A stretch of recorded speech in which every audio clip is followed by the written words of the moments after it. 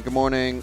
Welcome once again to, well, a cloudy day here in Trenčín, Slovakia. The heavens did open last night. Ooh, they did. And luckily, well, we're inside, so it didn't really affect the track at all. No. We did get a little bit moist getting to the car. Yes, ever so, actually. But I had an RCTV raincoat. Oh, packable rain jacket. The best, and I brought mine today as well, so just in case it does happen. There might be some little showers later on. You told me we're doing a live stream from Trenčín in July. I prioritized getting a hotel with aircon, but it wasn't really that necessary. No, anyway. Not really, no. Shorts, sandals, didn't bring any socks. You sound like Jesus. No, you know, I don't want to toot my own wind instrument or brass, I suppose. It would be brass if you were a horn. The French horn. But you could toot your own recorder. Don't want to toot my own clarinet. Yeah, I've always preferred the bassoon. You know, like the big long with the curvy neck thing that comes out. Anyway, after that amazing intro, we are RC Racing TV. Unbelievable. Best yet. Best yet. Hard to beat the. Are we live? Are we? Oh.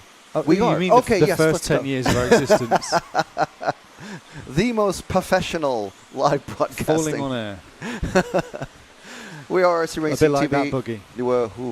We are the EFRA official media partner, and this is... We're all of that. The 1/10 four-wheel drive off-road European Championships for 2025. So this is Group 1, and this is the first round, the first group out on track for controlled practice. So I'll go into all the details for those of you who are new to watching. But I mean, if you're watching us from the very get-go, I don't think you're really new to watching. But you know, we like to do all this housekeeping up front.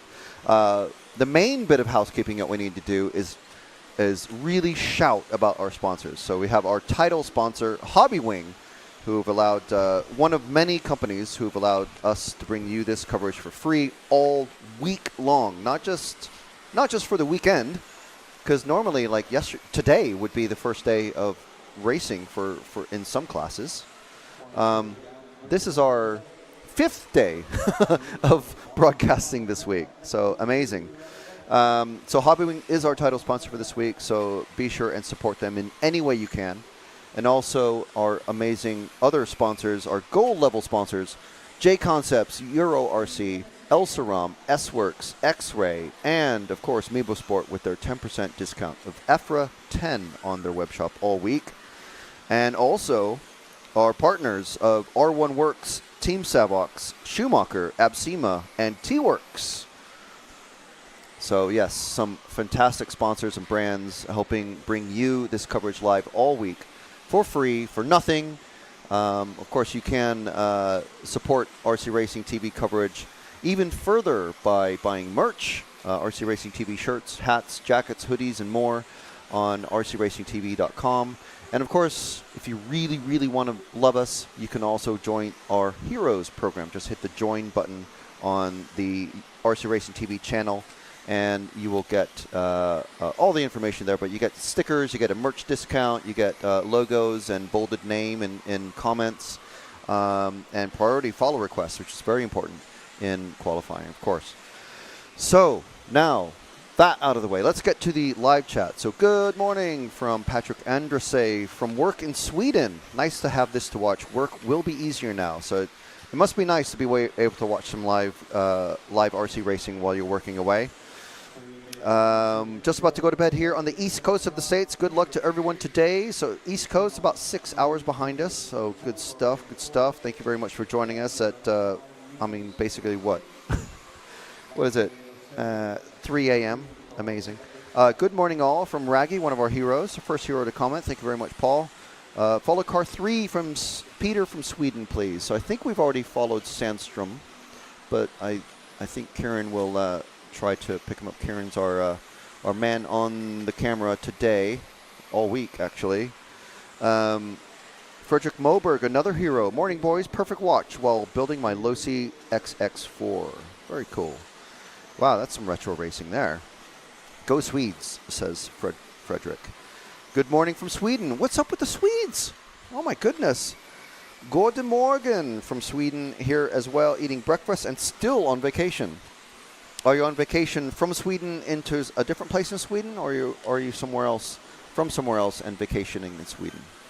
I mean, you said the word vacation, so that makes me think that you're American. But then, you know, that's one of those words that kind of spreads around thanks to Hollywood and whatnot. And here it's, I mean, these are very Swedish colors, aren't they? A nice blue with a very bright yellow. So this must be Sandstrom running second at the moment. That's pretty good.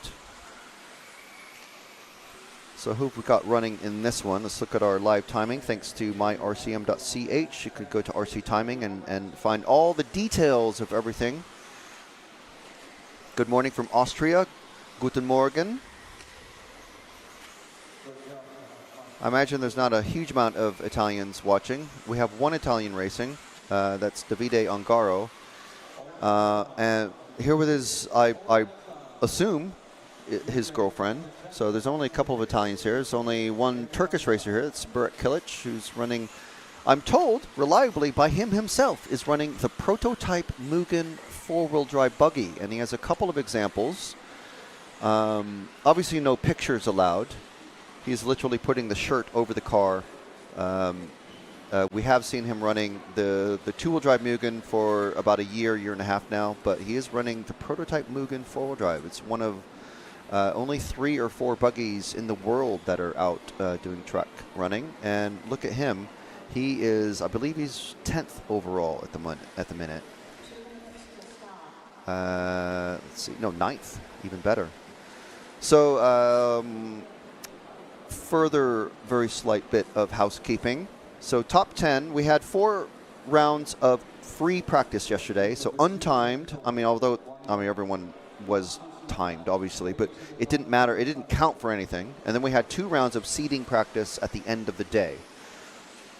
And those seeding practices counted, because it's quite a long lap, I believe is why they chose to go with 2 consecutive laps. Normally it's 3, but it's up to the organizer to choose whether it's 2 consecutive fast laps or 3 consecutive fast laps. But because it's quite a large track, a 30-second lap time for the cars.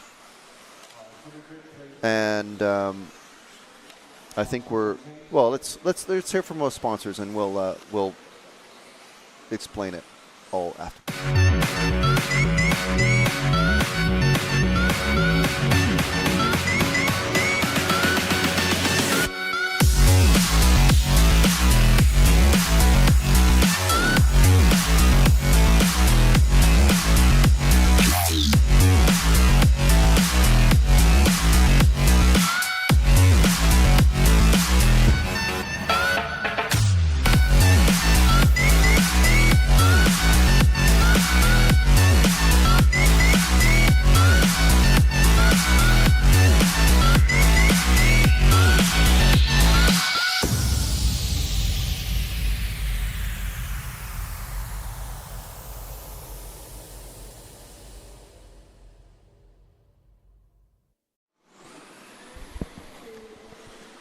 Okay, back to Heat 2 now. So if we do have any follow requests, and we will get to, we need to play out these sponsors and make sure everyone hears about the latest and greatest stuff from J Concepts, of course.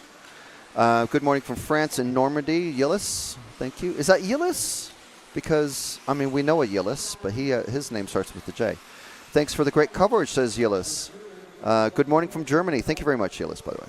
Good morning. Guten Morgen, Wolfstrom 75. It's 75. Is that right? Is there really dust on the track? That looks pretty hard packed without any dirt. The only dust on the track is literally dust from the tires. That's it. Patrick Andrase saying, go Matthias Hodelius from Sweden, car number 6. So is he out on track? Yes, he is out on track. So car 6 will, is this him already? This might be, because that's a very Swedish looking color scheme, isn't it? I'm not sure if it's him. I don't think so. There's Hodelius. There are many follow requests from him.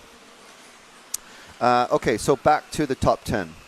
And the order in which things ran yesterday. So 4 rounds pre-practice, then 2 rounds of seeding practice. Best 2 consecutive laps to count, and it's 2 laps consecutive instead of 3 because of the size of the track, I'm assuming. So after the seeding practice, we have in our top 10 in order is Mr. Martin Bayer, our reigning and new 2-wheel drive European champion. If you miss any spoilers, but you really should have watched the A final coverage from the last couple of days. But do watch that racing anyway, because it was absolutely nail-biting. So Martin Bayer, top with a 58.462 seconds, 2 consecutive fastest laps.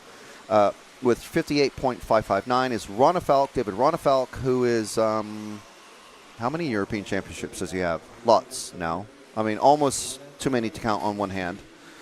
Mikhail Orlovsky, 58.601 in 3rd place. Daniel Kobovic, his teammate from Norway, 58.895. Bartek Zalewski, the 3rd fastest X-Ray once again, the 18-year-old from Poland, 59.022.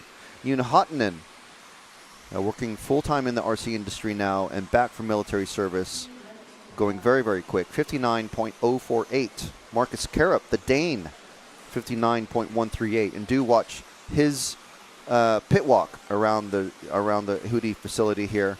It is pretty good. Davide Ongaro, multiple European and world champion from Italy, the only Italian racer here, 59.201. And his good friend Burak Kilic, again, running the prototype Mugen car from Turkey, 59.463. And finally, the top S-Works racer is Mika Widmeyer from Austria, 59.544. In 11th place, just missing the cut, is Dominic Vlasic in the S-Works. Lee Martin, our top 40-plus racer at the minute. Obviously, Lee, everyone knows Lee. Multiple European champion. Elias Johansson from Sweden, running with a 59.951. Ben Smith, I think our 2nd fastest Brit, 1 minute flat, 0.069, and then Max Gotzel, your Neumann, Hal Figueiredo running the Techno, not the Associated, running the Techno. He was running an Associated 2-wheel drive early in the week. Clement Bode from France, Moritz Lautenbach, and Zolt Bajus, who I'm sure I've wrecked your name. I'm very sorry about that, Bajus. Zolt. Feel free to correct me, anyone. So he's from Hungary. So that is your top 20. We might see Vlasic, Martin, or Elias Smith, Gotzo, any of those racers, possibly Neumann, who's also in almost the same exact time as Gotzel after 2 laps. Of course, 5 laps, completely different. So what I mean by that is this round of practice, I should say, this is the seeding, the official controlled practice, which seeds racers into the qualifying order. So the top 10 drivers after these 5-lap runs. So we're looking at a whole 5 laps, not 2 consecutive laps. These times will be seeding the drivers into their qualifying groups. And that we'll see some drivers move up and some drivers move down, but that's almost going to be, our A final, B final, and but I mean, we did see a lot of drivers and brands, especially the various teams, move up because, it's fairly well accepted that everyone's going to be chasing the X-Ray drivers. And we did see Bayer, Ronafalk, and Zalewski top 3 fairly consistently. But the Schumacher team, the Associated team, all catching up. All of these teams fairly well in order, and they know what they're doing. They know how to go fast and catch up when they need to, and they come in here with, I think, tempered expectations is a fair statement. They're not coming here thinking we're absolutely going to dominate X-Ray on their home track. This is the factory testing track for X-Ray here at the Hudy Arena. So there's your finishing order for Heat 2.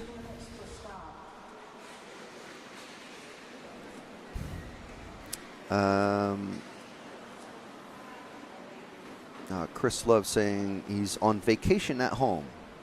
Now in the UK, somehow we developed the term, or the press developed the term, the staycation, which I like. Just a chilled week at home, which is pretty much what I've got next week. So it's nice. Tom RC saying good morning from Austria. Oh, no, we already said hello to Tom and Yillis and Wolfstrom and Patrick and Nero Angelis asking, is this a stock class or modified? These are modified motors. As far as I'm aware, pretty much whatever motors you want to run. As far as like 7.5, 6.5, 5.5, whatever. Paul Ragg saying, modified class, we don't run stock at 10th Off-Road Euros.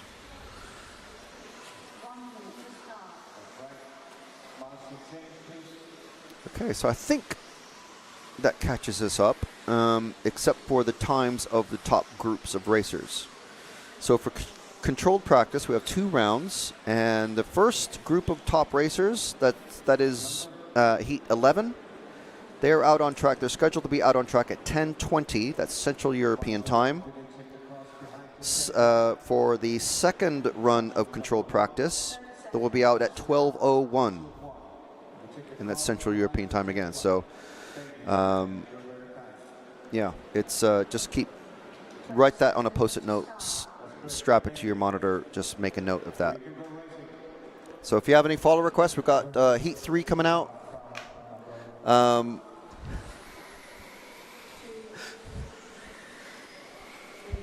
Sorry.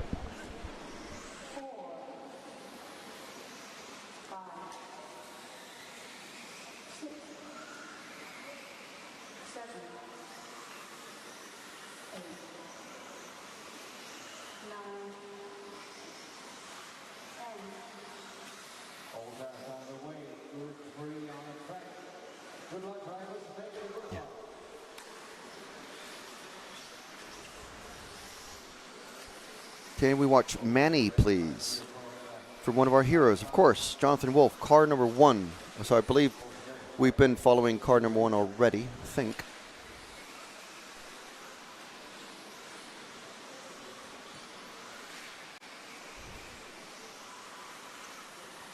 Let's get the names up here. One of our 40-plus racers, Manny Panesar.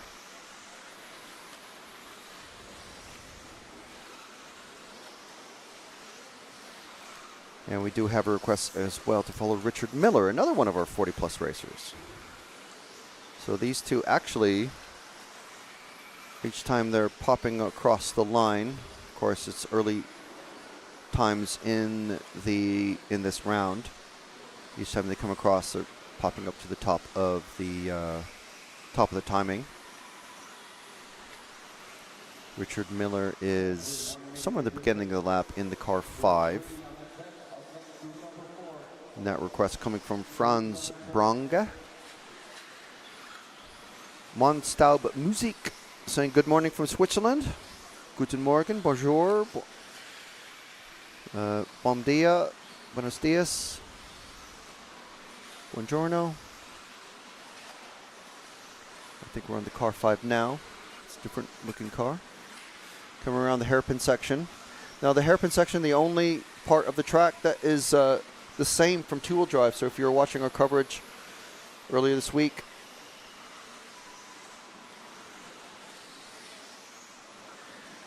yeah, apologies for losing focus there. It's with this low light levels, especially today, it's very, very cloudy.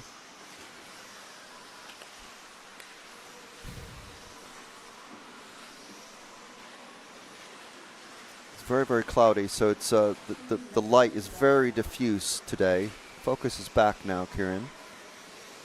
Somehow. The magic of technology has saved us very slightly. So there are lights inside the hall, but the majority of the light comes down the middle of the track. There's a huge strip of skylights, and obviously when it's cloudy, we lose quite a lot of the light, like 20-30% sometimes it seems. When we're going from bright sun, I think we're seeing blue patches of cloud now. Blue patches of cloud? Sky. Blue sky behind the clouds now.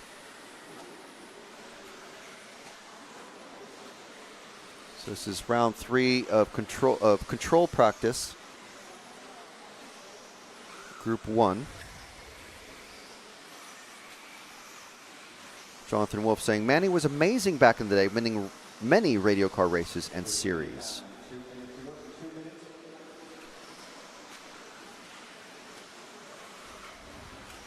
I'm assuming one of those local legends from the club.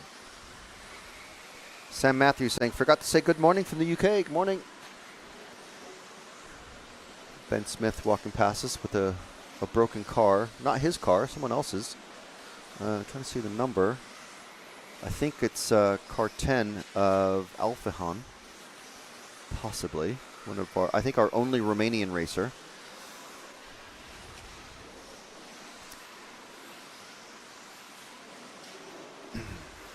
And Monstop Music saying, wow, they did a new track layout. Yes, they changed it just after the prize ceremony for two-wheel drive finished. They started pulling up the track and putting out literally like pre-cut sections of pipe and AstroTurf down, and re-layered the track with the glue that they use for the surface. And it's all fresh, basically. So the same jumps, well, these two jumps here, those double and single the same, but now you see it leads into this Z section. This part here, the only remaining section of track that is the same. But once we come to here, now the start, the main straight is now much, much longer. So this jump, obviously the same, and here, but now it leads into this, you cut back on yourself.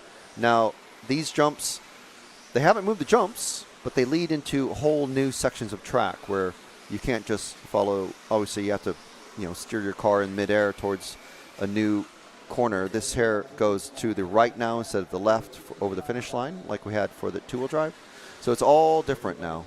I would say it's like 90% different, maybe even more. Oh, what's happened here? Car 5, Richard Miller, coming to a halt, unfortunately. Patu asking, are there 12 heats? Yes, there are. There's still 12 heats. Heats 11 and 12 are the top groups. We will obviously focus on them. Time has expired. Jonathan Wolf, last question before we go to adverts. Has the shock oil spillage been cleared up now? As far as we're aware, yeah, it seems to be fine.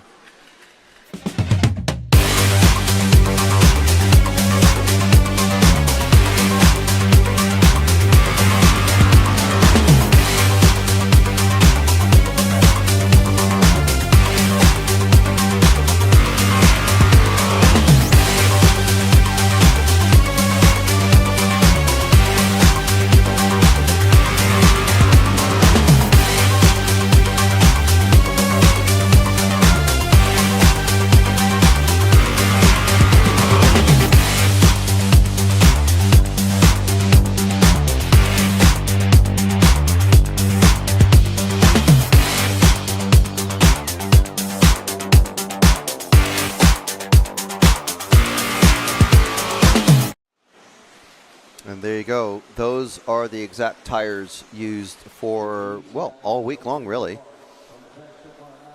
Of course, for two-wheel drive, it is an open front tire, meaning you can use any tire.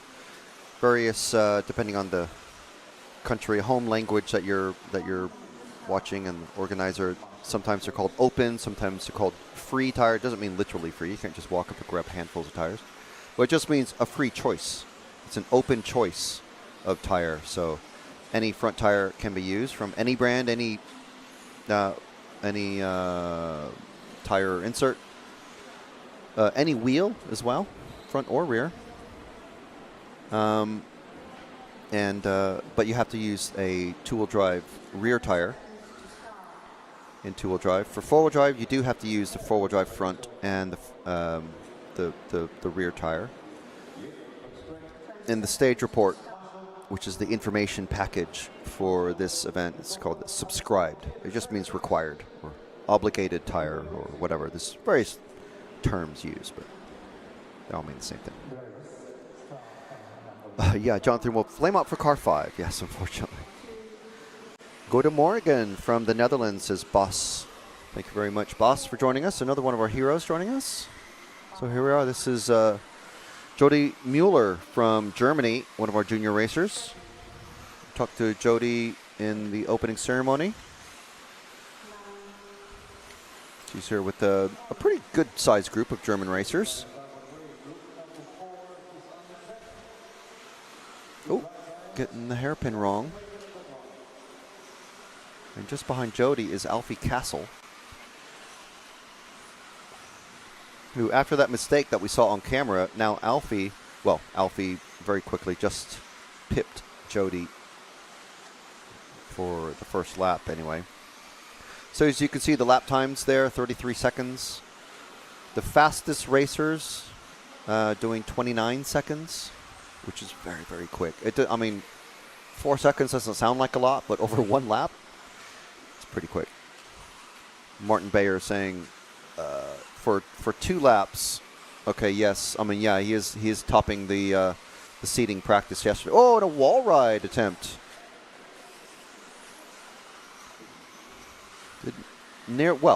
I would say pulled it off because it's still rolling. Not broken. Oh, there we go.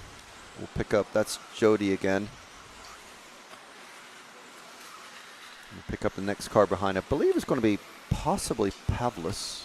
What's coming across us now? Oh, no, this is one of the Hudy. This is, unfortunately, just gone over, but this is Macau Hudy, a junior racer. But look at that. Look how cool this is. Obviously running the Hudy green wheels, but also green painted wing and a green body. And one of the other young Hudy children has an all orange car. So orange wheels, orange wing, orange body. I like it. This is very Kanai-esque, isn't it? And that the orange one, again, looks a lot like the old Kyosho cars from way back in the day. We do have one Kyosho racer here of Oliver Natras. One Mugen racer. A decent-sized S-Works team of 4 or 5 racers, I think it is. Obviously, loads of X-Ray racers. And a good-sized teams from Associated and Schumacher, of course.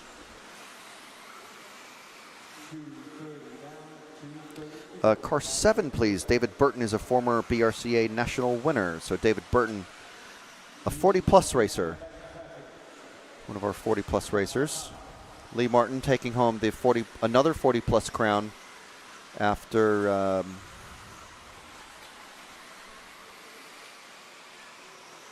winning the 40-plus two-wheel drive.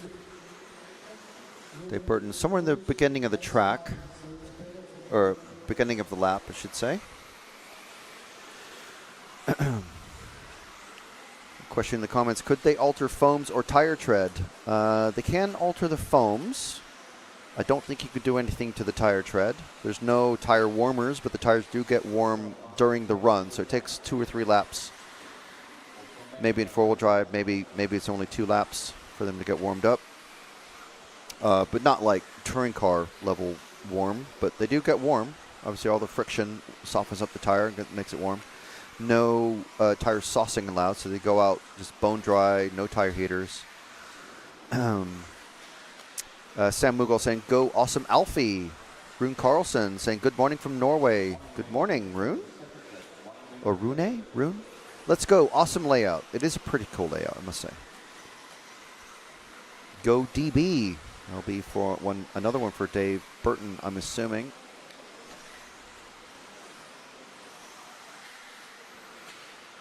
And Futz saying, marshals cannot be scared of the cars. Come on now. Well, if you get hit by a car, it's still, it's not pleasant, is it? And it's up to the drivers that crashed to, maybe not crash, so they don't need marshalling. We see a high volume, high speed corner where cars are, it's a big danger point. Marshal safety is actually a concern for race directors. And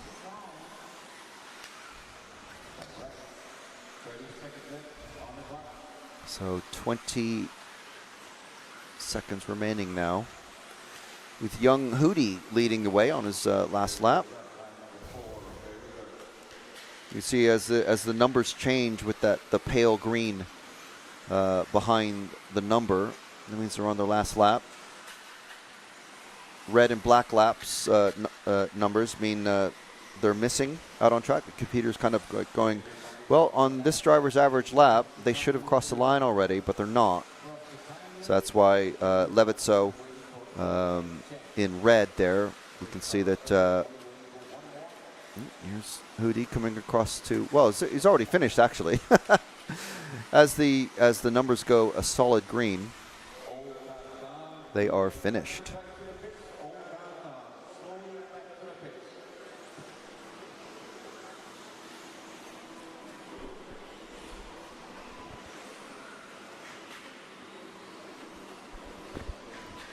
And there's the finishing order. Dave Burton doing fairly well.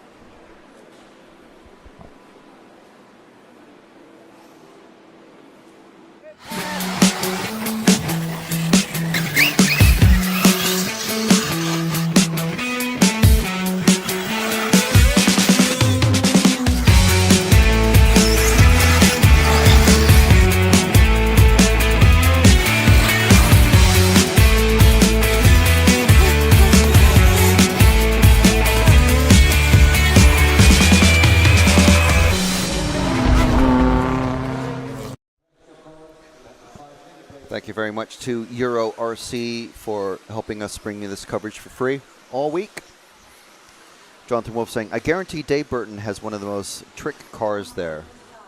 It'll be interesting to see how trick the cars can be. I mean, the cars nowadays are just mind-boggling how much can go on with them. I mean, never mind touring cars.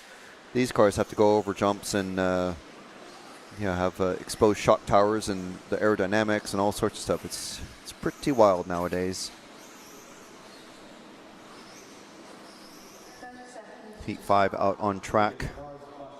Bogdansky, Didier Elder, Vukonig, Tuz, Uri Hudy, Lutka, Ward, Soka, I think is correct.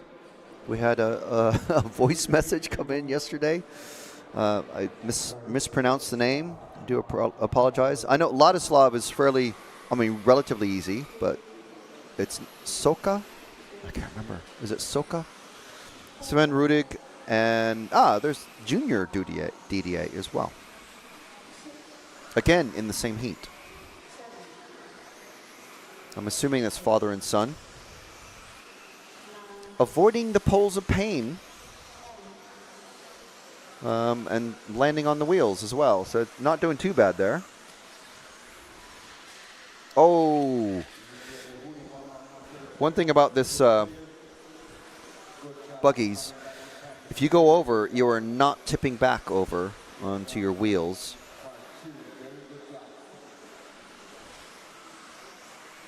And because of the super hard surface of the dirt, you just slide and it sounds like, if you ever watch MotoGP racing, And the commentators say, "Oh, we can hear a bike. Someone has crashed. It's because the pegs and the fairing and stuff like that are just grinding on the tarmac surface." That's what it sounds like with these the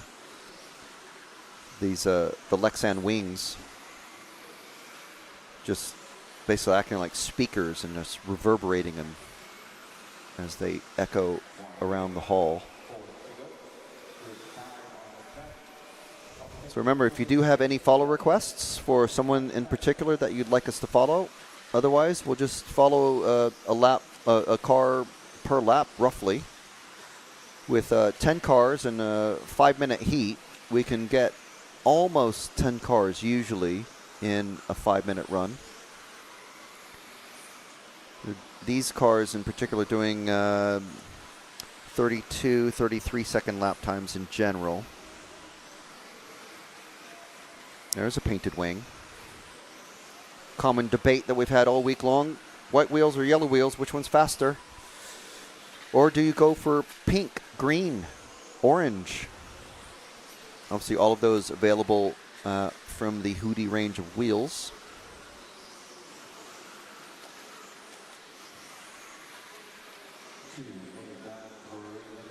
Alexander Bogdansky, one of our junior racers, was leading. Now it's Christian Wukonik. Early times in this 5-minute run. Still almost 3 minutes remaining. Lucas Didier missing. Sven Rudig. Oh no, he's just popped up.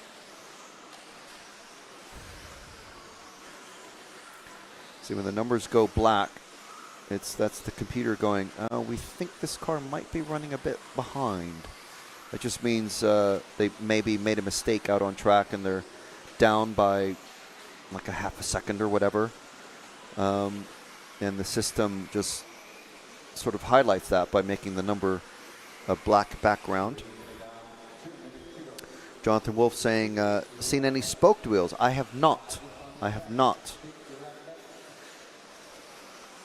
However, from the ETS rounds that we've been going to, I've been collecting a few sets of wheels here and there, and I am planning to spray paint them so they look like they're spoked, because dish wheels, yeah, cool and all, but I prefer a nice spoke wheel. Buzz Reuter saying clear Lexan or scuffed up Lexan wings with a Scotch-Brite. Yes, I know that's what they're doing, but I prefer a painted wing. That's just my personal preference. But obviously the racers, 95% of them are using the clear or scuffed up wings. Scuffed, it's kind of, that the wing is there visibly. And sometimes, I suppose, if you're well attuned to your car, you can, if you see it moving or vibrating, that is the back end of the car. It just helps with a visible perception sort of thing. But just looks-wise, like this car would look, I think it would look a little bit cooler with a black wing or a pink wing even. Yellow is more grip, white is faster. I did hear that earlier. Yeah, yellow wheels are worth a 1/10. Very good. Daniel Gross saying good morning. Good morning to you, Daniel, and also to our hero, Fabian Dobat. Good morning. There is some truth to the colored wheels being faster. Check those wheels on the scale. Well, we'll certainly give that a try. Monstab Music, do they balance the wheels? Well, it's up to the individual drivers. Obviously, the glue could run a little bit thicker on one side than the other, but they are very meticulous when they glue these wheels, because you do not want to have, if you have a tire come off during a final run, that's literally a disaster. Spoked wheel, showing your age, Mr. Wolf. BJ Williams, so are the AE guys running the B84? Yep, they're running the latest car. If you add paint to the wing, just adds extra weight. This is true, but it looks better. So, if you look good, you drive good.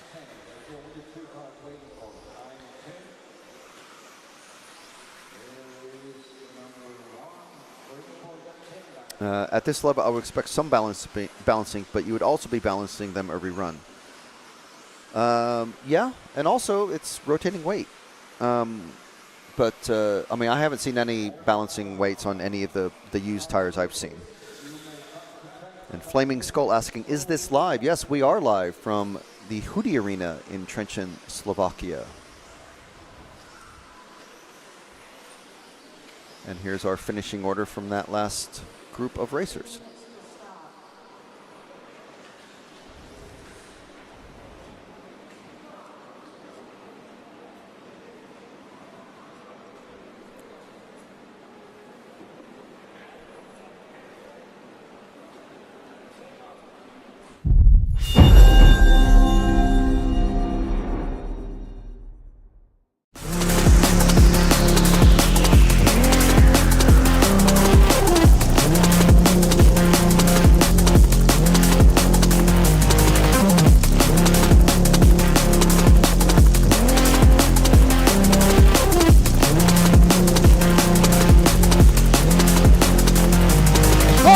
Going to Orlowski!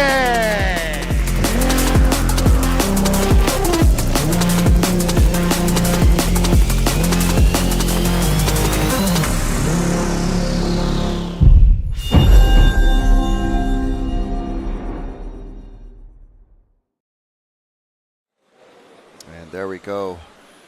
Schumacher, hashtag Schumacher family. Good sized team of Schumacher racers here.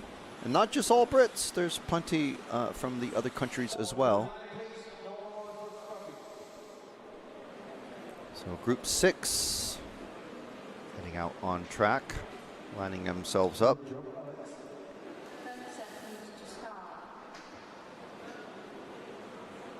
William Venables out there, one of our RCTV stable. Sorry? Alum. As in what makes your mouth pucker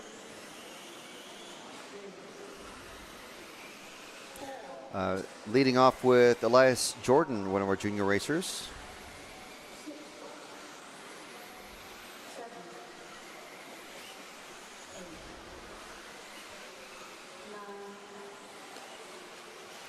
JMN. Okay, so now we know who JMN is. JMN is Oliver Natras's Nana. She's saying good morning from the UK. Thank you for the coverage. So good to be able to see the racing live. Well, thank you very much. We're proud to bring it to you.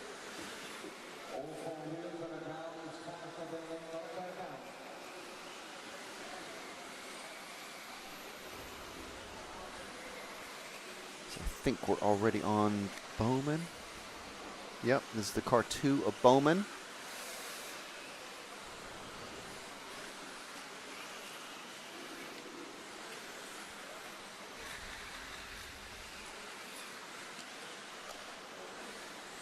So if we quickly work our way back to, who's this car 3 of Laname? I think this is car 3.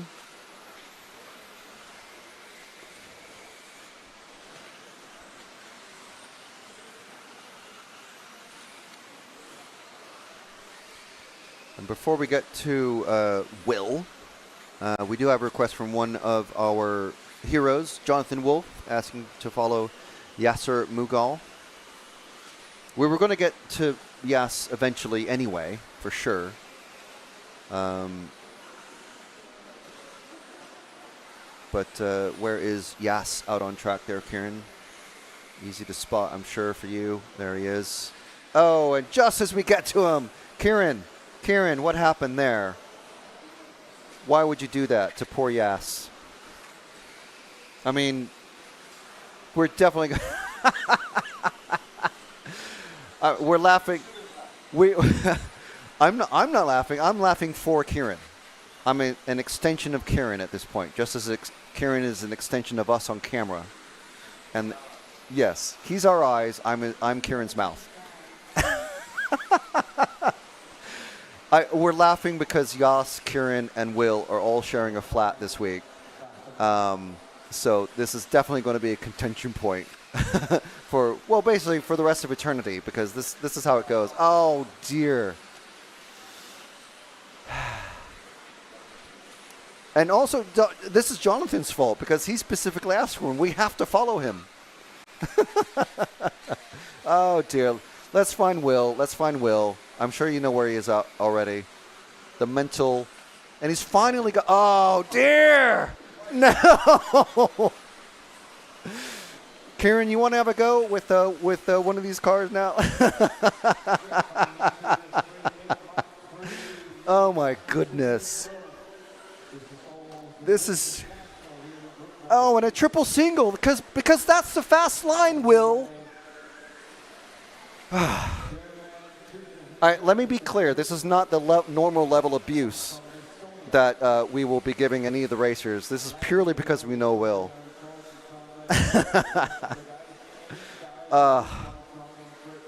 The endo. Going for the quick and safe route. Okay. Can we maybe let Will out of his misery? As he, oh no, he just drove into the marshal's foot. Not on purpose, I must say, but oh dear. This is, okay. Whew. Find someone else who's good.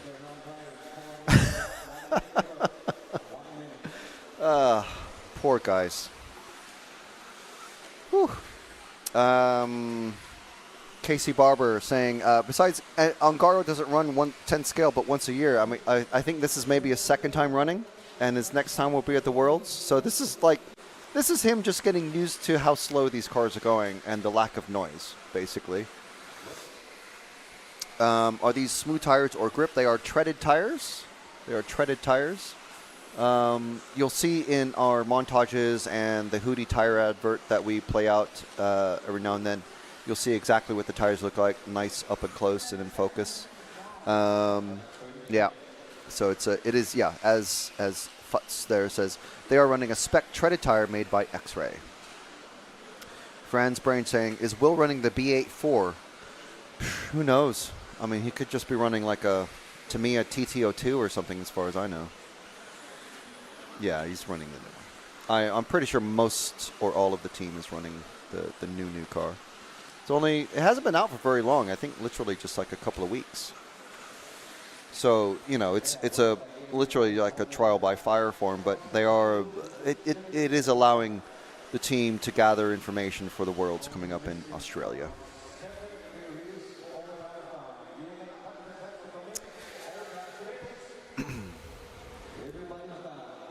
So surprisingly, Venables finishing 4th there.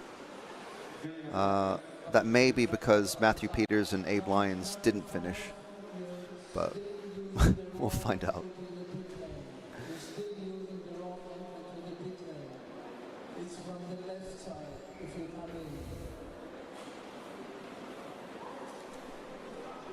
I mentioned it.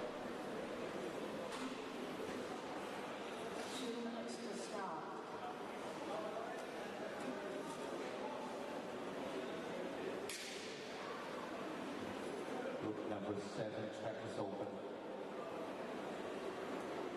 7, track is open.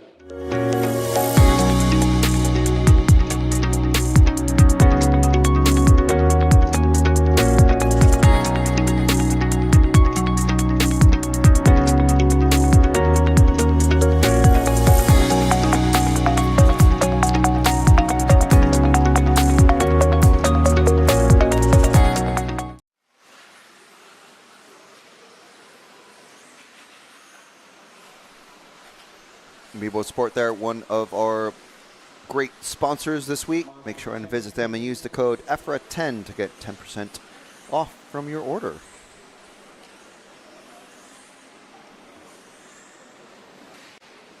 Several Brits in this one. There's Oliver Natras, our Kyosho driver.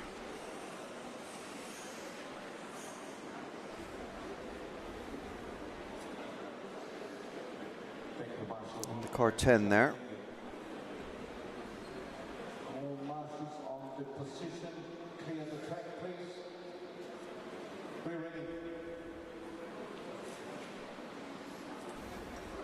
So no follow requests yet, so we'll just start off with the car 1. I love how the drivers, they just have to make sure that the radios are working. Or maybe show off the speed of their servos. Look, I got the newest, fastest digital racing servo. Look.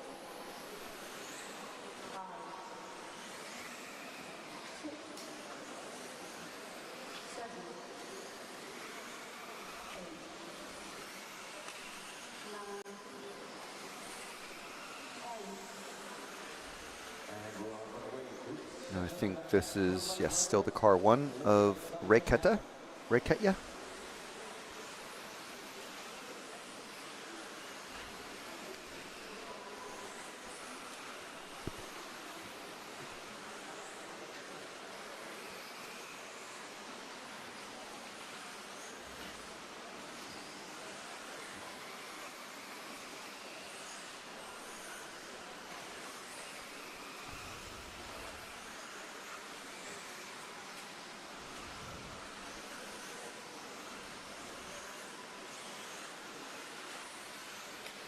And we do have follow requests just finally. Yes, we will follow Oliver Natras at some point. Oliver's Nana, for sure. And we have other requests as well to follow young Oliver. And also a request for car 6 and Aaron Nash.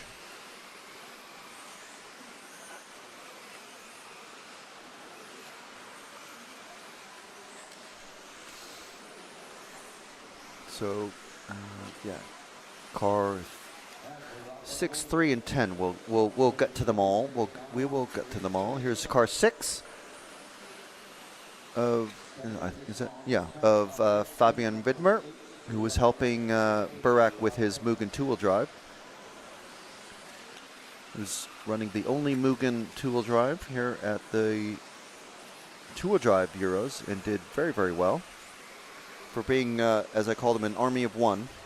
You did very well indeed.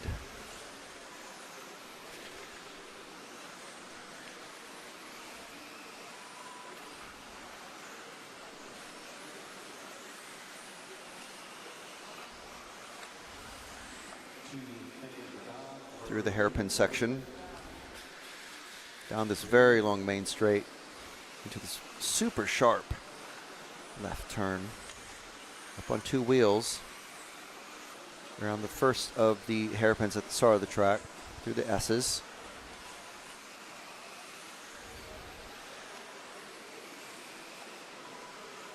Over the quad, which is roughly the middle of the lap.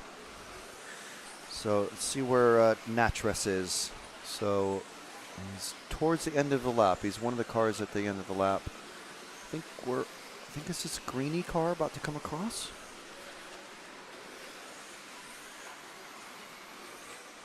Is that the 0? I think it is. There's Oliver.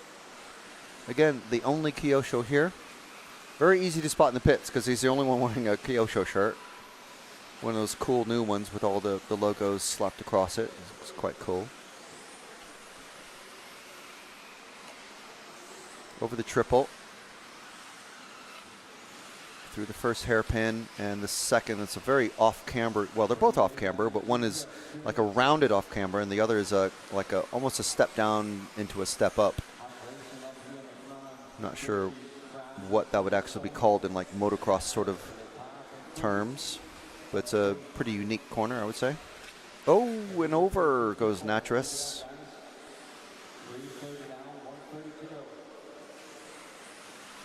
So I think we followed all the requests. Oh, not Aaron Nash, though. Aaron Nash in the car 3, somewhere in the first half of the lap somewhere. I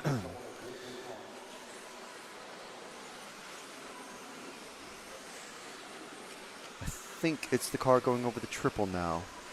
The leading, going into the hairpin. I think it's car 3 is Aaron Nash. Just about to come down the straight. I think it's car 3.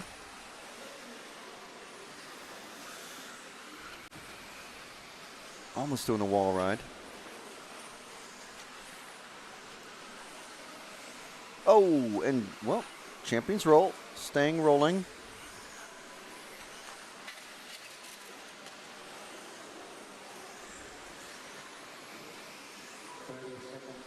Over the triple. And again, this section here after the triple, well, from the triple to this part right here, is exactly the same as the two-wheel drive. And then the two-wheel drive straight was much, much shorter. Lap times just about, what were they? 32, I think, maybe 30 for the fastest guys. Full drive with that really long straight. Fastest laps are about 29 second range. Kuz and Reketya have already finished. Lepop has come across the finish.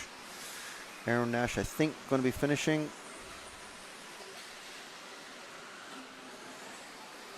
And that's time expired. So Lepop, Kuz, Vidmer, Nash. Oop, Milty popping up there into third. And Petit Didier. Natras finishing third. Good run for the young lad. Jonathan Wolf saying, Natras is basically running a vintage car. True or not? Wow. And there's the official finishing order.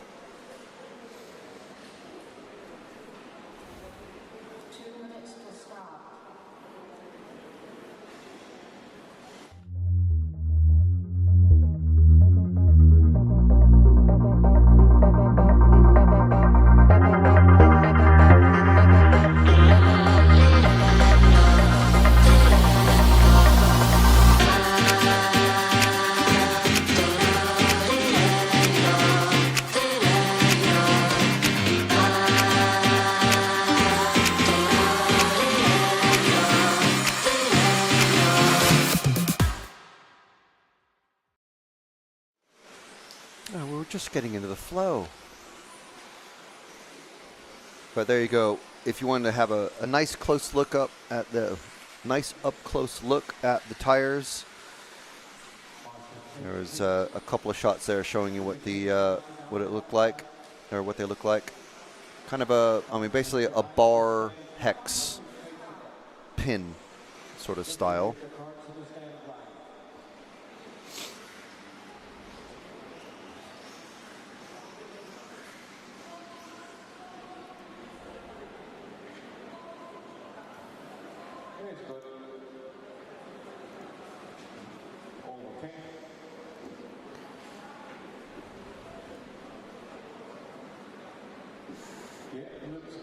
Oliver's Nan saying, "Well done, Oliver. Team GB." Yeah, finishing third in the heat is pretty good, for sure.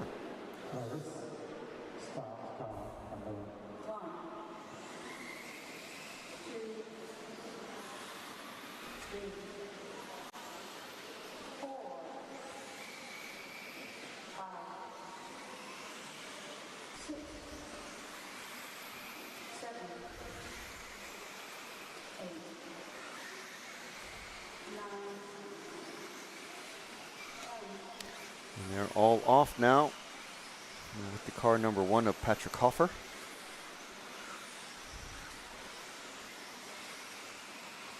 And we have a request from one of our heroes. Of course, you get priority follow requests if you are an RCTV hero. Requesting to follow car number 5 of Halvor Gran in Heat 8, which is this one right here. So we will get to Halvor. If we have no follow requests, we try to basically just do a lap with each car, and that will, if we have 0 follow requests, that lets us get almost all the cars in usually. But of course, if you're a hero, we literally drop everything, including the cameras, and immediately follow the car that you request. Well, as soon as we can. Of course, that only applies for practice and qualifying, not for the finals. Finals will follow either the action, or in the case of a bump-up situation, we follow the race for the bump-ups, whether it's 4th place, 2nd place, 3rd place, whatever.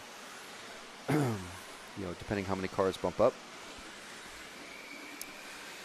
Jonathan Wolf asking, when do they resort the heats? So they did yesterday at the end of the day. We had 2 seeding rounds. We are towards the end of the first round of controlled practice. There's another round of controlled practice, which is, so instead of two laps to count, now it's 5 minutes to count for this round and the next round. And then they resort the heats. Well, they resort the qualifying heats.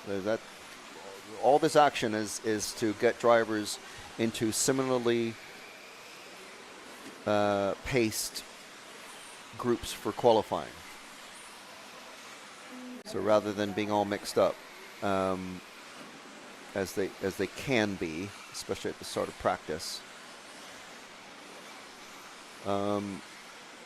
And that will happen sometime after 12:20 or so Central European time, because that is the start of the top group of racers. Sorry, 12:01 is when Group 11 is out next.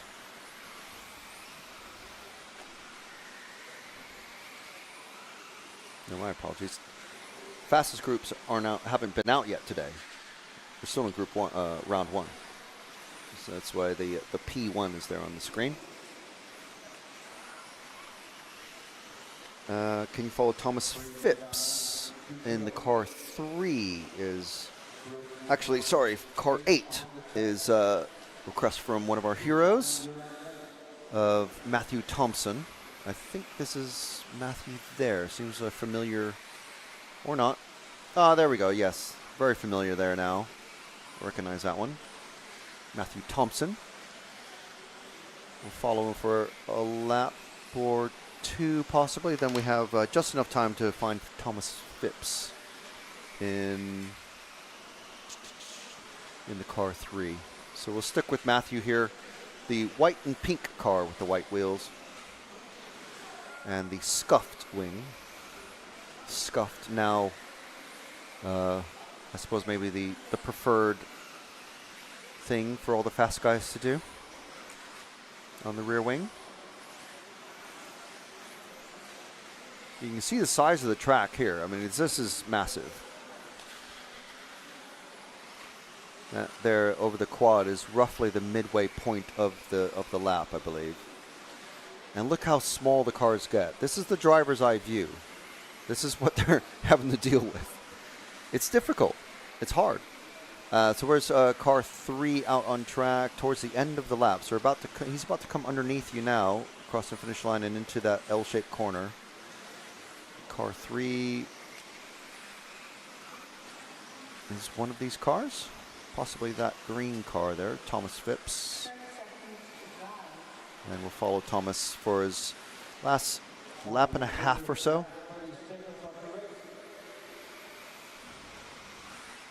Robert Swallow saying, "Come on, Team GB." Now, I know you carry on with your comment, but Team GB is very large and runs many different categories, so very many different brands, because there's obviously X-Ray, very well represented, Schumacher associated. We've got Drescher here. We've got Greg Hill here from RC Disco. We've got obviously Tris Neal here from from Schumacher as well. So, but you do go on and say Aaron Nash, Ben Smith, Miklos, Lee Martin, and Lee Charnock. Carmack saying, "Be great to find a way to show the logo of each driver's car manufacturer in the race information." It would, but then there'd just be no space.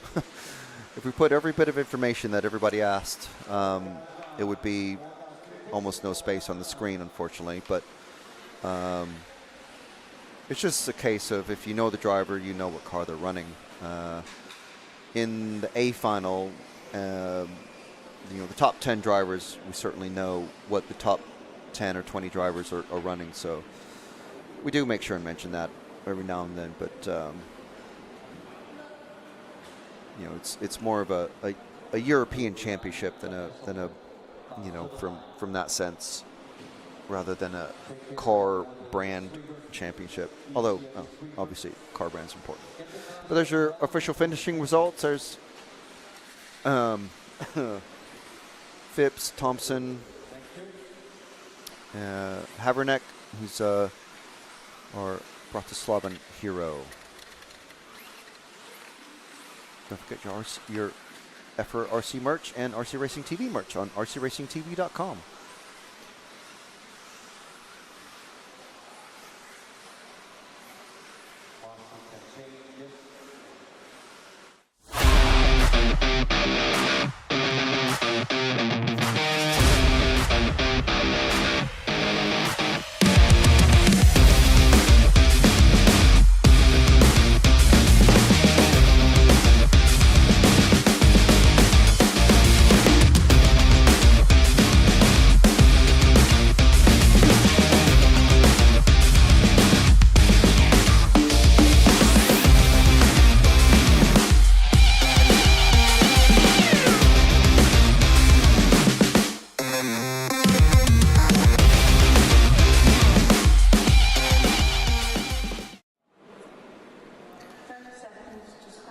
Nicholas Goodall saying, thank you for the fantastic coverage, guys. You're very welcome.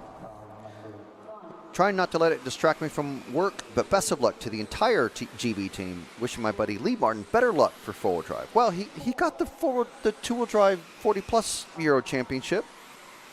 It's not too bad, isn't it? Qualified B2.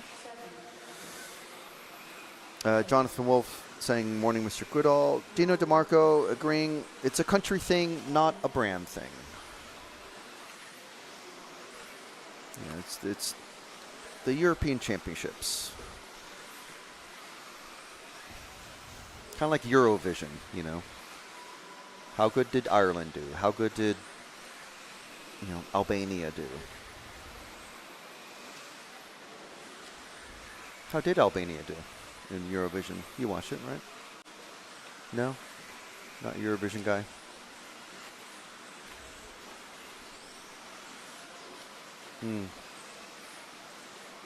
I did, but on purpose.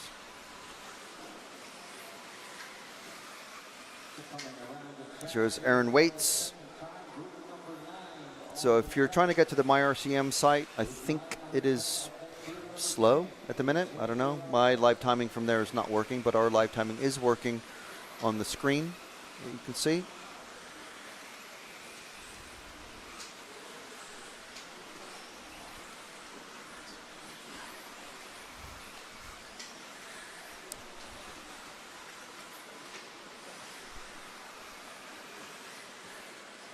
Waits, Bremstraller, Pusiat, times jumping around, or the leaders jumping around, I should say.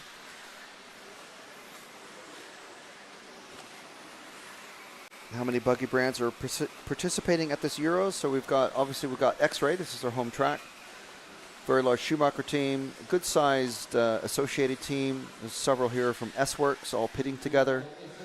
There's a single Kyosho driver. There's a single Mugen driver running the prototype Mugen four-wheel drive and the production two-wheel drive as well. That's Barrett Killage.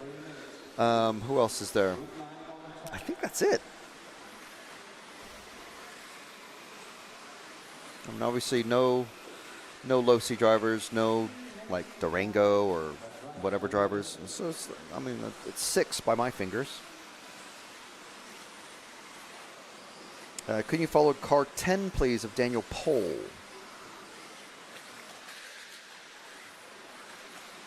Actually, well, yeah, that came in. So car 10 is, where is it? Somewhere in the middle. I think we're already one of these cars, potentially. It's towards the other side of the track, I think. Just about to come under us, crossing the finish line. One of these cars, car 10.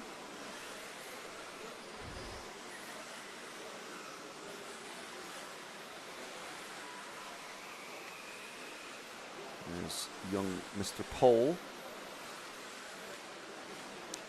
Many people asking to follow Daniel Pohl around the track.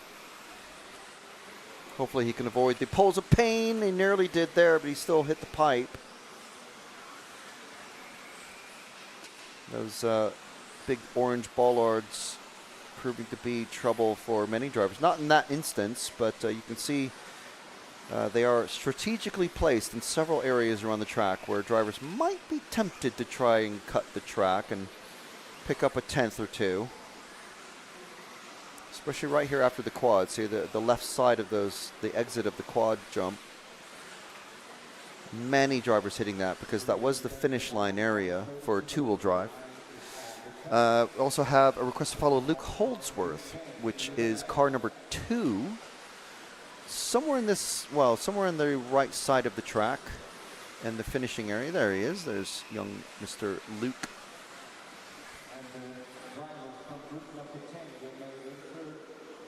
Yes, Pete Martinez reminding me there is a Techno here, driven by Hal Figueiredo. Only running the Techno in four-wheel drive.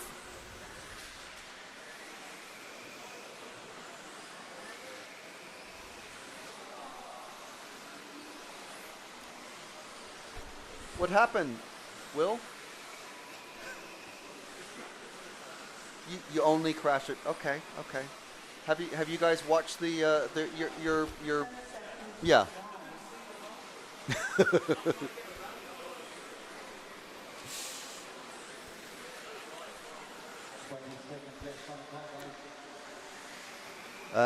I'm not sure how many. There is a driver here with a Yokomo. Will, actually, you might know. Is there anyone here with running Yokomo? How many?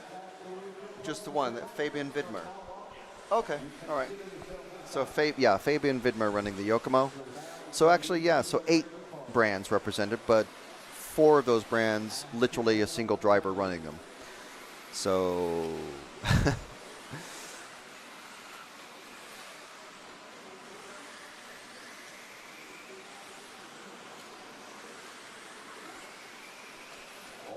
are Schumacher running a prototype shaft 4-wheel drive? Not that I'm aware. Henry Tompkinson, will there be tomorrow for the finals? Yes, tomorrow are the finals. The final 2 rounds of qualifying are tomorrow. So tomorrow there will be a round of practice where everybody gets a 3-minute run, and then 2 more rounds of qualifying. And then we start with, I think, a lower final, and then almost immediately into the first A final. So there's 3 A finals, and everyone else gets a single final. So one race to win it or bin it.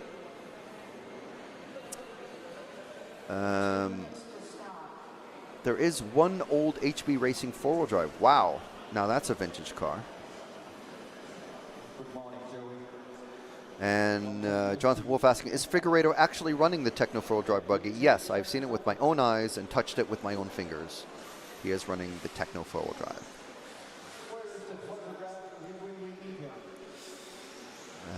And also, yeah, Futz, you're correct. The only way that we can include the brands on the screen is for live timing to support that data. And that isn't on the scoring stream. So we would have to literally put that in by hand, and we just don't have time to do that.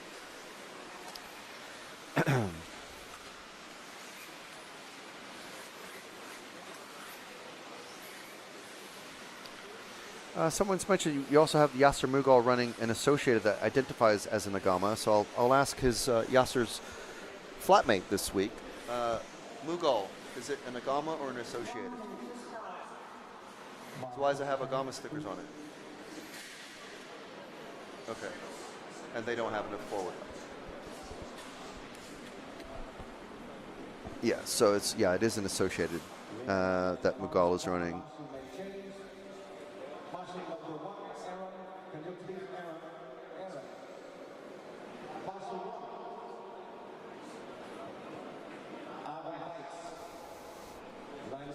I mean, there's an ongoing discussion of showing the brands of the drivers on the screen. Suffice to say, we don't have the capabilities to do it. We don't have the funds or the team size of anyone running motocross coverage, for one. So, unfortunately, we're not Sky F1. There's just literally no way we can do it. So we're off with car 1 of Hoffman. So this is heat 10, the first of our nearly fast guys. That's a nice way to avoid the poles of pain. Just like driving the AstroTurf around them. It's not the quickest way. It's a way to avoid them. So in this one, we've got some names that we're really starting to recognize now. We have another Holdsworth. We have Tommy Hall. We have Johnny Skidmore, Hoopo Honegal, Landon Van Helmond. The other Hall of Jamie Hall. I didn't realize they're both in this qualifier. Yeah, so plenty of names starting to appear in the well, it's not qualifying, but these practice heats now. So if we stick with these cars for, yeah, so Brian Preddy asking for Johnny Skidmore. So we'll move to him as soon as we can. He's one of these next cars coming across the line, I think.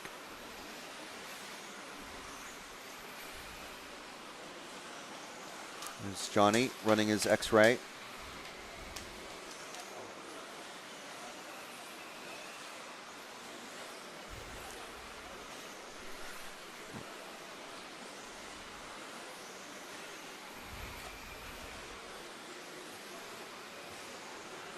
with the triple and into the hairpin section. 1:30 down, 3:30 to go. Group 10 on the track. Next 11, you're not next. Same is on the track. So Landon leading this one with Tommy Hall. We do have a request to follow Tommy, and I'm sure we'll have one for Jamie as well. So whenever we can spot them on track, Kieran, if we can move to one of the Hall brothers. Little surprise they're both in the same heat, maybe. There was a little bit of the reseed yesterday has shuffled things around a little bit. So from the practice runs that we saw yesterday, that's not the quickest way to land that one.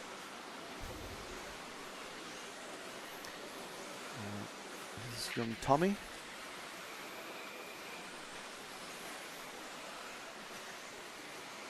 So some of the driver orders have changed a little bit. They will stay this way, obviously, for this round and the next round, and then they'll be reseeded again for the actual start of qualifying.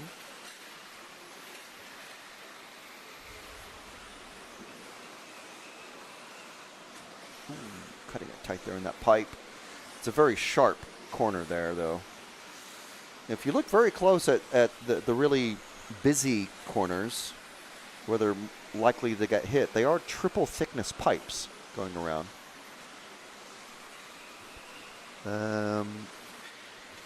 Car 6 of Landon from Sweden. We have a couple of requests for Landon. I think he's in a bright yellow. I think it's this one.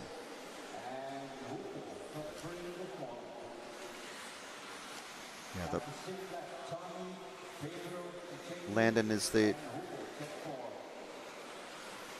Landon's about to come across the finish line in the bright yellow.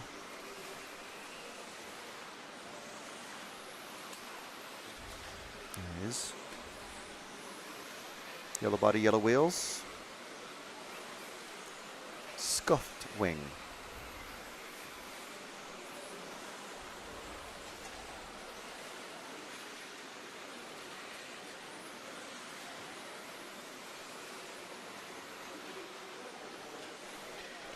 Sam Matthews saying, I'm very impressed with the amount of Brits in the Euros.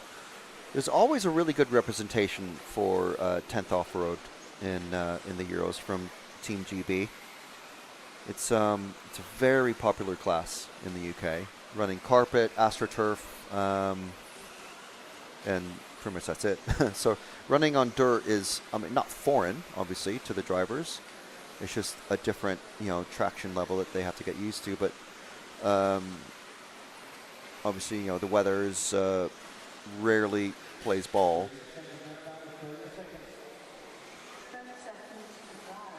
So if it's an outdoor track, it's AstroTurf and maybe one or two other surfaces that are weather resistant, shall we say?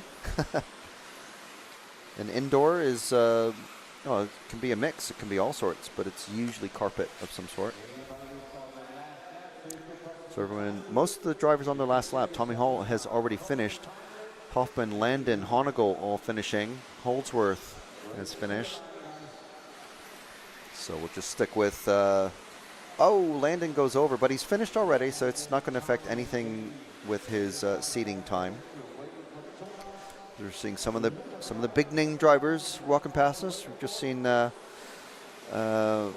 Mika and David Ronefalk and several other drivers from the top heat, Group 12. Top heat, as we call it. Bailey's RC Adventure saying good morning from the UK. Good morning. BJ reminding us, yes, X-Ray has had an extremely good year. 8-scale Nationals, European 8-scale title, swept the 10th US Nationals, and now adding the European two-wheel drive title. And to be honest, hard to bet against them for four-wheel drive Euros. And don't forget 40 plus as well.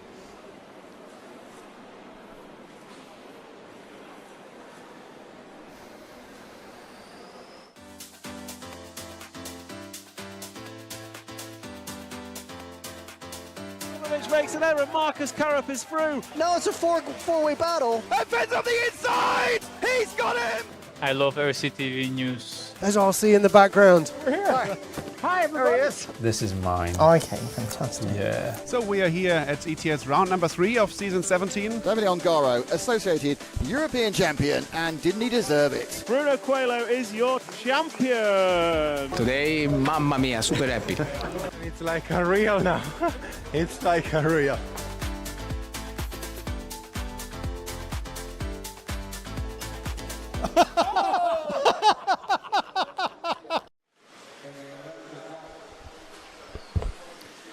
All right, so they're already lining up for Heat 11. Big names starting to appear now. Dominic Vlasic, Lee Martin, Elias Johansson, Ben Smith, Max Gotzel, Jörn Neumann, Hal Figueiredo, Clement Boda, Moritz Lautenbach, and Zolt Bajus.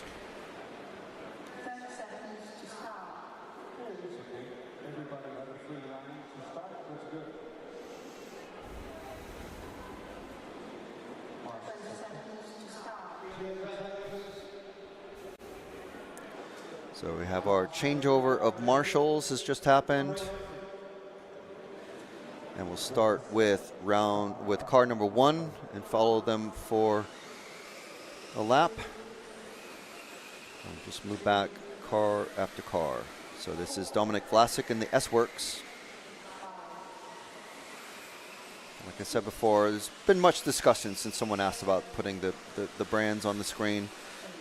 We just don't have that capacity, unfortunately, but for most of the top 20 racers, we know what brands are running. As Vlasic goes over, so it's going to be a slow lap for him. Well, a slow time, I should say, because all 5 minutes count now for the seeding into qualifying. And now we're with Lee Martin, our 40-plus two-wheel drive champion and 40-plus nitro buggy champion as well.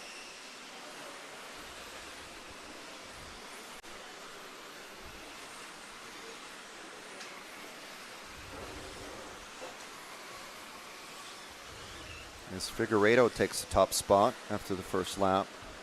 30.3 for him. And we drop back to the next car.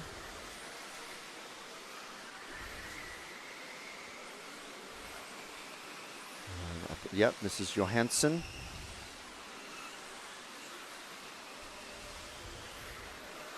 Lots of Swedes represented here at the Euros. Doing pretty well for probably never running on this sort of surface before.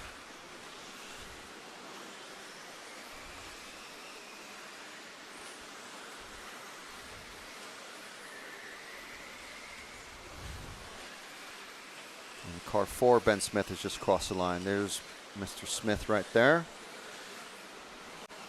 Second fastest Brit, I believe. Running all white. He's doing all white. Nothing? No? Tough room.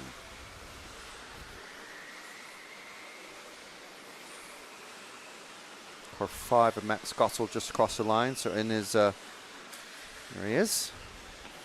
The semi sort of Ronefalk-esque body, but when we see Ronefalk in the next heat, we'll see that he's got a bit more orange between the yellow and the green.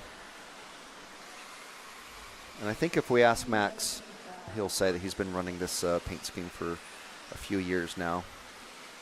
And maybe he'll say Ronefalk copied him. Who knows? As he pops up to the top of the timing screen. Neumann in the car 6, just behind him. Popping into second. Jörn, as we have been corrected by the man himself, looking pretty solid. Not the fastest S-Works driver at the minute, but he knows what he's doing. He's won so many European titles in two-wheel drive and four-wheel drive.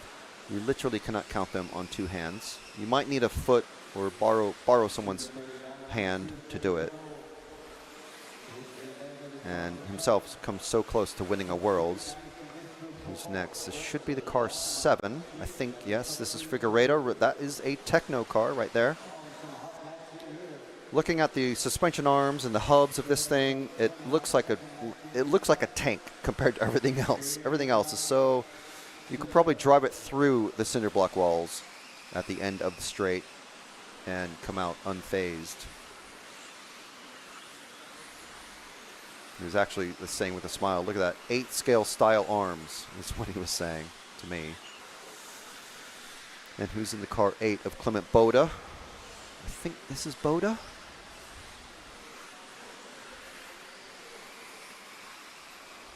Yes, this is Clement Boda. And the drivers from France. Just behind him is Moritz Lautenbach. Jürgen not here, but Moritz is. Top representative of the LRP brand, except for Burak Kilic, who's running the LRP package in his car, in his Mugen prototype in the next heat. We'll see that in action. Oh, and Moritz goes over. It's going to be a slow time for him. Again, all 5 minutes count now. It's not just 2 fast laps, all 5 minutes. The only car we haven't seen is the car 10 of Bajus in, I think it's the bright orange car with the white wheels going into the hairpin now. I think that is Bajus, the Hungarian racer. One back, I think, Kieran, one back.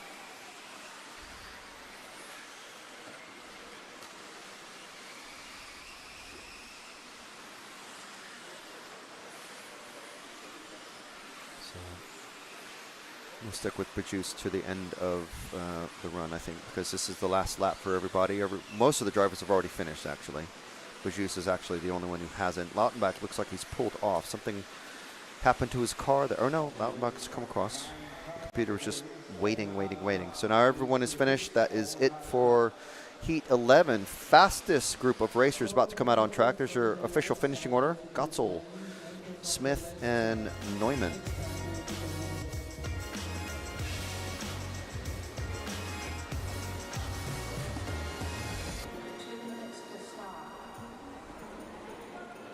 I love RCTV News. I'm Matt McCallum, And I'm Frank McKinney. and here are your headlines. There's RC in the background. Hi, everybody. Totally secret, no one knows.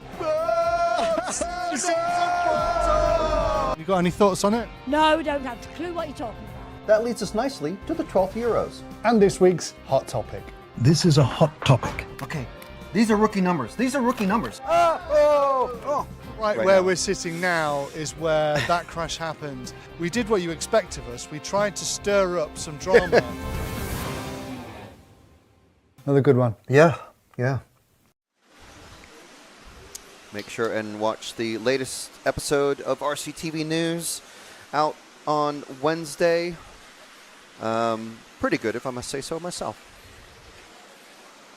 And we finished at the beer stein of gummies, by the way. Well, it's nearly finished. It's right here. The gummy stein. Unfortunately, the glass itself, the glass is actually glass. It's not like edible glass. It's not made from gummy. I mean, everything is edible in a sense. Just like everything's a spoon. So here we go, top heat. And there they are, 4 of the fastest drivers in the Euros and the world. So in the chat we did have a question, is Martin Bayer running 4-wheel drive?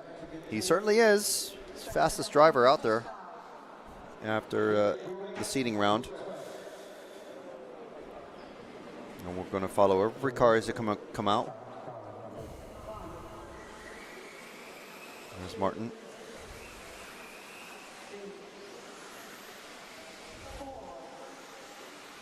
Into the S. Into what used to be the finishing sweeper. Over the quad. Into the new Z for 4-wheel drive. This part here is the only part of the track that remained the same from 2-wheel drive. And the look of the straight now is much, much longer as we move back to Rana Falk. Teammate new 4-time European champion in Nitro Buggy with the X-Ray earlier this year, just not too long ago actually, trying to chase down his boss, his pit mechanic and teammate, Martin Bayer.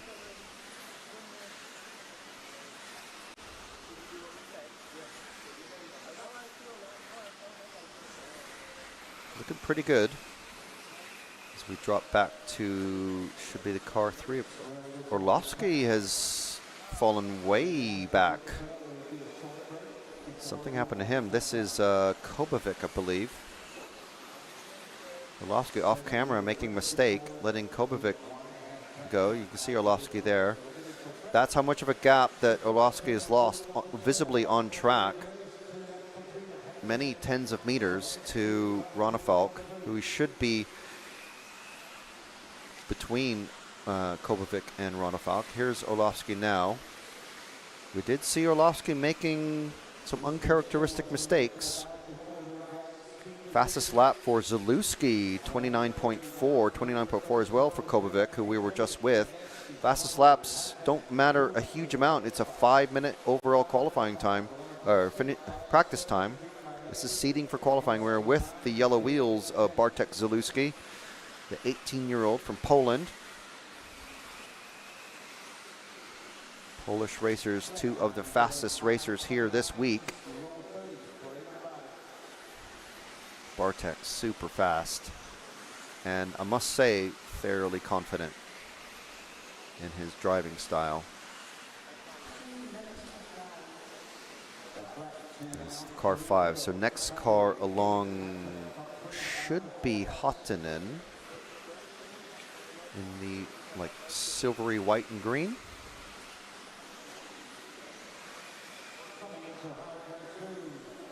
Hottinen working full-time in the RC industry now after doing his military service and going very quick in his associated.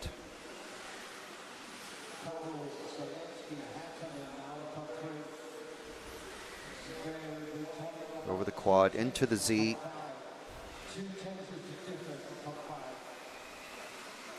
$29.3 for Kobovic, $29.8, $29.2 for Zalewski, $29.3 for Kobovic, Hottinen with the 29.4, Bayer with the 29.8, Ongaro with the 29.6. Let's drop back again. Oh wait, yeah, no, we're with a new car. So here's Ongaro, the car 6. Sorry, not 6. This is the 8 of Ongaro, running a slightly new scheme.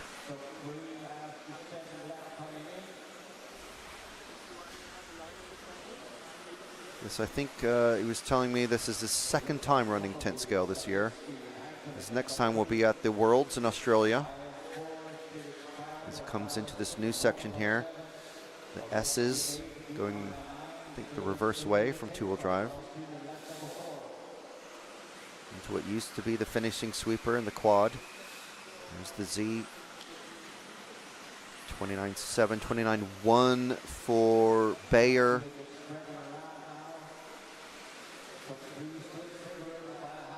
Forecast for 11 laps, 5:26 is our fastest racer of Kobovic. And here is Kilic in the prototype Mugen.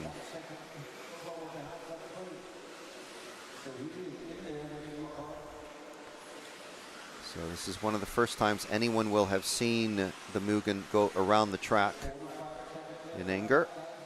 Of course, it was running yesterday, but this is the first time that we absolutely know it's the Mugen.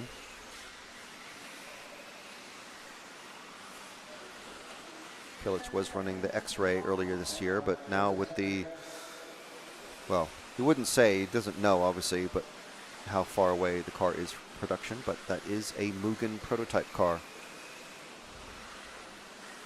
So who haven't we followed? I think we've not seen Karup out there. Or no, we were following Karup very briefly. Apologies. So drivers starting to finish now. Zalewski, Ronefalk, and Orlovsky. Orlovsky not going to be too happy with this run, I think. Only getting 10 laps. Something happened to Bartek and Ronefalk off camera. Bayer finishing with 11 5:26. No. Kobovic popping out just, well, a full second ahead. Hattinen, so close. Only, was that a hundredth of a second? Literally a hundredth of a second behind Bayer. Ongaro finishing fourth. Kilic fifth. Zalewski sixth. Wow.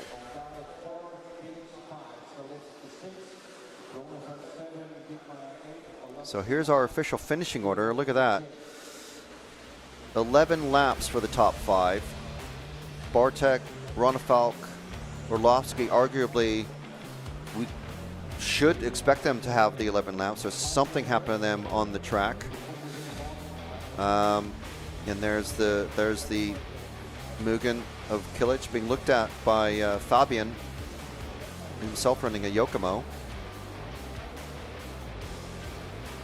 So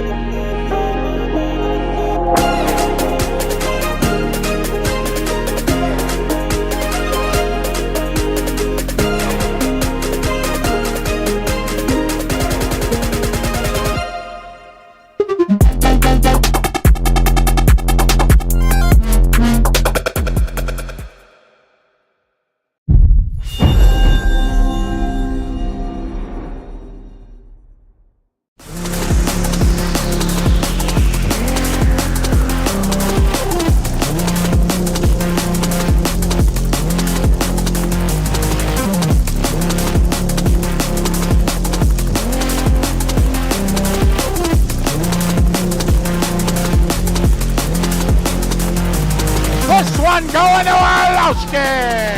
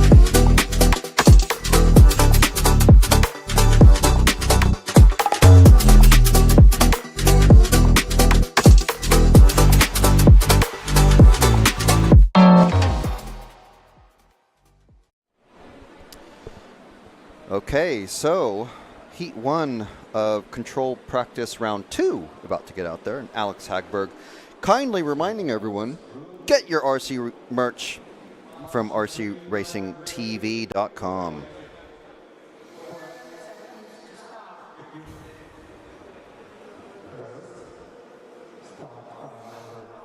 Dubs Custom Work saying, morning peeps, hello to everyone out there. Who in chat remembers seeing spy shots of new cars in RC Car Action and other RC magazines? Yeah, RC Car Action is still around. Been to their offices before in Connecticut. It's nice. I think they may have moved. I don't know since then. Imagine. Grant Overend saying, love your work, Frank. Thank you so much. Always happy to be working here with RC Racing TV. This week we are in the Hudy Arena in Trenton. Let's see, any other questions that haven't been covered? Real quick, Frank, who was the last to sweep the 10th Off-Road Euros? I want to say it was Ronafalk to sweep. Doing the double. For whatever reason, sweep in my mind is like 3 in a row or something like that, but in Europe, it's called a hat trick for some reason. I don't know why. Can you get a closer look at the Mugen Buggy? Well, you can with your bare eyes, not with a camera, because that's, 1, it's a bit uncool. 2, it's a prototype, so all things are always to change, but it's always cool looking at prototype stuff anyway. Mads RC Buggy saying, this live stream was really enjoyable. Thank you very much. I appreciate that you transmit this. It must be quite an effort to do so. Well, let me tell you, it is. It is a massive collective effort from ourselves at RC Racing TV and EFRA, the European Federation of Radio-Operated Automobiles, and also the local organizers. We always have to have their help, and we're super grateful that we have a whole separate room that we can just set everything up, and at the end of the day, just close, turn off things and put batteries on charge, and then just walk out the building. Some venues we have to literally set up and tear down every single day outside with no sun or rain cover, and we could have it so much worse this weekend. But this is a fantastic facility. We mentioned it before. It's like if you walk into a brand new office building that has like perfect tile work and plugs and network connections and stuff like that everywhere. That's literally what we've got here, and we're in a radio control racing arena, basically. It almost couldn't be any better. The only way it could be better is if we had like heating and air conditioning in here, but the weather is fantastic anyway, so that doesn't matter. Here we are with one of the Hudy children. I want to say this, this is Mate of Mario Hudy's son running the all orange car, and I think it's what's the other one's name? His brother running the all green car. And I know that because I just asked Mario Hudy about that. And I'm hoping we get our an extra special guest here. I do see him in the pit getting the post-race chatter, the post-race download from the racers. And he's collecting that information and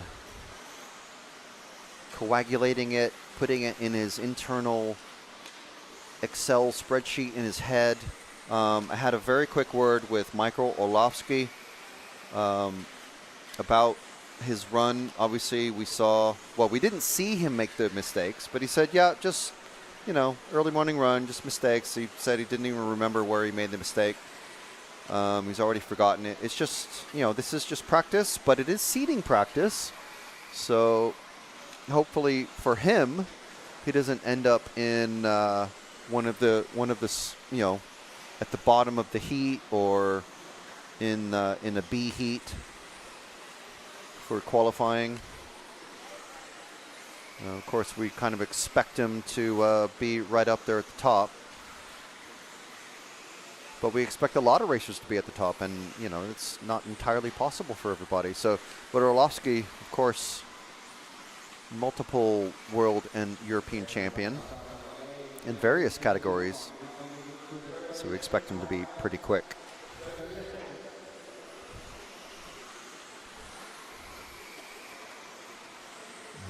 Mads RC Buggy saying, I only recently began to understand the system and rules, and now I know a few of the drivers' names. It's really interesting motorsport.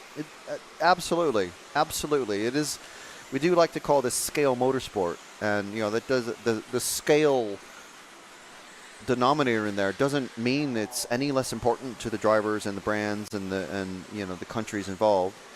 I much prefer watching this over most real motorsports. Well, fantastic. That's how it should be, we think. Did Mugen say when the 4WD drive buggy will be ready for release? No, we don't have that. Obviously, I asked Barak if he has any idea if it's going to be released within the next few months or another year or whatever, but obviously he doesn't know. I say obviously because he's a racer. He's not the designer. He's not in the manufacturing side of things or distribution or anything like that. No, there's so many layers of complexity that go into a major new car release. So he's driving, testing, getting setups, and finding out what parts break, what needs to be improved, and all sorts of things. So, when I say obviously a driver wouldn't know, they're one part of a very large puzzle. Beastie24 is saying, my brother was a roommate of HPI Ito and Mugen Eric. Oh, all right then. Remember Ito, Mr. Ito. Used to work with him quite a bit. Last time I saw him was in Valencia for 1/10 track Euros, way back when.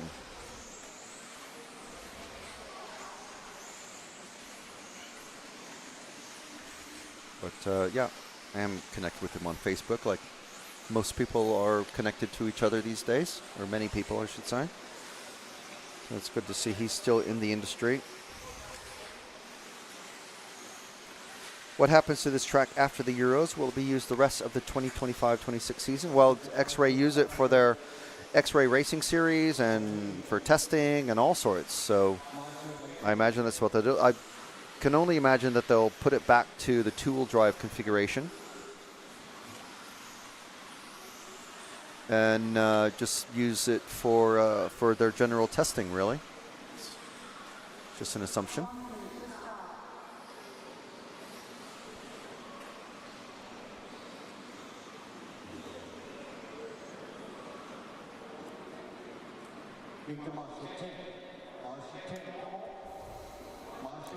I think our special guest is forgotten to pop in.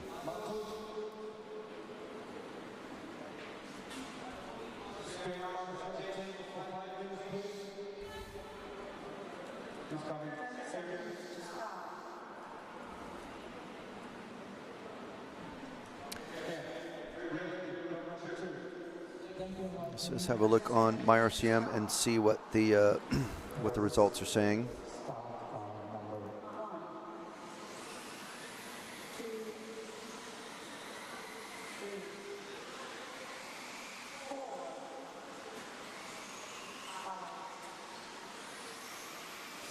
So we're off and away with heat number 2.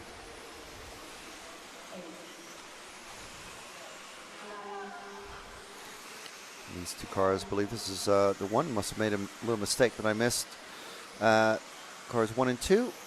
Number 1 already pulling away. It's Barrow and Tobias Bayer, Martin's son. Oh, we've also got our American visitor of Miller Freud in this one in the car 5. So when we drop back to him, we'll follow him for a couple laps extra. Just talking to Miller and his dad.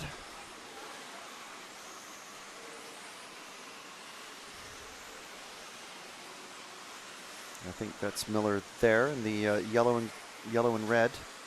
Yellow wheels is choice for Miller. Certainly matches the paint scheme. Very similar paint scheme. Well, I think the exact same paint scheme for two-wheel drive is what he used. Yeah, so Miller here is brought to the EFRA Euros from America by thanks to a special rule that is involved that under special circumstances. I'm not sure if it's host nation or one of the federations, but the federation, the Slovakian RC Federation, he's running under the Slovakian flag this weekend, but he is from America.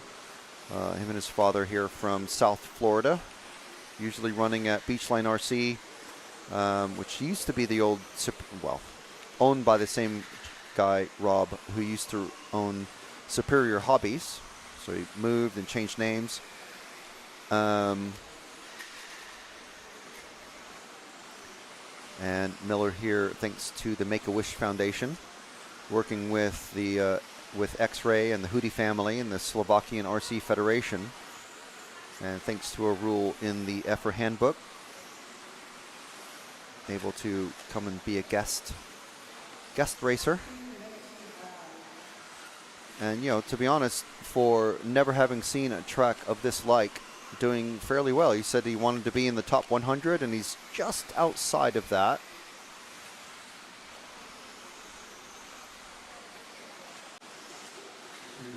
Obviously, everyone getting used to this sort of track, and I was telling him, trying to help make him feel not so bad about things. The British racers, as I said earlier, a huge 10th electric buggy contingent always from Team GB and the BRCA, but they have to get used to things too, and some drivers, they might be used to being 30th or 40th or whatever in their nation, and then they come here and suddenly they're maybe 80th or 90th in Europe, and it's just there's so many other drivers that are just as quick as you. It's racing, it's competition. Be in it to win it. But it's good to see a couple of American racers here. So I made sure I want to say hi to them and learn a bit about them and how things are going for them this week. So this is, let's see when they come across.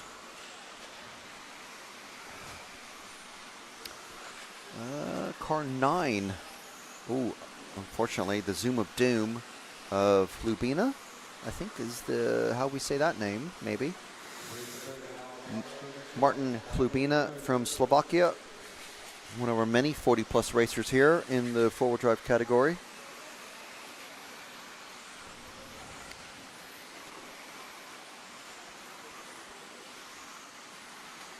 I'm sure we're going to have people asking to follow Hodelius, who's another one of our 40-plus racers. So if we have some time, we have about a minute. What's that, car number 6? Somewhere in the middle of the track. Hodelius in the bright orange. There we go. There's Hodelius. We always have someone asking to follow him, so I just kind of forestalling that, getting ahead of things.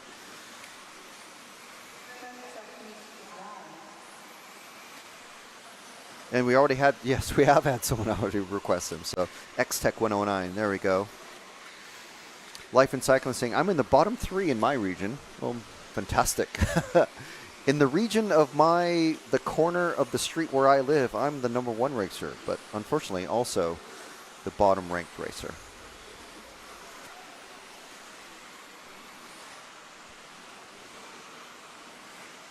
So as the master clock has expired now. So everyone is, next time they come across, they'll most likely be finishing. Unfortunately, Tobias Bayer only getting a few laps in. Martin Bayer actually out there marshalling for his son. But Tobias only getting in six laps in that one.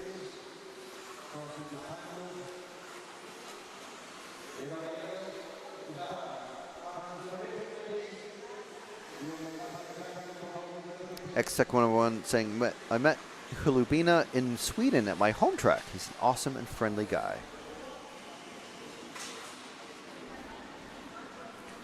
And I imagine Brett Castle in the 40-plus category is probably the father of Alfie Castle.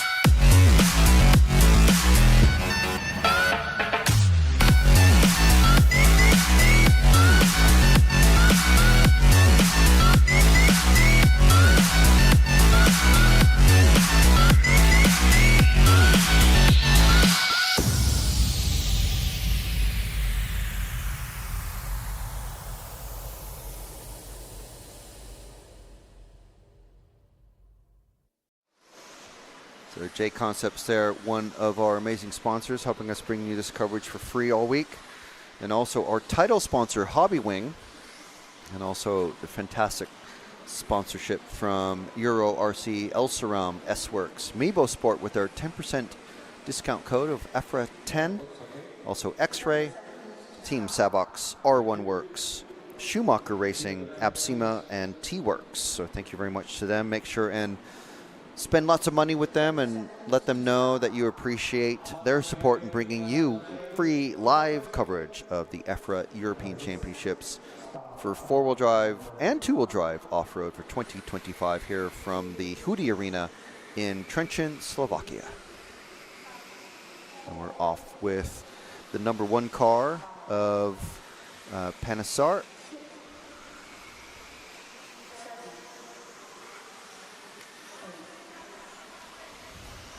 Uh, 6Q, yeah, sure, but that's kind of impossible for us to do, unfortunately. So we have to go with finding the cars on track with our eyeballs.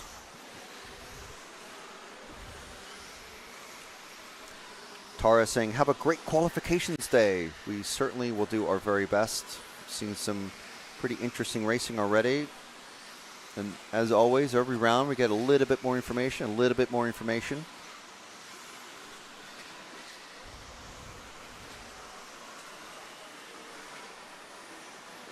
Let's see if I can find the information for, let's see, ranking lists for practice. Okay. So Kobovic, top of the shop, the Schumacher driver from Norway.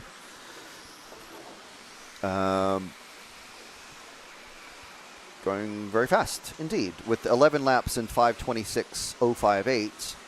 We have 3 drivers next with 11 laps in 5:27. It's Martin Bayer with 5:27.039, Una Hottanen with the associated 5:27.046, and Davide Ongaro 5:27.759. Then the last driver to achieve 11 laps is Berat Kilic from Turkey with the Mugen prototype 5:28.535. Now the next few drivers, I think we can expect them to do well, Bartek Zalewski getting 10 laps in 5:flat.4. Max Gotzel, another X-Ray driver. Zalewski running X-Ray. Max Gotzel, another X-Ray driver, and Ronafalk actually is well behind him. Gotzel doing a 5:01.7 and 5:02.6 for Ronafalk. I think we can expect Zalewski and Ronafalk to hit 11 laps in the next control practice run. Then we have Ben Smith, 10 laps in 5:02. Mika Widmeyer with 5:04.5. 11th place, Jörn Neumann with 10 laps in 5:04. Then we have Lee Martin in 12, Tommy Hall in 13, Clement Boda in 14, Hal Figueiredo in 15. That's your top 15. You'll notice that a name missing from there is Mikhail Orlovsky. He did 10 laps in 5:08, so a few mistakes from Orlovsky. If he's unable to improve, and I mean, the chances of him not improving are minimal, to be honest. I mean, there are very high expectations for him, as always, because he is Mikhail Orlovsky. Yeah, he's got a little bit of time to make up to the rest of the drivers.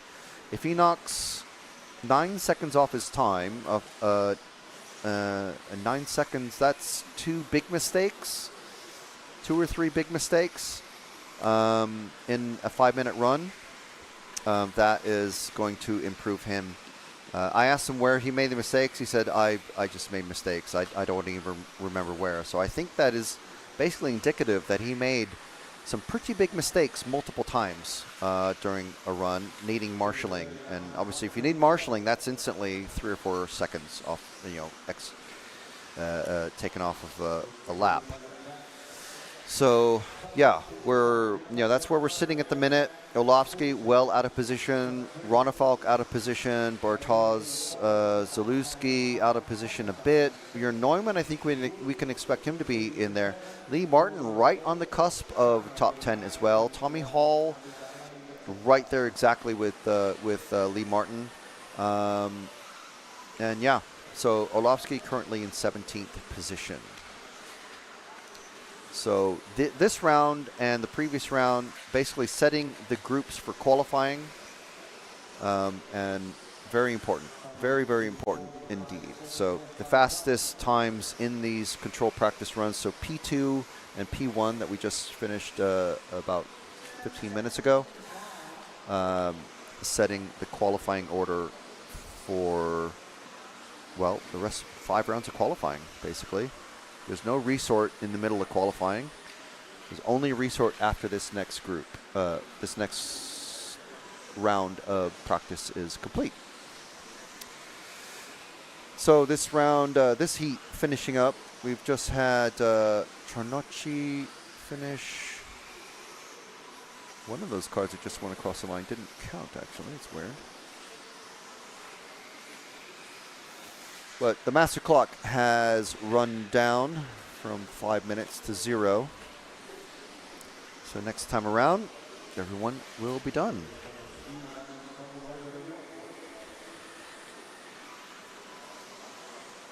So no follow requests in that one, I believe. I didn't miss any, no.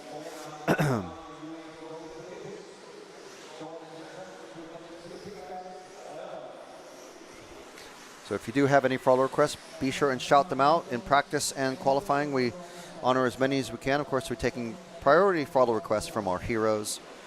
If you want to know more, click the join button on the RC Racing TV channel, and you'll get stickers. You'll get 10% discount on rcracingtv.com for RCTV merch, and also priority follow requests.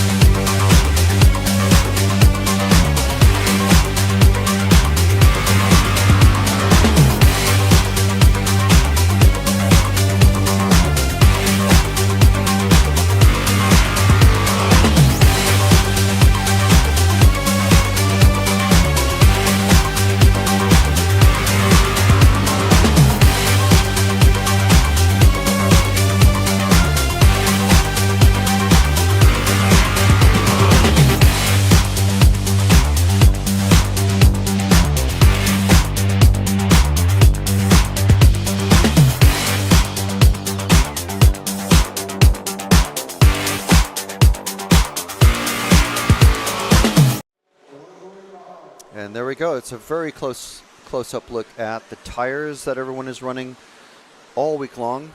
So you must run the rear tire, that exact rear tire in two-wheel drive and four-wheel drive.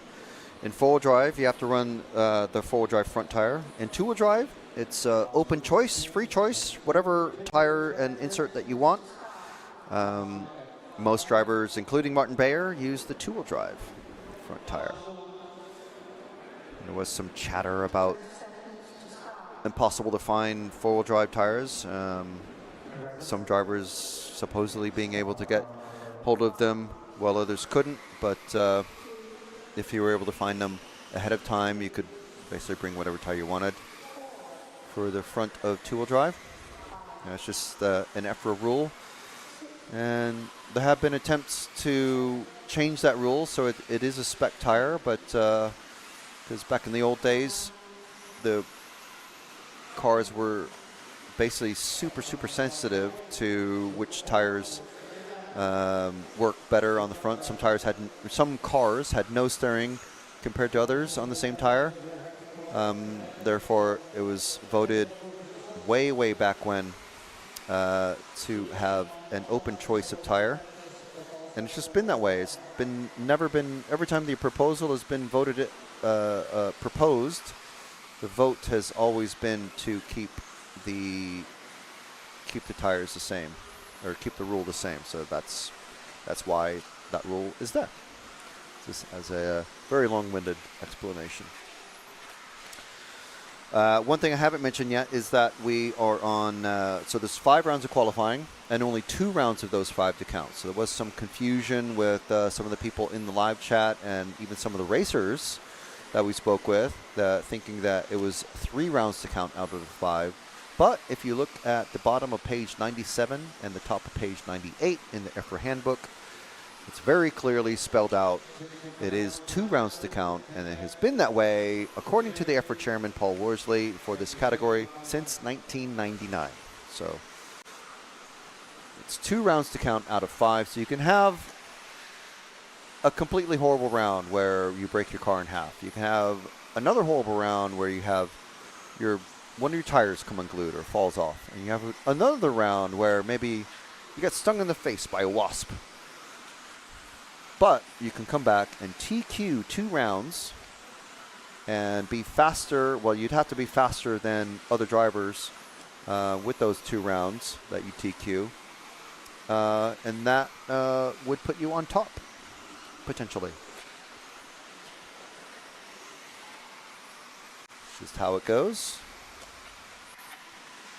And we will see some drivers have bad rounds and recover. Oh, that was not great rejoining there. Maybe 50-50 between the Marshall and that pink car now out of action as we see get it pulled off. I'm not sure whose fault that was exactly, but someone there was at fault. Just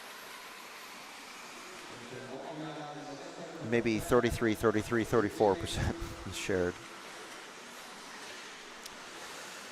So yes, we do want to encourage everyone, if you are enjoying the stream, there's, well, several hundred of you joining us, listening to us, whether you're driving around or at work or maybe wrenching on your own cars on this, well, whatever the weather's doing for you, wherever you're listening to us from, whether you're in America, Australia, UK, Austria, Sweden, anywhere across Europe or in the world, make sure and hit the like button.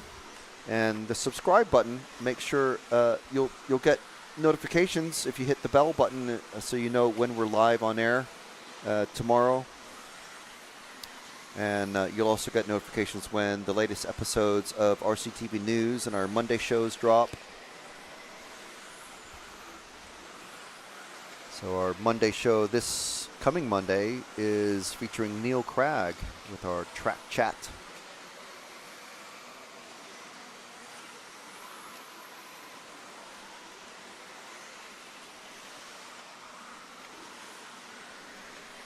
So we'll have that uploaded as soon as possible, and for our heroes to watch. Heroes get to also watch our Monday shows way ahead of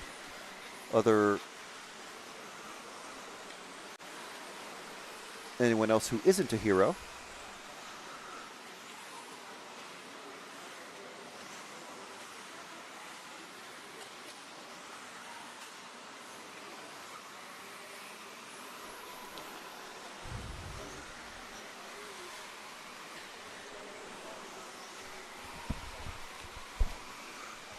Come in.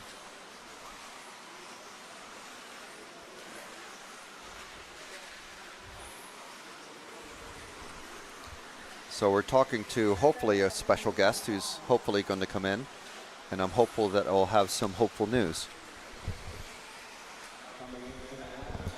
And that hopeful news is our hope is coming true.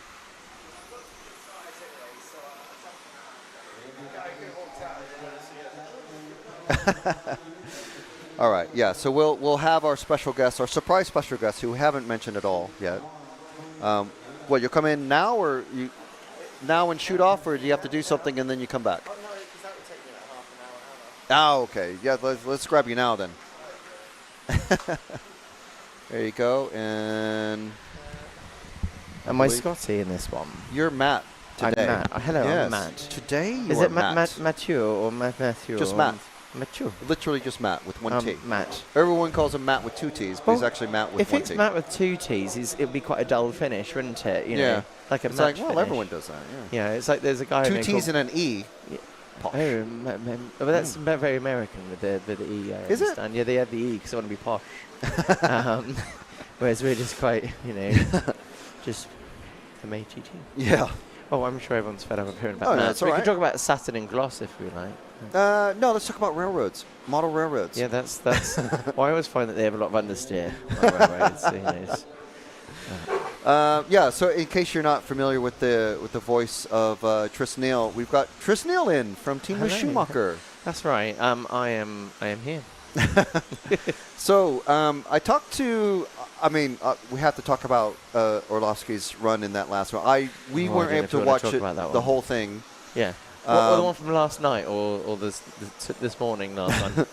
The one that, well, he didn't do so hot at the minute. 17th overall. I mean, it is just practice, but it's controlled practice, and it sets the tone for qualifying and this and that. The aim was to try and let people think we've gone off the ball a little bit, but Daniel ruined lulling it them into a sense of because Daniel was like, oh, I'll do it. I was like, Daniel, no, we need to hide our pace. Look, so obviously this is practice, and because it's a seeding round, the ranking where you're starting in a heat, yes, it's very important, but we have two. Last night, we always have a chat. How does the car feel? What do you want to try? They didn't go and do any wholesale changes, but there was enough change to make a difference in this way that was quite negative for Michael. As soon as he came off that pit lane, it was like the rear end wasn't happy. So he knew from the start it wasn't going to go great. It looked like an angry cat on the back of the car and a tame one on the front. Right. Wasn't a good combo. Whereas Daniel's was spot on. He said, "Oh, do you want me to change anything for the next one?" I was like, "No, just do that again." I'm just curious. Did they start with the same? They must have slightly different setups between their own driving styles. And then did they each change something for, like, Michael going for, I want to do something at the back end, and Daniel also does something for the back end, or? So, I'm just curious. I'm not asking for what shock settings are they using. I can give you those if you like. Yeah, we've got pistons, oil. It's good. There's nuts and bolts. I know, right? And then on the end of the shock shaft. No, so we came here, obviously went to the warm-up. Yeah. And they also came here for one extra day 'cause they opened the facility for Joe Public on the Tuesday. Yeah. So that's our kind of testing time. And so they're going to work on stuff together. And normally they're, let's say, within 90% of each other because they do have different electronics in their cars. So with that, we came here, and they are very similar in setup. And as it goes by, Daniel has requirements, Michael has requirements. If they both have the same requirement, shall we try this? Yeah. And then we're fine. If it turns out that Daniel tries it and Michael tries it, and Daniel's like, oh, that's amazing, and Michael's like, undrivable, then obviously they start, going off on their own tangented path. But they do come back from time to time. So, so Daniel might like a certain diff height. Michael will try it, and because Michael and Daniel drive very differently. So with Michael going around the track, he drives it in a way that he accelerates up towards a corner, he gets on the brakes a little bit, gets the right approach speed, then he turns. He's not acting on any power, or he might be coasting it in a bit more, squeezing a bit more in. Daniel's kind of more of a, I want to make this look good. I'm gonna come in a bit sideways here. I'm gonna do the Scandinavian flip. Yes, exactly. And so I'm like, Daniel, it looked great, but a little bit less sliding, and we work on that. Because that wears out the back tires, obviously. That's it, and obviously if we're sliding, we're going sideways, not forwards, so we lose time naturally. Just a question. So you said they're running different electronics, and that's very interesting. Obviously, Michael running the Elserom. What is Daniel running? On Hobby Ring. Okay. Yeah. So both event sponsors, so we can mention them. Yes. That's great. Yes. Now brands are available.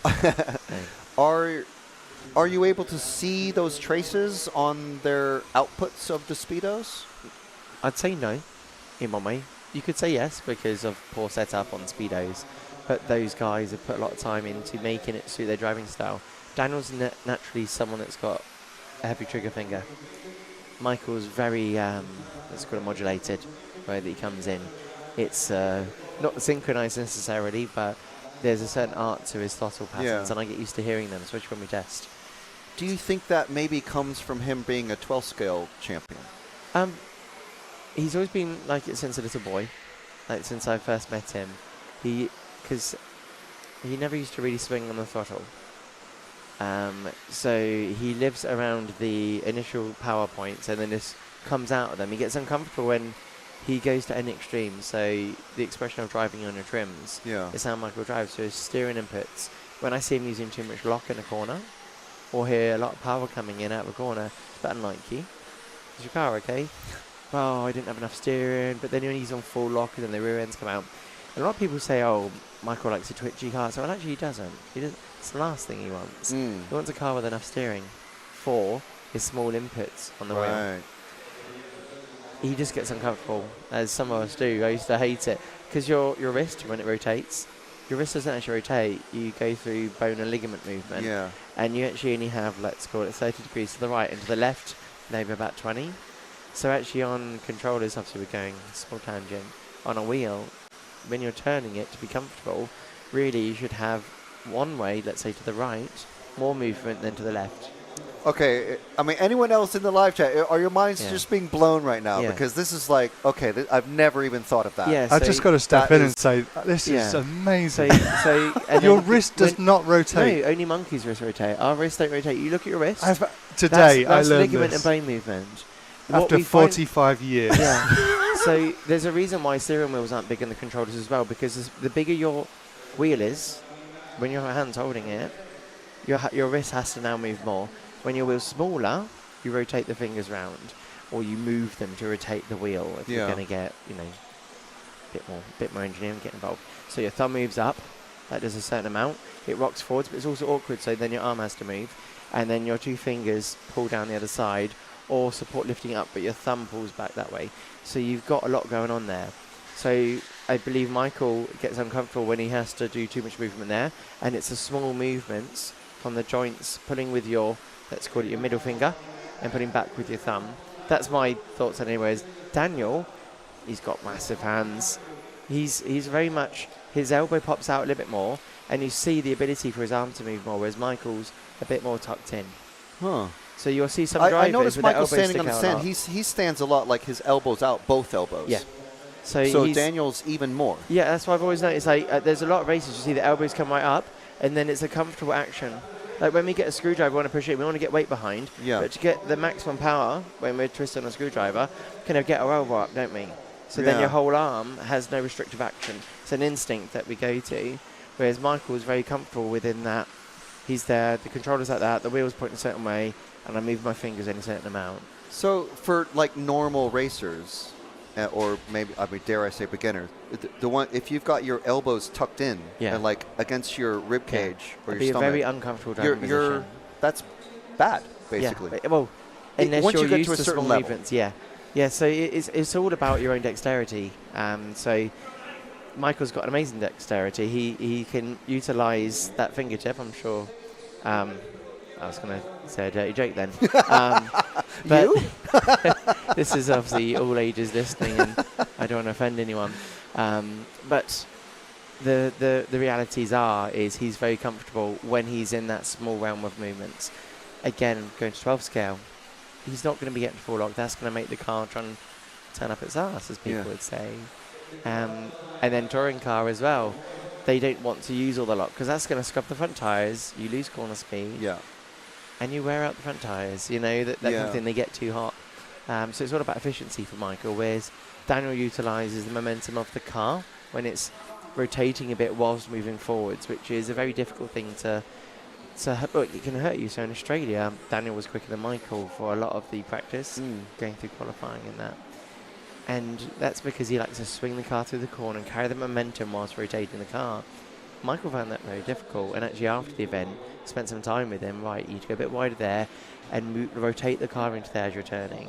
And you think, well, that's quite natural, isn't it? Well, actually, he's spent the past 10 years developing a certain way of, this is how I can get around a track quicker than the other people, which in some cases be fine. So for here, we were on a non-loose dirt track.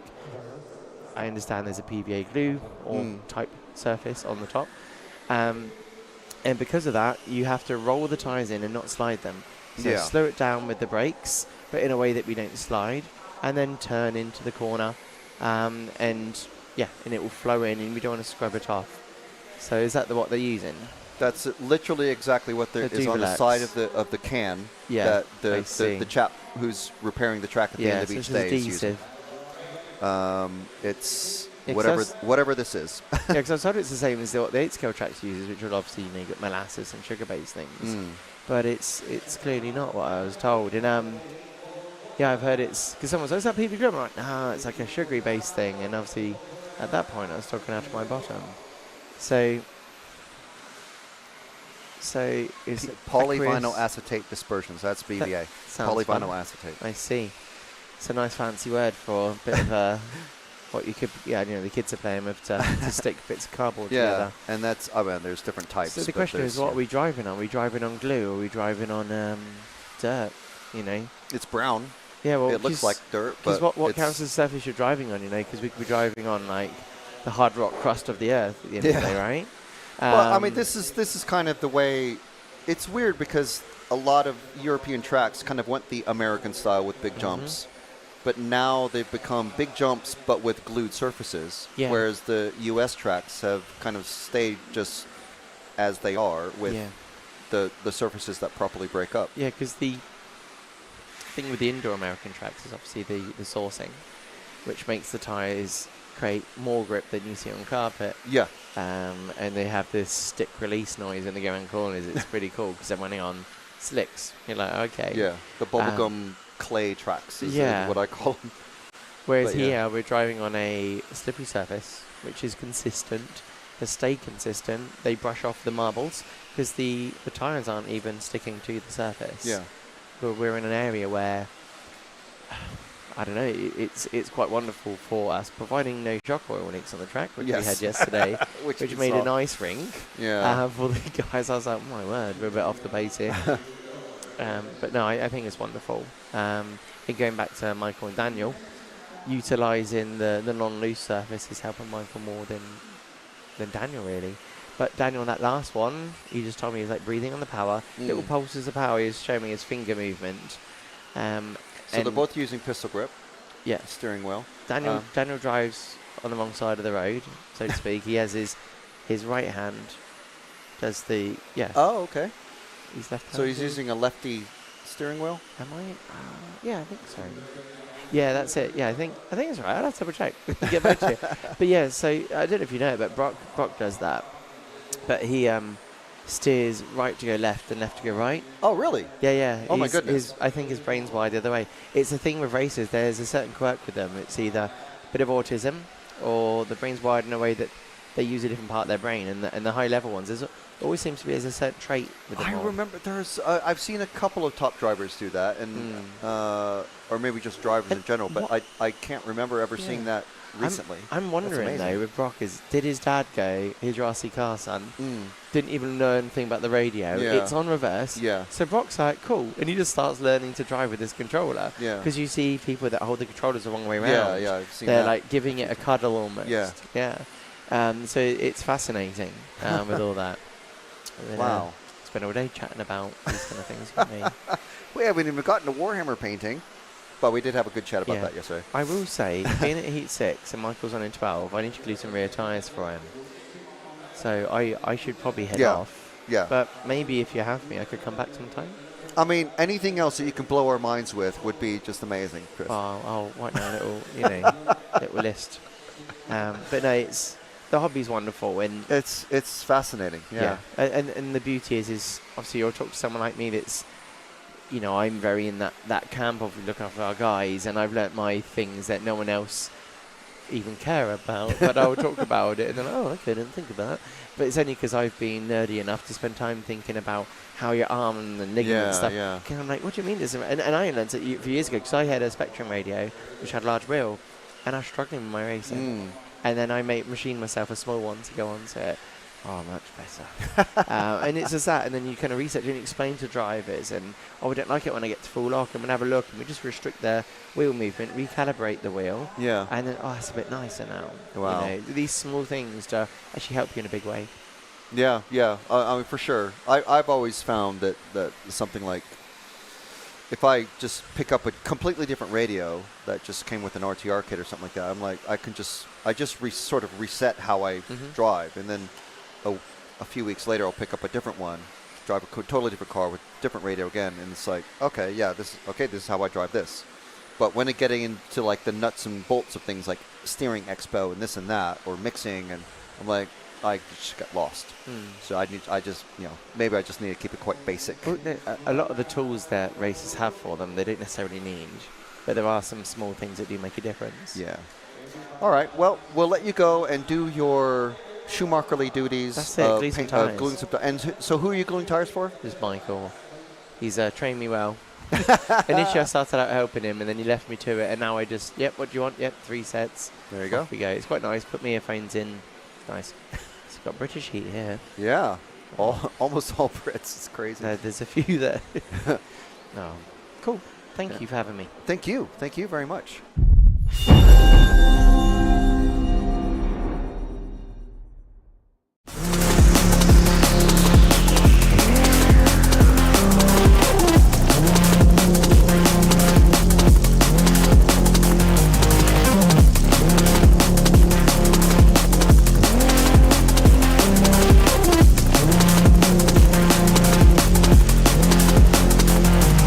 This one going to Orlowski!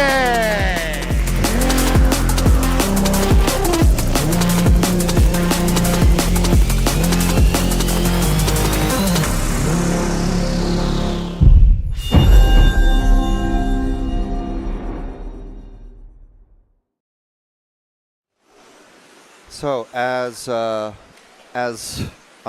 still kind of reeling from what Tris was telling us there. That was mind-boggling. Has anyone ever in the live chat, have you ever considered the muscle and ligament movements of your lower arm when setting up your controller? That is wild. Yeah, so RC Racing does take exercise. X-Tech 101 asking, so you need a smaller steering wheel on the radio to be fast, question mark. Well, I don't know if it's a matter of need, but it's one of these things. It's worth trying for sure. You see on a lot of RTR sort of type radios, the budget allows in the design, they have like very soft foam rubber on the outside, and it's more for comfort than for performance, isn't it?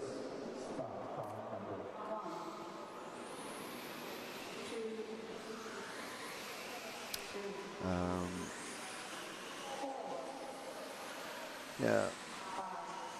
Mark saying, can you ask Trish various questions? Well, next time they come in, sure, we'll give it a try.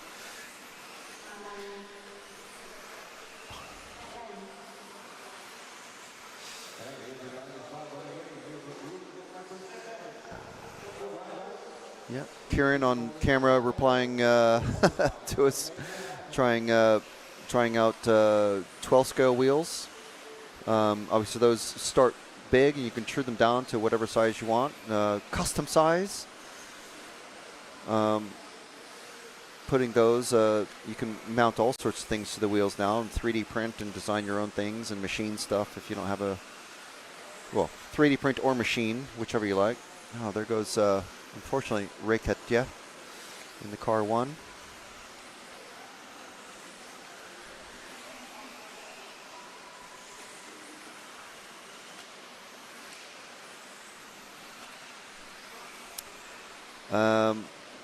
Yeah, so Heat 7, very good chat there. Obviously, we didn't have any follow requests that came in, so apologies if there was someone you were expecting us to follow and we didn't. But obviously, Matt relieving Kieran on the camera for a bit. Kieran back on the camera now, and we're going to be looking forward to see how Michael improves. I'm sure he will in the next group, the next time he's out on track. Qualifying order, qualifying groups set by the controlled practice times, and as I mentioned to Tris there, Michael currently in 17th.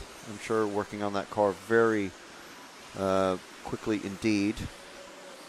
Let's drop back to, unless, I don't think this is the one anymore, is it? find a different car to follow now, Karen. Maybe the car 10 of Natris or car 6 of Vidmer. Because I don't think we've actually focused on Vidmer at all.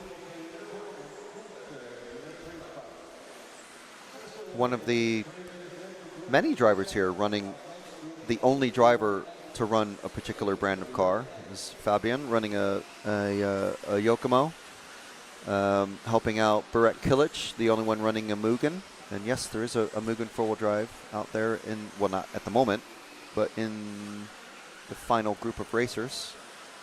I think one of these cars here is Fabian. He was also helping Kilic with his two-wheel drive buggy. I asked Burek why isn't his brother Burkan here running off-road electric. He said, well, he's decided to run touring cars, so that's why we see him quite a bit now in the ETS series. And Burek going the 1/10 route, 1/10 buggy route, where Burkan is doing 1/10 touring car.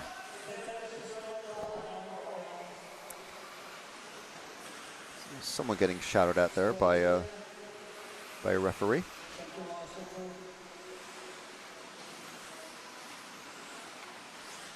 So Natris is just across the finish line, so he's somewhere in the beginning part. Somewhere in one of these groups here. There he is.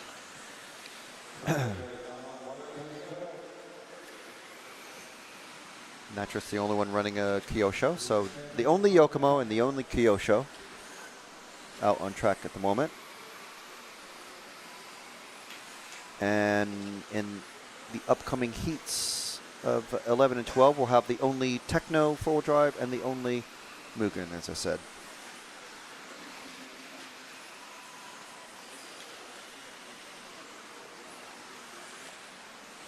Bertin Sorgenfrey saying, Fabian is such a nice guy. Helped me out with my setup at a race a few weeks ago. That's fantastic.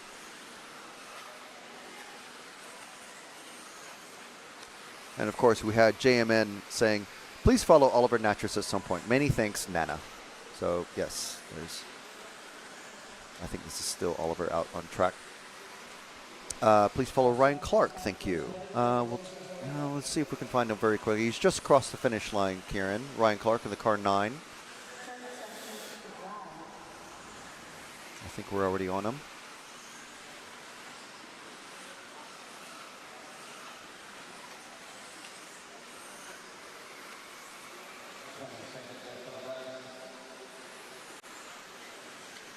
Going over the triple.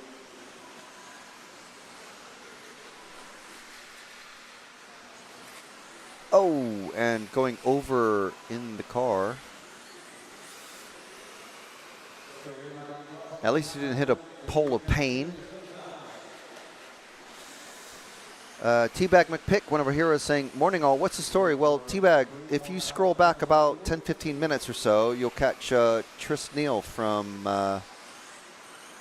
Team Schumacher. Had a fascinating chat, an absolutely fascinating chat with him.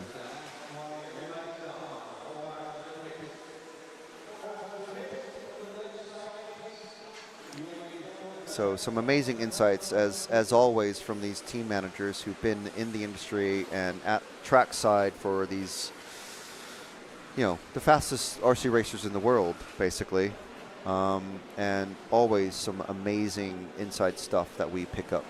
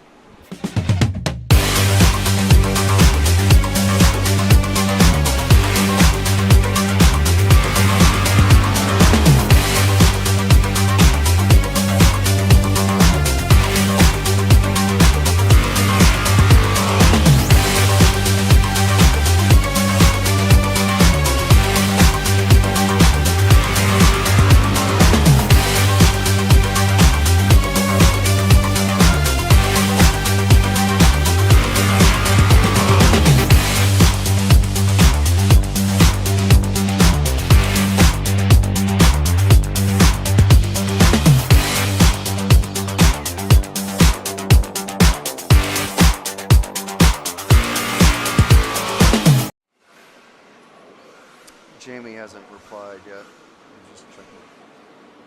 1 minute to start.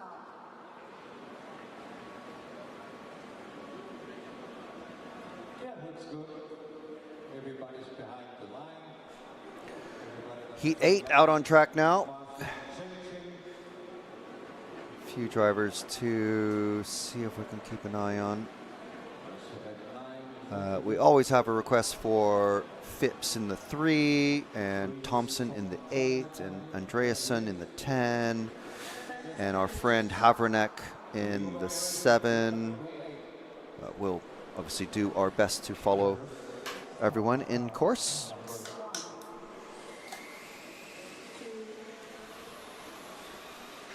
I think Kieran's gearing up for, is it young Phipps or old Phipps?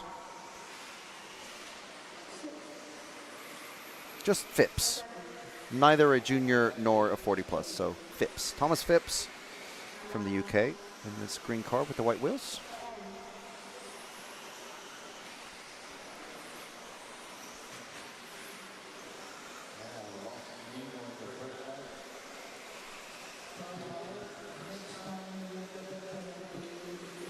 Very long main straight for the 4-wheel drive category.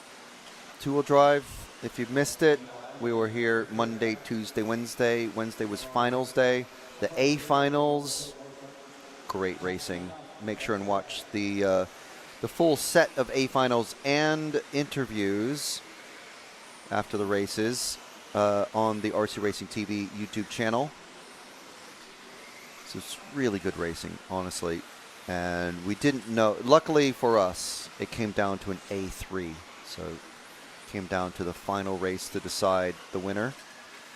Oh, getting it over there. That's Phipps. So let's see Havranek taking over the top spot. So Havranek in the car 7, somewhere behind Phipps here on track. Is this already him? No. One of these cars. Oh, it's the orange car there. This is Oliver Havranek. We'd love to give him a bit of screen time as whenever we can, because he helped us out immensely Sunday night. Kieran's new best mate.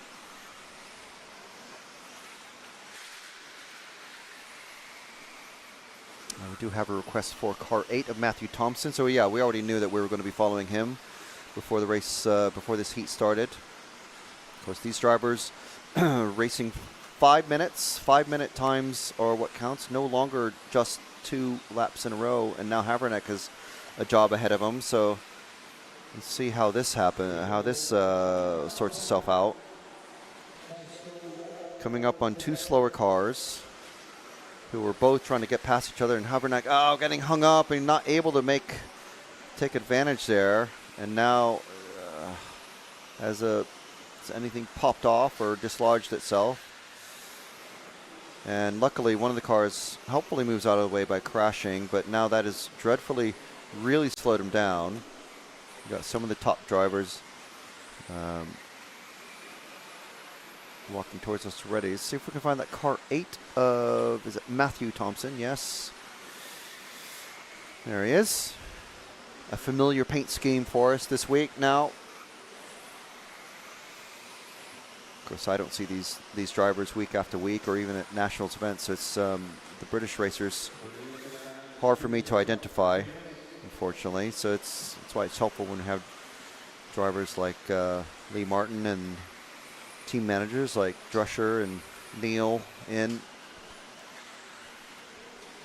Alan O'Brien helping us out, saying Phipps was not long ago a junior. He is young and looks about 12.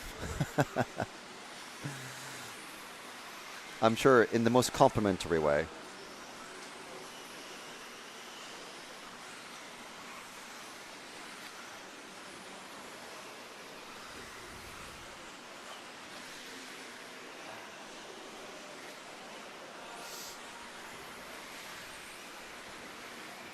This is Matthew Thompson.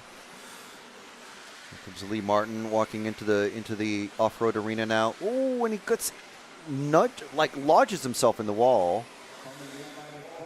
It's going to be a long one. Of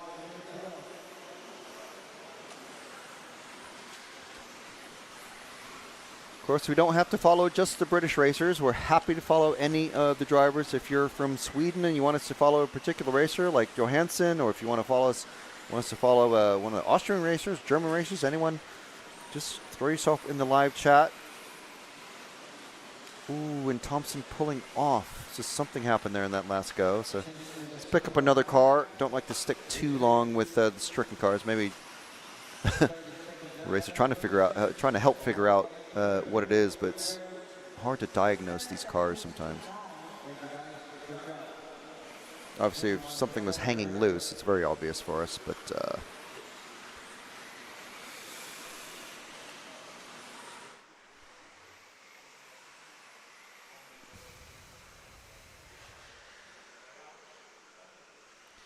back to Haverneck as the time is ticking down and cars are starting to cross for the final time.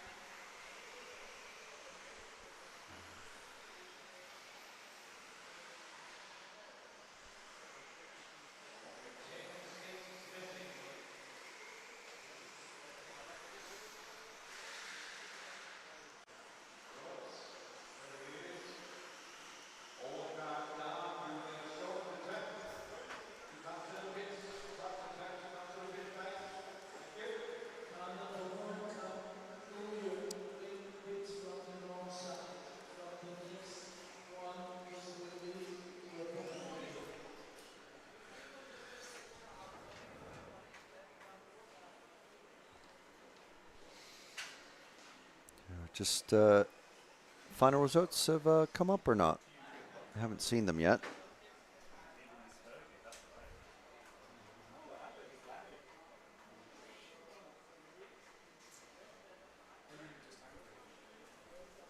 There we go. So it took a little while. I suppose when the computer's waiting and waiting and waiting, there is a maximum lap time, I think, of like 40 seconds. So it waits another 40 seconds and then officially calls the race.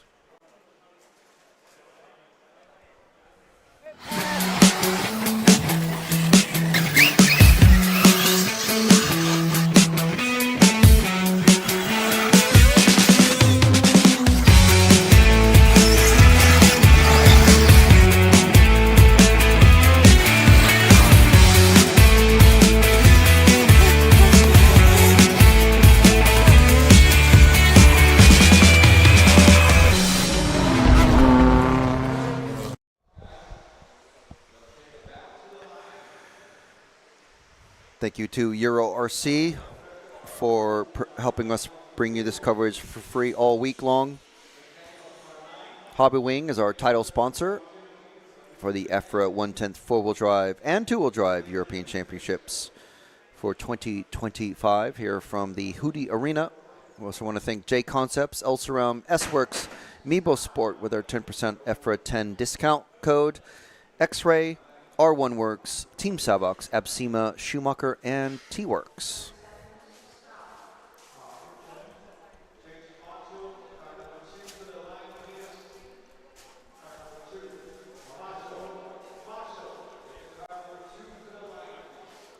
So we're waiting for, I think, a marshal or two.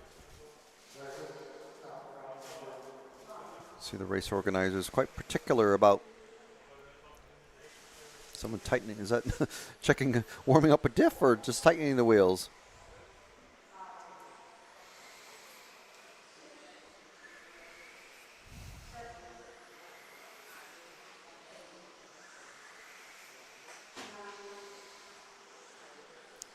So you get a sense of how big this track is. Of course, our cameras have the advantage of being able to zoom in like this, but the drivers don't. I mean, how long before we have drivers wearing something like the Apple eyeglasses or whatever they call them, that allow them to zoom in on a area of track?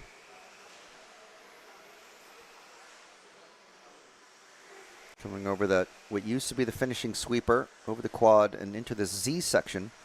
And this part here is the only part of the track that remains the same from two-wheel drive just a couple days ago. And we're back to, I think this, oh, the 3 car getting a very long lap, that one.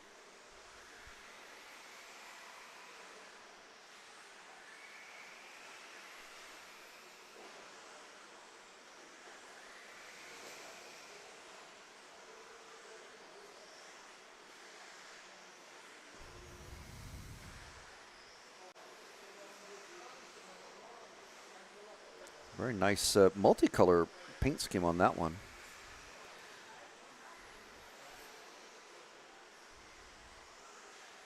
I used to paint body shells myself, and it's always fascinating seeing how some of these cars, like, I mean, this car is probably just bright yellow, fluorescent yellow, but some of the cars, like, if you look at, I was talking about Max Gottzel's paint scheme, looks very similar to Ronnefeld's, but actually, if you put them side by side, even at this distance, you can tell that Ronnefeld's car has a bit of orange in the separation between the green and the yellow. But if you look at them up close, like in your hands, you can actually see that the cars have, you know, little spatters of color or some fadings and, you know, template work and stuff like that. It looks really, really cool. And of course, that's the kind of close-up thing that you see on, you know, in pictures taken online and stuff like that. But at this distance, this is just a bright yellow car with bright yellow wheels.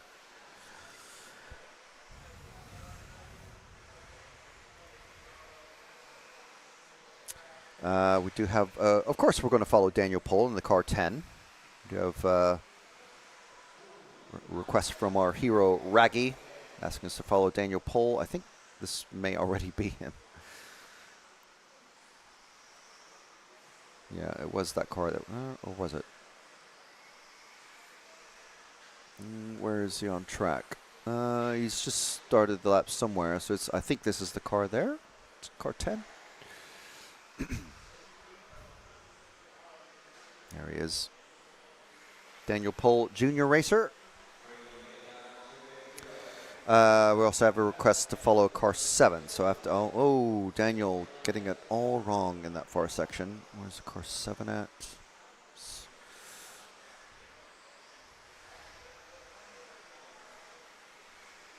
Okay, I think I found the car 7, so we'll move to, we'll let Daniel get about half, a little bit more.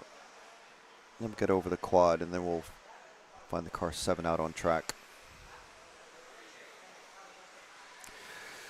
So the car 7 is the blue car about to go over into the S now underneath us. And over the little double and into what used to be the bus stop chicane and is now just like a big corner going the completely opposite way. It's car 7 of Oiva Metsola. So lots of people cheering Oiva on.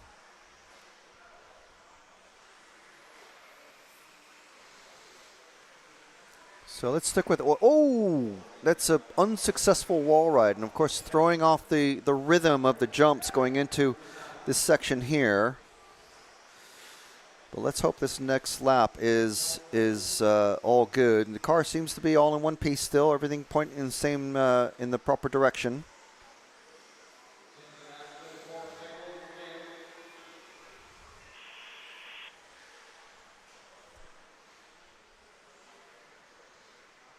So we'll stick with Oiva for the rest of their run.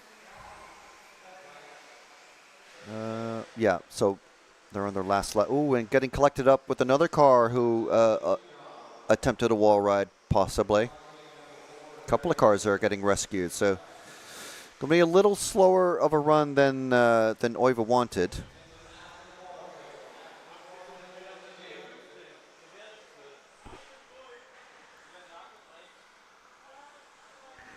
Yeah, so Mads RC Buggy already saying, I'm excited to see how Oiva Metsola does. Please follow him at some point. So here we are. There you go. I watched him race 8 scale. He's pretty cool. About the paint schemes, it's a proven fact that neon yellow provides extra MPH on speed runs, cuts several tenths off lap times, and it's generally the fastest color in RC. Well, it certainly helps drivers like Ronefalk and Gotzel.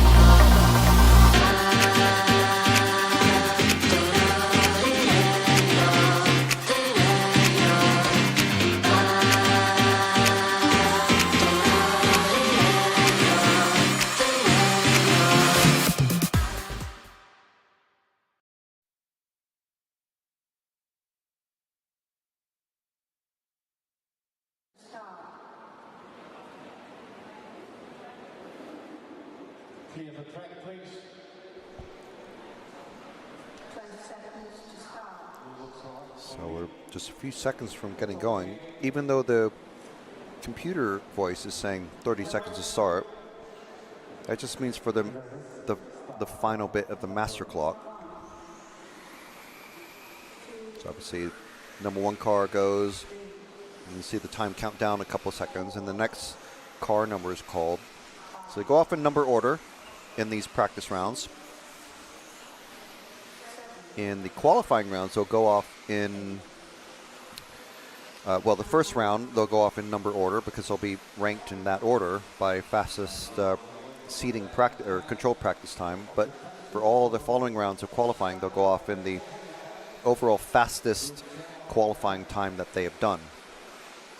So they'll start off, it might be 1 through 10 in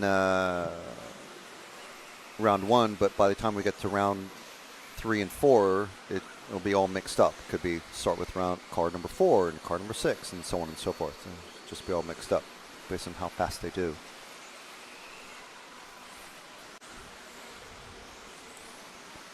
So it's definitely not Tommy Hall that we're following. It's not Hoffman. This is Luke Holdsworth, I believe.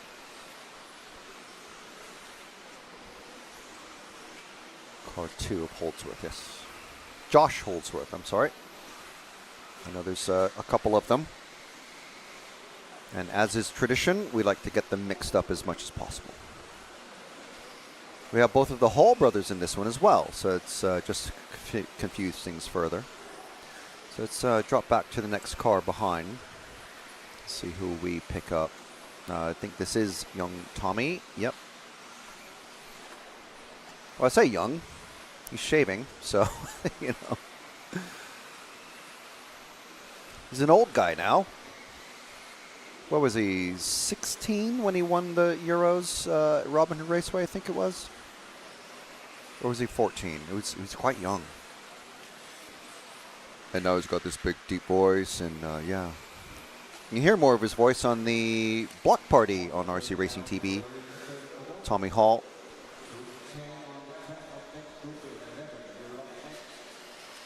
His brother has an even deeper voice. And they say they're Brummies.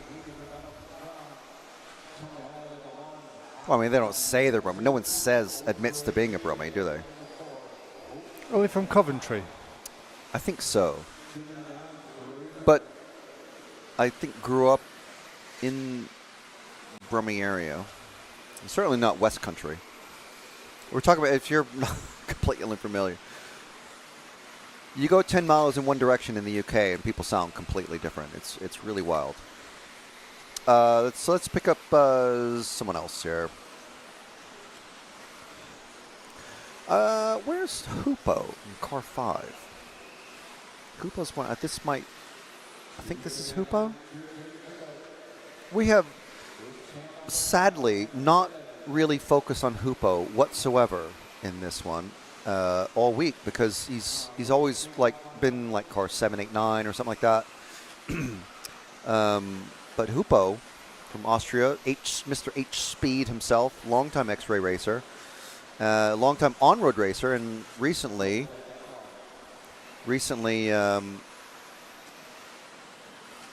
running off-road. Well, I say recently, the past many years.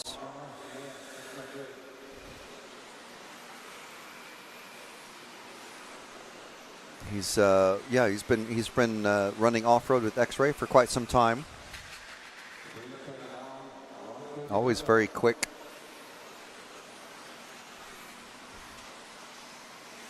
And bar, maybe a couple of mistakes in the 140 plus final for two-wheel drive a couple days ago, would have won that exhibition race. But Lee just a bit too fast. But Lee is and I told him this, he's a young 40 plus racer. He's a youngster in the category. Oh, and there goes Hoopo over, but it stays on his wheels at least.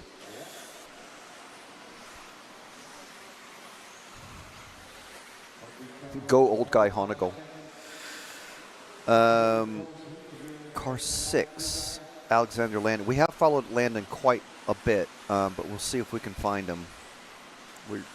Literally every time he's out on track, we have so many people asking to follow him. But he's the bright yellow car, I think. Or is he this one? I'm not sure.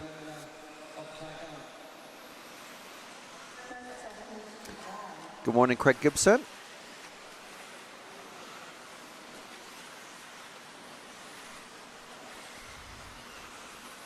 Thank you to everyone who's joined us in the live chat. We do definitely appreciate it. Let us know where you're following us from. Oh, and a pile up there. Hoopo part of that one, but luckily Alex comes along and just helps dislodge the cars from being locked into each other. Of course, these are open wheel cars, so it's not like, well, I should say old school touring car when you could actually rub door handles. Nowadays, if they touch each other, you just obliterate themselves into a million pieces. But yeah, the open wheel car is very easy to get for you get the front wheels touching a back wing, you get stuck up into a back wing, or one or both cars gets thrown off the track.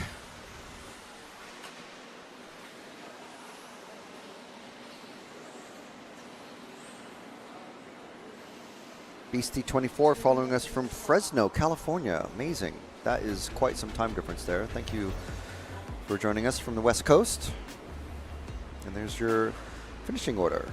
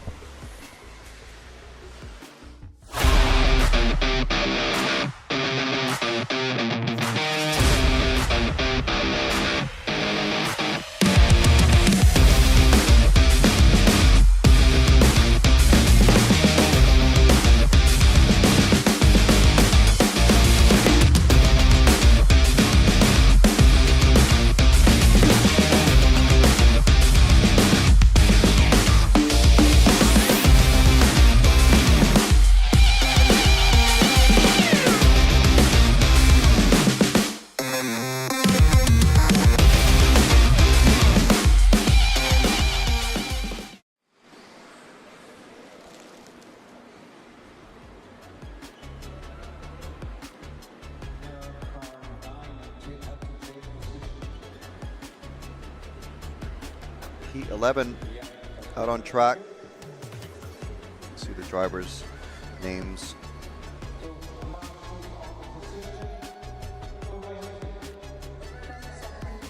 So S-Works, X-Ray, Johansson. Not sure what car he's running. Let us know in the live chat if you do.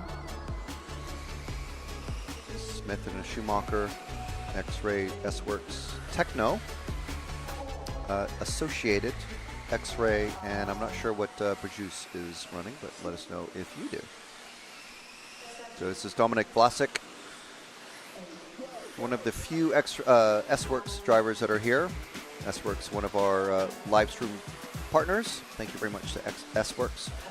Well, and X-Ray. I keep mixing them up, but no, this is a car who's not started there for some reason.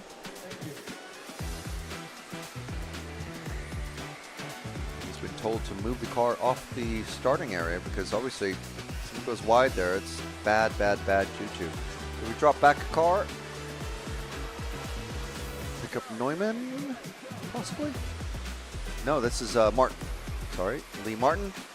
40 plus Nitro Buggy winner. Make sure and watch that 45-minute A final. That was intense. It was such a good race between him and Neil Cragg. Not sure who was stricken there. Almost identical looking car. At least the flash of color that we could tell. So if we drop back another car to, it's simply, wow, Vlasic has not stayed up in that top spot. Let's see who this is coming across. Johansson, okay, so this is Johansson.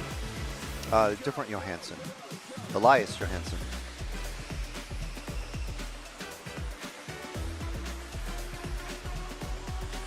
It's great to see, you know, father and son, brothers, uncles, and all that, but it makes it a little bit confusing. That wait, didn't we already have a Johansson? No, that's Johansson right there. It's just another Johansson. That's all.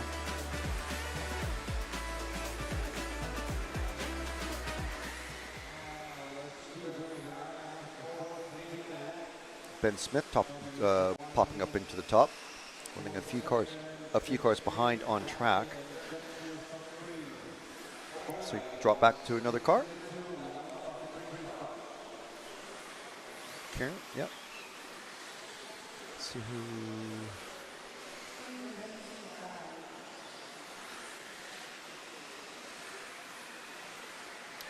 That was Lee Martin, and then this is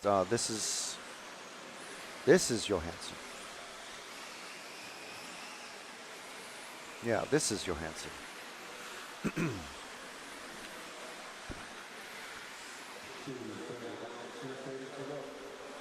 Catching up to Lee. Lee must have had a couple bobbles. Oh, and what's happened there? Problem for Johansson. Let's pick up another car.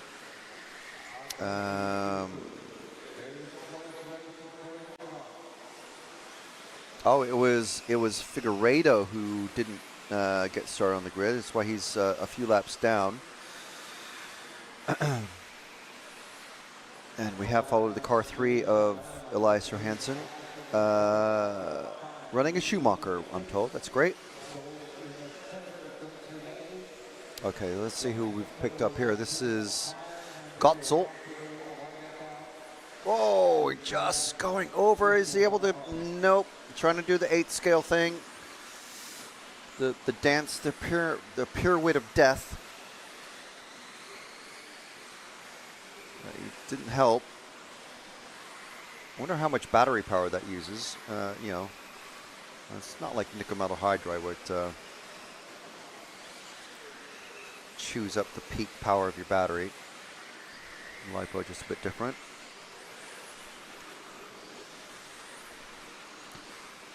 Pampas saying let's follow 40 plus champ. I imagine you mean Lee. We have followed him already in this race, and we follow him every time he's out on track. Main thing here, though, is we need to welcome Jonas Lindeborg, our latest hero. Woohoo! Thank you very much, Jonas, or Jonas. I'm not sure. Let me know which way to pronounce it. Thank you very much for joining.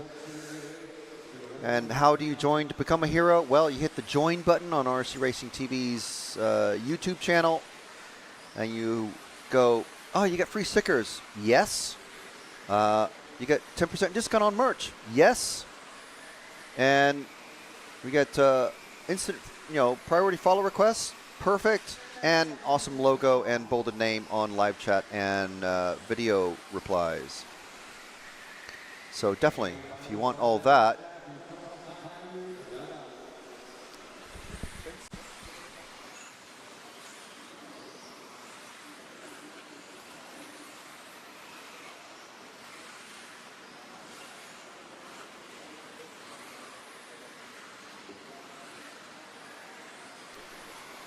All right, so we're going to have we're going to pop to our external roaming camera in a little bit.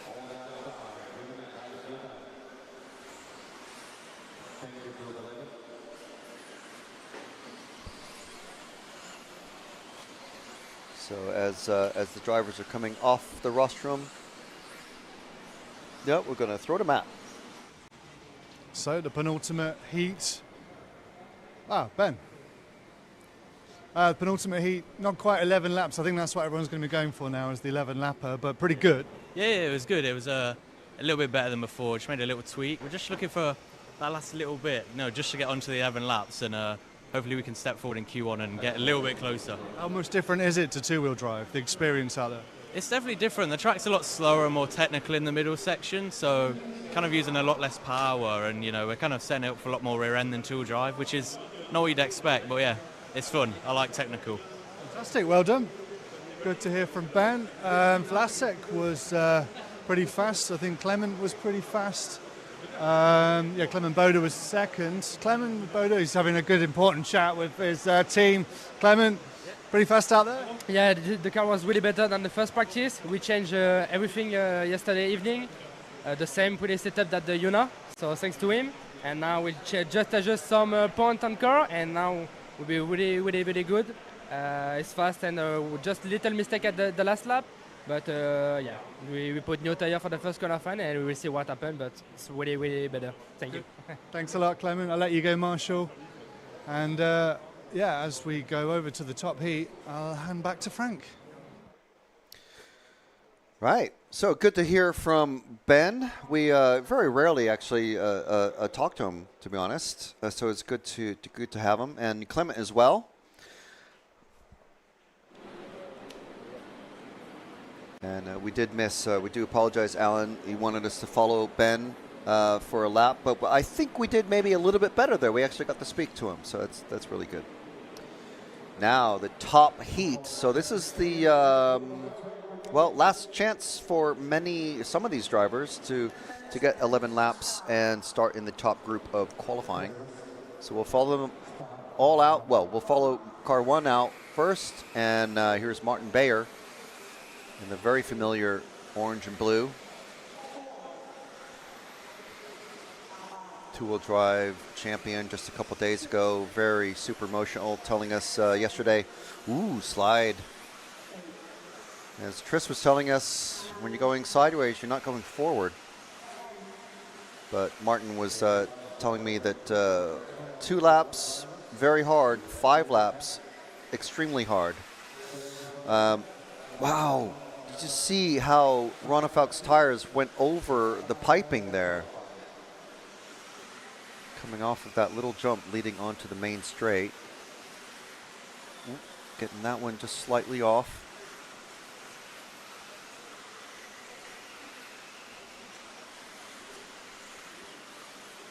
Now we can only have time to follow each car for about a lap, so we did miss Michael making a bunch of mistakes last time. Here he is, coming on in the main straight. Trying to chase Ronnefeld.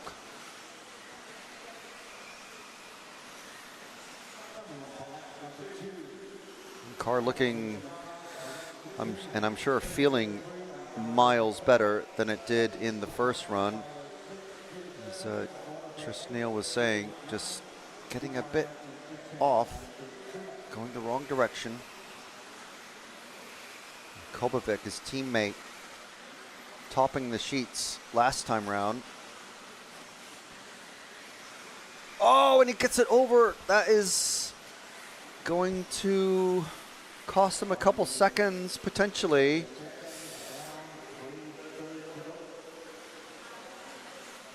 Around this sweeper and over the quad.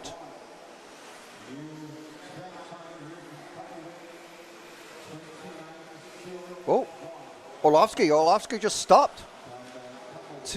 What was that about? To let Kobovic pass, but that. What happened there? He's pulled off? Oh my goodness, that means his best result. We need to drop back a car, Kieran. Drop back a car to the next one along. This is going to be Zalewski. That means Orlovsky's best time is going to be 10 laps and something. We'll see how it all shakes out when this round is finished, but you can see on the time now, Kovac 29.5, Ronafalk 29, Hottonen with a 29 flat. Wow. And that is Hottonen immediately behind Zalewski. He is on a charge, Associated Team. Oh, and he gets it wrong, riding the pipe there. So that's going to give a lot of breathing space to Zalewski. Coming through the hairpin section.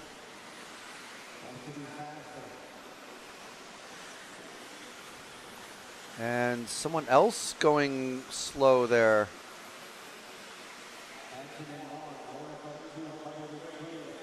Orlovsky, geez, what happened? Did he break? Okay, let's drop back to the next car behind then. Trying to catch up and see what's happened with everybody. It's impossible, but we're doing our best. I think this is going to be Karup. No, this is Orlovsky. Orlovsky's back out running, so he's getting some practice run time in. He hasn't completely given up, but obviously he's a fighter. Let's drop back to, there we go, there's no, this is Karup.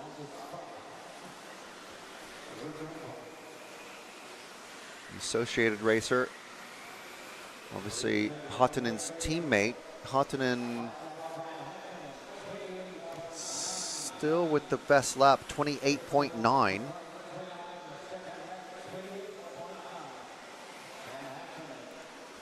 $11,523 forecast for Hottonen, $11,526 for Kilic currently.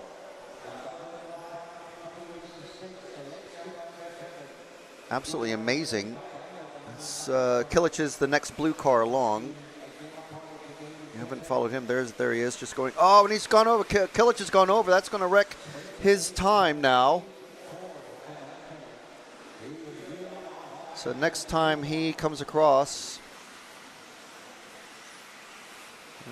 he needed marshalling, so that's going to be 3 seconds or so, maybe. Karup moving up into third, then Ungaro into fourth. He's going to be well up in there for the final round, fastest round of qualifying.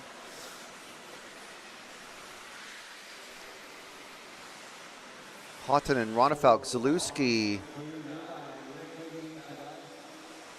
Kopovic, not, wow. Kopovic finished only on 10, so he must have made a mistake off camera, and so did Bayer. But they both have 11-lap runs in the first group, in the first round. And this is, wow, this is a gaggle of cars. This is a group of cars you would not want to have coming up behind you in a race. But they're all finished now. Ungaro yet to finish. He's going to have 11. And finishing third is Ungaro with 11,527.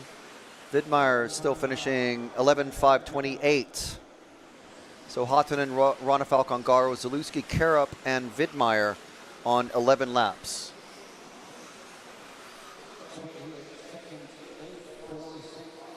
So we're just, there's our finishing order. There's our official finishing times. And we're just getting ready to throw to Matt.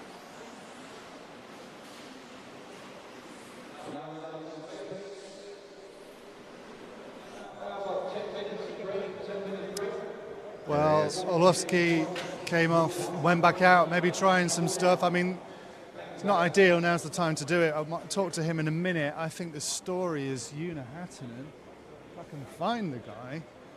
There he is. There he is. Talking to Craig. Hudy, 29 flat. You've got the speed, a couple of mistakes, and then a bit of traffic at the end, but tell us about it. Yeah. Oh, I do apologize. 28.8. No, car was really good now. Just tried to push in the end, so one mistake, but feeling good for the qualifying. Yeah. Super happy now. Fantastic. Is it, and the mistakes are just concentration, or? Just pushing too hard, hitting the pipes, but otherwise should be good. Just a little back down and then. You're feeling good for four-wheel drive, right? Yeah. Absolutely. Well, there we go. Nice to see a few smiles in the Associated pit. Conversations going on with these guys. else have we got? Borak's got the speed, but he had an error. Borak, got some speed, but do you have a couple of mistakes? I mean, I just tested something on my car, and it was awesome to drive. I was second all the time, but I just made a small bubble. But yeah, it's just practice, so we concentrate on qualifying. Do you feel more at home now? It's four-wheel drive. Yes, 100%. You can tell. Easier. You're having fun now. Yeah, for sure. It's much easier to drive than two-wheel drive, for sure. Cool. Good stuff. Great to see you. Some happy faces, some other manufacturers as well, enjoying the time that they've had to develop and get used to the track and the facility. I'll hand back to Frank, and then we'll see if we can bring in a guest to chat to. Yeah, okay, so top 10 after 2 rounds of seeding practice, or control practice, I should say, are Joona Hatanen from Finland, Daniel Kobovic from Norway, David Ronefalk from Sweden, Martin Beyer from Czech Republic, obviously lives here in Slovakia now, Davide Ongaro from Italy, Bartek Zalewski from Poland, Marcus Kurt from Denmark, Mika Vidmeyer from Austria, Burak Kilic from Turkey, and top Brit is Ben Smith, the only one in the top group. So that's our top 10. The next 10, so which will be Heat 11 going out, it's going to be headed by Max Gotzel from the Czech Republic, Clement Boda from France, Dominic Vlasic from the Czech Republic, from Germany, Jörn Neumann, Lee Martin, 40 plus from the UK, and Tommy Hall in there for four-wheel drive, also from the UK. Zolt Bezus from Hungary, and I do apologize for the pronunciation there, Zolt. Hal Figueiredo from Portugal, Elias Johansson from Sweden, and running in 20th position is Mikhail Orlovsky from Poland. Should we bring in a very incredibly special guest? Let's do this thing. Possibly the only thing this event is missing, actually, if you ask me, for my money. Here he is. Bruno, can we hear you? Hello. There he is. Can you hear me, guys? People have been asking, where is Bruno?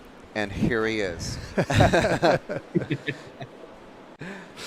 How are you feeling? How's it going? Yeah, all good. I'm finally having a week off, so I'm enjoying to watch the European Championship. A bit of a jealousy, but yeah, it's also nice to watch from outside and see how things are going, and also enjoying a little bit of a week off before the World Championship 1/8 off-road, and then ETS, and then European Championship 10 scale. That is going to be again 3 weeks in a row of racing, so just enjoying some time off. That's amazing. So I mean, we could tell from the window behind you that you must be having better weather than we've had here. And well, we last saw you in a very rainy Austria. Have you recovered yet from Austria? Have you dried out? Yes, I did. I did. Yes. Yeah, it was a bit of a challenging event for everyone, I think, especially you guys. But we move on.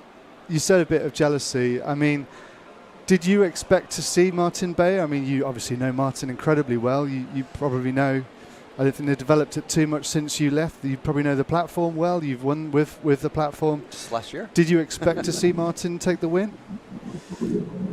Yeah, I mean, Martin works super hard. I mean, he's removing the car and everything. He really deserves this win for everything he have done until today, and the work he have made for X-Ray, and all he puts in, all the effort he puts in. So he fully deserves the result. If I expected or not him to win, I mean, I think nobody really did expect him to win. Probably not even him. But again, I mean, he worked super hard for it. The car for sure was working really good, and at the end he was able to keep on the wheels. I don't, on the A2, I saw that he was a bit shaky in the last lap, that he lost it to Ronfalk. But then he was able to keep it on the wheels on the third main, and he did it, and I think he fully deserved it. Yeah, we love to see. We kind of love to see an unexpected winner. you know? Yeah. We like to see, and, you know, that's why we're so happy that you're back at ETS, because, you know, as much as we love Orlovsky, you know, we love to see new winners. We like to see the competition there, and that's what obviously you're bringing in touring car. I mean, it's a shame. I guess you are fully focused after doing all the classes imaginable. Now you're super focused, and yeah, it would be cool to have you here. But yeah, do you think you'll drive 10th scale again off-road?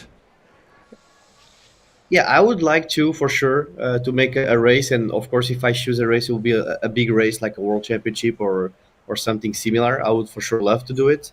Yeah. But yeah, I think it's just, you know, different time of life where we need to make some decisions and we need to take different challenge that I'm now. And it's a completely different challenge, which I really like. But yeah, I mean, it's always nice to see from outside, as you say, like a different winners, and especially in 10 scale. I think probably Bayer was the oldest in the final by maybe like 10 years, 15 years. Yeah. Everything else was all the others. I think they were below 30 years old. You know, so it's crazy to see like the 10 scale class that has so many young drivers, which is amazing to see and to watch. And yeah, it's for sure I would love to race in the future. But then now I have different challenge which I want to focus on 100%. And then if I have time, I'll for sure like to join some big race. I think what's cool and really admirable, like we admire you for the fact that you kind of decided to make your own life harder. You kind of decided to set yourself a bigger challenge. Like, obviously, the more events you enter, the more chance you have of taking home Euros. But now you have less opportunities to win, and you started from kind of page one of the new development. And you maybe it was too easy for you before, and now you're like, I need this challenge to keep my passion and racing alive. Could it be that? Could that be why you kind of not took the easy road? You haven't took the easy road. Yeah, I think it's just it's more about comfort. I think I was in my comfort zone already, where everything was going well, everything was working well, and it was more about the same to continue. Yeah. And it was a completely new challenge, you know. And again, if tomorrow I win like big things with this new project, I would rather remove a lot of my past and my wins from the past just to win one time with this new project. You know, like let's say a world champion, I will probably exchange 3 world champions for one now. You know, because it's a new project, it's a new challenge which requires a lot of work from many people, completely different teamwork. And I cannot say it's been easy. It's been very hard, and I mean the results has been shown that you know it's always is missing something. But we are really happy with the package because most of them is all the time about bad luck, all the time about not the correct timing, but the pace is there, and also the last ETS was the proof of that. The car was super fast.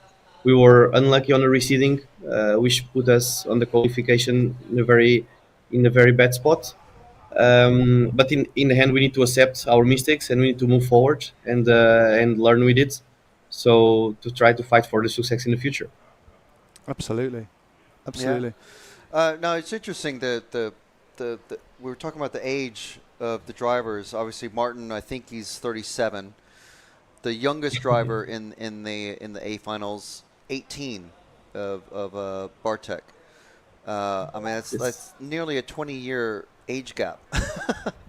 It is just amazing. I mean, one of the consistent sort of topics that we tend to talk about now is the young guns and versus the old guys, and then there's sort of the middle-aged guys, like maybe yourself and Ronefalk and these guys who are He's not middle-aged. No, I mean, you know what I mean, though. It's he's not quite 40 plus. No, and then there's he's the youngest guys like Orlovsky won it. I think it was 15 or 14. Yeah. Tommy Hall won it 16 or 15 or something like that. It seems also to be Marcus, I believe. Sorry. Also Marcus, I believe, in Robin Hood. Yeah. He was also probably 15, 16, I don't know. Yeah. It was that year was a couple of really young racers winning. Yeah. The European champion. And now Orlovsky and Ongaro, they're 23, 24, and they're kind of maybe almost the older guys, but not quite as old as Bayer. which Yeah. is like just amazing. Yeah. Like the spread of ages and We got skills and talents. your Neumann made the A final as Yeah. well, and you know Yeah. he's won many 10th scale Euros. Yeah, it's Yeah. just Yeah, I remember. mind-boggling sometimes. I think last year, when was Netherlands, the Euros in Netherlands, at the final of 10 scale two drive, I was the second oldest in the final, and Jorn was the oldest. So, and then it was funny because then we went to European Championship 10 scale on roads, and I was the second youngest, and Michael was the youngest. So it's just to see the differences on the classes, and now our touring car is kind of missing like young drivers, because when Orlovsky is the youngest, and I'm the second youngest, and I'm already 32, so we can see like off-road is really on that scenario is much better in terms of young drivers than on-road. In terms of On-road is suffering a little bit. Yeah, in 10th scale, what would you say has been your kind of highlight of 10th buggy? You've achieved everything you could achieve. I imagine you've done everything you needed to in this class, but what would be your highlight? I mean, a world championship is always the highlight. I think it's always the one of the most hardest races or the hardest races, and this is the one that all drivers is chasing all the time. So everybody wants to be world champion, because in the end of the day, is really what it counts. And I would say that for sure, like for me, I think maybe Yatabe was my boom race. I would say was when I really got noticed to all the world. Let's say. And then, I mean, the second one probably it was when I win in Hudy Arena, because it was at home. So I think it was the two big races, which was really highlight for me, and I really loved to do it. And it was one of the most important things on my career for sure. The thing I think about this facility is obviously amazing, and 2019 is when you won the Worlds in two-wheel drive here. It follows a similar pattern. Drive. Sorry? Say again? Four-wheel drive. Oh, you won four-wheel drive. They run them in reverse. Four-wheel drive, yeah. So four-wheel drive was first, and then two-wheel drive. Is that right? Two-wheel drive, I never won in two-wheel drive. I was always four-wheel drive. Okay. But the first, when the Worlds was here in 2019, did they run four-wheel drive first, and then they run two-wheel drive afterwards? Or was it the other way around? I cannot remember, but I think four-wheel drive was after. I'm almost sure it was after. Okay, so on the last day of the event, you brought home the win. Yeah, because the only time I remember that they were running two-drive or four-drive first was in America because of the grip. Okay. Because the grip conditions were very low, so they decided to run four-drive first and then two-drive. At Hudy Arena, we run two-drive and then four-drive. Got you. Okay, and obviously, so then in that case, everyone showed up for the Worlds, and Associated took the first World Championship on this track, and that must have put a bit of pressure on, I guess, because, no one's saying anything bad. Well, we're not saying anything bad about X-Ray or the Hudy Arena, but people expect the team to do well at home. A bit of home advantage because it's their development track.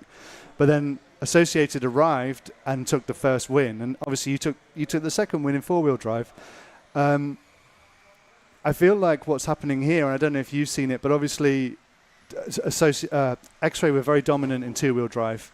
Ronefalk, Bayer, Zalewski, they were all super fast. But now we see some of the Schumacher guys Associated. They seem to have kind of caught up a little bit with the track surface, and they seem to be getting a bit faster. Have you seen that?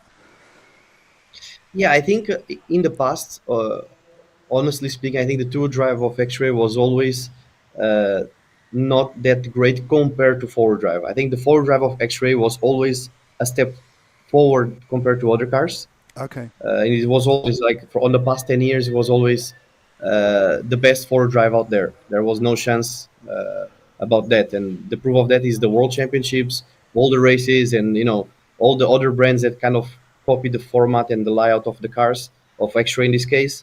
And the two drive was always, I think, a little bit step back compared to Associated. And I think Associated was always an amazing car. And was always like a car that generates a lot of traction, and in two drive that's super important. And when we come to Hudy Arena, where it was the Worlds there and the grip was super low, the associated cars, they they were immediately super fast, and they were like really good compared to everyone else. That was why we had Spencer and Ongaro right in the front, and they were just basically fighting both together. But then in four drive, everything changed, and then we have, I don't know, I think actually we had like 3 cars in the final, or 4 on four drive. Yeah, because the car works really good, and I think since the last platform of X-Ray in two drive, the car improved a lot, and the car is much better, and that's that's why also the reason why Bayer is so fast, why Ron Falk is also like fighting for the win, and also Bartik, they are all now able to fight for a podium position, because I think the car improved really well on the last couple of years, I think. Yeah. I'm just curious. I mean, have you been watching the coverage for like two-wheel drive, four-wheel drive all week? Popping in and seeing how things are going, and are you in contact with anyone here at the track to say, hey, your car, maybe do this, or hey, good job, guys, or anything like that? Yeah, normally I'm watching the of course the main events, normally like the last two hits. I normally don't like to tell people what to do from outside, because I know the conditions are completely different. And when you are driving, it's completely different, because I also don't like when I'm in some track and some guy just send me a message like, your car looks like it's losing the rear, you should do this. And I'm like, it's like, so yes, you're not paid. but, You haven't paid for JQ's advice then. no, not yet. And because I can see from outside, of course, like, and especially in four drive, that the conditions are pretty tricky. I can feel that there is traction, and some spots quite a lot of traction, because you see many people flipping and traction rolling. But at the same time, the cars are like losing the rear, so it looks like a lack of traction in some spots, and in some spots the car is like kind of too much grip. Yeah. And you can see this in all cars. So I believe the surface is pretty difficult, and especially for the four drive now, that it seems to be a little bit faster, the layouts, and more difficult. But yeah, I mean, I have been watching, and I've been looking for it, and I really appreciate Yona is doing a very good work. Yeah, definitely. And especially in two drive, and now again four drive, is he finished this round with a pretty strong pace. So I think it's been pretty good event. Absolutely. I think a lot of the drivers, especially the ones who are here in 2019, are finding it extremely challenging. I mean, the track is literally PVA, like builder's glue, that is going down on the track. So as Trish Neal was asking, like, are they driving on dirt or are they driving on glue? But the only thing coming off the track is literally just the tire dust off the tires. There's nothing coming off the track. So it's really interesting seeing the changes. And Ongaro was telling me that there's absolutely nothing you can take from two-wheel drive, the knowledge from two-wheel drive, that nothing transfers over. It's totally It must be fresh. something. It is wild. Wow. Amazing. Yeah, it seems difficult from the outside. It seems difficult when I see so many drivers making many mistakes. It's normally when you do many mistakes, it means something it's not going well. And when you see many drivers doing from many brands, it means it's not really the setup. It's it's something else. Well, But end of the day, it's the same for all. So they need to work on it, and they need to make the best out of it. Find the small trick to make the car on the wheels, and to make it as comfortable as possible to make the race go well for you. Yeah. Amazing. Yeah. Well, Bruno, thank you so much for hopping on and talking to us. Thank you to you guys. Everyone's been asking to hear from you. Yeah. We've been wanting to see you race on this track. I feel like some of the drivers don't want to see you race on this track just because you make their life difficult and probably take a win. So yeah, but thank you so much, Bruno. We miss you and look forward to seeing you in, I guess, Touring Car Euros next. Yep. Thank you very much, guys. See you. Thank you. See you soon, Bruno. Cheers. Bye. Bye.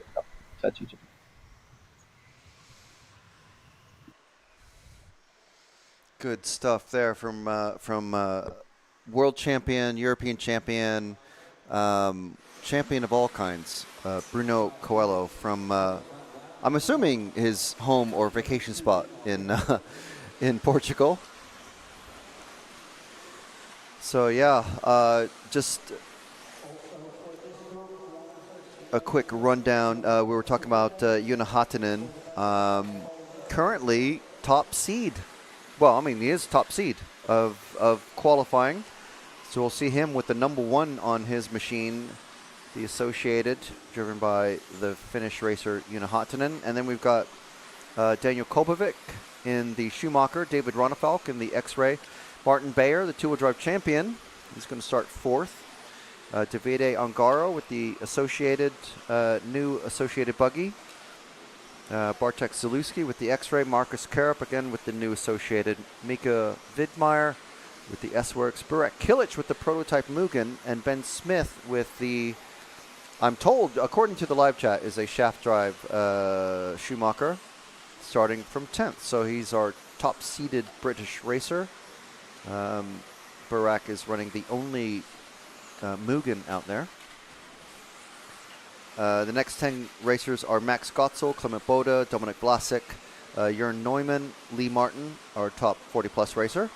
Tommy Hall, Zolt Bajus, Hal Figueiredo, Elias Johansson, and Michael Orlovsky, in case you were wondering where his name would pop up. 20th seed.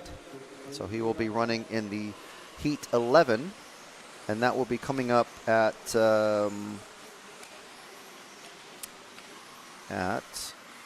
1:47 Central European time. And then immediately after that will be Heat 12 at 3:04 is the next time that Heats 11 and 12 will be out. And then they'll be out again starting at 4:29. So the times are a little bit different. They're not running groups 1 through 12 every single time. This round they are for qualifying round 1, but qualifying round 2, they start with heat number 4 and then count up. So 4, 5, 6, 7, 8, 9. And then end with heat number 3. And the final round of qualifying today is round 3, and that will start with heat 6. So in comparison, the top heats will be out a little bit sooner in that round. So just mark those times. So 1:47, 3:04, and 4:29 Central European time. Those are the scheduled start times for the top 2 heats, and you can watch along with Bruno and cheer for whoever it is that you're cheering for.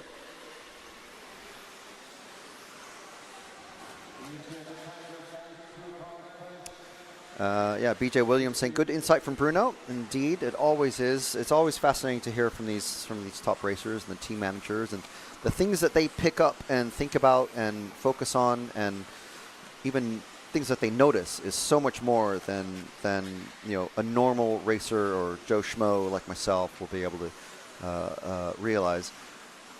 BJ also saying surprised to see Orlovsky outside of the top 10.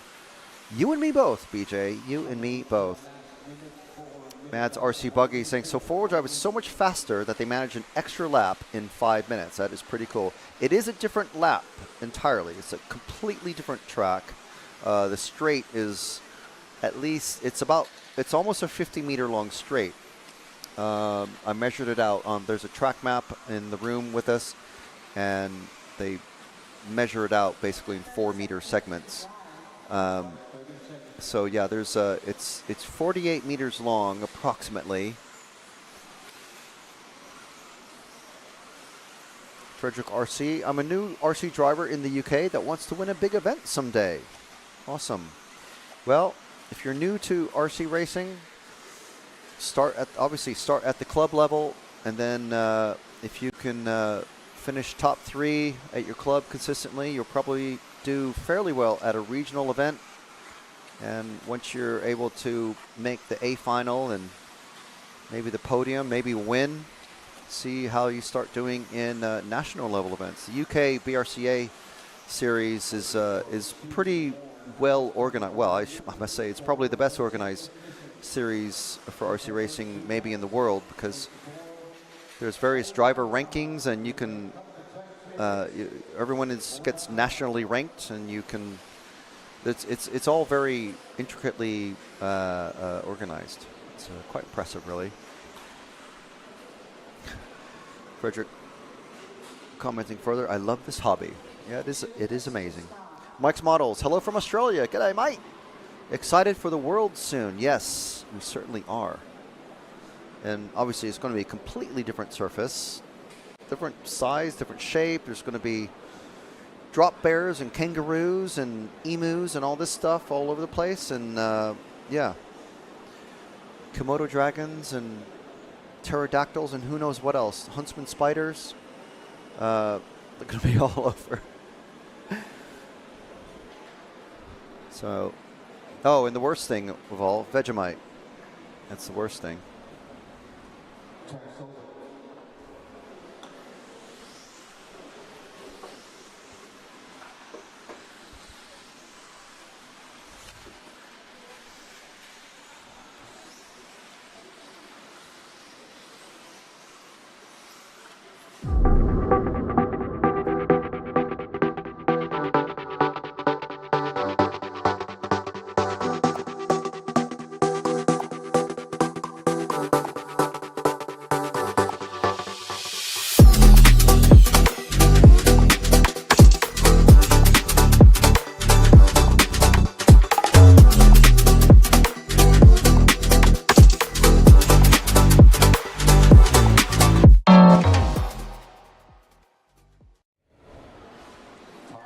Group 3 out on track next. And here are the runners and riders in there. Nice spread of junior racers. Lots of 40-plus racers. About half the field made up of Brits. A couple of Slovakian racers in there. We do want to thank Hobby Wing, our title sponsor for this week. Also J Concepts, Euro RC, Elsaram, S-Works, Meebo Sport with their 10% EFRA 10 discount. And also X-Ray. And of course, to R1 Works, Team Sabox, Schumacher, Absima, and T-Works. So let us know where you are joining us from. If you want to hear from Bruno, if you're wondering where Bruno is, scroll back in the timeline about 10 minutes or so maybe. And we had a nice little chat from Bruno. Bruno, of course, running for Infinity now. They don't have a 10th buggy platform, so he's not here. That's why he's not here. So I think this is Richard Miller who we're following now.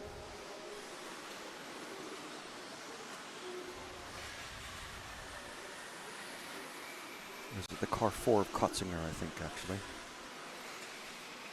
That is a 4. Oh, it's a 6, of course. This is Rebecca Zahorska, one of our junior racers.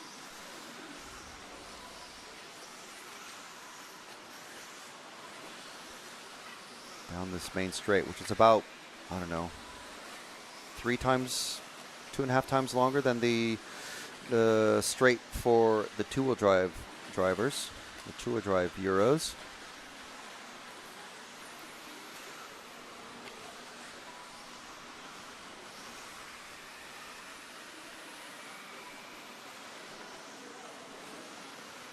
So we have a good spread of female racers. This is here, Rebecca is one of them.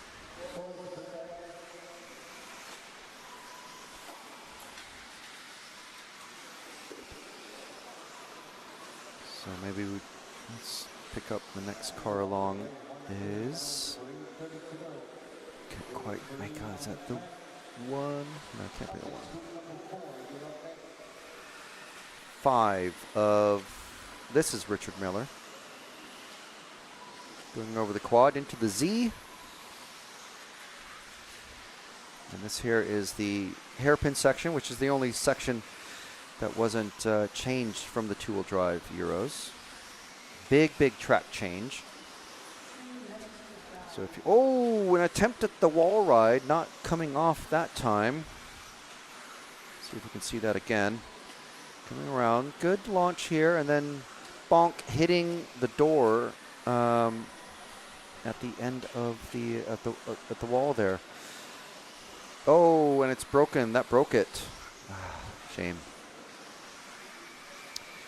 So let's see which car. Oh, mismatched. Yellow and white wheels.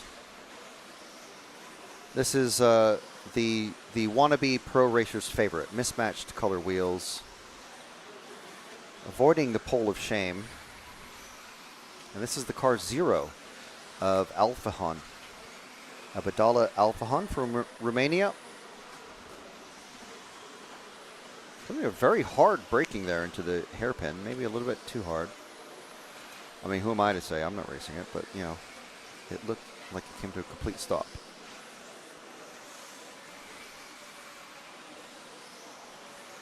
Coming into the S.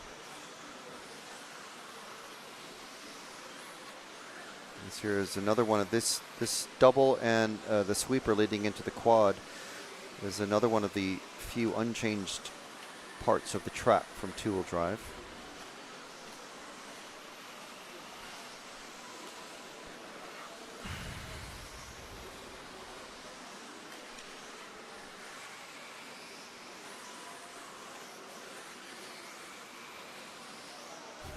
Mitch on the mic saying yellow on the front for extra steering. Smart choice.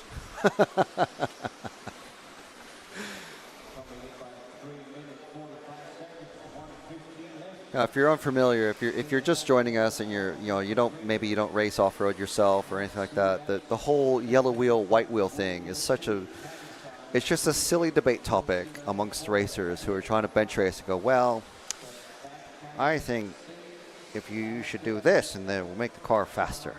And then someone else comes along and says, I think white wheels look better. And you don't see white wheels on real cars. That was kind of my thing. It is purely like just an RC. It's only a thing in RC. White wheels and yellow wheels. The champions roll.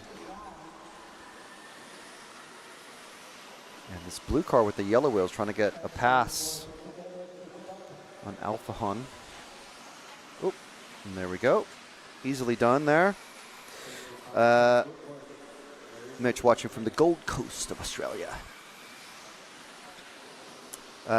Cam Felton saying, morning, afternoon, Matt and Frank. Currently watching from Scarborough while live streaming the cricket for Yorkshire. Could we follow Harriet Thames for car 8 for a couple laps, please? Well, you're 5 heats ahead of things, but we'll try to remember the name. Rimfire, I think, watching from the U.S., I think. Yeah, I remember from Illinois or Indiana, one of the I states. A general question for anyone, does it seem like more as a percentage, off-road, EFRA off-road pros run 1/8 and 1/10 compared to Roar pros? You know what? I have no idea.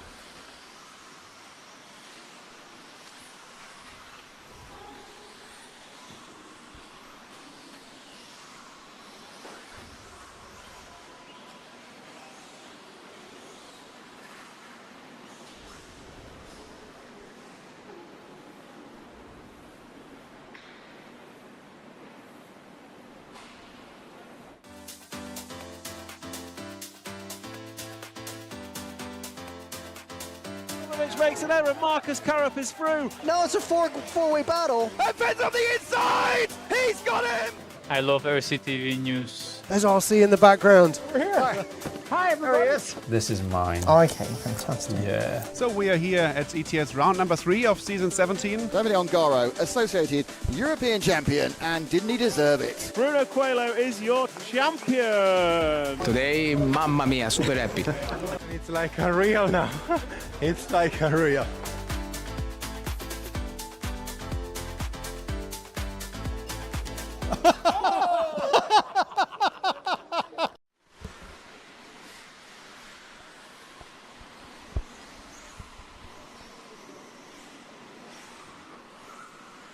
All right, so heat 4 on the track.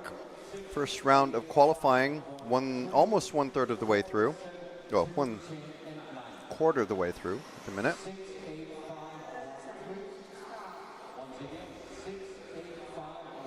Good morning, Rimfire. John Langsap saying black wheels for stealth, quote unquote. Well, if you don't want your eyes to be able to see what the wheels are doing, yeah. Very rare that anyone uses black wheels, especially in off-road, because it's harder to see where the tires are steering.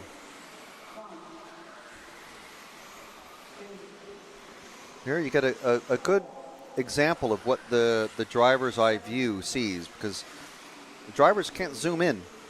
So it's especially at the far end of the track, the left side, and the hairpin, which is coming up just about here, this point of the track, very hard to see that.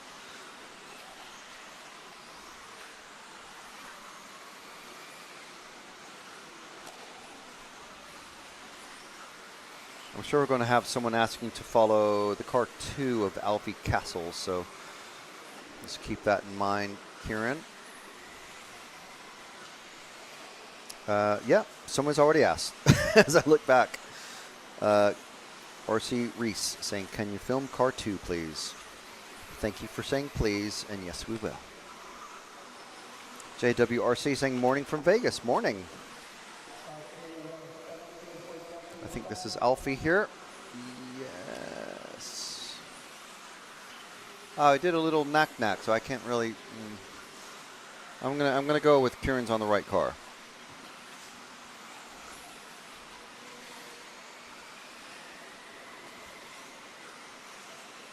There it goes. Putting himself up into second position at the moment. Of course, the cars will be moving around all this order because everyone's, as we say, on their own clock. Everyone's started at a different time, so it's not heads-up racing. Everyone's on an individual clock just for themselves.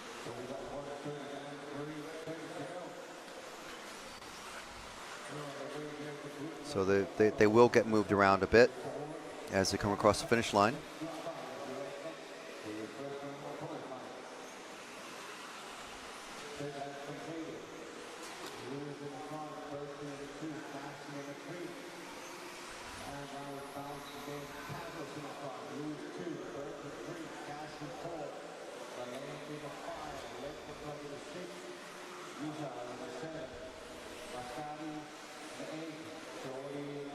So let's see, who else do we have requests for?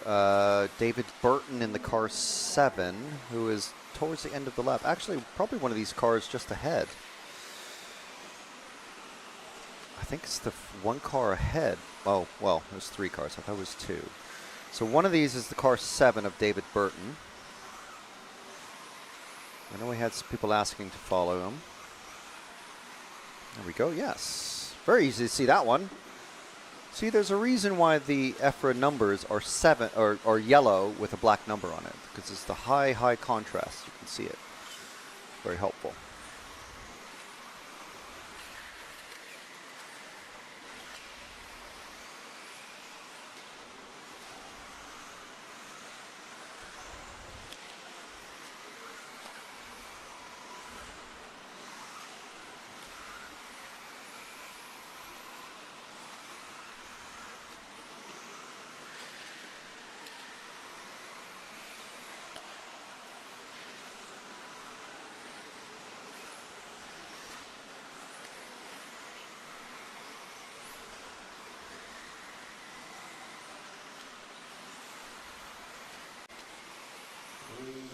Oh, and getting it wrong a bit there. Let's see, who else do we usually have requests for in this particular group? Because the practice group and the qualifying groups are now mixed around a little bit. They, the names are, there's a different combination of names, basically. So I'm just trying to see if there's anyone else in this group that we usually have a request for, but we don't, I think so. It's Dave Burton. Oh, trying to do the pirouette of death.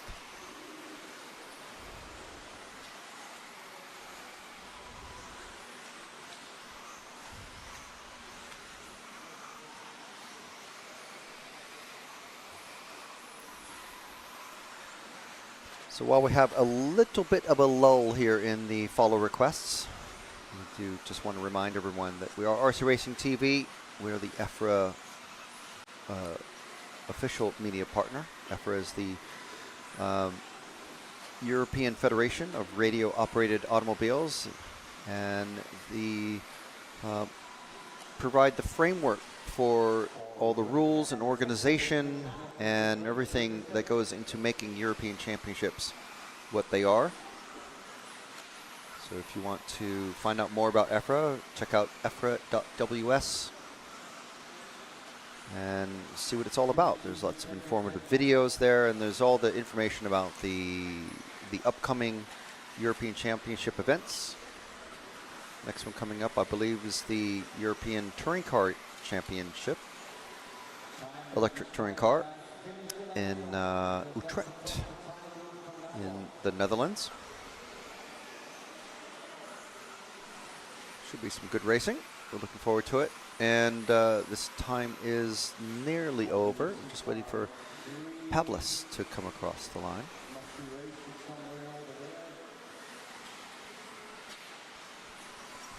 So you're watching RC Racing TV and EFRA.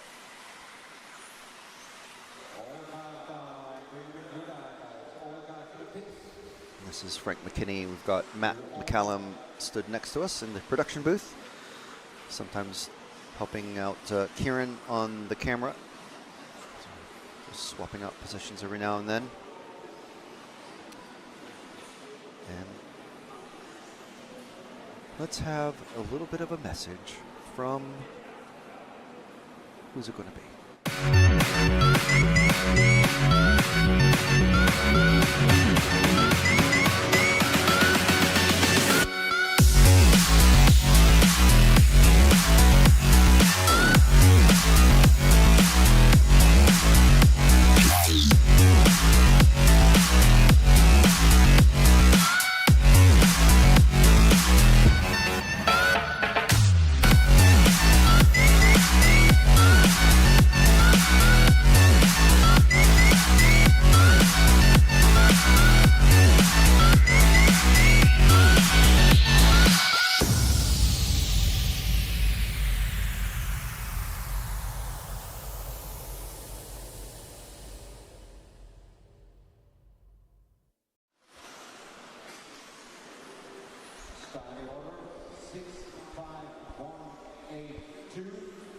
Here's some familiar names out for Heat 5. Actually, they're all getting familiar nowadays. At this point of the week, we've been seeing them driving around for 5 days. Pretty much everyone that's running two-wheel drive is also running four-wheel drive.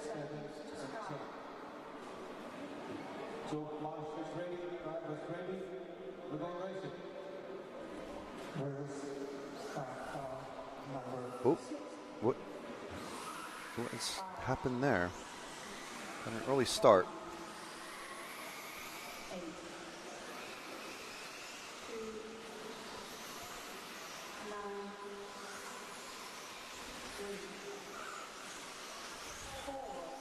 think there's a little bit of confusion there from the driver.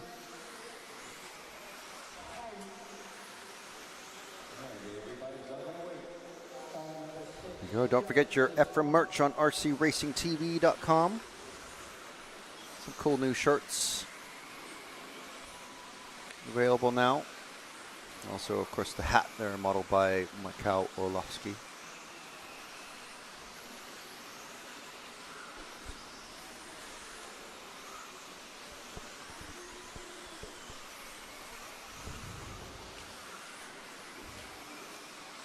Oh, there's a familiar body shell.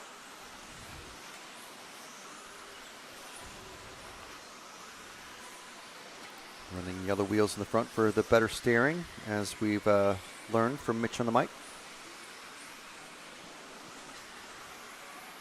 And I'm pretty sure with that purple and black, very familiar scheme, is Uri Hudy. Let's stick with the man himself, Mr. Hudy, for a bit. He's got his grandsons racing on this track as well. Not in the same heat, but in a couple of the heats before him.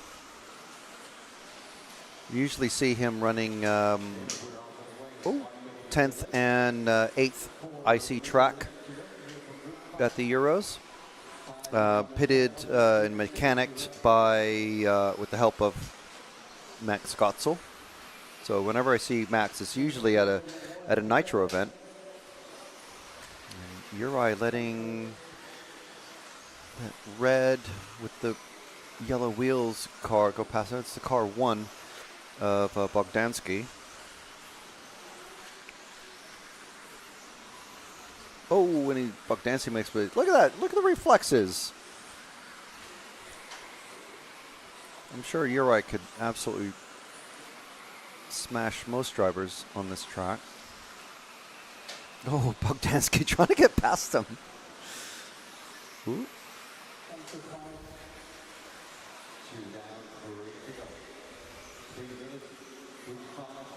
Now the trick, once you got past him, you have to be able to pull away as well. Otherwise, if you make another mistake, like you did about a lap ago here, Uri's just going to get past again.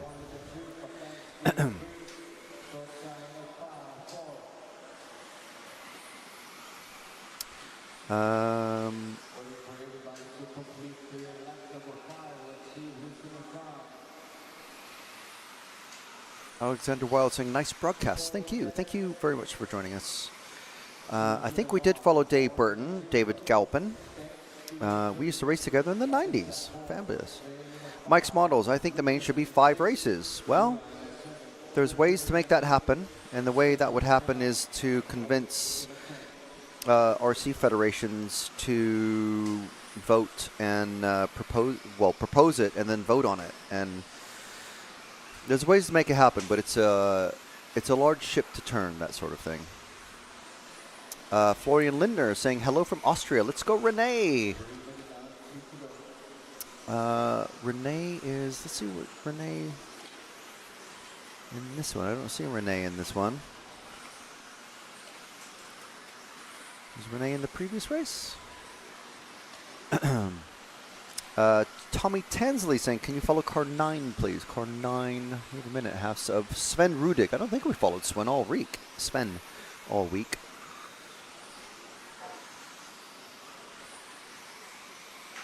Dino DiMarco is saying, is RCTV hosting the Australian Off-Road Worlds? No, that is going to be RC Race Media, is that right? Our very good Australian mates. RC Race Media will be doing that. Actually, Mitch on the mic, who's in the live chat right now, is part of that crew. Huh?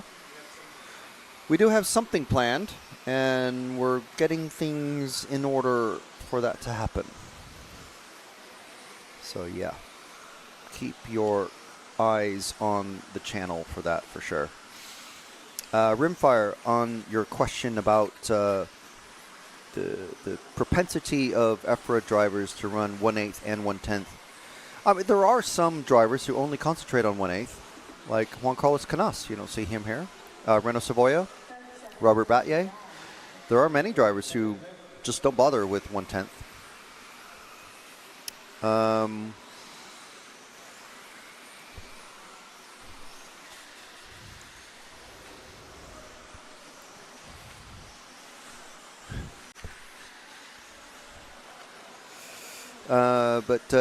Saying, Rupar saying, my thought is it seems EFRA drivers more commonly run both classes, but I don't necessarily know EFRA well enough. Bruno not being here made me think of this question.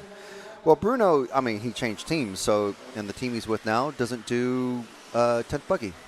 That's basically it. He's still doing Nitro Buggy because the company make a Nitro Buggy car. And I did kind of want to ask him, but I kind of knew what the answer would be. If he would have liked to be a bit like Hara, just be like a free agent and maybe just go buy a Schumacher car or whatever car, maybe an X-Ray, and you know, a bunch of spares and just come and race. But you know, he's having a week off. He's got 3 more weeks of racing coming up, and they're very intense races as well. There's a Worlds, there's a European Championship, another European Championship. So drivers got to have a break. They are human, as we've seen with some of the drivers, you know, the top drivers here today. Ongaro is starting to dab into 1/10. Well, he's a 1/10 world champion, so it's not really starting to dabble with it. He knows what he's doing.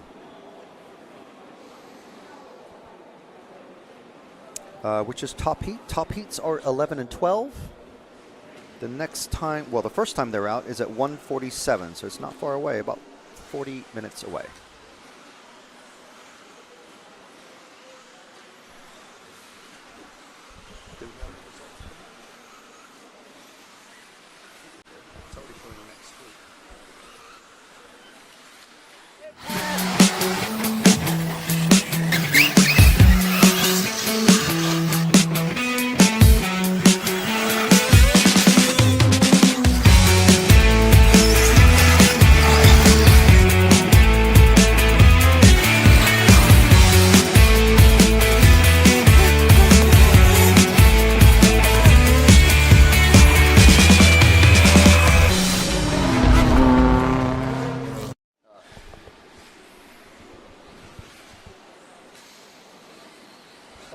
right, Heat 6 is out.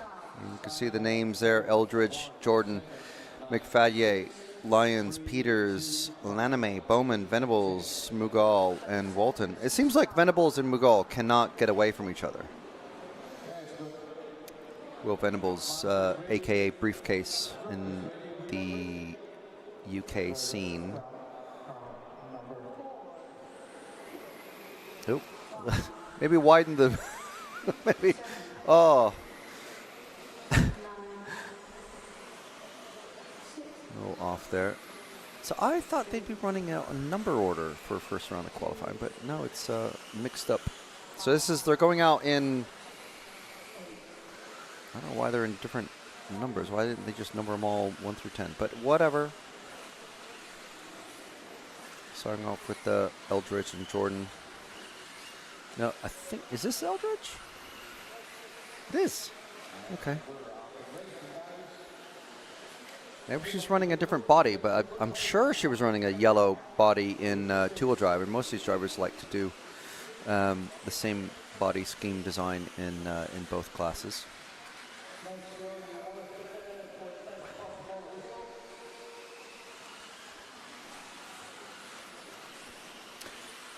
Oh, McFadyen. You remember that. There's an N that's cut off on the name of Isaac in the car 3. So this is, I believe, it's not car 2.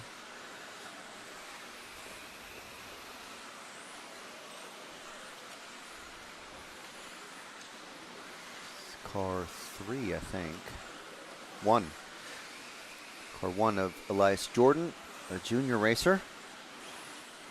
I mean, we certainly won't remember to tell Venables that he's being beaten by a junior racer. That's fine.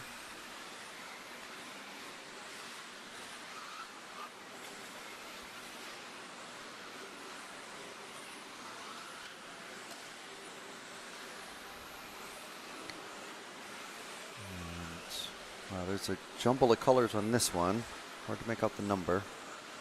7, I think, of Isaac McFadyen.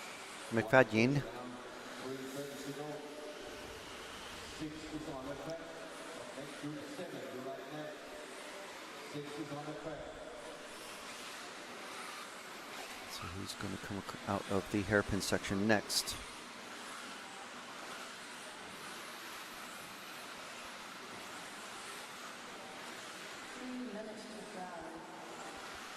This is Peters, I believe.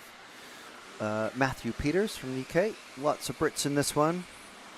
So many Brits. There's only a German and an Estonian otherwise.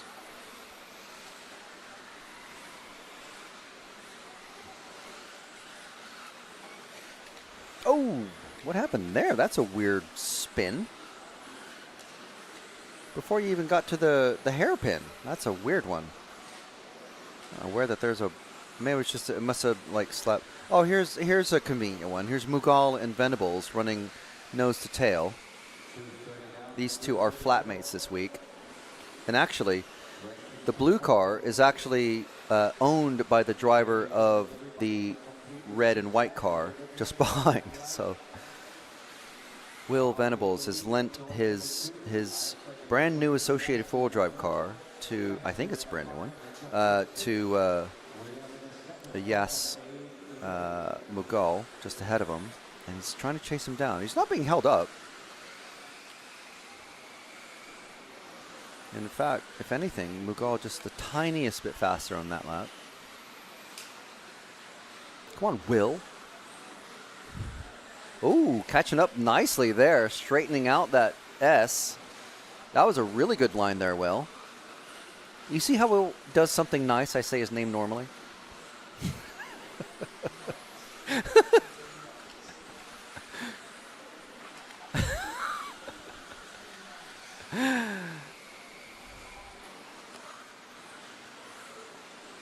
Will's provided many of the montage bits. Oh, there goes Mughal. The pressure, was it pressure or just a small mistake? But unfortunately, put him that mistake put him over And Mughal making, I think, another mistake. Yeah, that really threw him off. So he needed a marshal again. So it's this lap is going to be extremely slow for Mughal.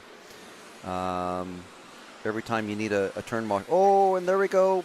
He's trying to do the pirouette of death. He's able to actually work it out that time. Excellent job, Will. You see? He did something nice.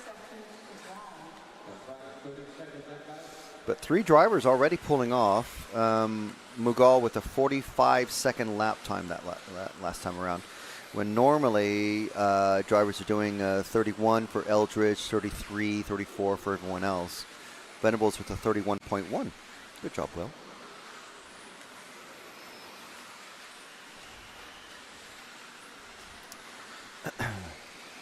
I think we did follow Isaac there, so Ben.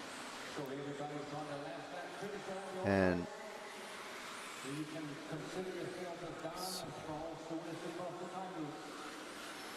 Frederick RC asking some fairly specific questions about running a Cougar LD3M with the Fly Sky Noble MB4 Plus. Wanting to get a top 10 at the Isle of Wight race on the 9th to the 10th of August. That's extremely specific. And then following it up with, has the Schumacher brand won any world championships lately? Yeah, as you've been answered, Orlovsky is the current 1/12th world champion with Schumacher. So I think you just want maybe just assurance that you've got a decent car. What you definitely do. You definitely do. Yeah, and as someone put, Ricky, thank you. Last year's two-wheel drive European champion is Orlovsky. And Rycam 418418, is Burak running a Mugen prototype? Do we know? Yes, we do. He is indeed running the Mugen prototype four-wheel drive. And Rimfire, yes, reminding us that Brock Champlin in the U.S. has won some pretty big events with his Schumachers as well.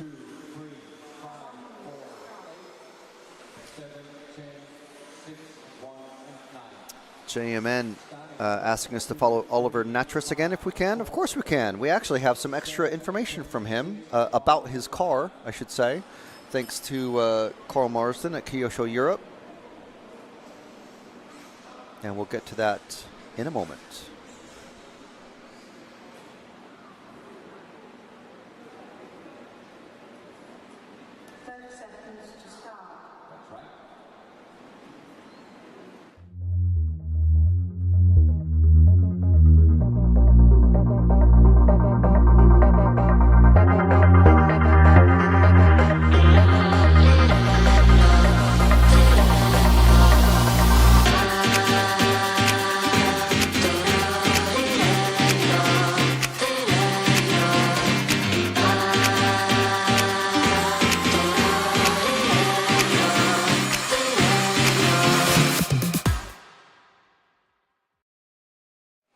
Well, he knows when the music is on. I'm just singing along to the B-roll music. To be honest, of all the B-roll music, that's probably the most enjoyable one. Yeah. All good, all good. Okay, so who are we following here through the S and coming out? This is Oliver Natras. There you go. Oliver's Nana is watching along, everyone, so we have to follow Oliver, of course. And we don't have his grandmother's full name, just JMN. I imagine the N is for Natras. But we do know that Natras is running a Laser ZX7, and I'm saying ZX because, you know, I mean, come on, I'm not going to say Z, am I? With a 13.5 big bore shock set and hubs from the RB 7.5. What do you think about that, Matt?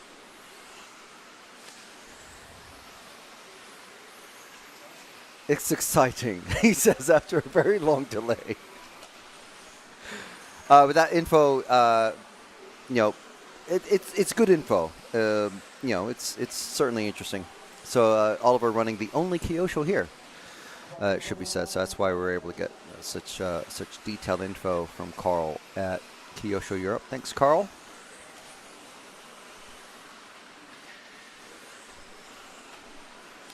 Is that Oliver's car? Oh, okay. No, it wasn't.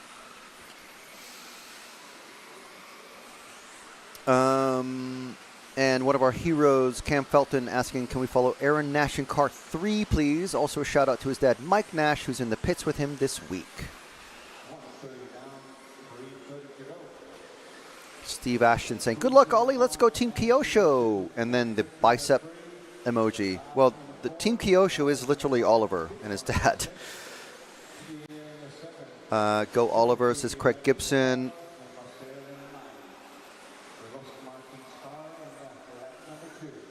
Okay, so are we on car 7? I think we are. I think it's car 7. Car 7 of, we're not on car 7, of Petit Didier.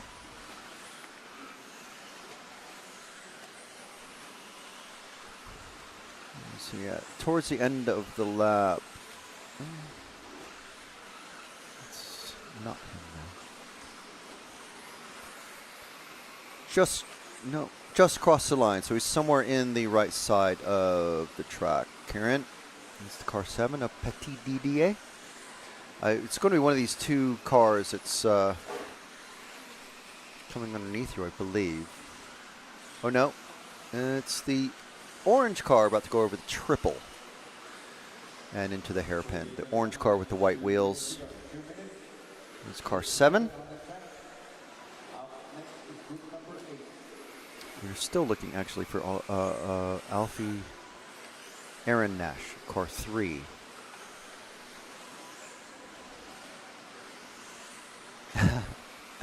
So it's Janice Natras.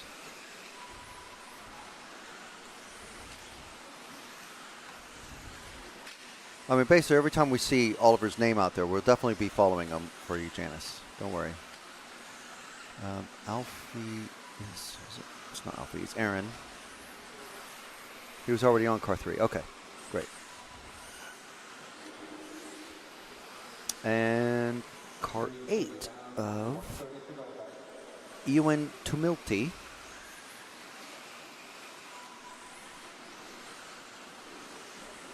Steve Ash is saying, the rest of us from Team Kyosho are here in the UK cheering him on and wishing we could be there.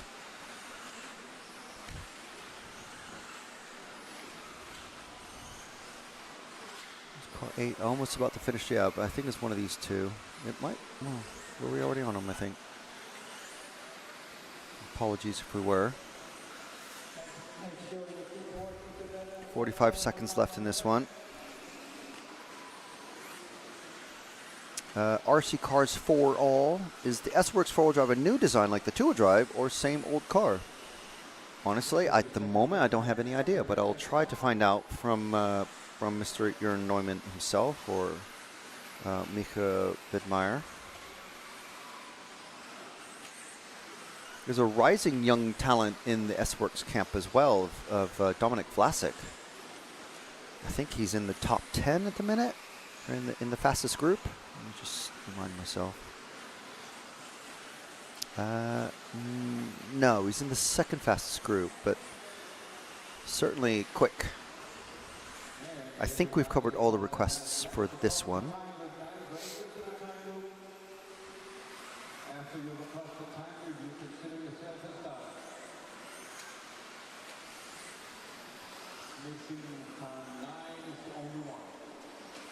Oh yeah, we already followed car 3 thanks to Cam's request. Always, whenever we see a follow request come from one of our heroes, heroes do get a follow request.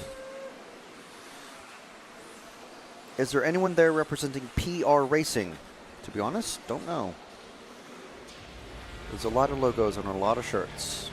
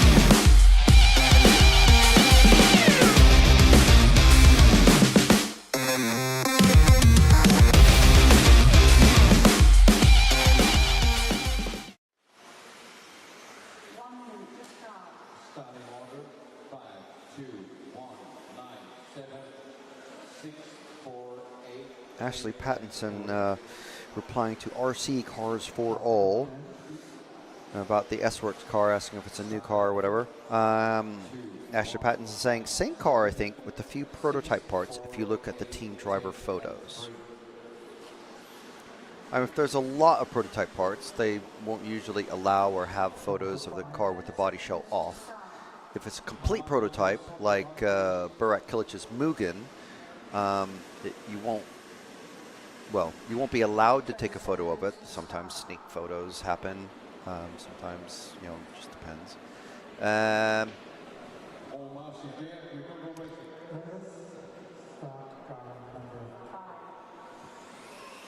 So Chloe already in there asking for a follow request for, I think it's Matthew Thompson.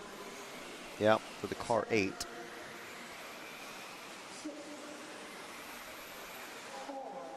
is the next car off.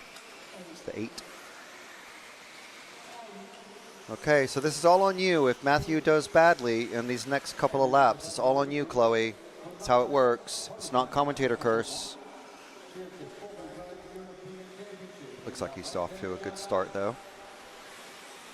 First round of qualifying, as you can see, by the Q1. So it's qualifying round 1, and this is heat 8, as you can see. So all the drivers grouped into similar speeds of groups of 10 racers. And each, the fastest group of racers is out in group number 12. Next fastest out in group number 11. And the first time they are out is at 1:47 out on track is when they're meant to start.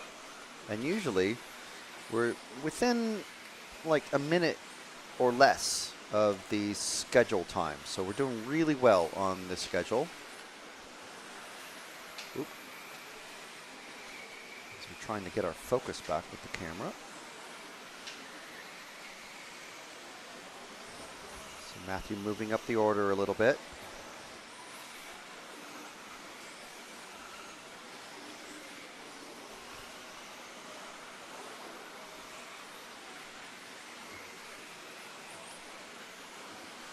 Dino DeMarco saying, or asking, is there anyone there running a TLR? I hear they dismantled the team. Okay, everyone in the live chat, please don't laugh too loud. No, there's no one here running TLR. And in fact, I mean, Horizon pulled out of the European market years ago for reasons. And yeah, I think, was it a couple of years ago that they just gutted the whole team, basically.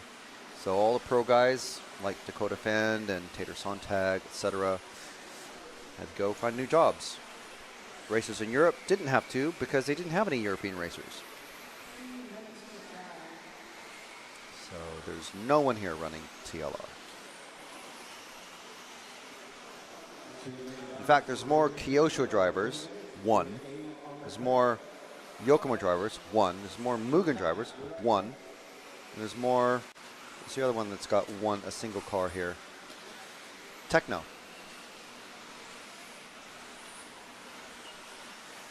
So each of those brands have 1 representative here.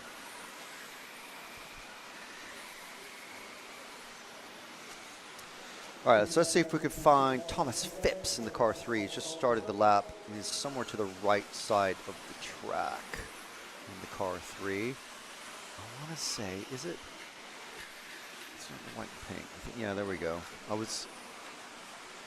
guess, yeah, it's just a couple of cars behind. Ooh, nice. Yeah, that's good. That's good. Nice little pass there. I mean, it's not a pass technically. It is on track, but again, everyone on their own individual clock and start time. So we'll be finishing. They're starting at different times and they're finishing at different times. So they all have their own 5-minute race clock.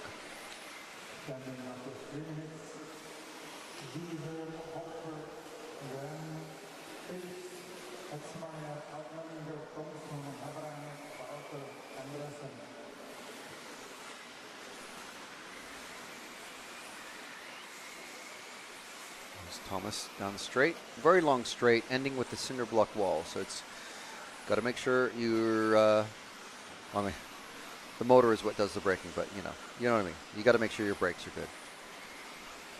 In the RC sense of electric racers. Over the quad, into the Z. Alcee Pattinson saying, "Let's go, Tom."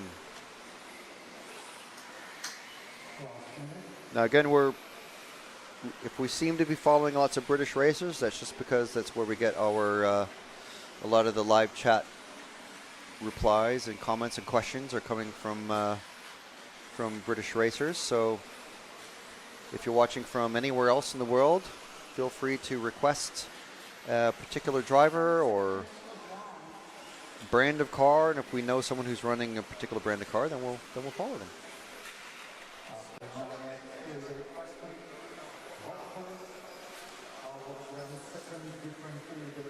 So 15 seconds left in this one. It looks like everyone's running well and starting to finish. And check this out, Mark Jones saying, "Luke Holdsworth, all caps. Please follow when he is on. We have it on giant screen here at his work." Go on, Luke. That's fabulous. Hashtag Walkerfire. Hashtag Full Send Luke.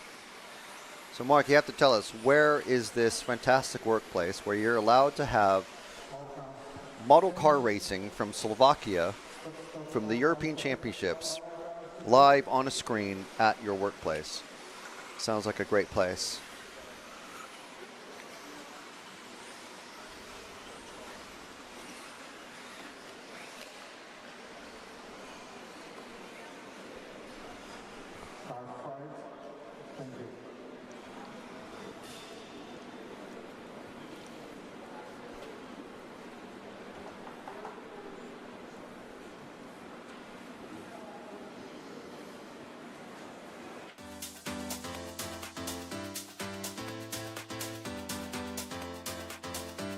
Makes an error. Marcus Currup is through. No, it's a four-way battle. Evans on the inside. He's got him. I love RCTV News. There's RC in the background. We're here. Hi, everybody.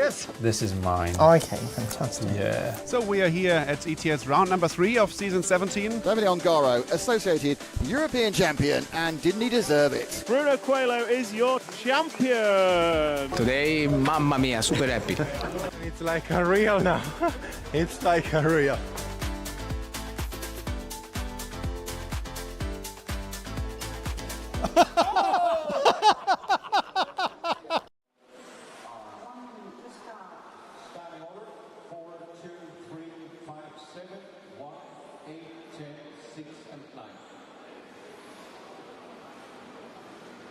Heat 9 out on track. So they will be starting off in order 4, 2, 3, 5, 7, 1, 8, 10, 6, and 9, as you can see on the screen, on your timing screen. Luke Holdsworth is in car 2, so Kieran, he'll be the second one off. And we need to follow him for the first few laps, so all of his co-workers can watch on live screen. So here goes Luke, about to go off. That's a big gap. Time. The second car off is who we're following.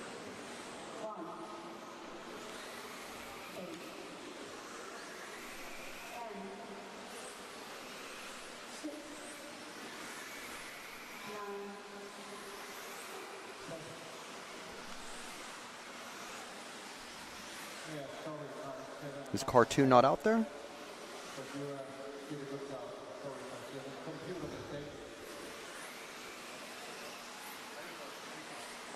Just pick a car then. Let's see who. Daniel Pohl is always a popular one. Car 0. Sorry about that, Mark Jones. Oh, he's just come out on the track now, so he's going to be a lap down. I believe that's. There he is. Something happened there.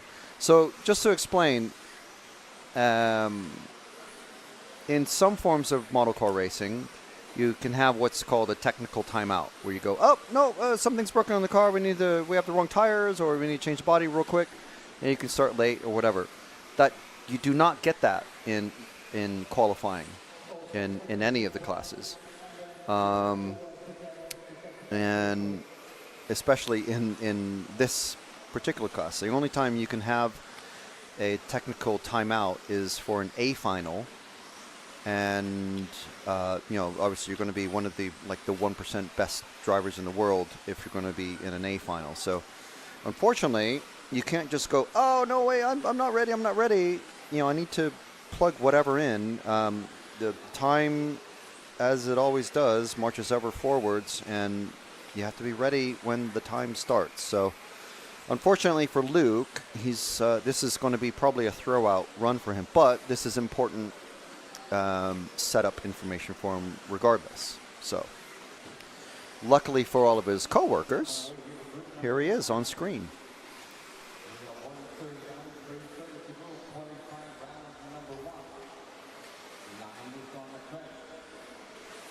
So we'll also try to follow, let's see,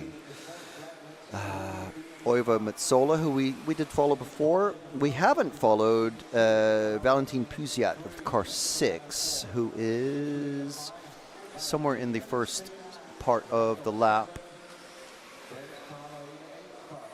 Let's see if we can spot him. I think he's 1 or 2 cars behind. Puziat is, I think, the next car behind Holdsworth.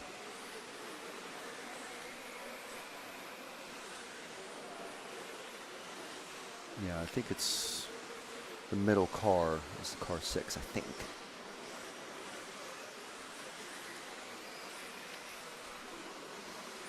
So it's the first time we've had a request for Puziat. I hope I'm saying his name properly. Valentin is roughly kind of, a lot easier to say for a non-French speaker. But and meanwhile, while he's going out on this lap, we'll try to find the car 7 of Oiva Metsola.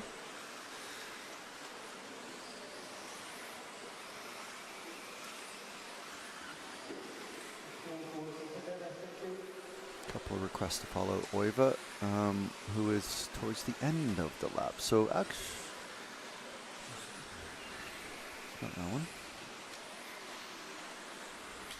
Oh, actually, it's the blue car that's just at the end of the, just one car forward is Metsola. So actually, we had Metsola on screen a little bit, but not the focus of the camera. And another request for Johan De Weerd. He's doing very well. And the car 3, I think, is the second of these 4 cars that just came across the line.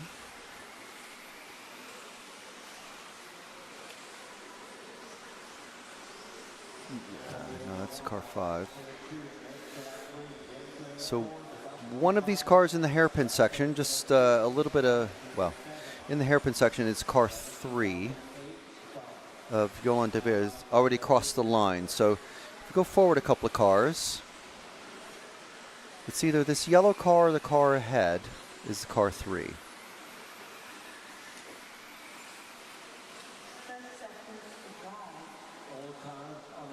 I think we're on them. This is the car, either the car 5 or 3, I'm not sure.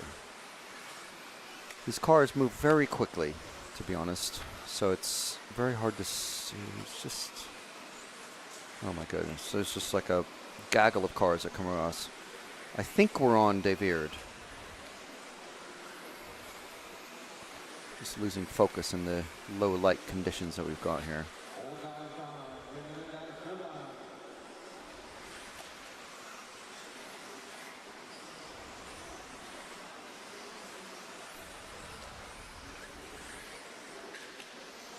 Life and Cycling, I believe we followed Daniel Pohl for a little while already in this race, did we?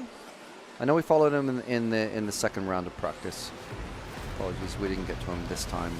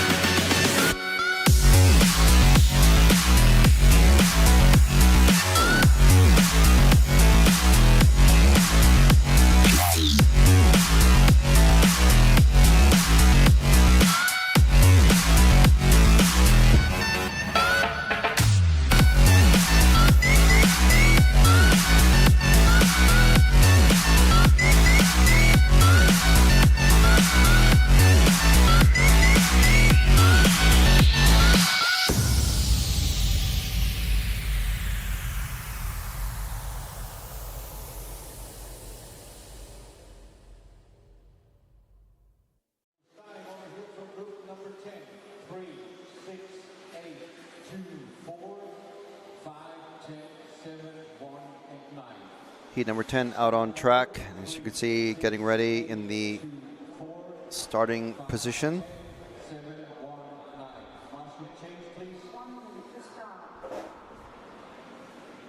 Tommy Hall, Alexander Landon, Josh Holdsworth, Johnny Skidmore, Hupo Honegol, Pedro Gomez, Wesley Van Helmen, Daniel Hoffman, the only junior racer in this one, and Lucas Grainer.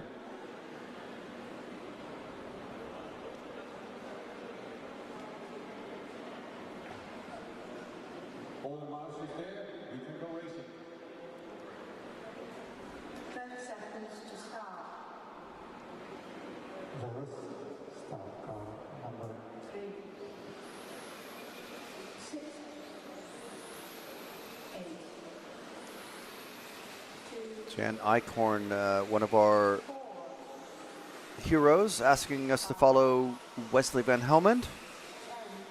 He's the only Dutch racer here. So he's in the car 7, so he's the last one off the line. Third to last off the line, sorry. But running a yellowy paint scheme. So we can find the third to last racer who's car out there running, I think he's that yellow car just coming out of the hairpin section. Or no.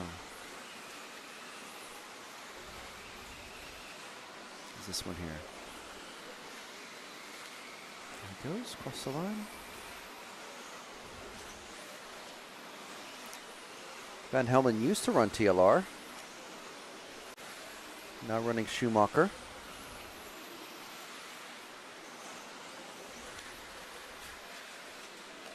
Oh, landed that one, well, relatively safely, but lost maybe half a second or so.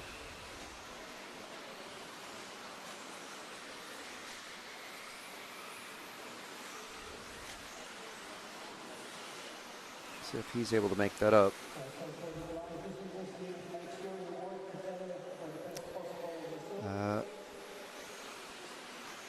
See if we could find the other Holdsworth of car number 2, Josh, who's recently crossed the finish line.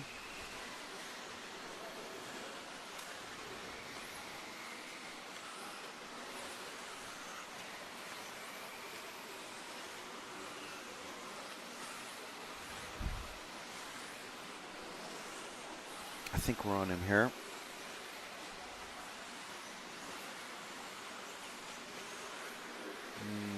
No, I think it's still Van Helmen.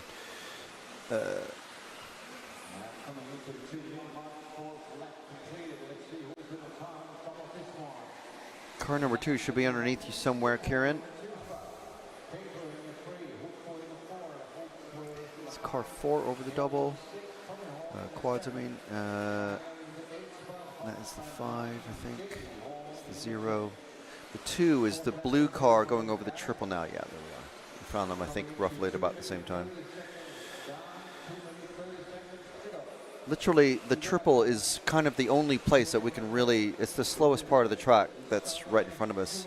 From the commentating position, Kieran, our camera operator, is about 50 yards away from us at the other end of the driver's stand. And over in this area, we absolutely cannot get actually our bare eyes on the cars. We have to use the screen, but ooh, that's a very wide line there from Josh.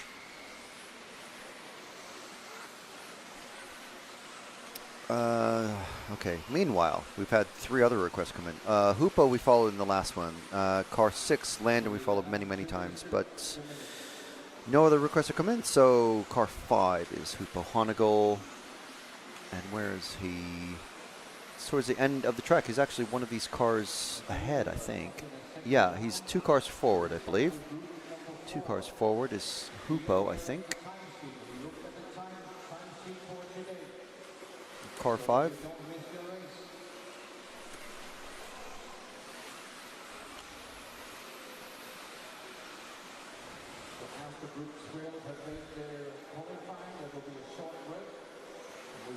Go through the hairpin section. This Hoopa Honegal, one of our top-ranked 40-plus racers. Of course, multiple champion and winner of all sorts of big races, from the snowbirds on-road to off-road. Very seasoned racer. It's maybe a nice way to put it, to say, instead of the oldies guys.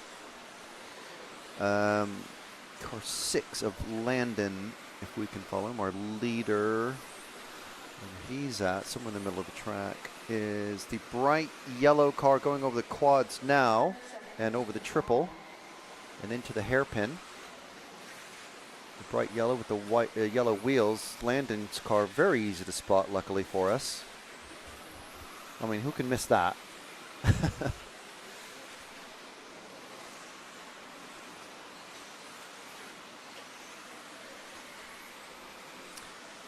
And I think we're going to not have time to catch car 4 because Skidmore has already finished his run.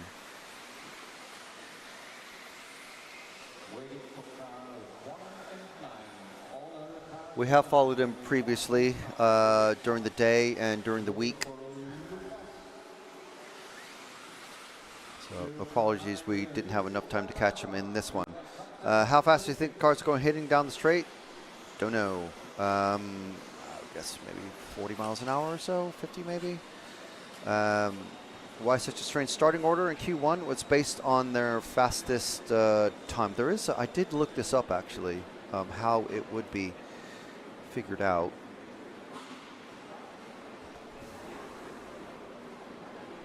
And we'll find out. I'll look that up while we hear from some of our supporters.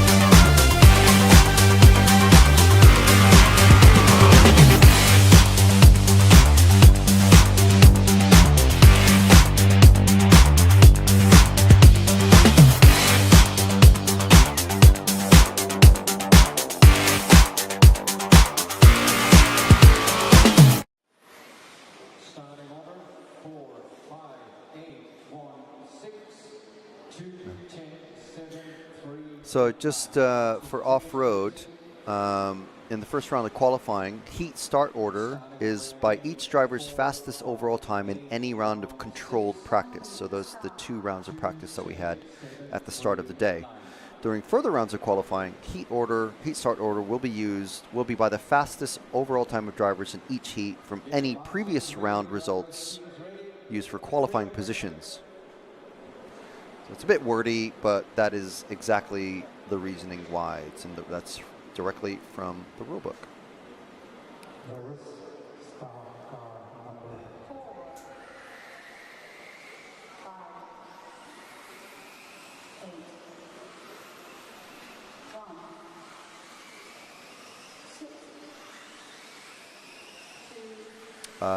Okay.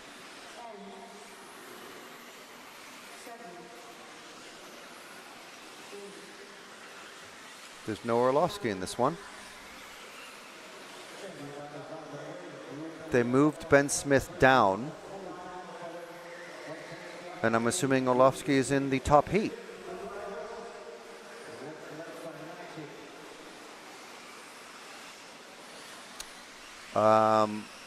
However, that is in the rules, and we'll. I did remember seeing something about that.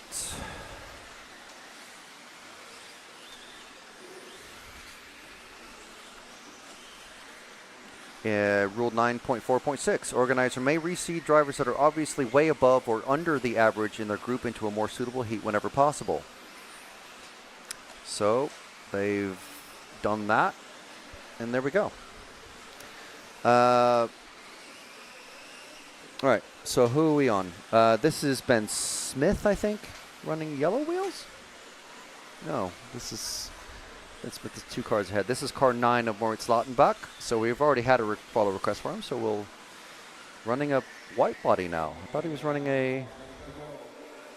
It was car 0, I think, of Zolt Bajus.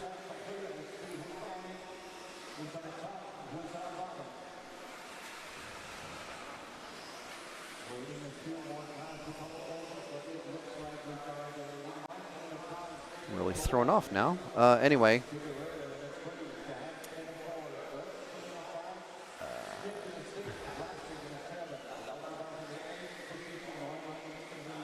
I think this is car 1. If we drop back a car, I think it's car 1 of Dominic Vlasic.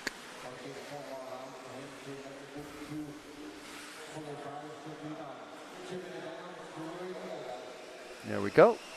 It's one of our follow requests.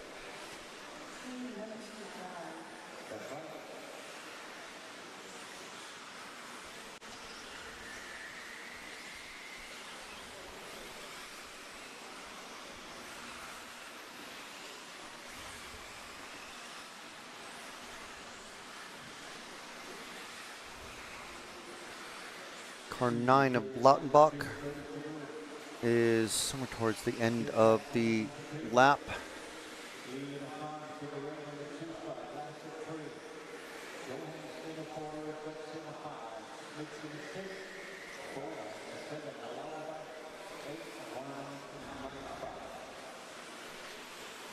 So car 9 should be somewhere on your side of the track, Kieran.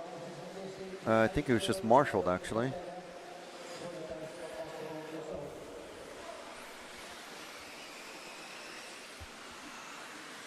Coming, about to cross the finish line.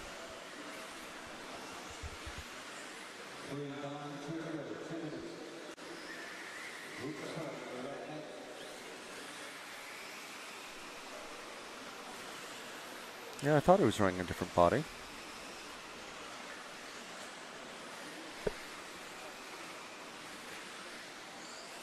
No, this is Ben Smith. But it's all right. We do have people asking us to follow Ben.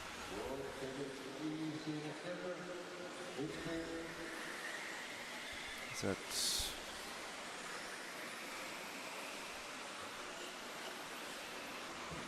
more Neumann mired in this final qualifying group as well?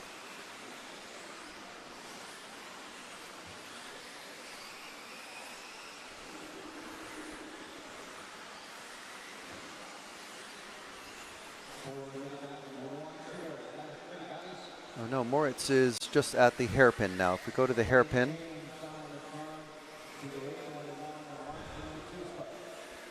car 9 about to come across. I think 1 car ahead in the S's. This blue car in the S's, that's Moritz Lautenbach.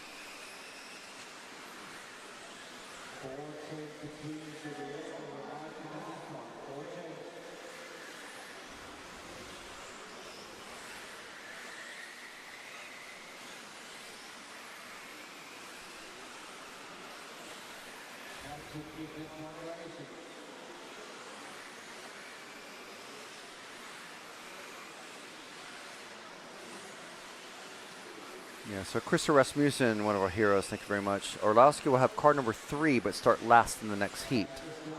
I'm sure Ben Smith doesn't mind hugely, because he's actually Orlovsky's teammate, but being knocked out of the top group so that your team leader can be in the top group.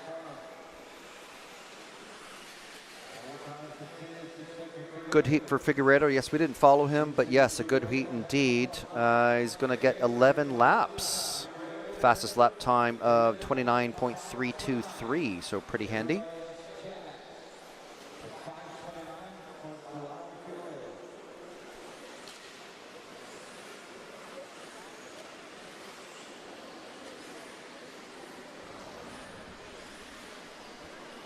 And we're going to go to the pits with Matt.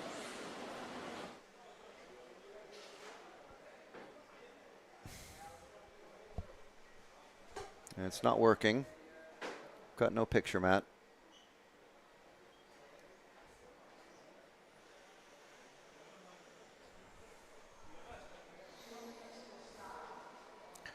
Do apologize for that. Yeah. There we go. A hive of activity in the pits. Frequently saw Joao Figueiredo being forecast for 11 laps. Did he get it? I'm not sure. Joao, pretty good? Yeah, pretty good. I 11 wasn't laps. expecting to be as good as he was. I was kind of nervous at the beginning. I just calmed down a little bit, tried to take it home. I didn't want to crash, so I guess it was worth it. I think you came home with 11 laps. Yeah. How important is that kind of marker to you? Were you gunning to get that number in? Yeah, I wanted that. I mean, I knew like my pace was close to be on 11 laps. I wasn't sure I could do it before this qualifying. So yeah, I'm happy we did it. So let's see now. 4 more to go. Yeah, 4 more to go, only 2 to count. So it's never really a done deal until tomorrow. But as the top group go out, I'll hand back to Frank. Yeah, so all good. At least one driver in there getting 11 laps. I'm sure everyone else is going to be really gunning for it in the remaining 2 qualifying runs today. So fastest group out on track and ready to go.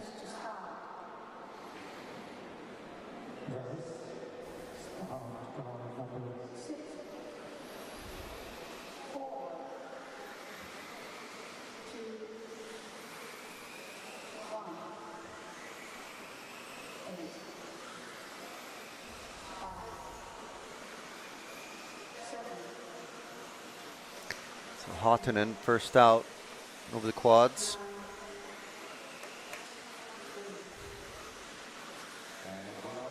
Through the hairpin section. 28.8 second fastest lap in control practice this morning.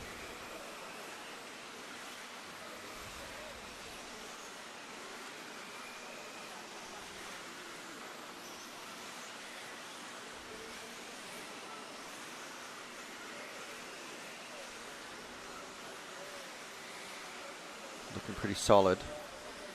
Ooh, little bobble there. Ronefalk, next car behind. Did he? These cars setting off at about 2 seconds between each car, and that looks like more than a 2-second gap back to Ronefalk. That's not Ronefalk. That is Kobovic.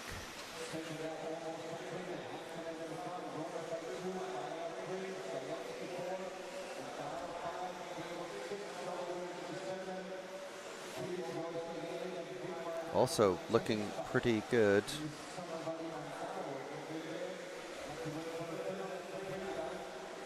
Ronefalk taking top spot. Everyone forecast for 11 laps except for Kilich and Widmeyer at the moment.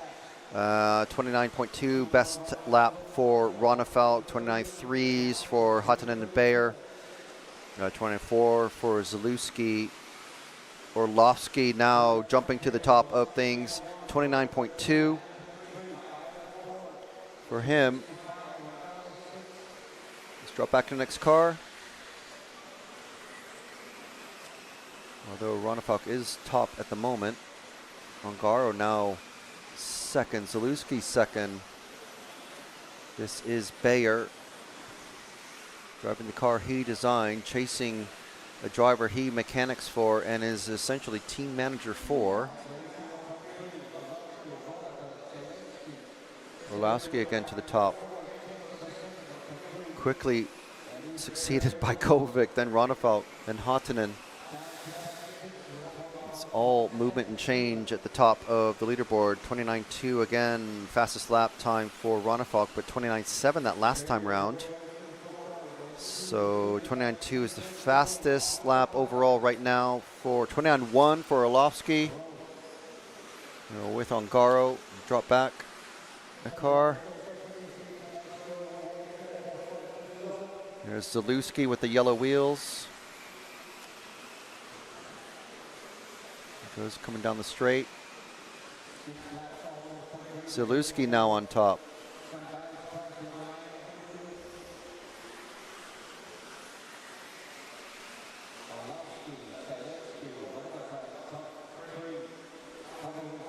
Zalewski 18 and eager for a podium position. Missing out.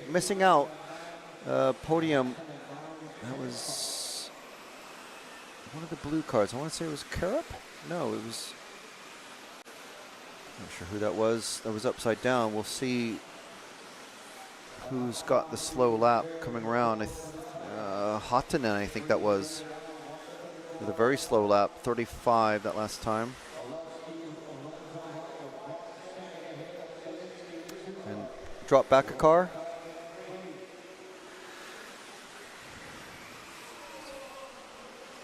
Yeah, it was Hottanen. And where is Orlovsky now? He's coming towards the end of the lap. So if we wait in this section and see, it's Kilic, there is Orlovsky. Finishing 17th in the controlled practice. Was running in the top heat.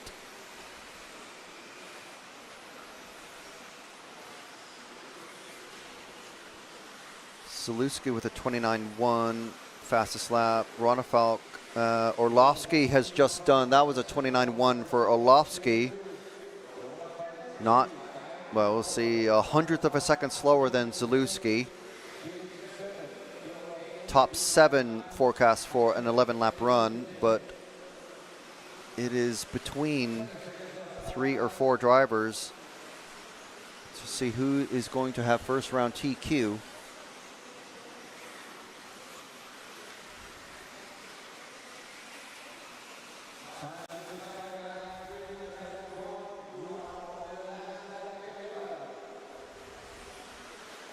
So last laps for everybody. A few have already finished. Kovacic, Ronefalk. Bayer not quite as fast as Ronefalk by a second. Zalewski up there 0.3 of a second faster than Ronefalk. Let's see where Orlovsky crosses the line. And top is Orlovsky with 5:11 in 5:22. And you can hear him smack the driver's stand, taking the first round TQ. And there is your results for the first round.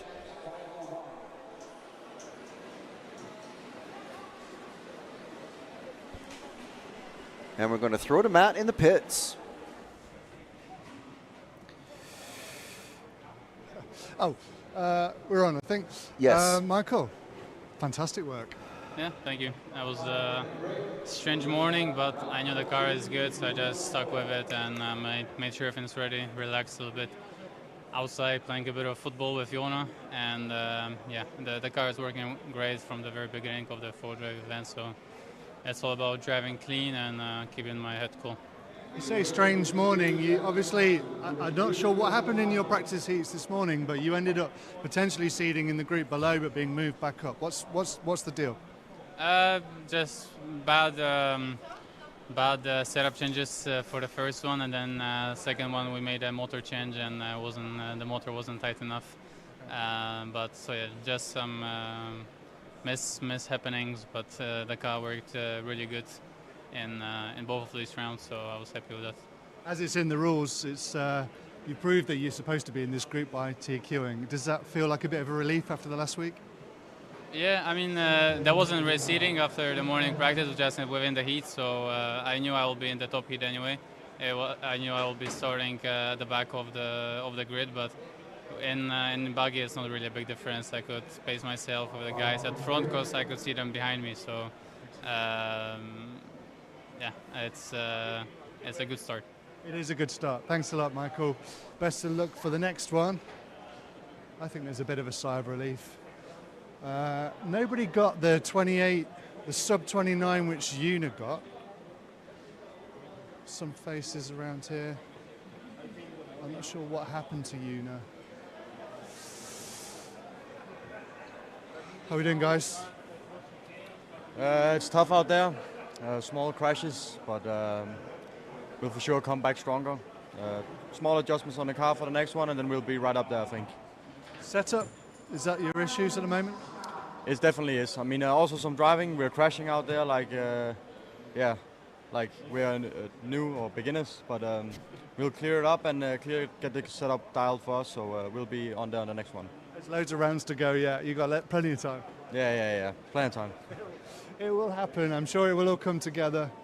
Right. Well, we have a guest lined up to talk us through the first heat of the next round. So I'll pass back to Frank, and then we'll get our guest in. Great stuff.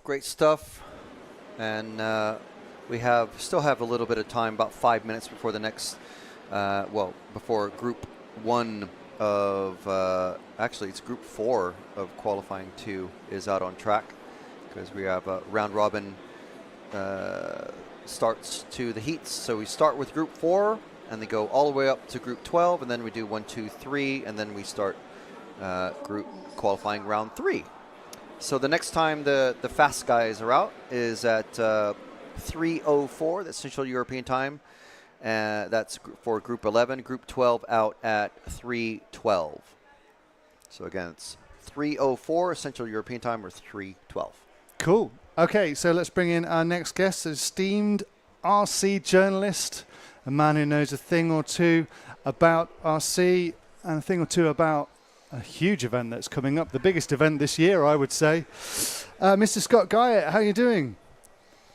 Very well, gentlemen. How are you? We are feeling it a bit now. It's a very long event, you know? Yeah. And you just spoke about that sigh of relief from Mr. Orlovsky. We could hear that from the other side of the world. That sigh was so loud.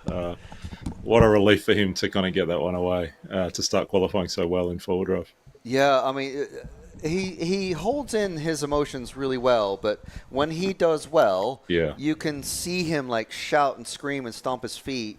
And we felt it through the foundations of the rostrum here. Oh my gosh! It was like, there's no one else that could be but Orlovsky. It's a nice start for him. Yeah. It is a nice start. I mean, it's very easy for people to hate on X-Ray, and people do, because it's like the easy option because they're so big and dominant now. But we do want to see. I mean, it doesn't seem like Associated are quite there yet in this event. They're still struggling with setup, but that sigh of relief, I think, was for the whole of the Schumacher team as well.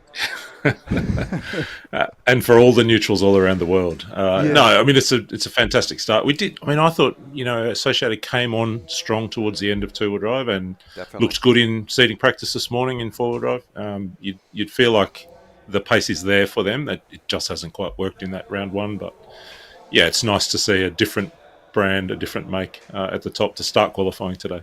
Absolutely, yeah. What do you think of this track, watching it?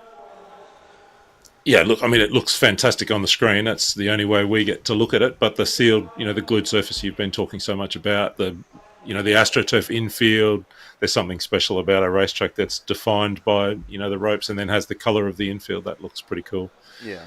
It's big. It looks big to me. I wasn't at the 2019 Worlds, so it looks a little bigger than a traditional, if we want to say that, tent scale track. But it looks fantastic. Looks really fun.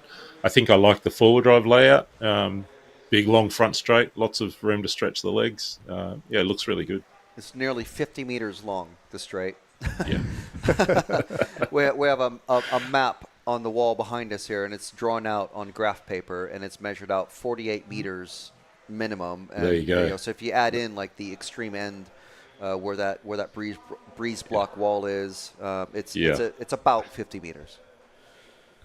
That's enough to let the beast unwind, isn't it? To let the motors loose. And, yeah, it's good. It is.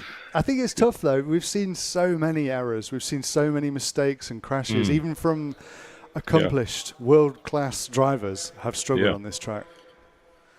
So let me ask you about that, Matt, because I've been wondering a little bit about some of the big races we've seen around the world in the last couple of months have been defined a little bit by some of those mistakes. We saw the European 8-scale off-road championships, the Raw off-road championships a couple of weeks ago, and perhaps its drivers are pushing so hard and so close to the limit. Yeah. Maybe we're seeing some mistakes that we might not have seen a year or two ago. I don't think the talent is any less, but we've just seen races defined by some of those mistakes recently. Is the pressure getting higher? Is the pressure getting to them? I think also maybe the race schedule has something to do with it. You know, Bruno talking to us, he's got 3 major races coming up 3 weeks in a row. Yeah, very true. There's almost no time to rest, is there? Yeah. And he is on holiday. So he's taking He did look very relaxed, when he was on Yeah. earlier. He did look very relaxed. Yeah. You have quite a busy schedule over there. You doing a lot of the Asian Buggy Championships as well as your own races as well. Yeah, it's been a fantastic year. We've been in New Zealand and Manila and in Australia for the Asian Buggy Championships, 3 rounds of 4, 1 more to come in Indonesia in September. Of course, we had the World's Warm-Up, the 10th Scale World's Warm-Up at Hills in April, and a bunch of other races around Australia that the team I get to work with, Tony and Matt from RC Race Media, we get to cover a bunch of the races around Australia and now working with Scotty in that Asian Buggy Champs race series. It's been really fun. We've done a lot of travel. We've watched a lot of racing. It's been a fantastic year so far. The biggest parts of the year still to come, of course. Absolutely, yes. And you're getting a lot of people visiting as well, as in travelling too. You had Pecco, you have Hara, you have some pretty big names that attend, and I think Kyle McBride came out of retirement at least once. He did. Kyle was over in New Zealand for a race. He didn't make it to the Brisbane round last week on home turf. But yeah, the series, that Asian Buggy Championship series, has been going from strength to strength. It's in its 3rd season now. The tracks are incredible. The clubs that we get to work with that host those events are amazing in New Zealand and Manila, Indonesia, and here in Australia. And the races are coming. The club races, people like you and I who, just enjoy the event, and those people like Pecco that you talked about. Tyler Jones made his first trip out of the US last week to come and race in Australia. Koki Kato, on such a tear. Hara, as you mentioned. Davide Ongaro was over in Manila. It's a great series, and it's coming along really well. Yeah, and as you alluded to, the biggest event of the year, I think for the world actually, the biggest event in the world this year, and it's going to be amazing. Looking at the warm up, looking at the facility, it's just so beautiful. Yeah. That Hills RC facility looks phenomenal. It's fantastic, People keep referring to it as kind of an old school track surface, and I don't fully know what is meant by that, but it's always in a very positive way. Yeah, for sure. I think it's the traditional 10th scale on dirt outside, grass infield, concrete curbs, that kind of the tracks that we watched World Championship races be decided on through the 90s, the 2000s, until the last sort of 10 years when we've had a more of a variety. So it's got that old school kind of feel about it. Natural dirt, minimal treatment. There's a little bit of molasses mixed into the soil to bind it together, but it's, it feels like an old 10th scale outdoor track. And the track's been there for, 3 or 4 decades. So in that same location, there's a lot of history there. So for us in Australia, it is an old school track in the sense that it's been there for almost as long as the sport's been going here. Who are the dangerous people from your neck of the woods, as in that are likely to get into the A final and make life difficult for the world champion, the Dakotas, the Rifkins? Who's going to feature that we should learn more about? Well, the number one man is Lachlan Donnelly. So, Lachlan was in the C final, I think, at Hobby Action, a couple of top 20 runs. So, at the kind of a race that he'd never been at before, an indoor clay track. He won both classes at the World's Warm-Up earlier in the year in April. A couple of other visitors, David Ronnefeldt, Dakota Fenn, were out here just a couple of weeks ago. He beat both of them in both classes again. He is the form man in Australia at the moment, 19, 20, something like that. Drives with Team Associated, has been on some kind of a tear over the last 12 months. And, his trajectory since that last World Championships at Hobby Action has been incredible. Mitch Pratt is well known around the world, Mitch on the mic, and I just interviewed Lachlan earlier tonight and talked with him a little bit about, what it's meant to him to develop and to grow in confidence through those warm-up events, what it's meant to him to go wheel to wheel with people like Spencer Rivkin, how much he's learnt and grown in himself, and you can see that. So he's the obvious standout. There's a bunch of others. Ari Barkler is absolutely, probably the greatest of all time in Australia. He's not a spring chicken anymore, shall we say, but still super fast. drives with X-Ray, super fast around the hills, has been working with X-Ray for a long time, working hard on developing the cars for the unique surface here in Australia. He'd be another one. Jared Ment, Chris Sturdy, who's been in B finals at Worlds level before. So there's a bunch of Aussies that have pace. I would be surprised if at least one or two don't make an A final. Lachlan would be the standout candidate at the moment. But there's a bunch of others with potential as well. Is there anyone maybe from Team Schumacher that might be, because obviously, when we talk to these drivers, they, I ask them like, what kind of local support are you getting? And you're mentioning like a top Associated racer and a top X-Ray racer. So, any of those guys running Schumacher? Is that a big brand over there? It's been a little tricky for Schumacher. The biggest team in modified off-road in Australia is Team Associated. They have some fantastic drivers, some brilliant technical minds, the likes of Ray Mundo, who's well known around the world.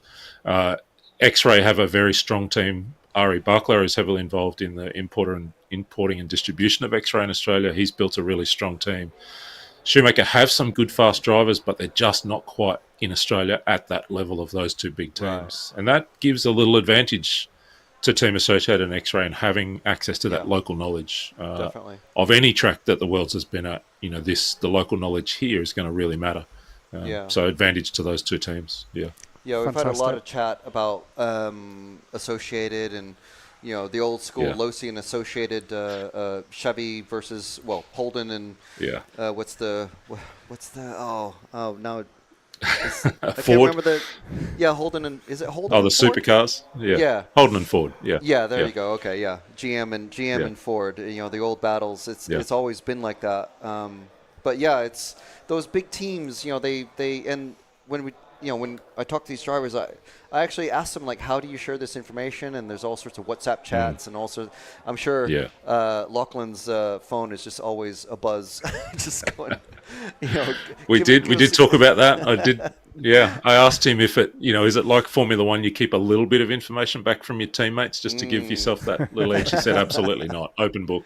Yeah. I think what's been really interesting is that Schumacher, Team Associated, X-Ray have all sent engineers down to Australia. So not just the drivers, but Tris Neal's been here, Martin has been here, Billy Hayden from Team Associated and Kurt Wenger, they've all been here as well as the drivers, to get a look at the surface, the kind of racetrack.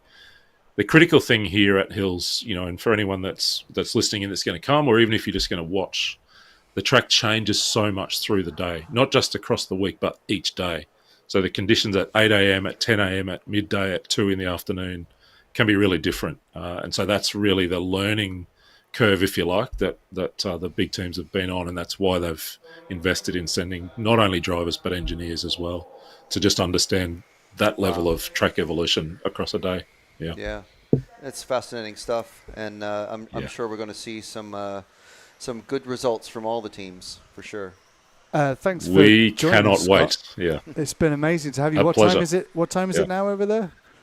Oh, it's 10:20 p.m. something like that. We'll be up watching Q2 and Q3 for a few hours yet. It's all good. Before you go, can you just going to put you under pressure now? Who's your pick for the win in four-wheel drive here? Who do you here today? Yes. Oh, gee.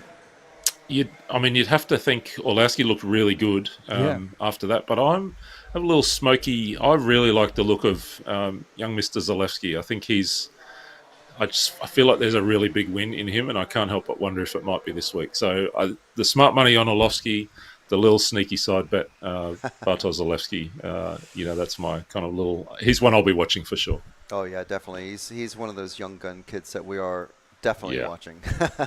Yeah. Amazing. Thanks Can't so wait much, to see Scott. him back down here.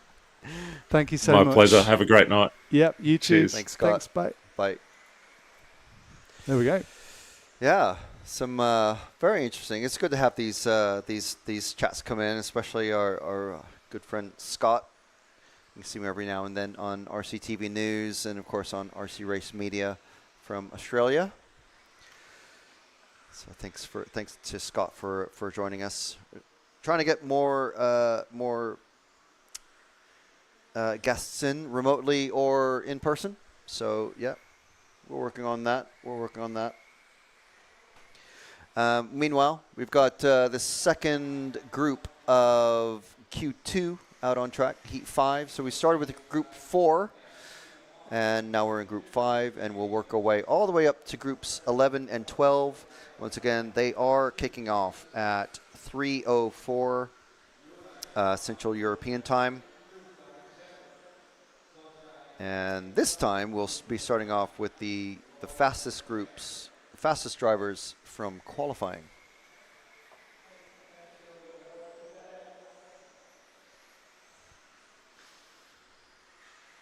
So we've got, let's see if we have any follow requests in there. Of course, we were concentrating on our visitor.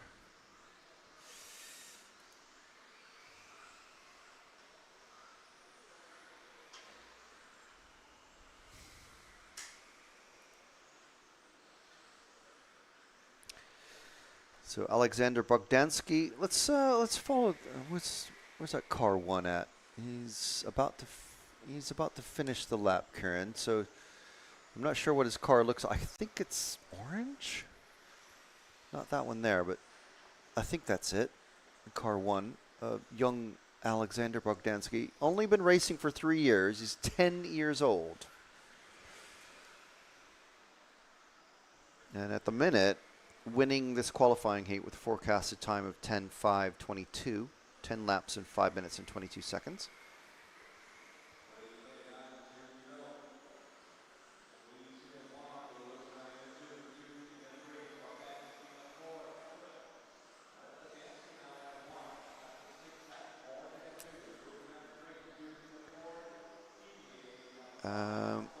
Yeah, so some questions about the, let's see how, we've already spoken with our TQ for the first round, Mikhail Orlovsky, but who got second, who got third, etc.? Well, it was Bartek Zalewski, who's Scott there's pick for the win this weekend. David Ronefalt getting second. So he is on 3 points. Martin Bayer on 4. Daniel Kobovic on 5. Davide Ongaro ranked 6. So he has 6 points. Barrett Kilic in the lone Mugen prototype car. Hal Figueiredo in the Techno getting 8th. Lee Martin 9th. And Ben Smith 10. Marcus Carup finishing 11th in the round. And then we've got Boda, Gotzel, Johansson, Vidmeyer, Landon, Vlasic, Skidmore, 18th, Hall, and Van Helmond. The ever-popular young Daniel Pohl finishing 21st. Jörn Neumann not doing as well in four-wheel drive as he did in two-wheel drive, at least for the first round. Of course, 5 rounds to run, 2 rounds to count, remember. 5 to run, 2 to count.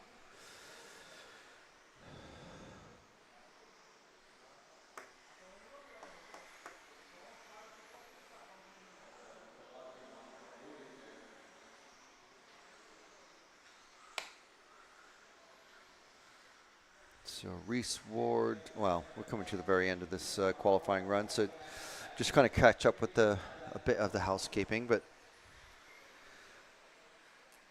so drivers already starting to finish their second qualifying run.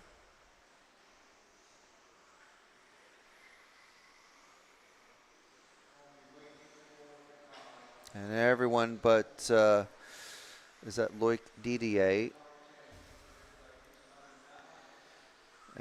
Christian Wukonig not finishing this. I'm just getting a few laps.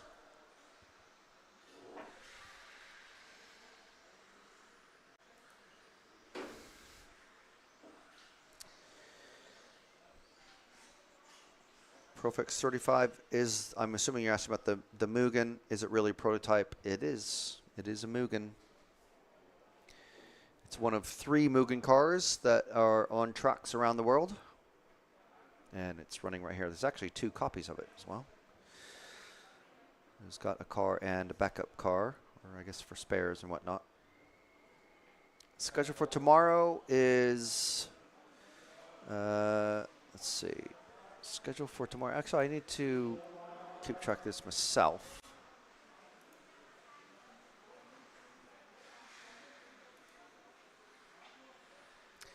So tomorrow at 9 a.m., we've got a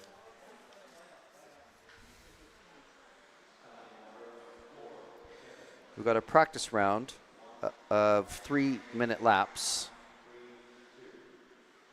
for everybody, starting with Group 9. And then we've got the qualification starting with Group 9 from 10:10. So it's basically the same rough start time as what we have on Tuesday.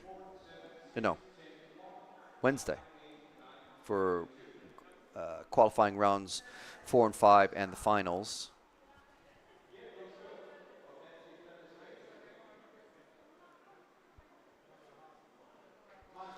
Fastest groups out on track at 10:26.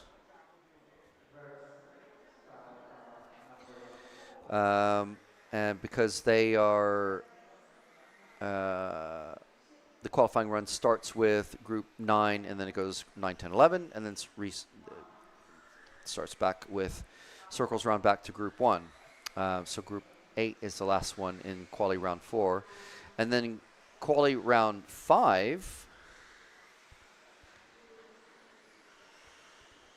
starts with Group 12 at 12:06, but there's a little bit of a gap there, so there's about a 20-minute gap from, let's see, 11:43.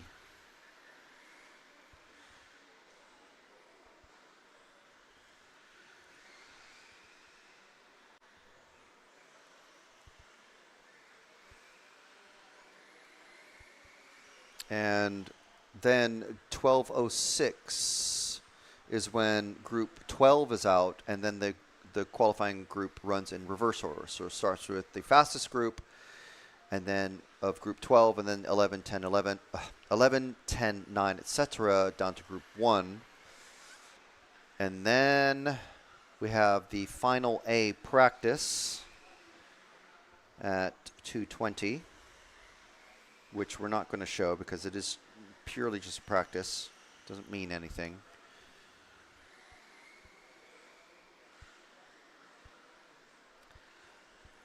For example, Bartek Zalewski won it, the two-wheel drive practice the other day. It's just a practice so that drivers get used to being in their starting order and on the grid and everything. Then the final L finals start at 3:10, and basically every 10 minutes there's a new final that starts.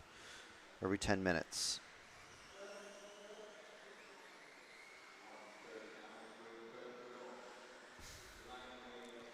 So that means the A1 kicks off at 3:20.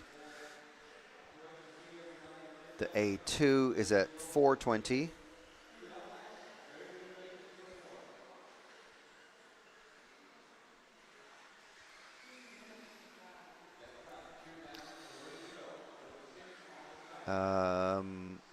And then there's a 40-plus final, a under-17 final, or the junior final. And these are just exhibition races. And then the final run A3 is scheduled for 5:45. But I'll be very surprised if it actually starts off at that time, because it's the last race of the day, and it always is delayed by some bit. So that's your rough schedule for the day. Start time. We'll probably be on air for around 10 a.m. Central European time. All of these times are Central European time, so please adjust your time zones accordingly. So there you go. 10-10, quali round 4. The fastest groups, 11 and 12, come out at 10:26. Then we have a break from 11:43 to 12:06, which is the start of round 5. And the A finals start at around 3:20 tomorrow afternoon, Central European time.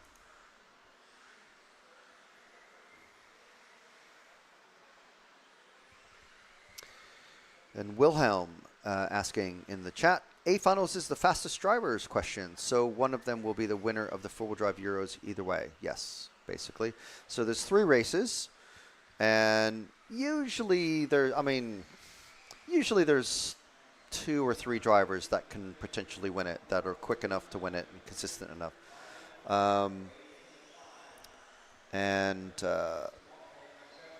So in the 2-wheel drive finals the other day, for example, are a great example. We had a driver win it, and then we had win the first A1 final, as we call it, the first final. And then we had a different driver win the second A final. And these are both 5-minute races, and they're about an hour or so apart. And so it came down to the third final. And if neither of them won it, it would go to tie breaks and whatnot. But it's not how it worked out. Do watch that back, though. Go to the RC Racing TV YouTube channel, and one of the recent videos is all of the A finals from the 2-wheel drive European Championships. And they are all in sequence, and we talked to the winner of each one. And it was a really good race, really good set of races. So do watch that back. I won't spoil it for you. I mean, if you've been watching all week, you probably know. But it's a good set of races. So it's only about 20 minutes or so with the interviews. So make sure and give that a watch. Okay. So the only question I have after watching this seeing this Heat 6 carry on is, what is going on with Mr. Briefcase, Will Venables? Come on, Will. Get your act together. I'm sure he's going to be wondering why his own chassis car. What is he doing? What are you doing? Actively trying to break the car. Oh, man. In the Brit Heat as well. Wilhelm saying, okay, gotcha. Watched it yesterday. That was a blast. Exactly. It was a really good set of races. Thank you very much for already watching it. Don't forget to get your EFRA merch and RC Racing TV merch on rcracingtv.com.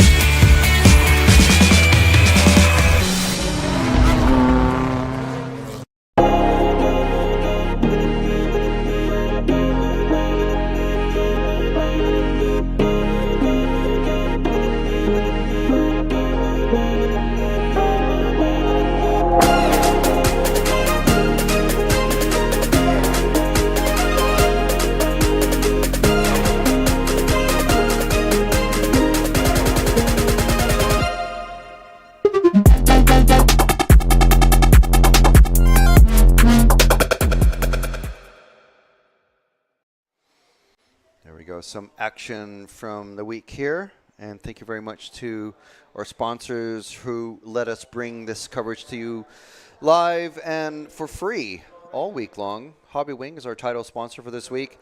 We also want to thank J Concepts, Euro RC, El Saram, S-Works, Meebo Sport with our 10% discount, EFRA 10 on Meebo Sport, and also X-Ray. Of course, our hosts, our very generous hosts here. And also R1 Works, Team Savox, Schumacher, Absema, and T-Works.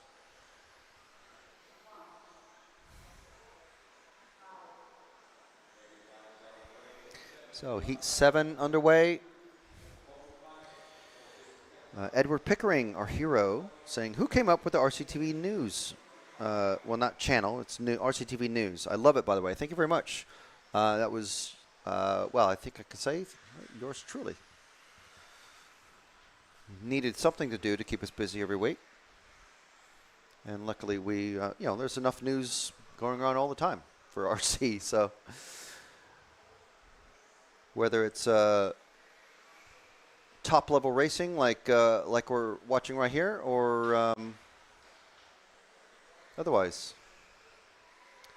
There's always something coming out. Some new woven graphite doodad. Some new wing. Some new wheel nuts. Elliott Boots has French Bulldog-inspired wheel nuts. I mean, come on. That's newsworthy. It's wild.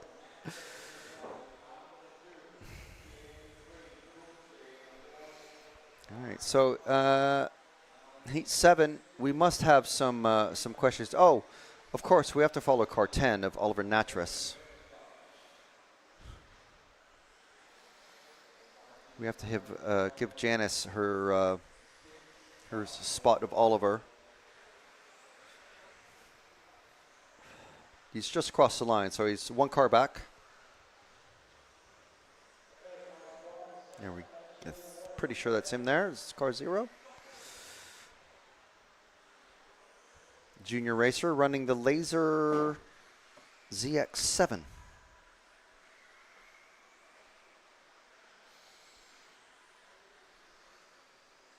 Dino DeMarco saying, I can't get enough RCTV news. So cool. Well, thank you very much. We do have some shirts, actually.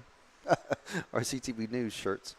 They'll be on the shop soon, but head over to rctvracing.com and check out the selection there at the minute. Brian Preddy, can you follow car number 9 of Ryan Clark? Car number 9 is about halfway through the lap somewhere. I think it is actually the car just in front. So we were... No, we're not with Natras anymore. So it's a couple cars back is Ryan Clark. The one that just tipped over. Oh, no. It's this one, I think. I think it's this one.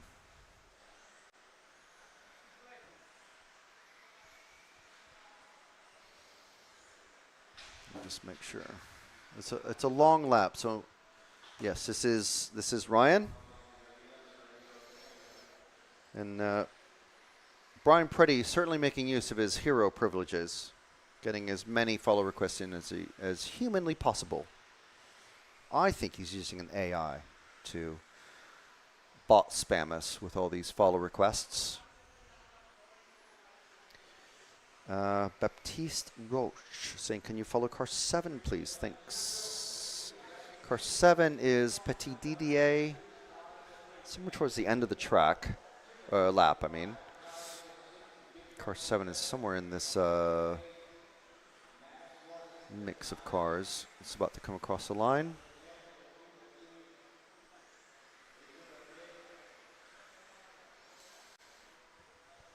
I think we might be on him here.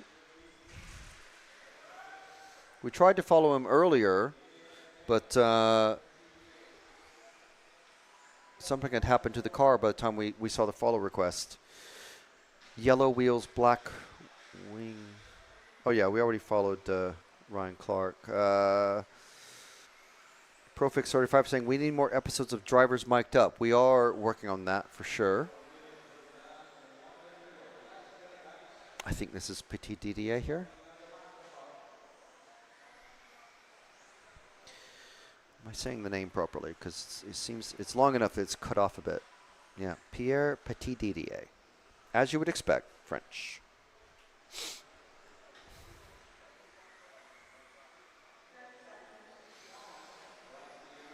Dominique Olives, you're posting this like every hour, like we don't know, but just a reminder, Jörn is actually world champion in 1/8 scale GT, yes, but he's not racing right now. But yeah, we are very aware that he is world champion in 1/8 scale GTE, World Cup champion, actually. Edward Pickering, it would be cool to do a pit walk session and speak to drivers of all levels about their mental preparation before the races. We do ask the drivers, if you go back on the RC Racing TV channel and watch the Coyote podcast with Orlovsky, it's a very long chat, we'll be honest. But he's very talkative, and he's very happy to share most of his thoughts on things. But there is a little bit of that in there. The mental preparation and how he deals with mind games from people like Mark Reinhard and stuff like that. Is his mate, but also a very tough competitor.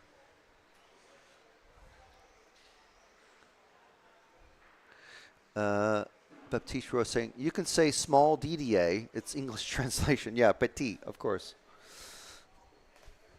Little DDA.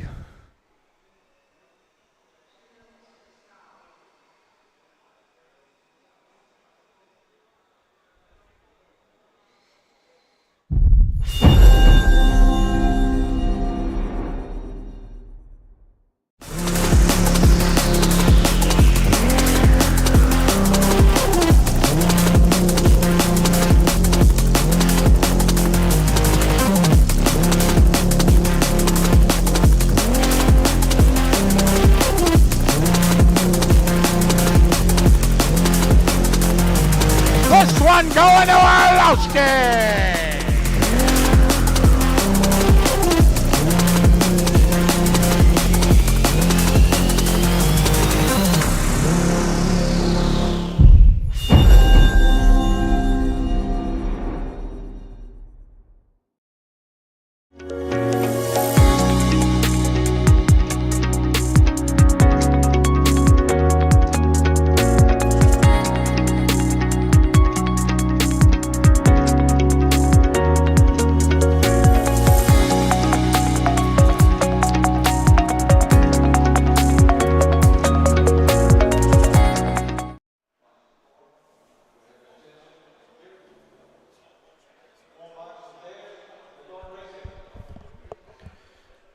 All right, so heat 8 about to kick off. Scott Hines saying, great coverage, guys. When are the finals? Thank you very much. Finals are tomorrow. So the A1 final kicks off at 3:20, A2 final at 4:20.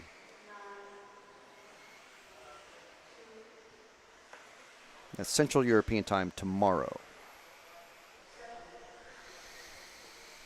So I think we're with Patrick Hoffer at the minute. I think.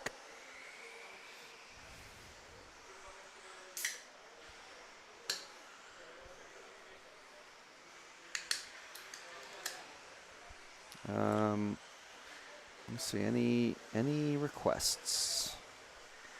No requests.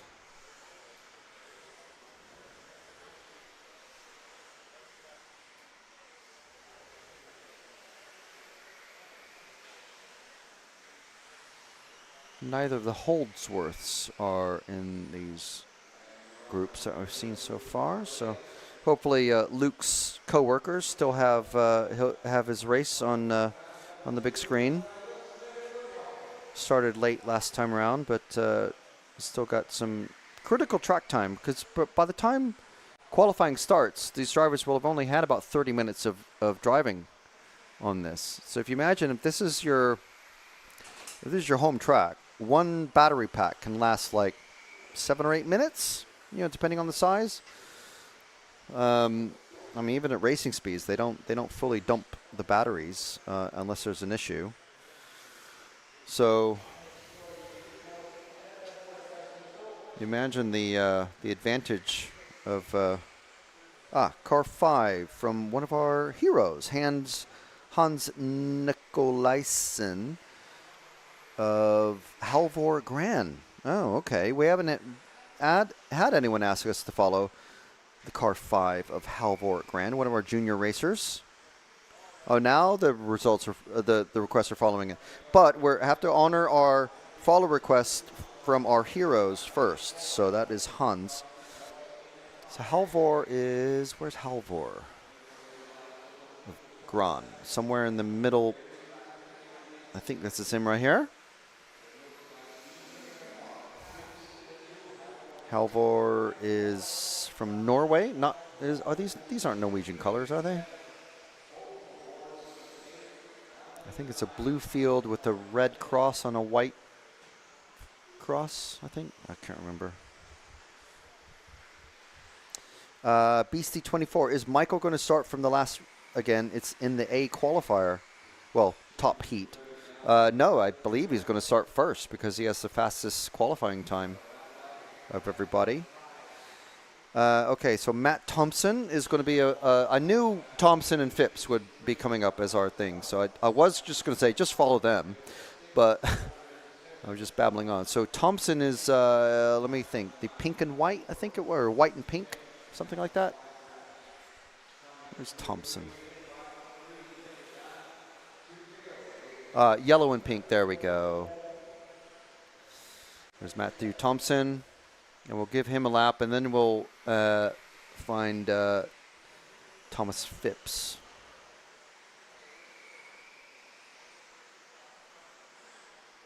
Yeah, Wilhelm knows his flags. And car... Yeah, we're already on car 8, so we are with Thompson. And Phipps in the car 3, approaching the middle part of the lap. I think in the green with the white wheels going over the quad now, yeah. So if we move forward a few cars to the triple and to the hairpin, that is Thomas Phipps. This is the kind of service that not even Sky F1 will give you, unless you pay like a lot of money.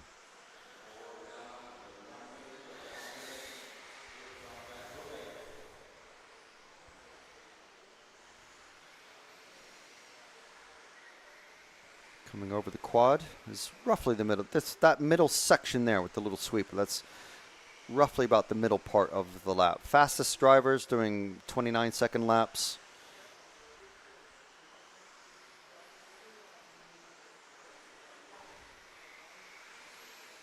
And Dino DeMarco, yes, you're correct. Two qualifiers and finals tomorrow.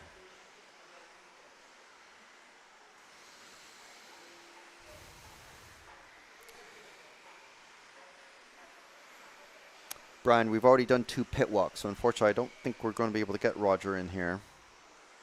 We even talked to Craig. Craig Drescher.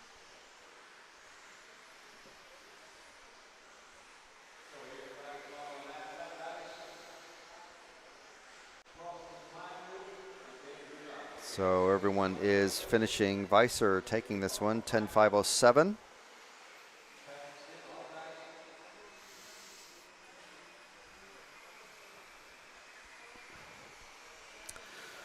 Halvor doing pretty good.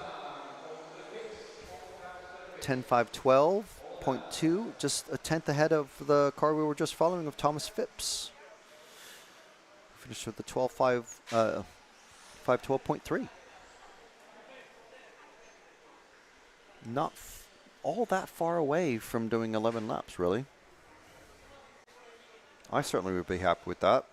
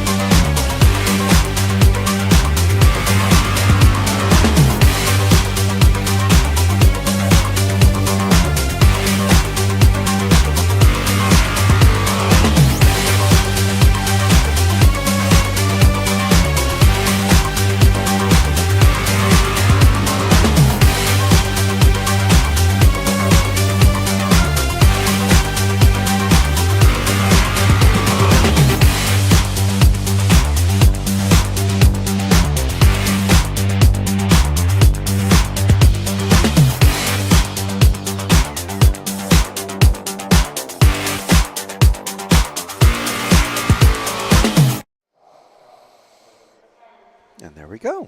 Perfect timing. I mean, we're certainly going to have people ask to follow Daniel Pohl in the car 10. Holdsworth in the car 2. There you go. Let's start with Luke Holdsworth starting last because he got fewer laps than everybody else. He did start late last time around. Remember, there's 5 rounds of qualifying, so if Luke's coworkers are still watching from Preston in your council offices or wherever you are, yeah, don't worry about Luke starting last. Everyone has, out of 5 qualifying races, you have 3 of those races that you can just throw out. Oh, and that's not the greatest start. It's okay. It's okay.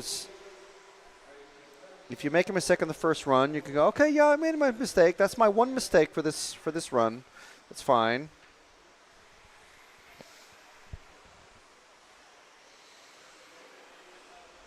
Coming into this sweeper here that connects the double and wow, that's a little bit over eager there.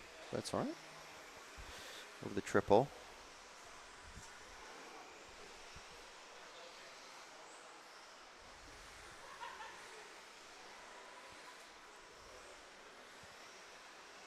Ooh, up on 2 wheels, but holding it.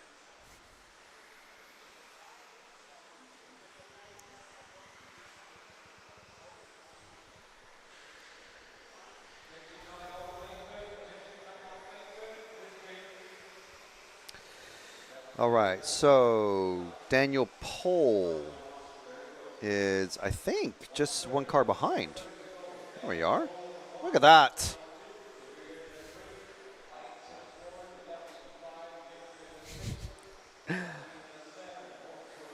We're just moving to the every round. We get someone. Can you follow Daniel? Can you follow? Last time around, it was a new one for De Weerd and another new one for Piziat. But those two very close together on track, Luke and Daniel.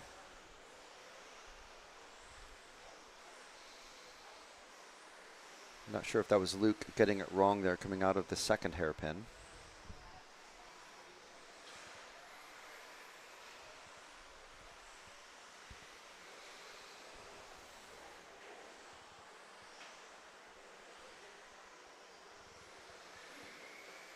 See, who's someone else that we haven't followed in a little while is where is he? Alexander Gjembel, the Norwegian, in the bright orange and bright green, like split down the middle body shell. So very easy to spot for us. And I think, yeah, he's just coming into the S now. Just underneath you, Kieran. There he is. So we followed him quite a bit in 2-wheel drive, but apparently no one wants to follow him in 4-wheel drive. So I want to follow him though. I know.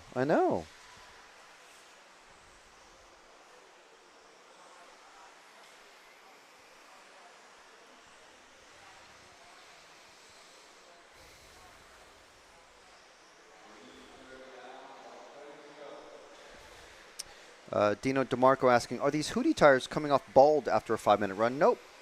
In 2-wheel drive, they were actually good enough to run for a second run, apparently. A lot of drivers were using for a second run. And even in the practice round that is tomorrow, many drivers using them a third time, including, should I say, Figueiredo and Ongaro. So 2 of the fastest drivers. Let's see, so who else can we give a follow to? Just drop back a car maybe and just see who we pick up. Is this the one? Because this is actually, if that is Aaron Waits, I think this is, I think it is the one. Yes. Yeah, this is someone that had been requested a few times in 2-wheel drive. Very bright yellow car, wheels. And running an antenna tube as well. Look at that. Look at it, Matt. Look. You see it. Bongity boingity boing boing boing boing boing boing.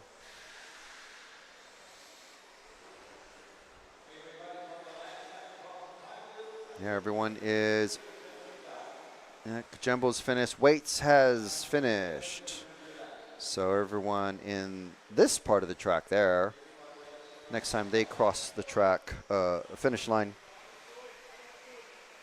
they're going to be finished with their run. X-Tech 101 saying the Harvey Dent Two-Face body. Yeah, I suppose.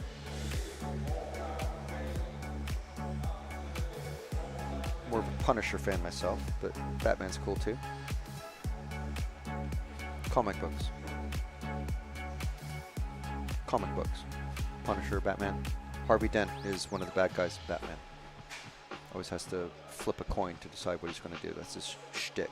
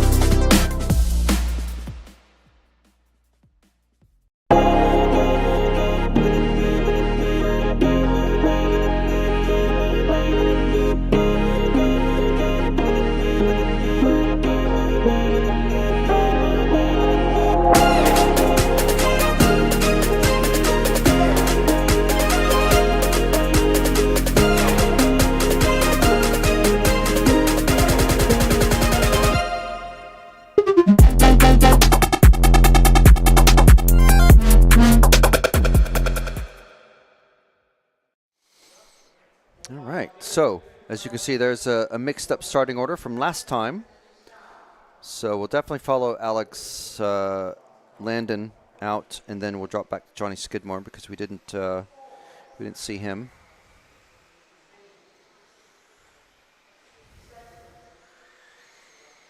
Didn't see him last time. And then we've got Tommy Hall, Van Helmen, Honegel, Gomez, Hoffman, the other Hall of Jamie, and the other Holdsworth of Josh and Lucas Grainer. So we'll try to, as we get to this, like the sharper end of things, try and give everybody a lap or so. And we're already on Johnny Skidmore.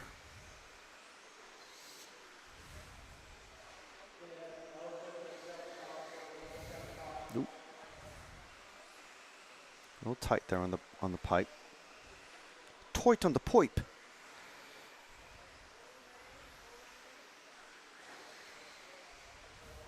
But looking good.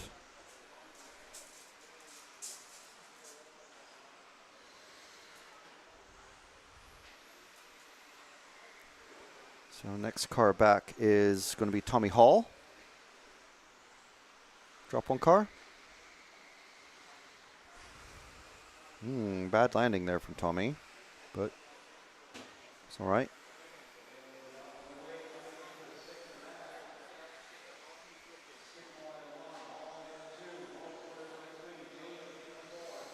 Over the triple.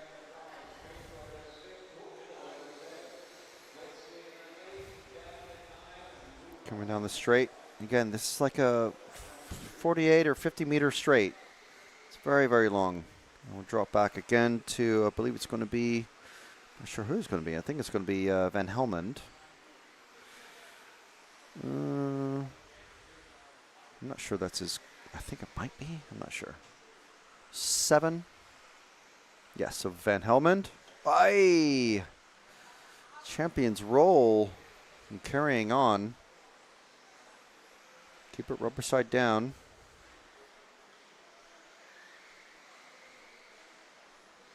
The next car back getting it over as well.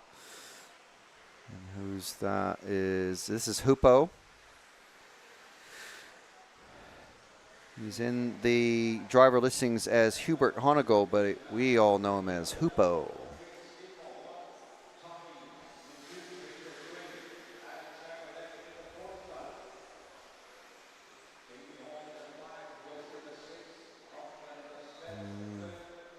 Van Helmen must have made a big mistake somewhere because Hupo's right all over the back of him.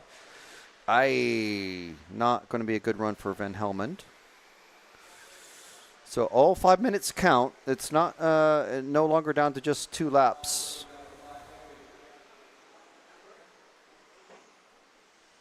And this next car behind, I missed the number when he was going past, but is, let's see. I think it's Pedro Gomez. This is Pedro Gomez, who we haven't actually, I mean, no one's requested to follow him, I don't think. But Pedro joining us from Portugal. So let's give him a little bit of extra attention in this one because he's giving Hupo.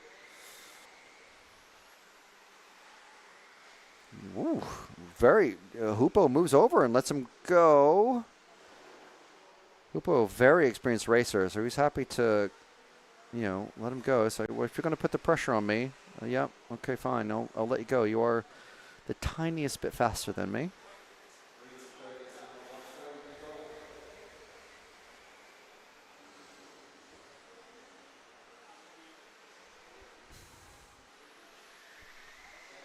So the next car behind is car 8, I think, of Jamie Hall.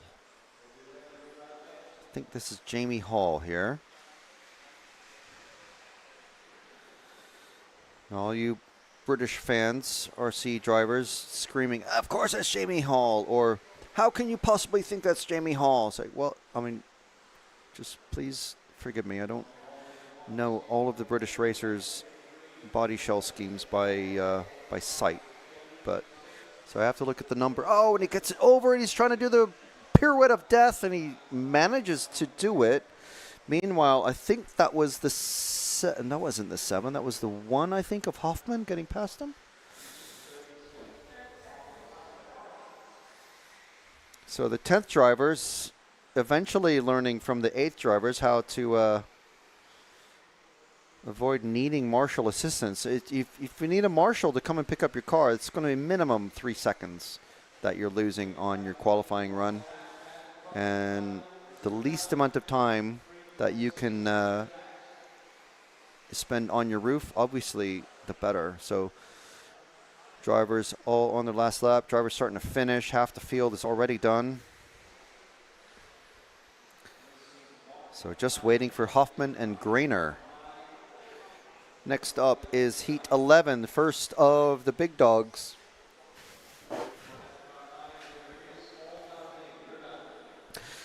Stephen Playford saying, I may have missed it, but are they allowed to put any additive on the tires? No. I assume not. You assume correctly. Life in Cycling, does running an antenna tube help with self-marshalling or crash recovery? No. Rigid aerial tubes, antenna tubes, not allowed. It has to be flexible. The new Hudy tires look like Schumacher honeycombs. Are the compounds softer? I do not know. Are there black patches developing in the track as in a blue groove? Not really. The tires, it's apparently these are the softer compound of the compounds available. I don't really know.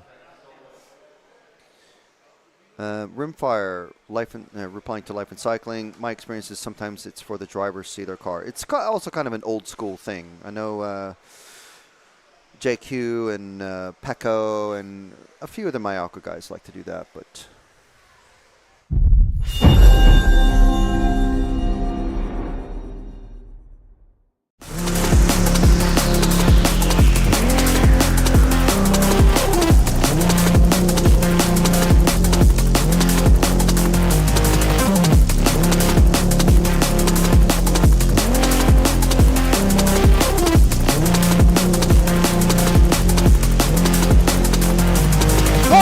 Going to our louse. Buggy!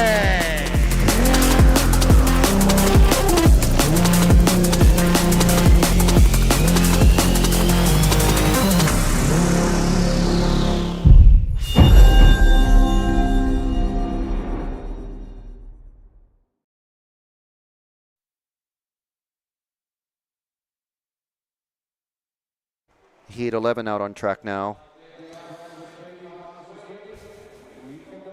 So we're going to start off with Figueiredo, who we didn't follow in the last run.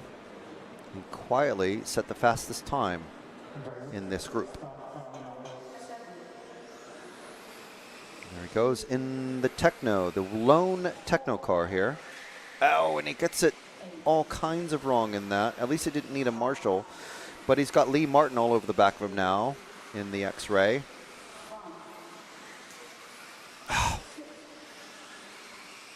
Both of them very experienced Nitro Buggy racers as well.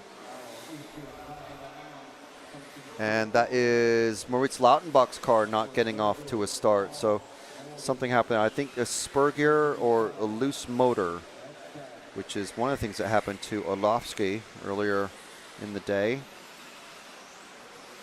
So this is Lee Martin trying to wedge a pass here past Figueiredo.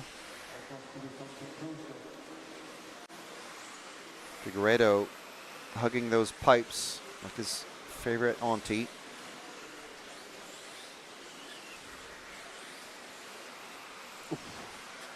Martin running a little wide, losing a little bit of space. So let's drop back to the next car. Third is going to be, I believe it's going to be Boda. In the car 8, I think. We haven't given him a huge amount of attention, but he's quietly been going fast, basically.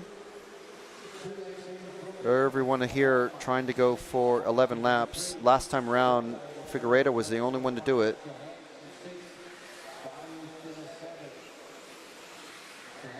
Trying to earn his way into the A final.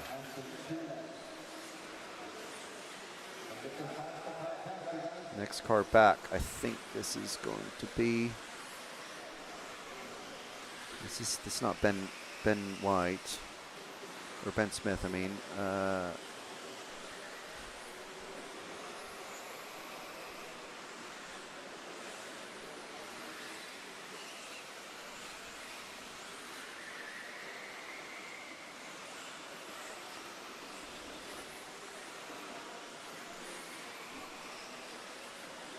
This is Clement Boda.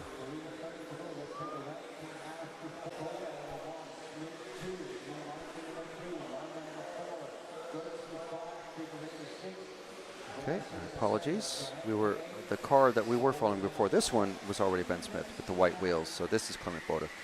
Okay, so next car back is Gottsel in the almost Ronefalk scheme.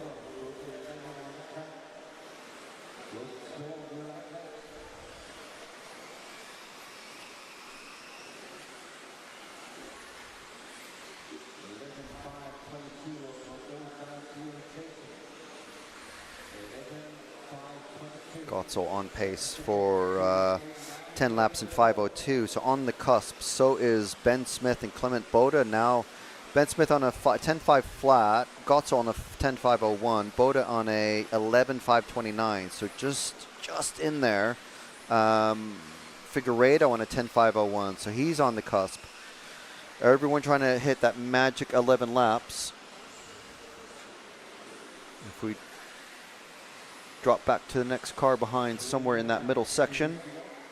Next car back is the one of Vlasic in the S-Works. A name, until this week at least, slightly unfamiliar to us. But a very quick racer, often in the top 10 in two-wheel drive. And in fact, I believe made the A final.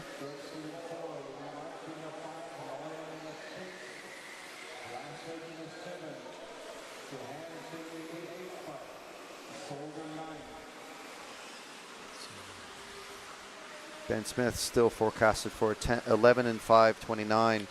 Clement Boda and Figueiredo on 10.5 flats.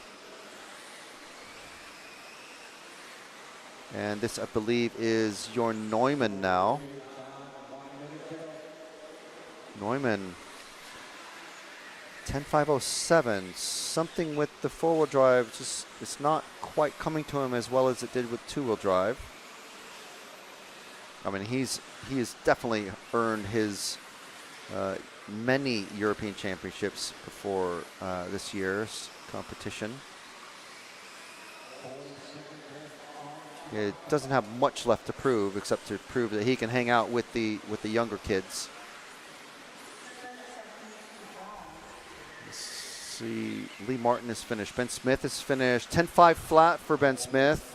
Lee Martin on a 10.501. Figueiredo slower this time around, surprisingly. No one getting 11 laps. So that is 10.505 for Vlasic. Johansson finishing 10.513. Bajuz still looking to finish. Lautenbach with the DNS. Not sure what happened, but I'm sure he'll come back much, much stronger in qualifying round 3, which is up after, well, in about an hour or so, I think.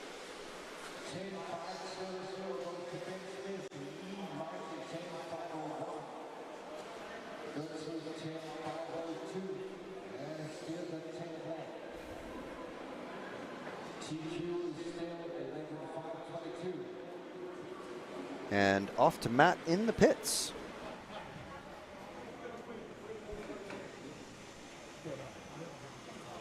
Some pre-warming of diff for Mikhail before he goes out.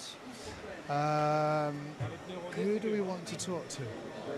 Talk to Lee. I think he came second. Actually, Dominic, how are you doing? So far, so it's good. Yeah. You enjoying the track? Yeah, I enjoy it more than the 2WD. So yeah, I mean it's good. You're super fast. We're watching you. Yeah, the laps are fast, but I'm doing some mistakes, so I need to work on that. Best of luck for the next one. So that's Dominic Vlasic, which is great to see. And Jörn, we won't talk to Jörn, he's not had the best of heats. Let's have a quick word with Lee. Lee, you seem a little way off the magic 11 laps, but you're fast. I'm fast, yeah. I didn't drive that great then, honestly. I didn't get into it at the start. I'm going to blame Joao for crashing in front of me, but then I just couldn't get in the groove for like 4 minutes. In the end, I kind of felt like I got a bit faster, but yeah, it took a while. Thanks a lot, Lee. And off it goes to Marshall. And here they are, it's the top heat. And looked on by Mario Hudy, and we'll pass back to Frank in the studio. All right, so top heat out on the track.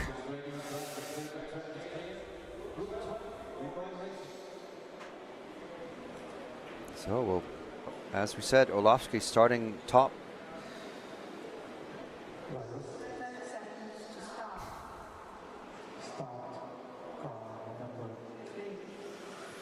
There he goes. Will he be able to do it again? Is someone else going to be able to pip him to the top?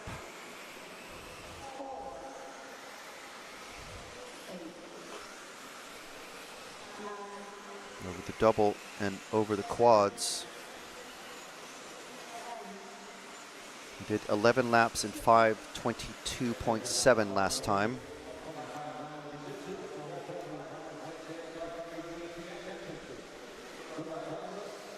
Let's see what happens this time around.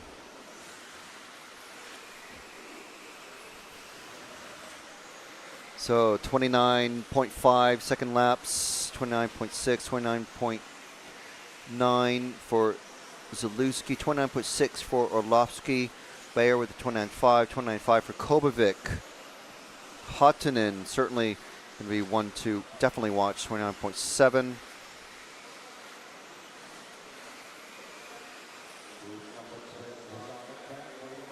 So after 2 laps, Orlovsky on a 11 lap 5:25 pace.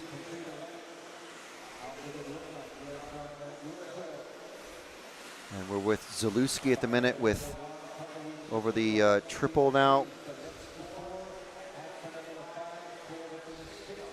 And believe it or not, this kid is 18 years old. He doesn't look it, but he's 18. And this is Ronafalk.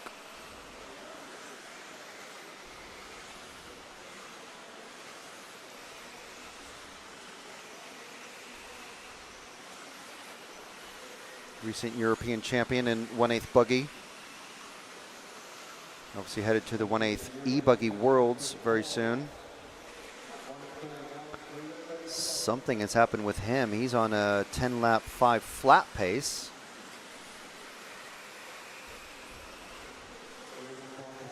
And now with Bayer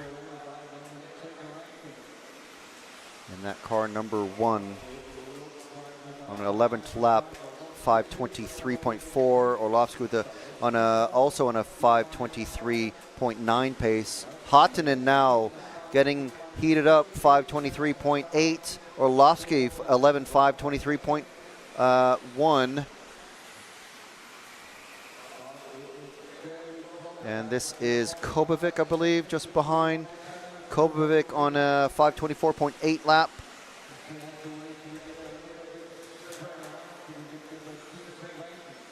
But it's Orlovsky, Bayer, Kobovic, Zalewski. Seems to be a battle between these four. Hottonen popping up into the top. Orlovsky taking it over. 5:23.5 pace for Orlovsky. That is, well, Bayer bettering it. 5:23.348.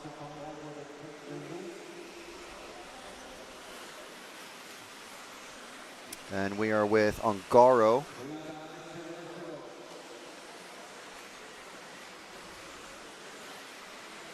Only his second time running 10 scale, I believe, this year. And basically, this is just his prep for the Worlds. Getting into the A finals. Yeah, it's just prep for the Worlds. Yeah, quite casual. Here with the very large associated team. And that is Kilic, I believe, behind him in the prototype Mugen. Oh, and Kobovic, is that Kobovic who's made a big mistake? That is going to be costly.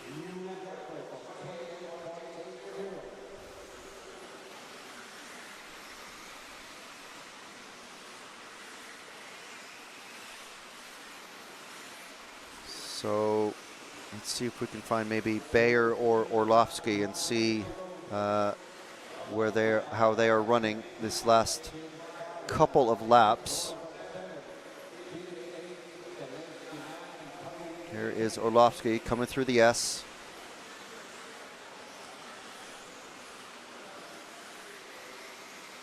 Over the double, through the sweeper, over the quad, into the Z, over the triple.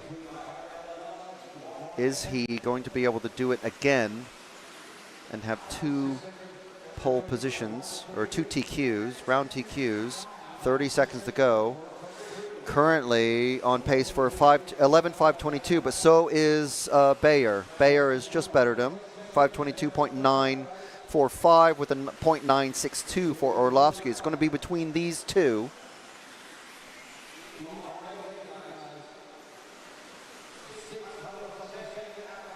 So close between them. Both of them on 11:5:22s. Orlovsky finishing on a 11:5:23. I think it might be Bayer. Bayer takes it. Bayer takes it. 11:5:22.945. Literally 0.02 of a second ahead of Orlovsky. Wow. So close between them.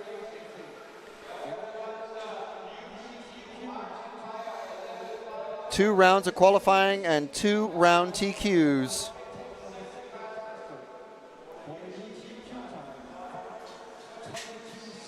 There's still 3 more qualifying rounds to go.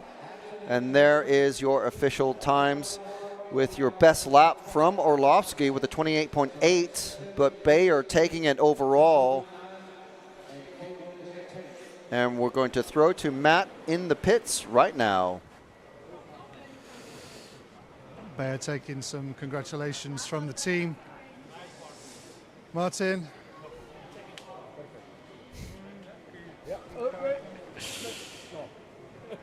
Some kind of instruction there from the boss. What's the boss saying? I was complaining about like 2-3 laps. I lost the pace, but thanks to David, because he was in front of me and he was my toe, and he was forcing a lot, and I was trying to stay with him because he makes more mistake in the beginning, and then he helps me to keep up me in the pace. So actually he was faster, but he helps me to keep up the pace. So. Fantastic. Orlovsky, so close between the two of you. Yeah, I think more guys will be very close. I'm expecting David to be next one very, very fast, because he was pulling away from me. So without that mistake, I think he will TQ. So we can have another set of different TQs every round. Yeah, I think it will be similar to Drive, like 4 points, top 6.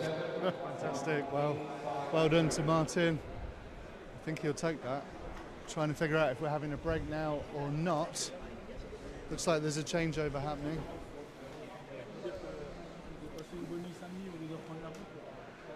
Shows how much it means to all of these guys. It's super important. A bit more team talk happening here. They're lining up on the grid. So we'll go back to Frank in the studio. Right, so there we are. Whew. 2 rounds, 2 TQs. Who's it going to be? Who is it going to be? It's wild. Yeah, so quali 2 ends at in 3 more qualifiers. We're going to have groups 1, 2, and 3 out for a qualifier. And then about a 10-minute, no, almost a 10-minute break in between before quali 3 starts. Qualifying round 3 starts with group 6. So it's all very confusing.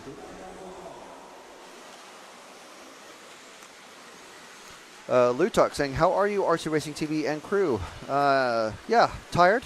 Got a lot more work to do after the qualifying's finished today, but something you'll see in a few months. But thank you very much for joining us. Roomfire saying, wow, congratulations, Martin and X-Ray. 3 makes in the top 3. Good spot there, Beastie. Dino DeMarco saying that was close. It was extremely close. It was, what was it, 0.03 of a second? Which is just wild. Peter Chabada saying, thank you for the live stream. You guys are great. Bayer, come on. Yeah, and there's another round of qualifying to go today as well. There's still another round of qualifying to go. Top heats out at 4:29. So don't go away. It's still plenty to happen. I think Hottinen is, he's close. But Hottinen could make it even more interesting. Orlovsky and Bayer. Orlovsky's first run was a 5:22, 11 laps in 5:22.7. Bayer 5:22 as well. Just going to try and find the results here.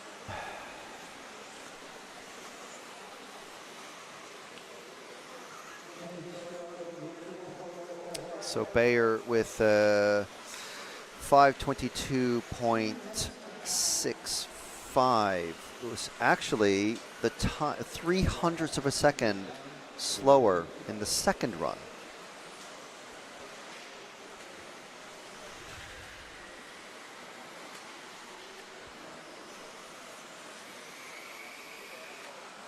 So his fastest run, 5:22.68. Orlovsky's fastest run, 5:22.796.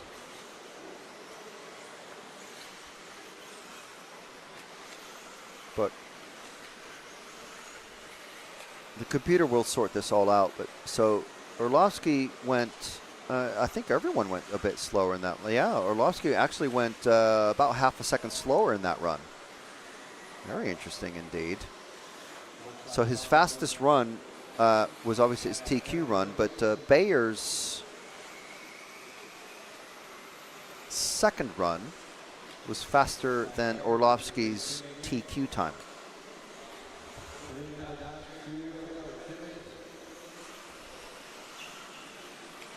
Yeah. Okay, so we're not quite into round 3 yet.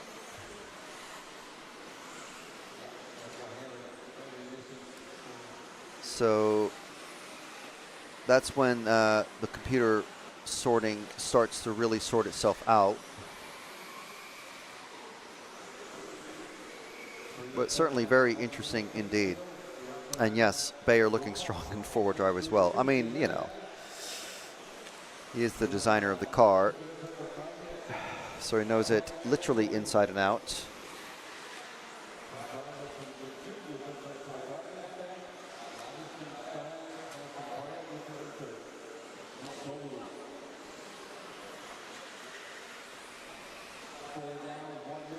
So fantastic stuff from everybody there.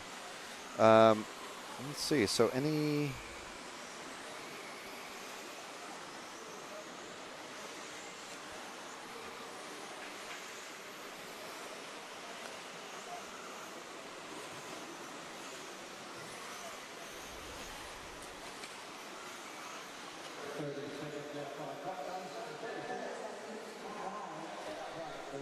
So, oh, well, quite a bit late to follow the car 3. I mean, he's on his last lap, but I'll see where he is on track. Just coming towards the middle. I think the next car over the quads, Matt, is the car 3 of Sandstrom. Doesn't have a number on the side of the car, I think. But I think this is Sandstrom. Peter Sandstrom. It's definitely not that one because it's one of the Hudy kids, and that is not car 3 there. So yes, we're on the... We very briefly had Peter Sandstrom. So yeah, we do need to have the... Ideally, we need to have the follow requests come in the race before. So ideally, the race before we get into... before they're actually out on track. But... Janice also cheering on Evie. So, I think the time is just cleared. No one in that last group is called that. Oh, no, Evie, yeah. Evie Thames. Sorry, we didn't know you were cheering for Evie as well, Janice. We would have followed her, though.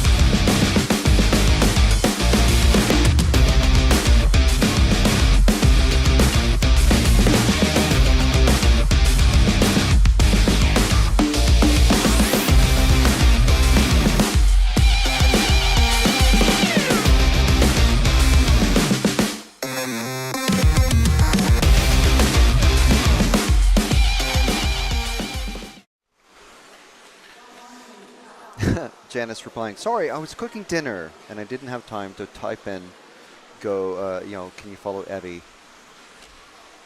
But Evie did really well. I think finished top or second in that qualifier, so it's very good.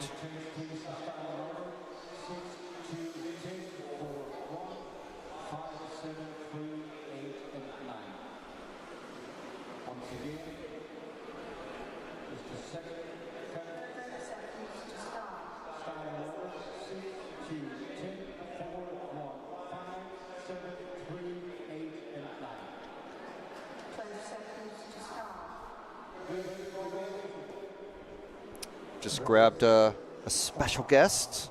There you go, just chuck those on. Let's see if this works. You there? Yep. Hello. Oh, we have Mr. Burek Kilic in the commentary studio with us. So how's it going with you? The Army of One running the lone Mugen prototype. How's that going? So yeah, I'm quite happy now. I made first qualifying was a 7, and the last one I struggled a bit with the grip. Finished 8, but I mean it's the first time out. Never drove before. Feels really great and promising.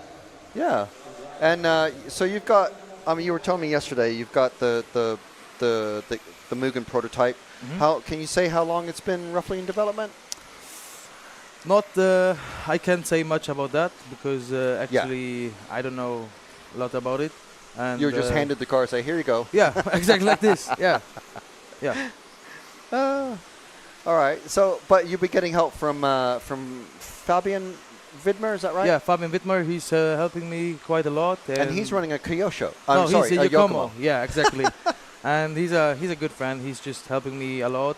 Also, because of him, I did for sure the 2-lane main, and thanks for him. And yeah, I mean, yeah, now we're here with the 4WD prototype, and feels pretty awesome. And yeah, just trying to do good. That's awesome. That's cool. Right. So, I mean, people have been wondering about the tires and how it's all handling. I mean, have you ever driven on any sort of surface like this ever before, apart from maybe the warm-up? So we was here at the 1/8 scale Euros, like, I don't know, 2020. Yeah. And the warm-up, I was also here, but it's like the underground feels same and different because the track changed every run, and it's so weird that sometimes used tires are better, new tires are better, so. Dad is struggling to know which tires are the best at the moment. In that second qualifier run, it looked like everyone ran just a little bit slower than in the first one. So, I mean, some of them running new. I tried to make a second run on used tires. It didn't work well, so I think I have to put new one maybe every round. Some of the people doing the same. It's quite expensive maybe, and yeah. Yeah. I mean, that was the one of the questions I want to ask is what are the choices that you guys in the that top group? I don't want to like jinx anybody and say, oh, you're definitely in the A. But so yeah, the top group, some running second run tires. Can you say? I mean, maybe not you yourself, but is there anything you can say about what people are trying with the various inserts? I mean, some people trying to cut the inserts, some people doing the holds. I mean. You can't. I think you can't glue the insert on the rims. That's for sure. Yeah. And yeah, I mean everyone is cutting the inserts in a different way, and yeah. Just to give it more, so there's more of an air gap between the insert and the tire, or cutting it narrower. And you mentioned holes. I mean, what do you, I mean? First, I mean, I don't race these week in week out or anything. So you have I guess like a hole punch like you use for a belt or something like that. And just like punching, literally just punching extra holes in the tire, inserts. We made so some of us doing holes in the inserts because the inserts starts to breathe more through the rim and through the tire, so we have more traction for sure. And some people cut like a V inside or just cut the whole line to have a flat tire to have more traction.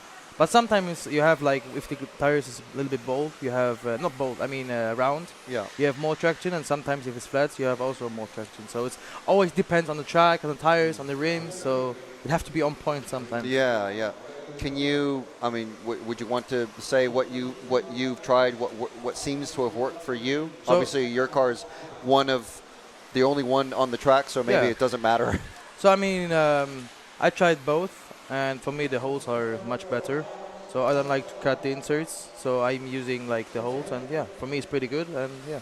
And just so I have an idea, like, are you cutting? Is it just like a whole, like just all the way around the circumference of the donut? Yeah. You're just punching holes like what, every centimeter or 2 centimeters? I just punching holes wherever because it doesn't matter where the holes are. Just have to breathe.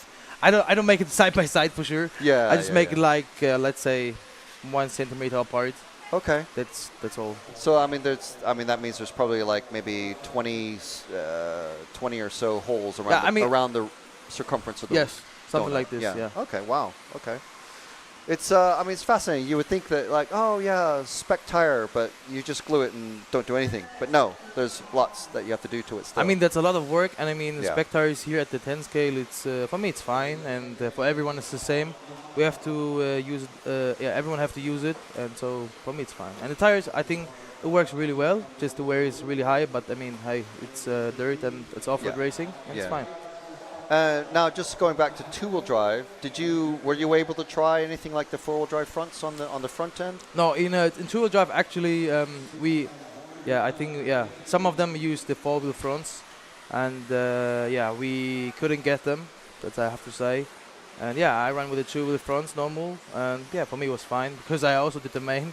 Yeah, so yeah. I'm quite happy. I was the only two-wheel drive Mugen here, and I had no team, so I'm quite happy. It was the first real Euros for the car, and with the A main, and just great. I mean, it's awesome. I mean, it's a fantastic debut, and obviously you're running the prototype in the top group for four-wheel drive. Yeah, it's awesome. I mean, we our goal is just to bring both cars into the main, and that's our goal for this weekend. Yeah, for sure. Well, best of luck to you. I'll let you get back to the pits. Yep. And good to have a nice tire talk. Thank you very much. All right, thank you. Thank you. Cool. Thanks, man. All right. So some interesting little insights there. All sorts of things that you have to do with these tires. It's not just you would think, oh yeah, we'll just chuck them on, but no. It's the European Championships. There's a lot that has to happen.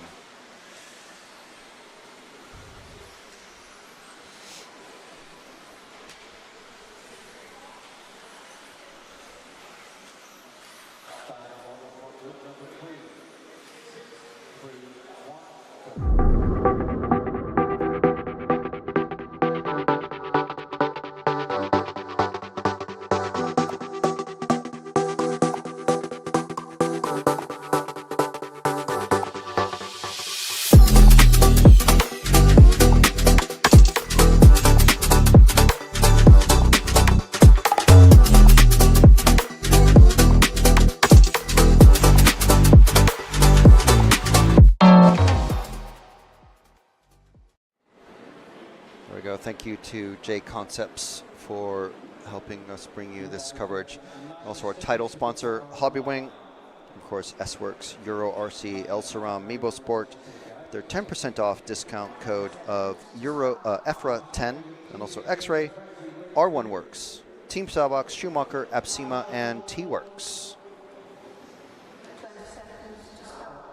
So let's see who we can follow in this one. We'll just follow normal thing, I suppose. First car out and just drop back. One car per lap, roughly.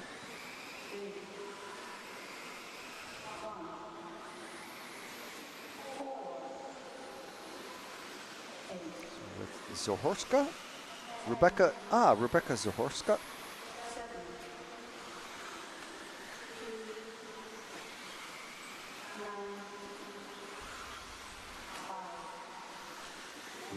Going over the triple.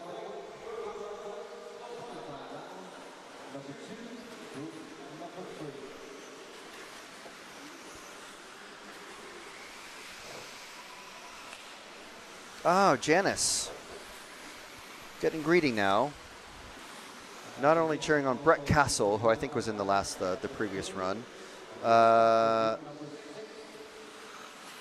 Saying, can you follow Harriet, if possible? Sister to Evie, Harriet Thames. Of course we can, Janice. That is car 8, somewhere approaching the middle of the track. I think is the car going over the quad now, I think is car 8. The one who's just, unfortunately, just tipped over. I think is car 8.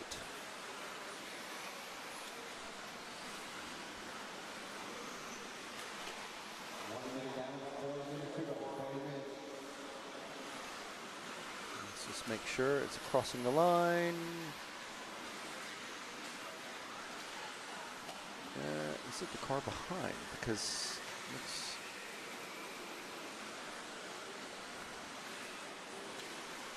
I'm going to trust Matt's eyes on this one. I think we're on Harriet. Yeah, definitely. Yeah, just came over the the quad jump is when you see a wide view of the track. That's literally where the commentary booth is, and then the timing booth is above us. So we're quite a ways down the track, and that's literally the slowest point of the track that we can actually get the eyes on the cars.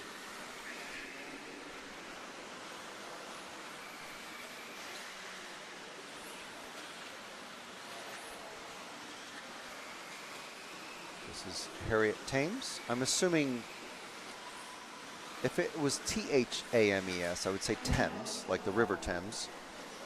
But I think it's Thames. So just correct me if I'm wrong there, Janice. Michael Wolf saying, when can we watch the brilliance of Marco Steinbuchel? I'm not sure. You can go on myrcm.ch to see all the live timing and the schedule of the drivers, to see what qualifying run they're in, and the finals when that's all sorted out at the end of the day tomorrow. That's unfortunate for Harriet, but we'll follow this car here. Let Harriet go and run her own race without being the eyes of the world on her.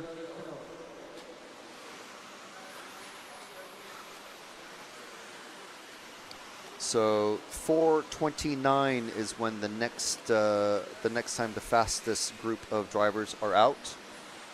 4:29 Central European time. So if you're watching from the UK, it's 3:29, obviously. UK or Portugal.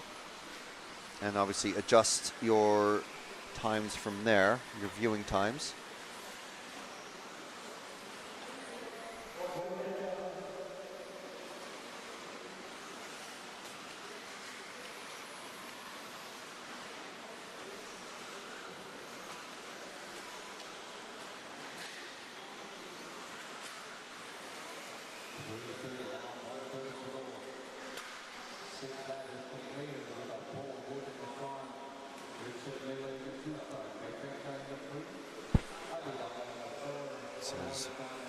Should say we're on the car 0 of Abdallah Al Fahan. See if I can find the car 9 of Lee Charnock, because I'm sure I saw someone cheering for Lee.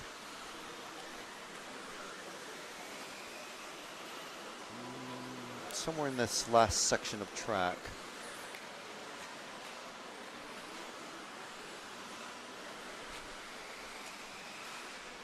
There we go, Matt's picked them up, and the camera's just decided to go, no, I don't want to focus anymore right now. Here we go, there's Lee Charnock, one of our 40-plus racers. And over the double. That was the bus stop chicane for two-wheel drive, and now into this sweeper, which used to go to the left, and now it goes to the right, into the Z.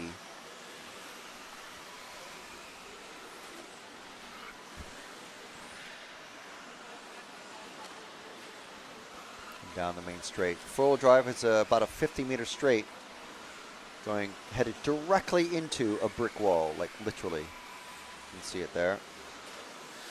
Over the double into the S. And drivers starting to complete their run. 5 minutes qualifying.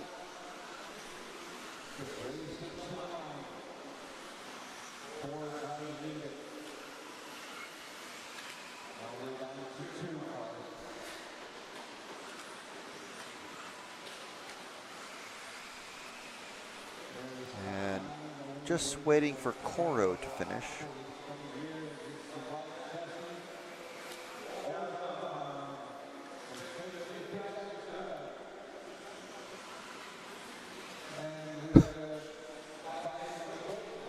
And there's your official finishing order chart.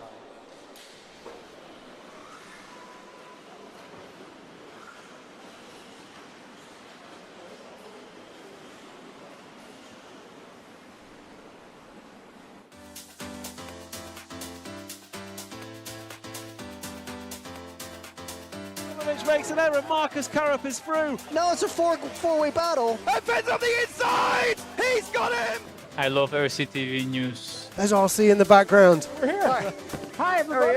This is mine. Okay, fantastic. Yeah. So we are here at ETS round number 3 of season 17. David Ongaro, associated European champion. Bruno Coelho is your champion. Today, mamma mia, super happy.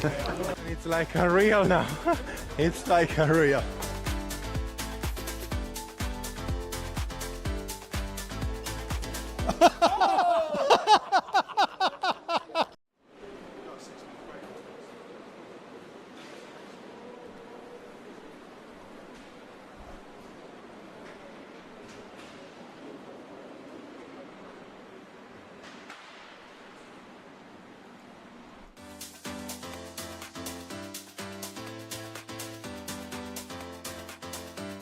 Makes an error. Marcus Carrup is through. No, it's a four-way battle. And Ben's on the inside. He's got him.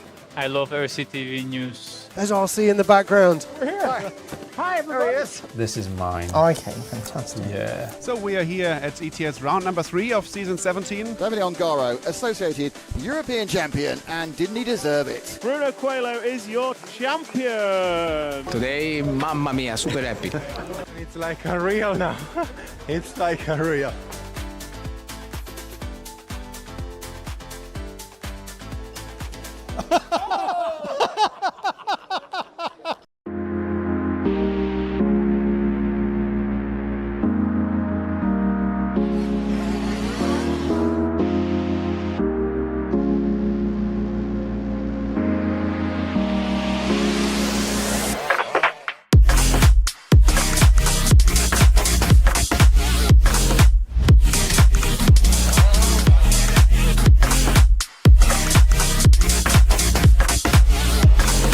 On him now, we got the Mink on. Now it's a four-way battle. Poleman is being run back to the pit, but Poleman is going to miss the start. Oh no! Hatler's going with Ben. Ben and Hatler right together now on the last shot. And Ben's on the inside. He's got him.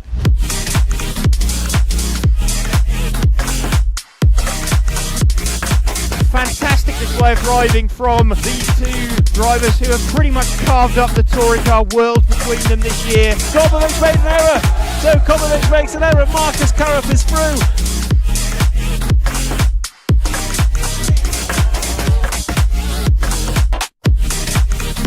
To take the most amazing European championship, that is absolutely unbelievable. Mark Reinhard takes the European Championship. Yeah, had to be a while, man. Waiting for it for a long time again. And crossing the finish line for the last time, Dario Balestre is our 2024 European champion. As always, another title. Dario Balestre got to stop and go on the penultimate lap. Still hang on to the lead there and take the win.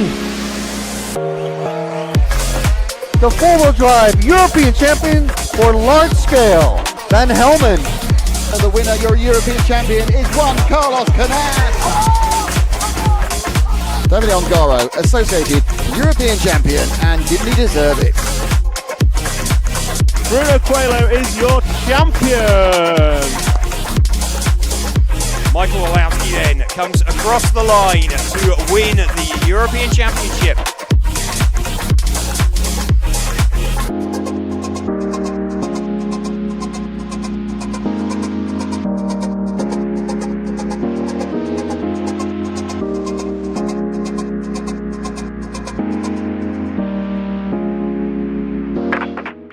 I love RCTV News. I'm Matt McCallum. And I'm Frank McKinney. And here are your headlines. There's RC in the background. We're here. Hi, everybody. Totally secret, no one knows. You got any thoughts on it? No, don't have a clue what you're talking about. That leads us nicely to the 12th Euros. And this week's hot topic. This is a hot topic. Okay, these are rookie numbers. Right where we're sitting now is where that crash happened. We did what you expect of us. We tried to stir up some drama. Another good one. Yeah.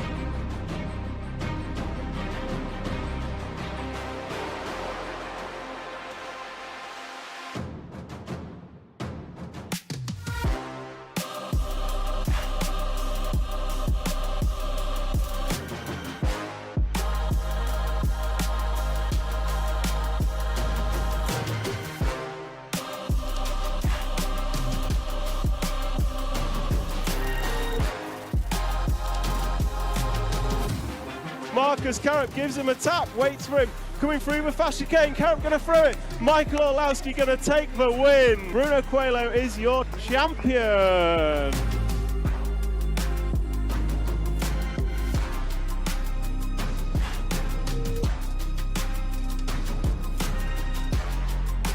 We're over halfway now. We're coming down close to 2 minutes to go. So right about now, if you're Michael and you're David, you are going to be starting to apply pressure. First real sort of chink in the... Oh, there we goes go. Orlowski. One Orlowski tap out for now, but he's still there. He landed on his wheels. It's a dogfight now. This is team manager versus driver. Star driver. Hometown hero versus the import. I reckon Ronifol's got a pass in him here. We got this lap and one more. And on two wheels. My God, and there it is. That's the one. Corner cut. That's the one. I told you he had a pass in him. I wasn't really planning on going on the inside there in the second corner. I was on the outside, but he came a little wide there on the second corner. I was able to squeeze by on the inside. So.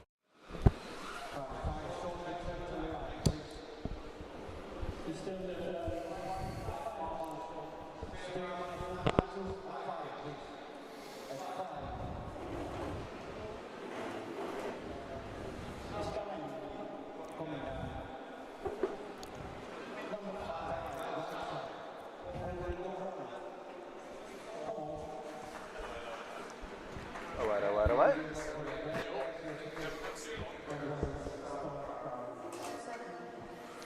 Special double bill, double guest. We'll see how this goes. First of all, I'm amazed that you even understood what I was trying to, like, both of you, come in. Yeah. That was a complete guess. I didn't know who he was looking at. I thought he was talking to someone on the rostrum. What's he doing? We've got Tommy Hall and Jamie Hall in the commentary booth with us now. Thank you guys for joining us. So you guys, you were just coming out to watch the race. Is there someone in particular that you were just like trying to give some help to, or see what track conditions is like, or what? This has been dubbed as the British heat. It is. I think there's 6 Brits in this heat, so we were just coming up to support. Right. Okay. Support the UK guys. Well, you know what? You guys can maybe co-commentate maybe on this, and I'll just kind of step back. Sure, go on then. So it's looking like out of all 8 Brits, none of them are leading right now. 8 out of 10. We've got Bowman P2. Bowman's getting it done for the boys. McFadden's up there, to be fair. The north of England is strong right now. The north of England is representing, I've got to say. They're doing a good job out there. So who are we following? Are we following Yaz right now? I think so, yes. Looking pretty good in the all blue B74. Oh, so this is the new one.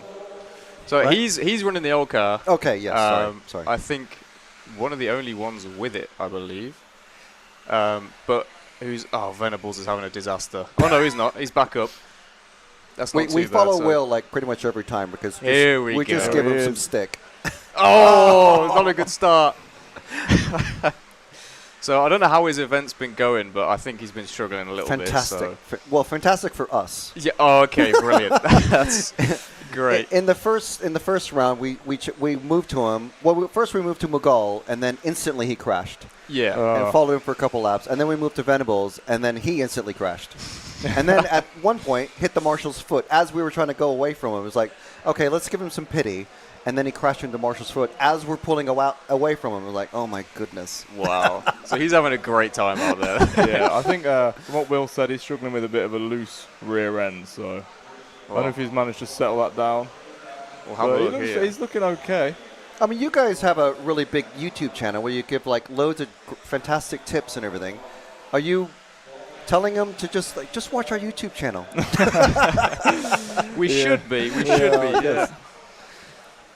No, it is hard out there, I think, for all of us. I can imagine, yeah. It's a very strange surface, I've got to say. It is kind of high grip, but it still feels super loose. I think that's catching a lot of people out, and I think Will's one of them, and along with us. So we can't really help him because we don't know ourselves.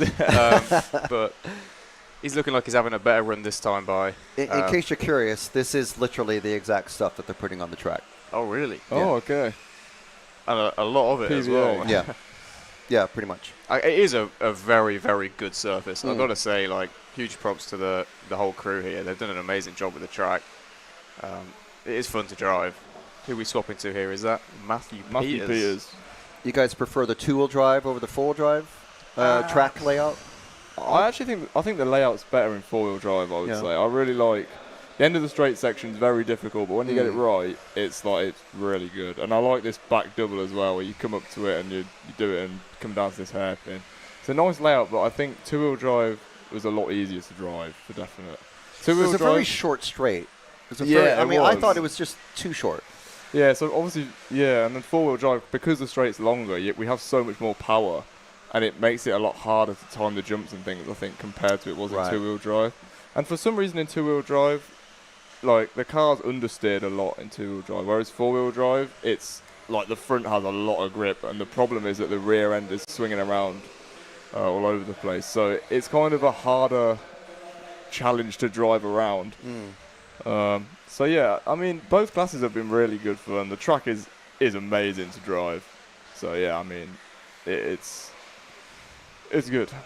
I did ask Davide, like, was there anything that you can take from two-wheel drive knowledge of the track or the surface or anything and apply it to four-wheel drive? And he just said no. There's nothing. Yeah. I mean, it's like the two cars handle completely differently. Like, I don't know whether it's the difference in the front tyres or what it is, but it feels totally different with four-wheel drive to it did with two-wheel drive. So who would you like to? There's half a minute left in this one. Anyone? Anyone you want to put the curse on? Curse or curse of the commentator. It can't curse be a of the British cameraman. driver, so we'll look at line of A. Towards the end of the track there, or lap there, is Laname in the car 3. They're actually coming across to finish their run. Will he crash on the last corner? Let's see. Oh, no. Maybe he did. Dear. Oh, he did. I think he finished. Oh, Eldridge got him on the last lap there, so we actually managed to we got a Brit to the top. That's all of us. We're taking credit for Eldridge's run right there, so the credit or the blame, whichever it is. Good run for Venables as well in the end. He'll be happy with that. Yeah, third. That's very good. I know he was panicking trying to get his car ready for that run, so I'm sure he'll be pretty pleased that he didn't blow out again. But yeah, as you can see, a lot of Brits. A lot. Just about sneaking the top spot as well. 8 Brits? Yeah. None in the top 8, though. Let's see who we've got in the next one.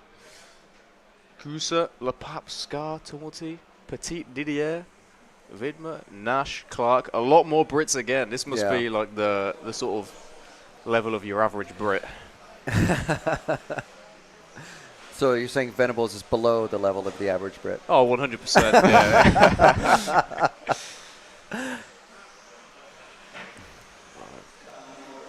Yeah, there's a few minutes in between each run, but it's. What's the mood in the AE camp then? I'd say it's pretty high. Everyone's having a good time. Everyone's getting on well, working hard. Obviously, it's not easy out there, so there's a lot of work going on to the cars, and we can all improve for sure. But everyone's having a good time and having good fun, so that's all that matters, I guess, at the end of the day.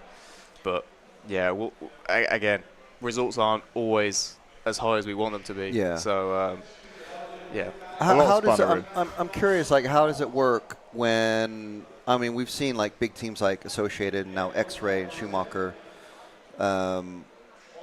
Sometimes it seems like everyone is coalescing and like putting all their efforts behind a single driver or a single couple of drivers. How is it working with Una being, I think arguably the best Associated driver? Is he passing down information that you guys can use, or are you guys all like, okay, I'll try a funky setup that you obviously won't be able to try and let you know how it goes on my run, and maybe that will help you in your top heat? Yeah, so how's the passing of information? It's been interesting because obviously there's not been much running on this car on dirt, so they've done a little bit in the USA. But other than that, I think almost none of us in Europe have even driven the car on dirt, so there was a lot of guessing going on Wednesday, kind of like, where should we put this, where should we put this? So we all actually started on something very, very different. and I think most of the guys have kind of converged onto what Yuna's running now. So right, okay. Yuna's seem to just sort of work quite well straight from the gate. So I think sort of Marcus, Davide. I think Davide is slightly different, on a slightly different route, but the thing is they drive very differently. So Yuna's, if you watch, Yuna's very on it everywhere. He's like rallying into corners. Davide is just so smooth and sort of steady but carrying corner speed. So they kind of ended up with quite a different setup. And then we've kind of ended up down a different route as well. But our car's like now completely different to Yuna's. So do you two tend to run similar setups? Usually in the UK, like we get a setup that works. Usually we both like it. So we end up on pretty similar. I'd say here we're pretty much like, I'll try something, if I like it, you'll put it on, and vice versa. We're kind of just trying stuff. Like, again, because it's a new car, we've just kind of been trying stuff everywhere. Yeah, it's kind of, you have to throw a bunch of stuff at the wall and see what sticks, Yeah. What about electronics? Because we had Trish Neal in here before, and he was mentioning the way Kobovic and Orlovsky race or drive, very different. But they're running different electronics as well. One's running Hobbywing, the other one's running Elserom. So you guys, I think, are running Reedy? Yep. Okay. So are you able to use any of the profiles or boost or whatever it is that you guys, other associated teammates are using? Yeah, so again, we kind of, again, don't really know what we're doing on the dirt, so we kind of just started on whatever we thought. Yuna started on whatever he thought, and we do sometimes, but to be honest, we don't mess with the electrics as much as we mess with the car. Like, usually set it, and it kind of, we don't mess with it too much. We try and kind of get it in a place it feels okay, and then we more focus on the car. We tend to anyway. I don't really it's know hard why, on a track like this, I'd say, because you change your power, you mess with all your timings for the jumps, and you kind of blow your rhythm a bit. But I'd say the brakes are very important on this track, especially in 2-wheel. They were, but even still in 4-wheel, the brakes there's a lot of time in just getting it stopped right and getting it into the corner well. So I'd say most of the messing on electrics has been really on the brakes. We copied what a lot of people ran sort of at the warm-up race here for like power-wise, and have kind of stuck on that. But the brakes we've been messing with quite a bit more. Yeah. So. And what about motor? Is everyone running the same motor, or just like different? Like, I think we're it's kind of a split down the middle with 5.5 and 6.5. So I'm liking the 6.5, just a little bit more soft and a little bit deader. But I think most really in the top 2 heats are on the 5.5. Just because the straight's so long with 4-wheel. I think it's roughly 4 seconds up the straight, so there's a lot of time in there that you don't want to be bleeding out too much. But of course, you got to get the rest of the track right. So And in 2-wheel drive, what were you guys using in that? 7.5. Yeah. 7.5. Yeah, but the rotor inside the motor makes a very big difference. So we have like quite a lot of options of rotors with the Reedy. Right. And again, Yuna was running the super soft one out of the drag edition motor. So we messed with the driver edition. Sorry. Right. Okay. Same thing, not drag edition. But so we tried that, and it feels like so soft to drive, but it means you can sort of just get on the throttle and drive more normally. Yeah. And you don't have to worry about wheel spin so much. So we messed with the rotor quite a bit in 2-wheel drive. But in 4-wheel drive, we kind of just left the same one. Yeah. Got on with it. I think, like Tommy said, in 2-wheel drive, it's like super important, the power. But 4-wheel drive, it's like, it doesn't feel like the biggest issue, if you know what I mean. Right. So we're kind of messing with other stuff. Especially with a brand new car, brand new platform. Yeah, I mean, this is the first international running of it, really, isn't it? Yeah. Yeah. I think so. Yeah. Yeah. So I think the guys I think we're all doing a pretty good job with it. To be fair, to get Yuna on the pace. And, he's the guy around here. To be fair, he's doing an amazing job. So to see him up there is very impressive. He's doing an amazing job. Maybe it's the white glasses and the like Eminem hair. The Finnish flair. Do we need to let you guys get off so you can? I think you're in heat 9, aren't you? Yeah. Heat 10. Heat 10. Okay. All right. Well, stick around for another 10 minutes then. Hell yeah. Hell yeah. Who we got leading this one then, Le Pape? Well, it's just finishing off, so Le Pape looks like coming out on top. Like Natra's having a better run again, which is good to see. Brits up the front, Tumulty, doing a good job. So yeah, it's very it's a weird surface, the way the surface and tyre kind of like interact with each other. Yeah. because I'd say usually on dirt you can kind of have a bit of tyre slip and kind of drift the car around a little bit, but here it's very different. It's, I'd say, a more American style surface where you kind of don't want any tyre slip. You want to be very sort of smooth and slow with all your inputs just to make sure you don't overslip the tyres. And I think that's why with like things like rotors and power is so important. But and it's why it's kind of hard to get a setup, because we don't run. I don't think in Europe before have run on tracks like this. It's a very more American style sort of surface. What's when you come to something like this that has a completely new surface, what's the first thing that you do? Is like, do you tame your thumbs or your throttle finger, or do you tame the rotor? Do you change that, or do you change throttle settings, like speedo settings? What's the first thing that you try to like play around with? So I'd say the first thing you play around with really is you kind of go and watch some of the lower heats to get sort of a feeling and understanding of how the track's working, and then sort of run one. You'll try and drive in a few different ways, see what works, and then look at the times after, see which laps were fast or slow with sort of different sort of driving styles, almost sort of aggressive and punchy, or then slow and smooth, and sort of see what works.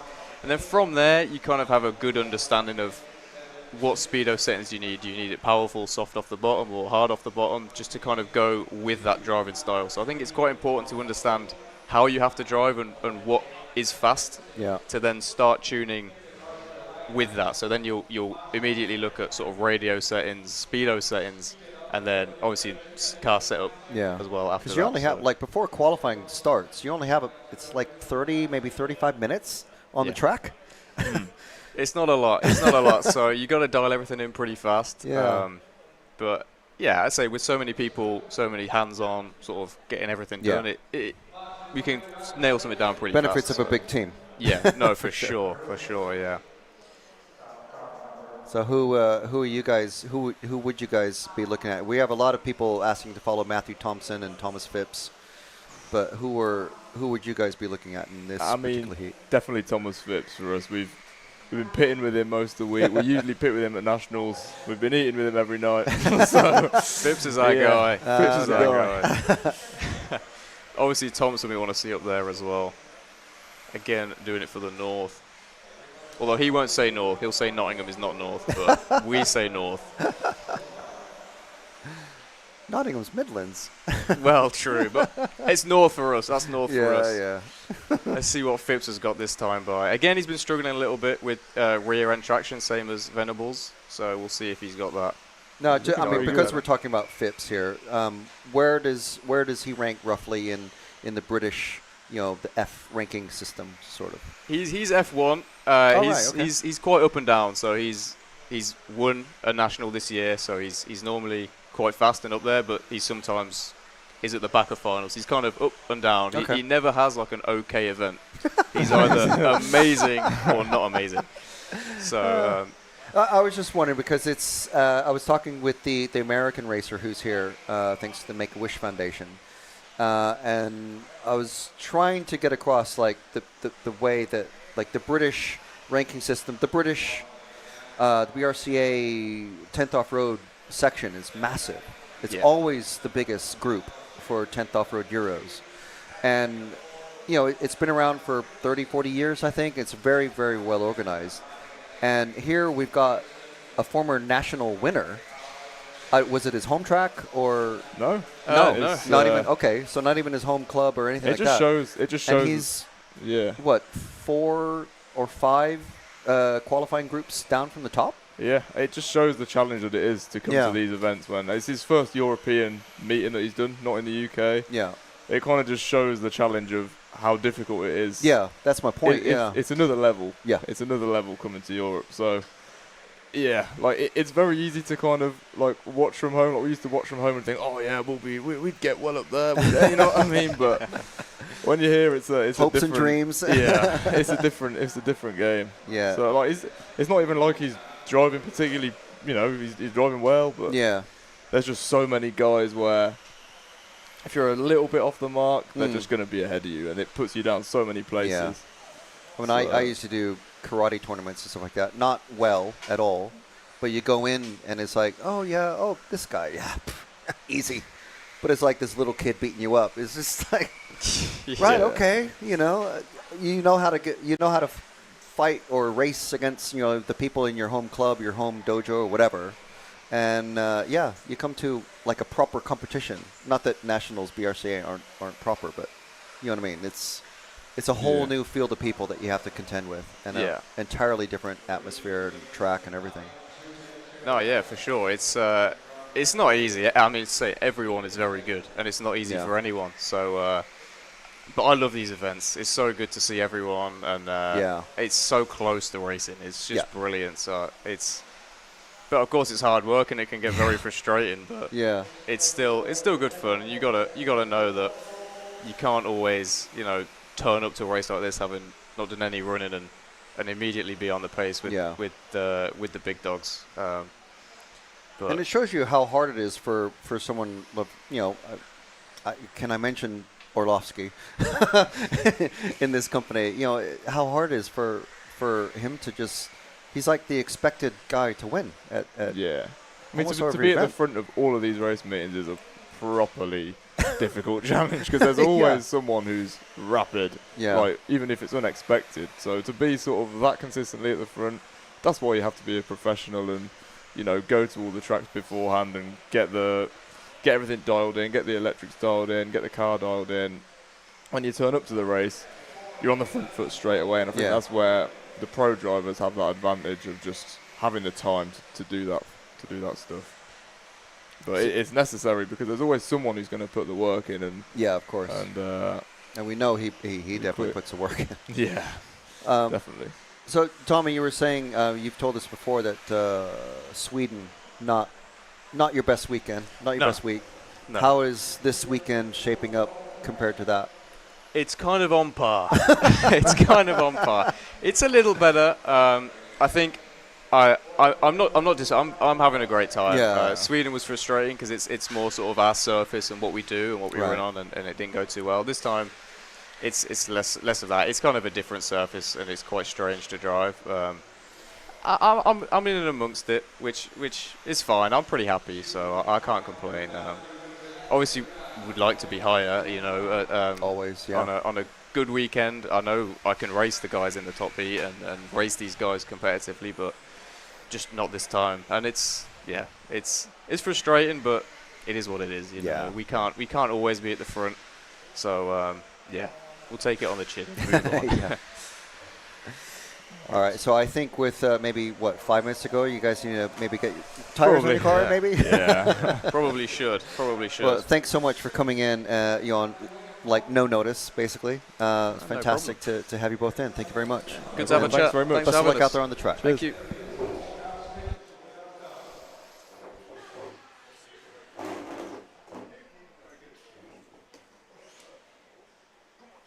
That was awesome. Thanks, guys. Tommy and Jamie Hall from Team Associated, the big BRCA team.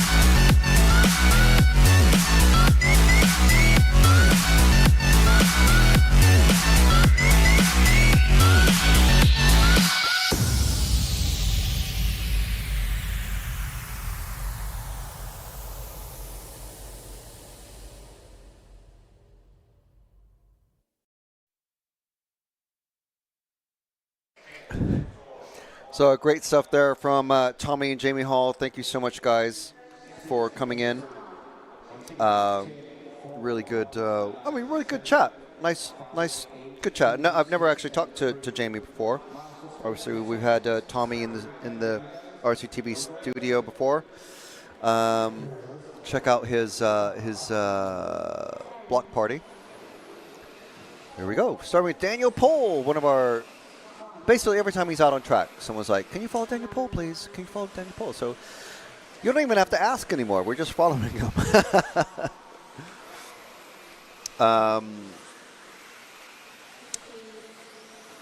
So yes, yes. Sorry, Janice. I think we missed Oliver's run. I'm not sure if he, I'm sure he was out there.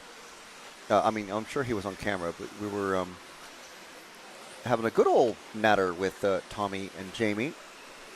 Clouds have come back a bit, so that means the humidity has come back a bit.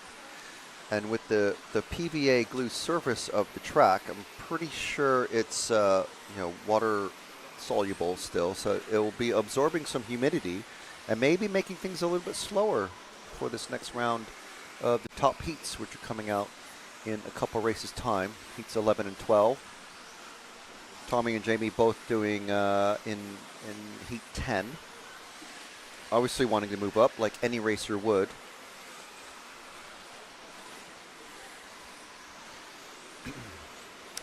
Luke Holdsworth in the car 2 is certainly one that we want to see if we can follow again. Starting to get the very familiar names back out on track.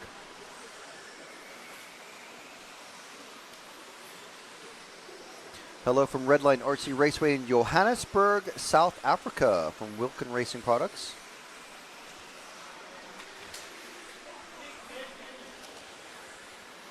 Oh yeah, we're already on Luke.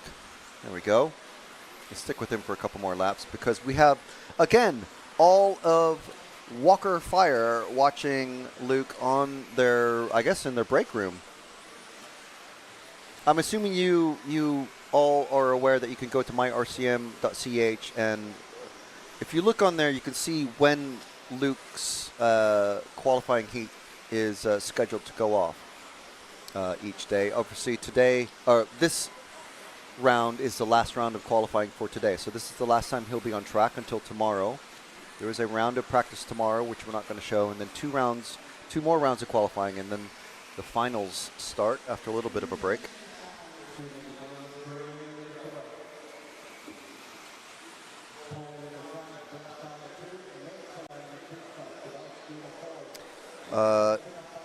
Jan, I can't attempt your last name, sorry. Please follow Oliver a couple laps in the last round, in the last race, I believe, I think he was on.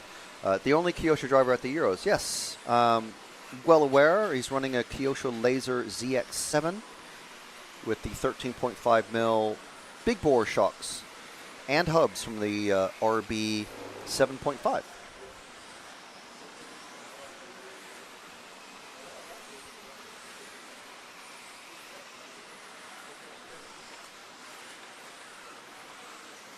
So who else?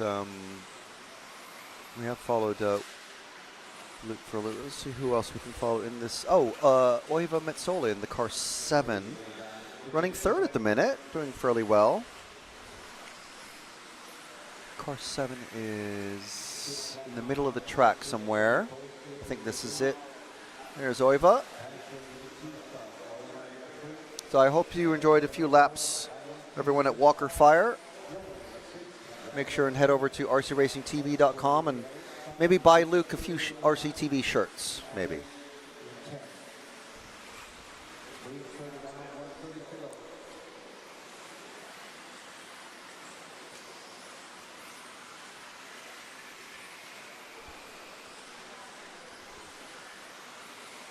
So Oiva, I think from Finland, yes, one of our Finnish racers who's here.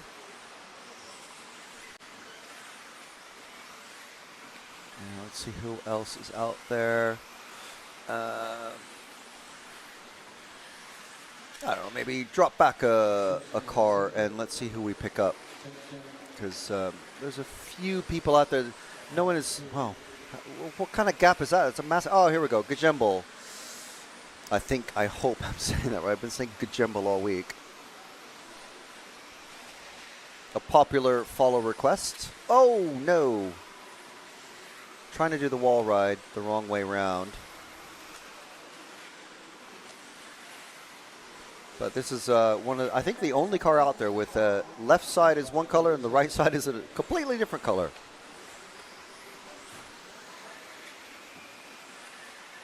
I would certainly get confused at my own car if it was like that, if I was racing that.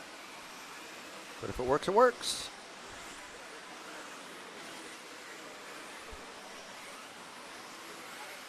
And the final seconds of the clock starting to wind down. So everyone is on their final lap.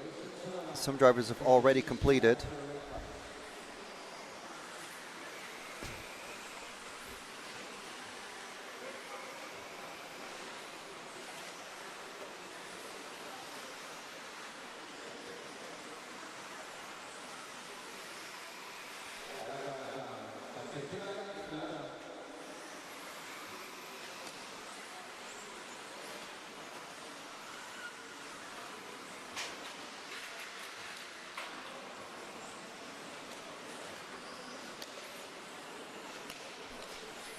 So there is the finishing order.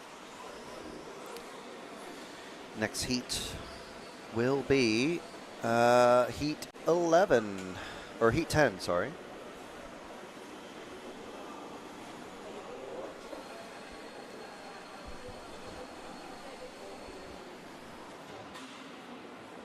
Group 11 and Group 10.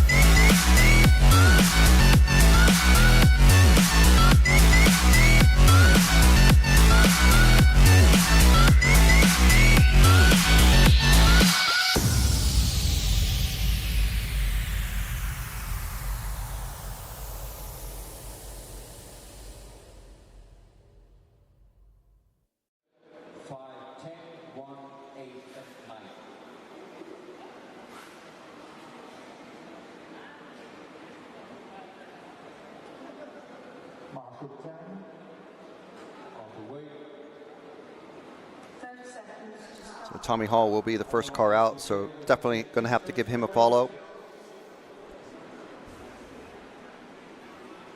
We haven't shown all that much of Jamie, so we'll follow him second in the car 8.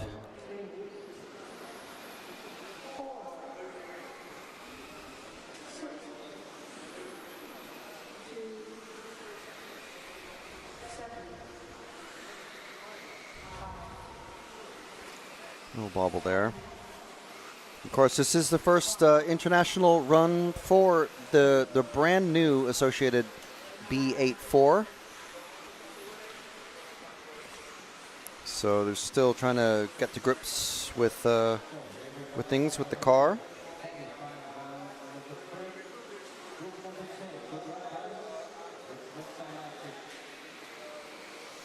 What happened there?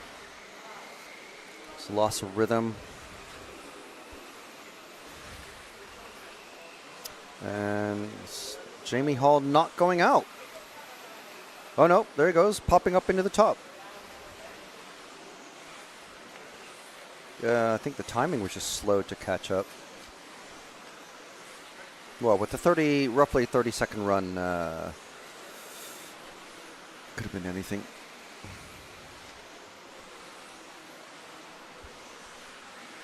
And there's Jamie on camera.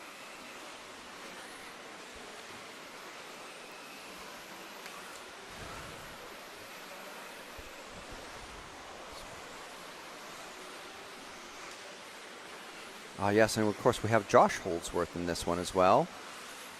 So if the crew at Walker Fire are still watching, we'll try to get to Josh Holdsworth. But Johnny Skidmore going pretty quick. Do we know Johnny's paint scheme yet?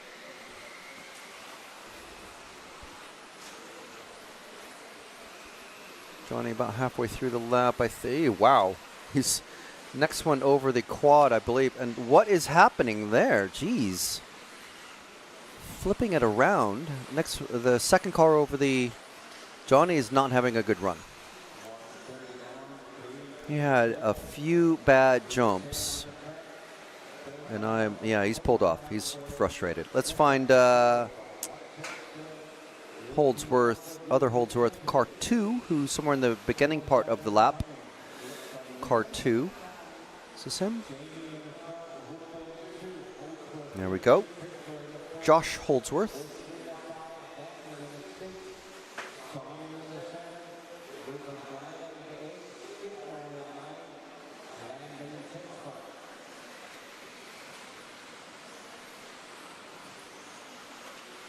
Sam W. saying they've been running that car for a while. I assume you mean the associated four-wheel drive.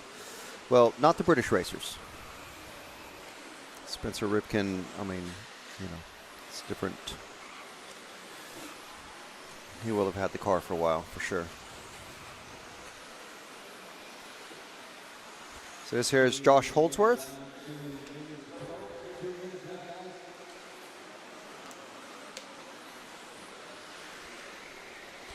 And where's that Alex Landon? The bright, bright yellow car at the hairpin section, just about to come onto the straight, is Alexander Landon in the bright yellow. First part of the lap now. Oh, hitting the pole of pain was that blue car, but managed to get away with it. Oh, man. That really threw him off. I mean, absolutely coming to a complete stop.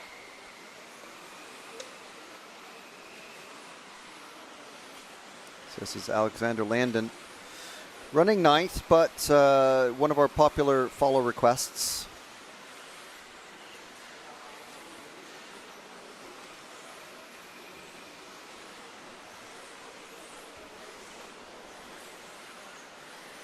Going over the double around the sweeper, the infield sweeper.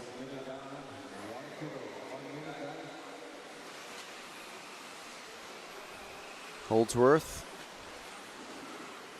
running very well, a couple seconds faster than Tommy Hall. Does anyone know what car Josh Holdsworth is running in the live chat?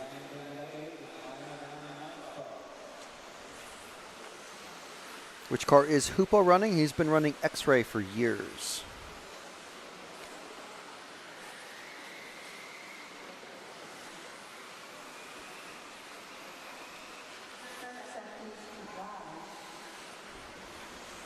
So 30 seconds left. And here is Landon.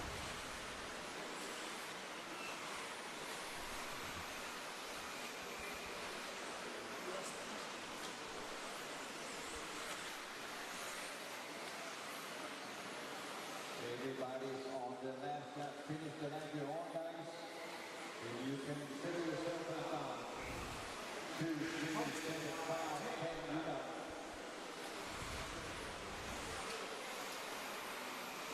I'm told Holdsworth is running the new Schumacher.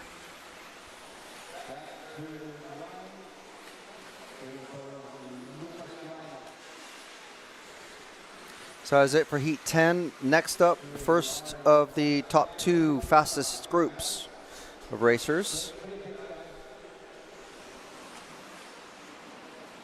So before we get there, just a word about tomorrow's schedule. At 9 o'clock Central European time is the start of the practice round. So everyone's going to get a round of practice on the track. 3 minutes of racing. Well, not racing, practice. Again, this is all CET. But before that, let's hear from our sponsors.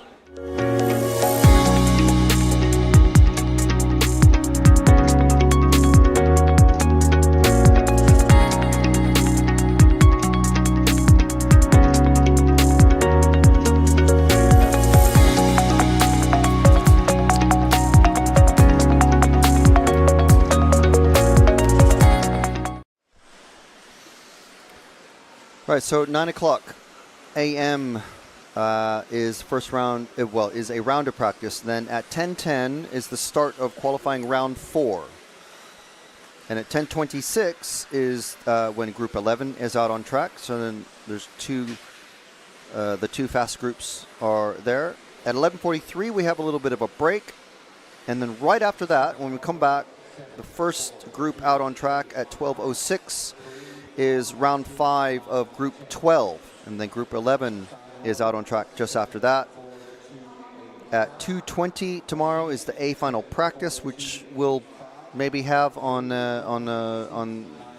the static cameras, but it's just practice. And then the A final 1 is at 3:20. A final 2 is at 4:20.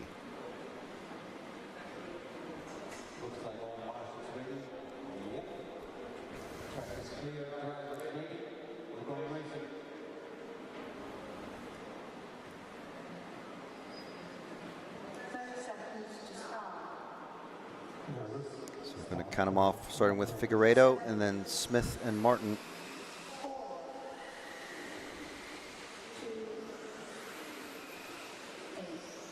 There's Figueiredo in the Techno 4-wheel drive buggy. He was running an associated 2-wheel drive machine earlier in the week.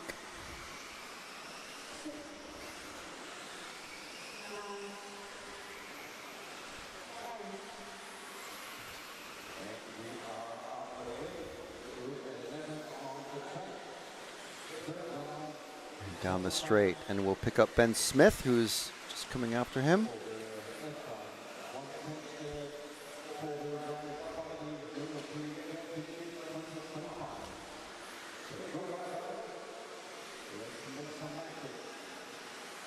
There's Ben, one of the top Brits. One or two others in this one.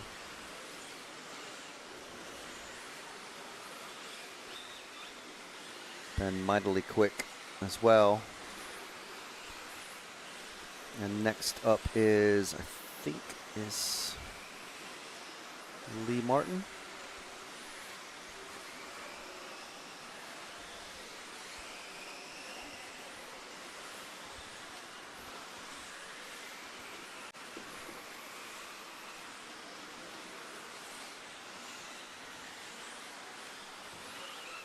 In that hairpin section.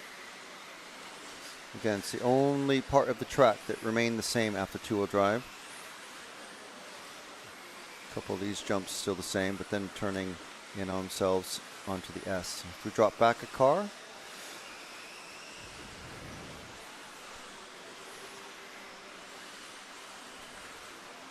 car 8 of Clement Boda.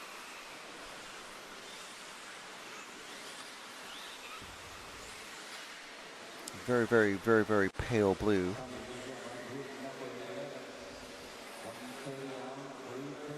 As he pops into the top spot on a 10 lap 5 flat pace. First round of heat 11. Figueiredo was the only driver to make it to 11 laps, which is kind of the happy hunting ground that everyone's trying to get to. So if we drop back another car, we'll see who that is. And it's Max Gotzel in the yellow and green.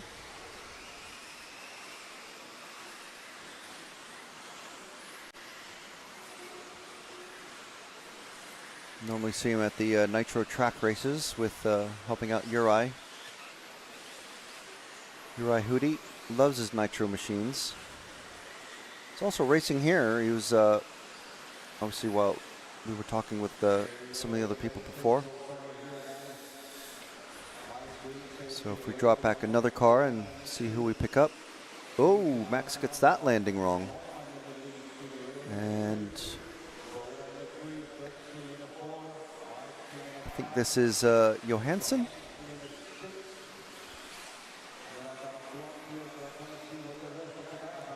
Yep, from Sweden. There's a couple of Johanssons here, so if anyone knows if they're related and how they're related, I'd love to hear it. And drop back another. And here is Jörn Neumann. It's someone coming into trouble ahead of him. Jörn running the S-Works. Mika Vidmeyer is in the next group, so he is taking the spot of top S-Works racer for four-wheel drive at the moment, anyway. Neumann crossing over, he's on pace for 11.526 with Figueiredo now on 11.529. It's still so close that, a half a mistake will do it. And this is Lee Martin again. No, this is Dominic Vlasic. Another S-Works racer.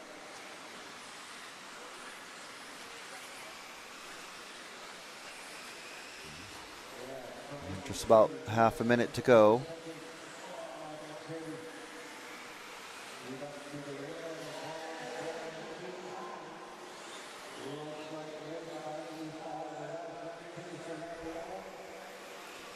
And I think the car just behind is... Oh, Lapmac is running. I think this is Bajus, who we haven't spent a lot of time following.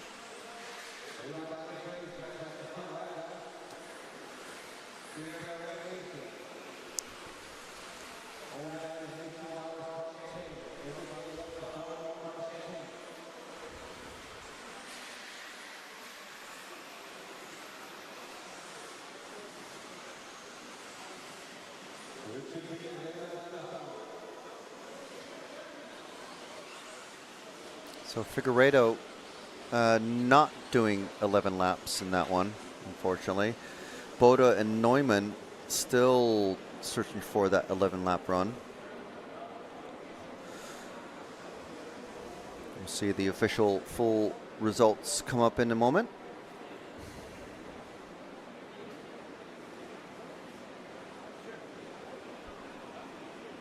I think it's taking a while because Lautenbach, I think, ended early. He could have gotten another lap in. And there we go. So best lap 29.4. I mean, all very fast laps, but 28.8 I think is the fastest that we've seen today for qualifying so far.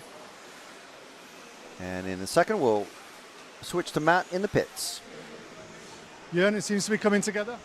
No, no, it was very good, and I make 2 laps before the end. I maybe slightly hit the barrier and flip, so I lose like 5 seconds. Forecast for 11 laps for most of that one, but yeah, I make easy 11 laps. I lose 5 seconds. I make 0-1, so yeah. There's still 2 to go. There's every chance. Slightly frustrated there. Ahead of him was Clement Boda. Clement, you got to go Marshall, but you must be pretty pleased. Yeah, it's a clean run without mistakes this time, but I'm finished second, so I'm really happy about this. We'll see this one what you do, and yeah, but I'm really happy because without mistake it's always difficult on this track. Nice one. Thanks a lot, Clement.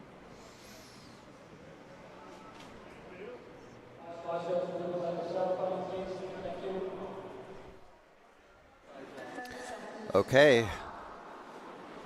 Back to the main camera for Heat 12. Fastest group of racers out there. You can see the names. We know how they perform. We know how many world titles are spread across these top racers and European titles as well. So here we go with Martin Bayer leading things off in that car 1. TQ for the second round, and chased by Orlovsky. TQ from the first round. Orlovsky doing a 11.522.79.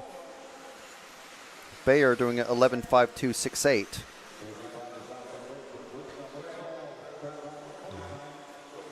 I can sense the Orlovsky. The follow requests are coming through. You do not need to worry about that. We're going to follow all of the top drivers. Oh, up on 2 wheels. Nearly taking it over.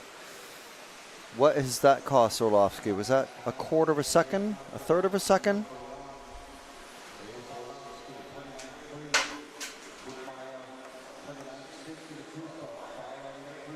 Coming out of the hairpin section. Did he just rub that dot or that pipe? Here comes Kobovic, I think. Oh, nope, Ronefout.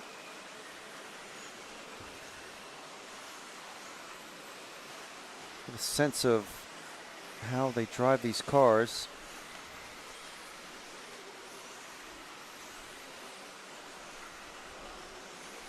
So after a couple of laps, Widmeyer on 11.5.25, 11.5.24 for Orlovsky as he crosses the line, but only just 5.24.9.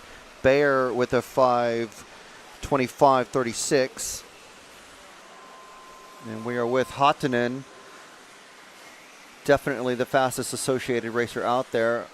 We're talking with the Hall brothers just a few minutes ago about how information is shared across the teammates and how things are working. Hatanen just with the confidence and the setup, being chased by Bartek Zalewski. I just have the feeling that Bartek is like, I don't care how many world titles you have. I don't care how many European titles you have. If I'm faster than you, just get out of my way.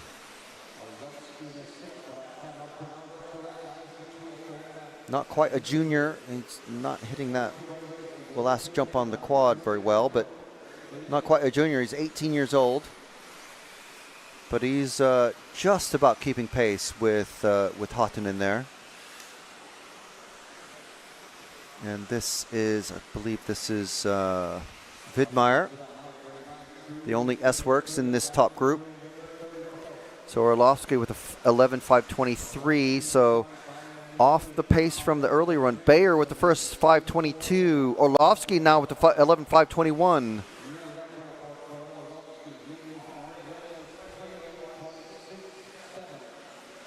So let's see who the next car is. I think this is Ongaro. Apologies for the loss of focus there. Pretty sure there's Ongaro. Running a very pale color scheme on his two-wheel drive now, or his electric off-road. Orlovsky still with 5.21.2, 21.7 for Bayer. So let's go. We followed Orlovsky for the last couple laps. Last round, let's find Bayer out on track and follow him for a couple laps and see if he's able to overcome Orlovsky. He has just 5.21.0, but Orlovsky backs it up with a 5.20.4. It is between these two. It's Orlovsky on pace for an 11.5.20, Bayer on pace for 11.5.21.0. 0.6 of a second in the overall predicted time between them. It's the 37-year-old Bayer, designer of the X-Ray off-road chassis, versus the 23-year-old Michał Orlovsky from Poland, running the Schumacher. Is it going to be, whose turn will it be? Is it going to be this driver right here of Martin Bayer? He's on top now, 5.20.9, 5.20.9 as well for Orlovsky. They are trading the fastest predicted speed. So I can't tell who is ahead on track just at the minute. Orlovsky's in front, so Orlovsky on a finish. Bayer finishes on a 11.5.20, and Orlovsky 11.5.20.9. Literally 0.03 of a second between them. Bayer takes his second TQ run. How close does it need to be? This is so tight and intense. 11.5.20 between them. We'll see the official time chart come up. Next fastest is David Ronefalk and Bartek Zalewski, both on X-Ray. Daniel Kobovic and Schumacher. Mika Widmeyer with the S-Works in 6th position. Top associated, Juna Hatanen, and then David Ongaro and Karup. And we'll cut over to Matt right now. Wow. 300ths of a second. Is that what it was? Yeah. We'll try to have a word with Orlovsky in a minute, but I feel like there's going to be some reaction when this man walks down the stairs. He's done it again.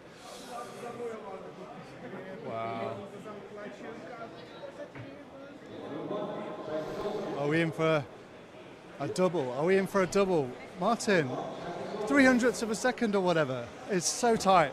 Yeah, it's very, very tight. I had really good motivation from Bjorn, from the commentator. Then he was, it's 2 laps and 3/10, and I did my best in last 3 laps. Probably hit everything perfect, and yeah. I feel like you're a bit more locked in now. Like the nerves aren't quite so much of a problem as they were in two-wheel drive. Yeah, I mean, now I am super relaxed. Like the two-wheel drive was for me so important and so emotional. So I feel like I am now so relaxed. I can so much more enjoy this time of driving. And I also feel I drive much better than two-wheel. Like there is no more tense, and nerves. So. It's going to be a big day tomorrow.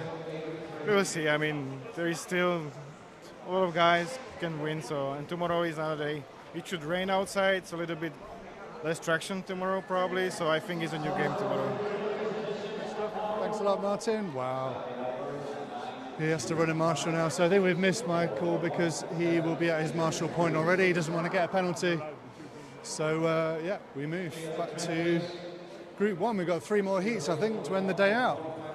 Back to Frank.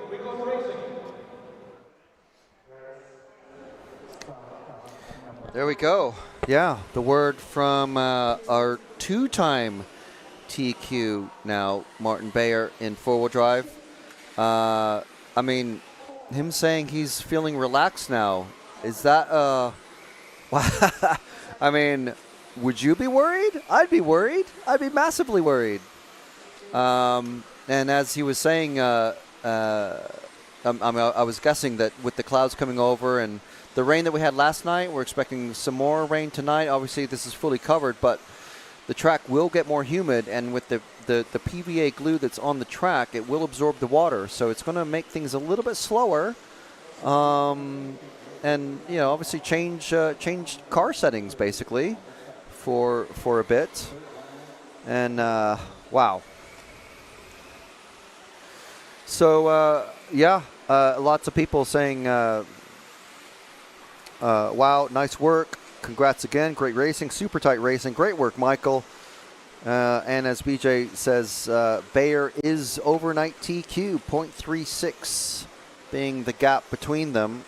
That is just ridiculous. So Bayer with 2, I can't remember what the exact time was, but it was 11:05 something.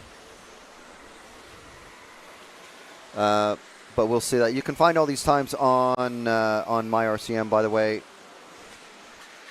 and we'll see what we can see here. On the MyRCM page. So if we look at the ranking list, we'll have to scroll down maybe a little bit. No, there he is. 3 runs are shown. So 11:05:20 that time.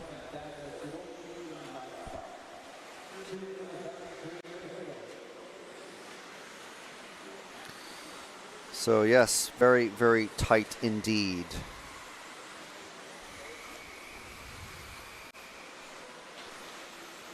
So we're into Q3 Heat 1, and we'll be finishing with Group 7.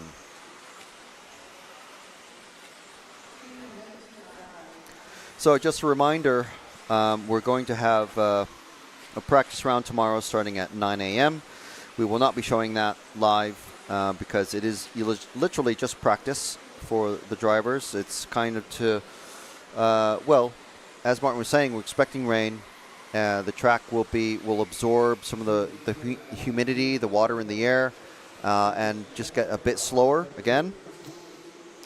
So that practice round will let drivers get used to the track and help them figure out what settings they want to use for the last 2 rounds of qualifying. Qualifying round 4 kicks off at 11:10 with the fastest 2 groups of racers on track at 10:26. Sorry, did I say 11:10? It's 10:10 is when quality for round 4 starts. 10:26 when Group 11 is out.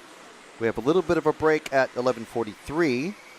And then at 12:06, we start round 5 of qualifying, starting with the fastest group of racers.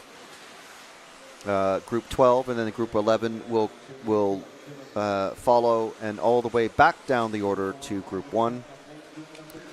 There is an A final practice at 2:20, and then the A finals start at 3:20, and then basically roughly every hour after that is the A2 and the A3. So that is tomorrow's schedule. If you're planning to step away from the live proceedings, hopefully not. Please stay with us. And yeah, so how about that? That is pretty intense. Some good racing. Orlovsky taking the first round, Bayer taking rounds 2 and 3, and our overnight TQ sitting with 2 0-point finishes and a 2, and Orlovsky with 1 0-point finish, and I believe I'd have to look at all the times and all that to compare them, but basically, I mean, pretty much Orlovsky second at the moment, overnight. I mean, what's going to go on all the social media for X-Ray and Hudy and Martin and all the X-Ray team drivers is that Martin Bayer is our overnight TQ here for 4-wheel drive. Going to go for the double, and he was saying yesterday. He was saying after the 2-lap runs, he was super nervous, and now after 2 TQ runs, he's feeling super relaxed. So that's possibly a warning shot across the bow for the other racers who are basically chasing him. Linus Fredriksson asking us to follow car 3. Unfortunately, sorry about that. I'm not sure when you posted your request, but I think it was sometime during the run, so we do apologize.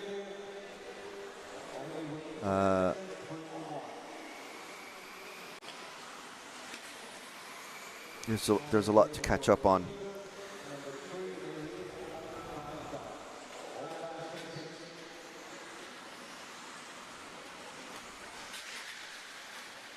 So there's a finishing order for Heat 1.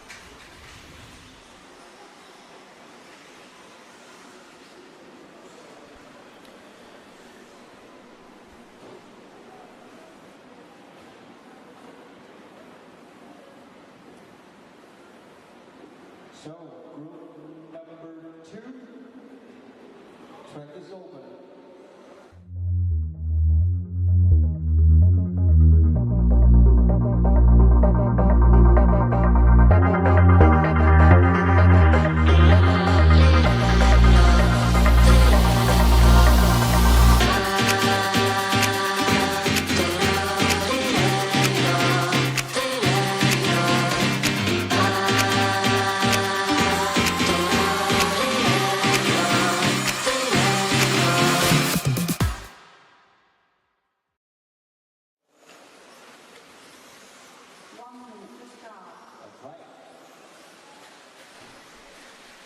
So we have about half a minute before the next round of racers are driving on the track. They're already on the track.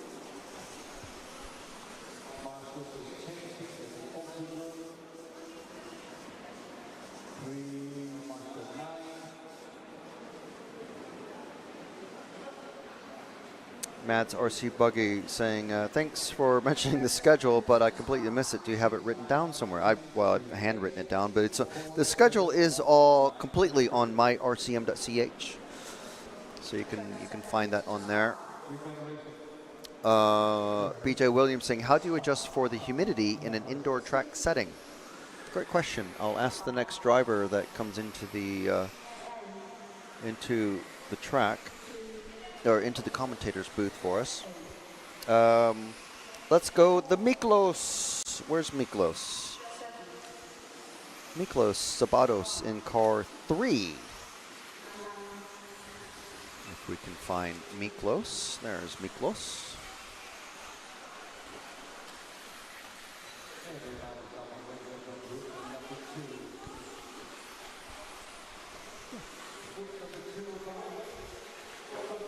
There's Miklos Sabatos, just trying to arrange another surprise guest. A guest that they didn't know they'd be coming in. So we'll see if we can talk to him.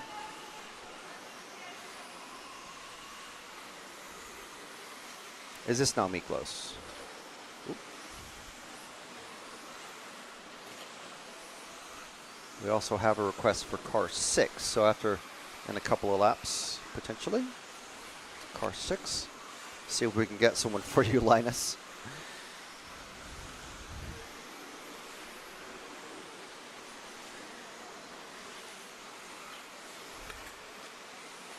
Looks like Miklos has a lot of steering, maybe a little too much.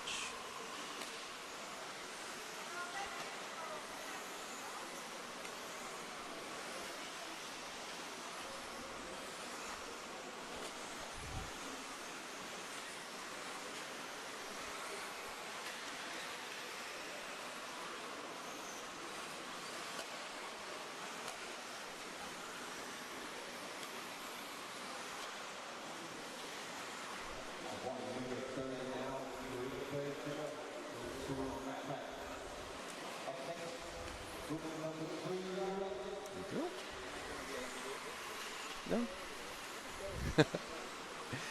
Why is your hair bad? No, so we've got Max Gotzel in to chat with us. How you doing, Max? Guys. Hello, guys. Good. And you? How is it here? Yeah, I'm behind all the right. window? I'm trying to stay caffeinated and hydrated, but not too much because that means I have to run out to the toilet all the time. It's close, lucky for you. Yeah, true. So Max, how's the week been going for you? First, Let's say pretty okay. I would say I finished 15 in two-wheel drive, so not really amazed by that, but at the same time not disappointed. Yeah. So what is that like? Sort of like a happy place for you to finish, or would you? I mean, obviously you want to make the A final. Yeah, of course. But the A is always the goal. But yeah. Unfortunately, I know it's a bad excuse, but I didn't have time to come for any practice or the warm-up event. So my first laps on the tire and the surface and everything was first practice. So considering that, I'm pretty happy. Yeah. The team did well. Good job to Martin and David for 1 and 2. It's amazing. Yeah. Also Bartek just missing the podium. So it means the car was working. And even me, with basically no practice, I finished half of the B. So yeah. It was okay. So just okay. You're not necessarily Yeah, happy with with the situation and. I mean, I started 10th in the B and finished 5th, so I'm quite happy with that I improved. Yeah. But nothing to celebrate from my side, to be honest. I mean, that's unfortunate. For sure, we're gonna celebrate Martin's title because Yeah. it's the first one for the XB2, which is amazing. It's the first one for Elseram, which is even more amazing. Since we started just a couple of years ago from scratch to the first European title in like 2 years on the market, it's incredible feeling, honestly. So I mean, I take it by you saying that you're helping develop it from in the background, or like from the start? Yeah. The Speedos? Yeah. Yeah. Okay. Yeah, so wow. basically, I mean, Jan probably from Elseram probably told you the story, but he comes from the same village like I do. So we were pretty close since the beginning because he started coming to races in the Czech Republic and we got close quite quickly because he's from the same city. And he started coming to my track for the events. And since COVID started, we just got closed up in a hall. We decided to build a carpet track inside. As you do. Yeah, so it was just him, me and my dad and some of the workers from the company. Because Elseram is not mainly focused on the ESCs. It's a lot behind it. Yeah. And the idea was born there, and since then we just moved forward. Awesome. I mean, it is the first championship of any kind is amazing for a new brand, isn't it? Yes, I mean, Michal Orovsky for sure had some success with it, but it Yeah. wasn't the European title, let's say. Yeah, yeah. I mean, he won the ITC, which is amazing, many ETS events now, so that's good. It's everything's perfect, but the European title for the first time is something we didn't even imagine when we started back in the day. So, yeah, it was a special moment on the last day of 2WD for sure. Yeah. Now Martin's looking pretty strong in 4-wheel as well, so if we're gonna get 2 in a row, we...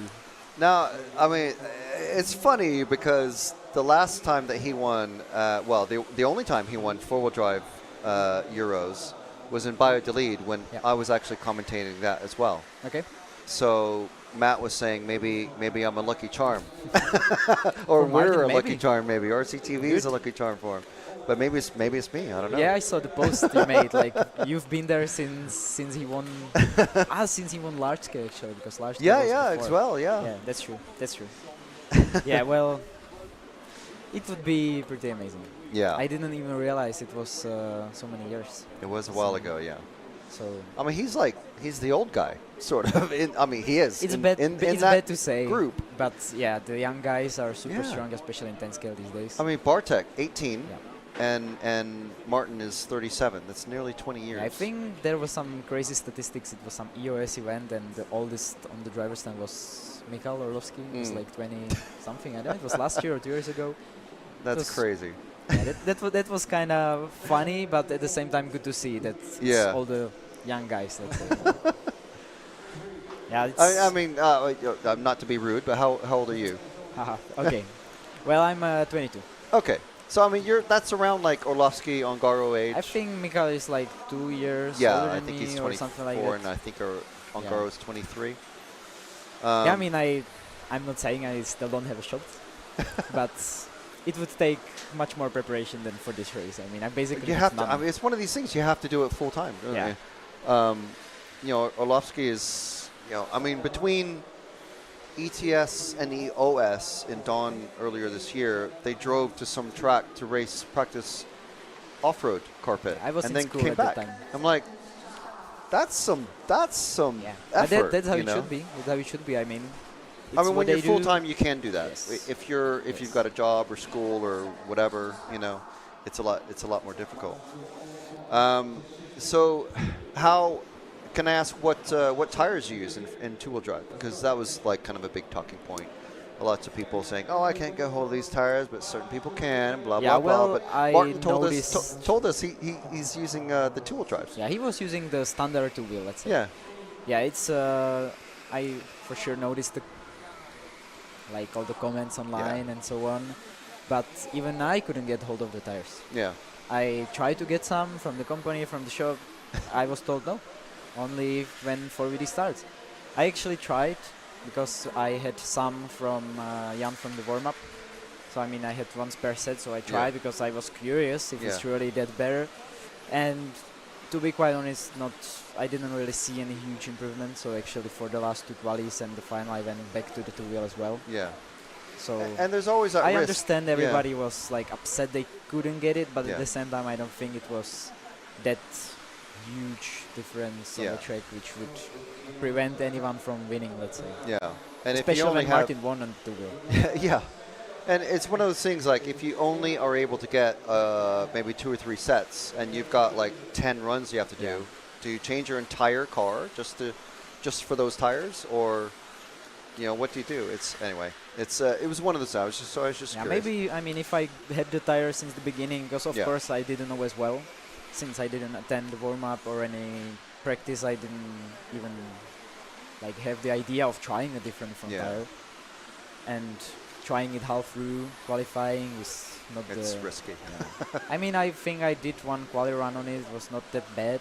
Yeah. But nothing to really gain a huge advantage. Yeah. I would say.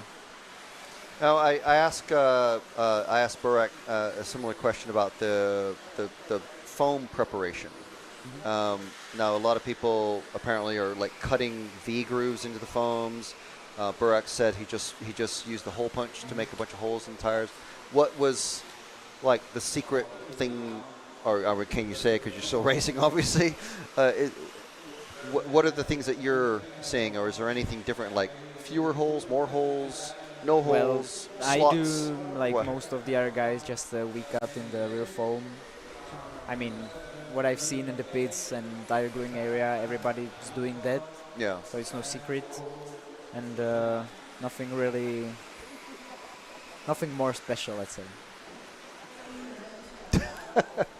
Lee Martin. Yeah. Lee throwing Martin is something at is us. a good guy sometimes. We're just talking about Lee. He's great. He's awesome. We really like him. He brings cold drinks to the commentator staff. And his friends all and the time. teammates, you know. Now, just a quick word about Uri and I was saying that we usually see you at the 10th IC and 8th IC Euros because you're always pitting for Uri. Yeah. Yeah. So have you become like a nitro guru, or do you just kind of like absorb Uri's knowledge and just go, okay, you want to come in now? Okay, great, pit. Okay, now go. Yeah, I mean, I used to race a lot of nitro myself, off-road, Yeah. obviously. So I know what to do with the nitro engine and Yeah. when to pit and how the pit strategy works and so on. So I'm not terrible in the pits, let's say. And since I'm kind of a part of the company, Yeah. everybody thinks I'm an employee. I'm not. But I just enjoy my time with him, and yeah, I mean, I always have like a lot of fun at the Yeah. road events because I don't race myself, Yeah. so it's nice to see the other guys and catch up with you as well. Yeah, I mean, like I said, we see each And, other. I'm not that a terrible. lot, kind of. Yeah, when I started coming with Uri to these events, he never let me do anything except like cleaning the bodies, honestly. I had to gain some trust. Right, okay. Now I'm allowed to change the sway bar or something like that. Really? Yeah.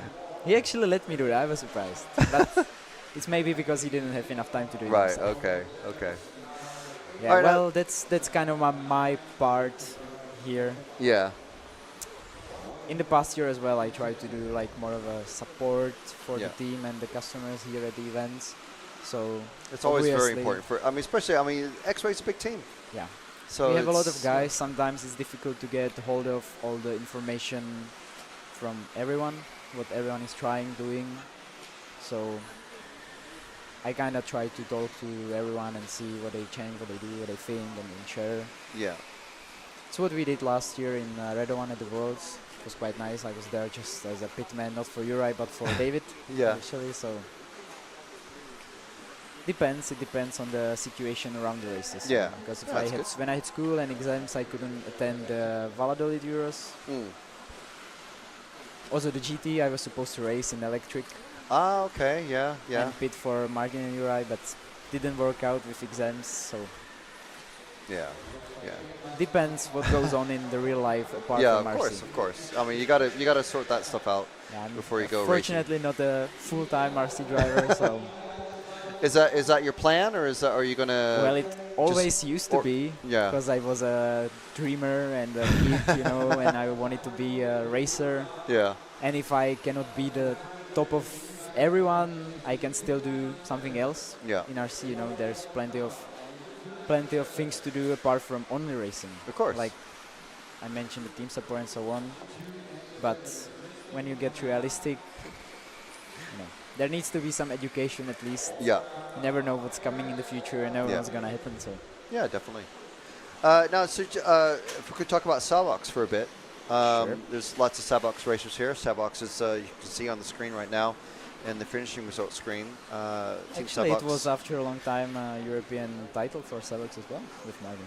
Yes, that's right. So that's it's right. basically my whole package just won the Euros as well. So I cannot have any more excuse. You just need his hands and his reaction times and all that. So what servos are you running, and what is he running? Or do you use different servos in We are two-wheel drive, four-wheel running drive? the new 3262 low profile servos, so the SB 3262 SG. That's a new version of the previous 2262s, so it's improved quite a bit. It's much lighter, more torque and so on. And servos are working amazing. No issues, no play. So Excellent. And the same servo in both chassis? yeah. Yeah. Yeah, it's the Monster line how it's called. It looks good.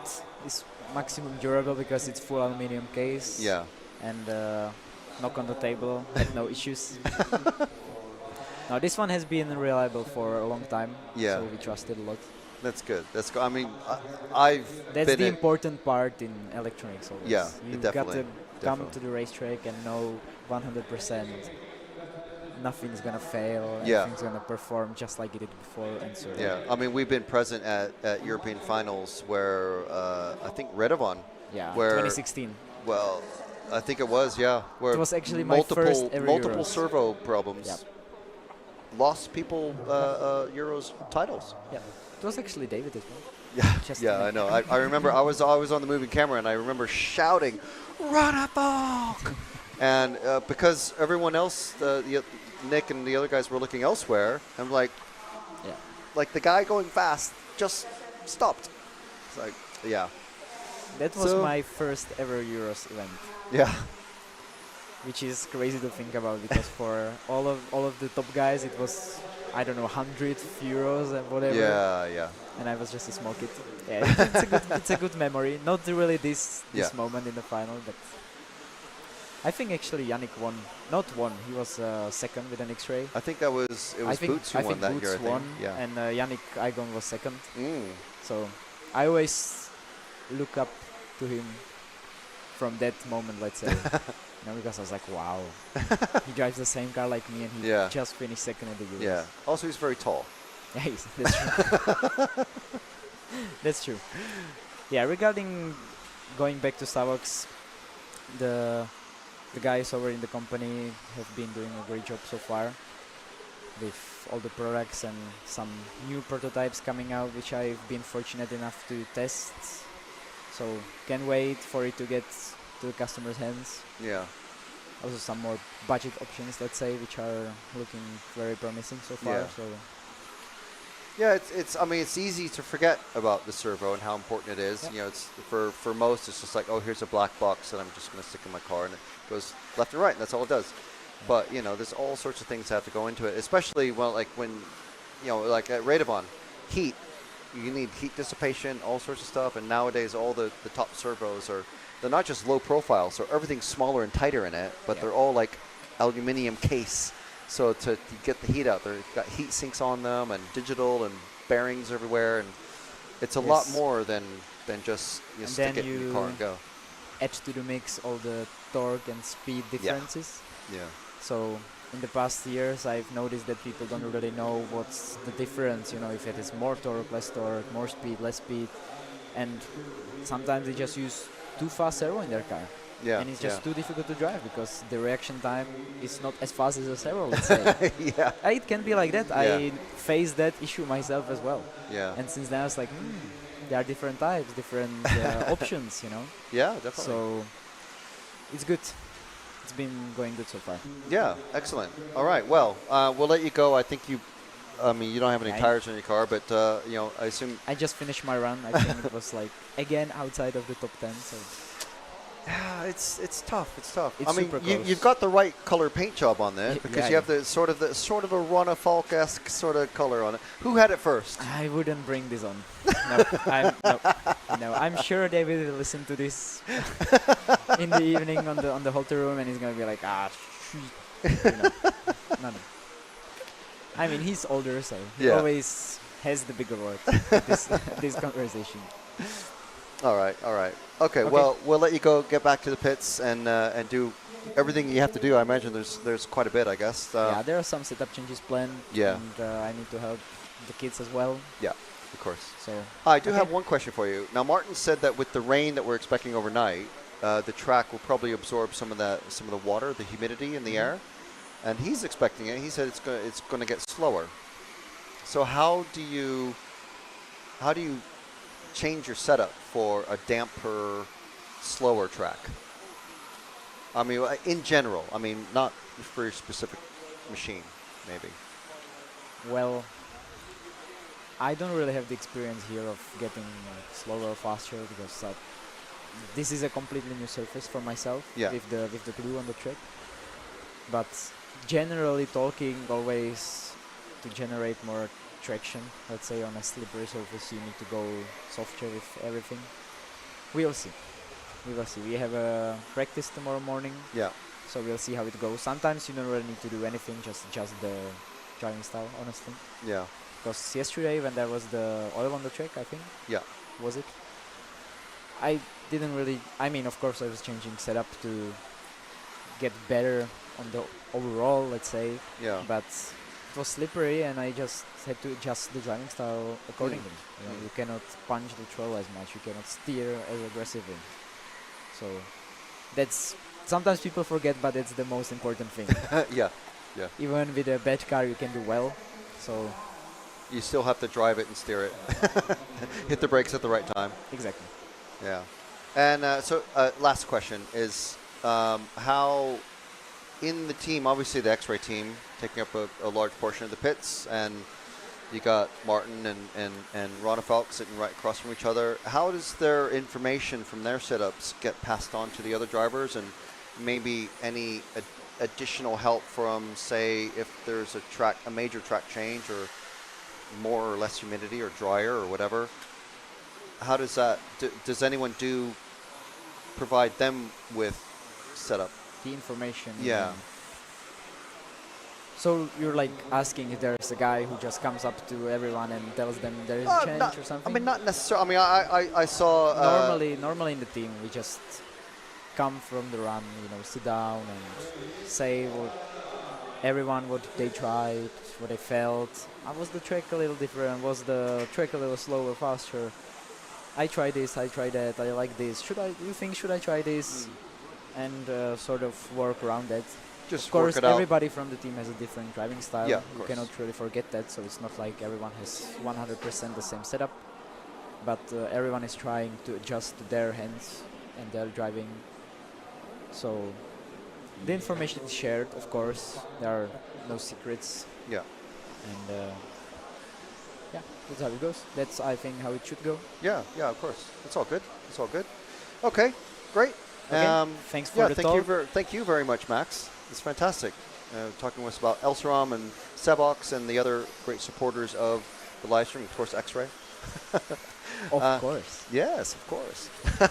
All right, thank you very much, Max. Thank you. Good luck for the rest of the week. Thank you.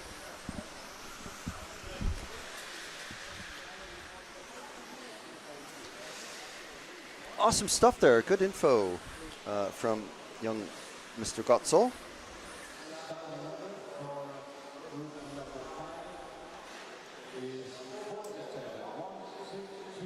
Okay, let's see where we're at here, and well, we're just about to start. We're a little bit close to the start of the next group, so.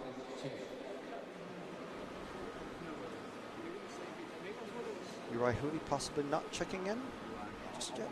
No, he's out there. Just hasn't crossed the line.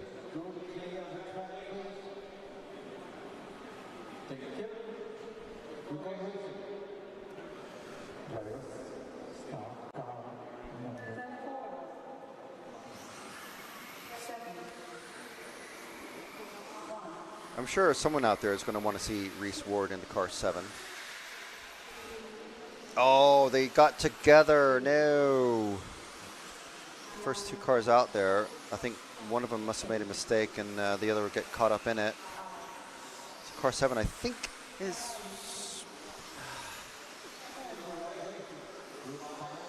I think it's the orange car behind this one car back. I'm pretty sure this is Reese Ward.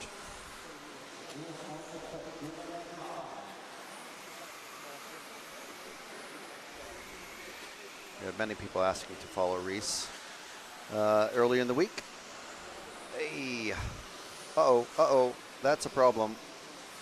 That's a big problem. Something, looks like a diff out drive is stuck somewhere. Eek. It's not going anywhere at the moment. So let's find someone else, unfortunately. Car 0, I think this is, of DDA, Loic DDA, junior racer. Out there racing with his, I think his father. If anyone knows in the live chat, let us know. If you know Loic or Lucas DDA, I'm pretty sure that this is father and son.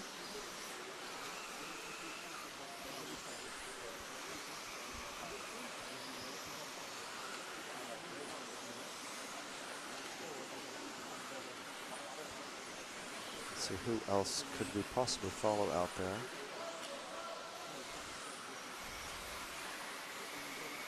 Possibly the car 1 of Alexander Bogdansky. See if I can spot him out there, somewhere in the beginning of the track.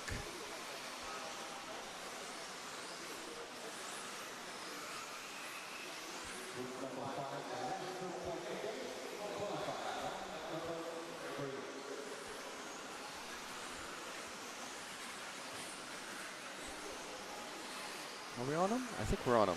Yeah, this looks familiar. Young Alexander Bogdansky, only been racing for 3 years, can you believe it? And here he is at the Euros. The sponsors and everything. He's only 10 years old.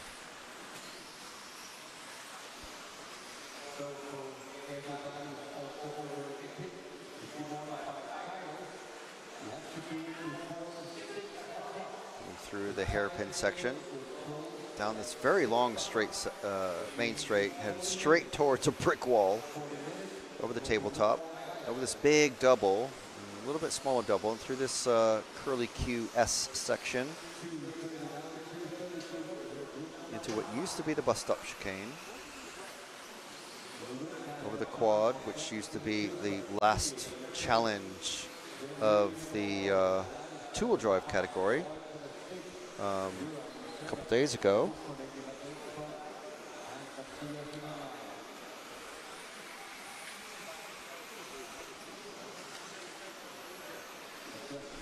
Let's see, who else might we want to follow out there? A very emotive mechanic, I think, out there. Just very frustrated with how the driver's doing, I think.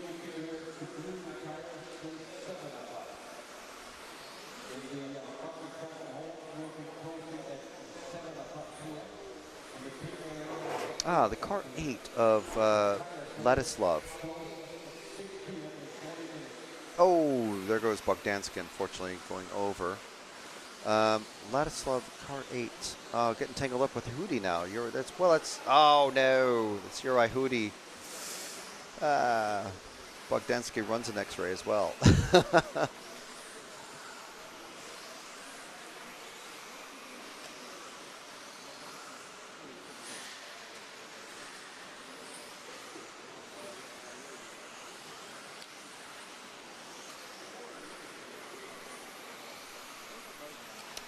Yeah, Reese Ward, unfortunately, the car we were driving, following earlier, unfortunately had to pull off after just the first lap.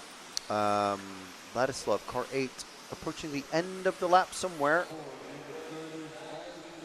It's just crossed the finish line. So I think is this yellow and green car going over the little double into the S. Is the next car over the quad. Car 8 of Ladislav. Oh, and he's just gone over. That's unfortunate. Going over the triple.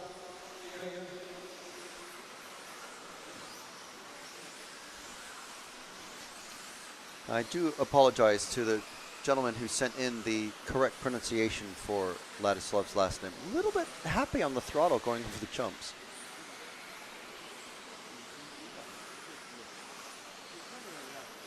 But it's not, the last name is not pronounced Socha. I believe it's Soka, I think, which means statue. Oh, and over at the hairpin.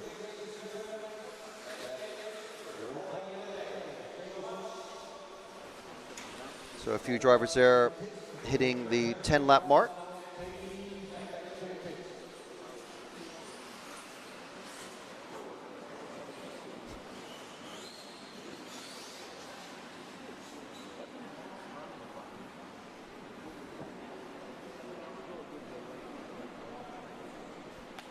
So once again, remember to listen. Tire sale will start in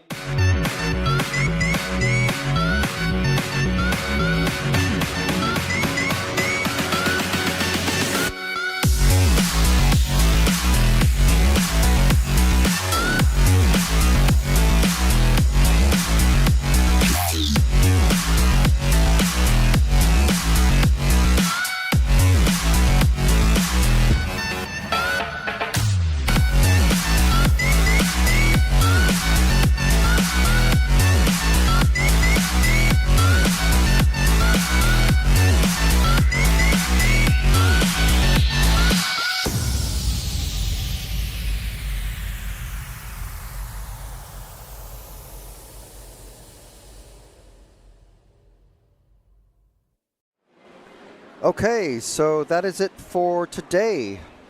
Schedule for tomorrow, once again, 9 a.m. practice round. We're not going to show it, but 10:10 is when qualifying round 4 kicks off. The 2 fastest groups of racers are going to be out at 10:26. So just be ready for that, basically. That's it. I won't read off the whole schedule because I'll do that tomorrow in the morning. I've done it loads of times today. But you can find the full schedule and where everybody is sitting in overall standings and all that on myrcm.ch. The one-handed news story is Martin Bayer is overnight TQ with 2 round TQs and Orlovsky with 1 round TQ.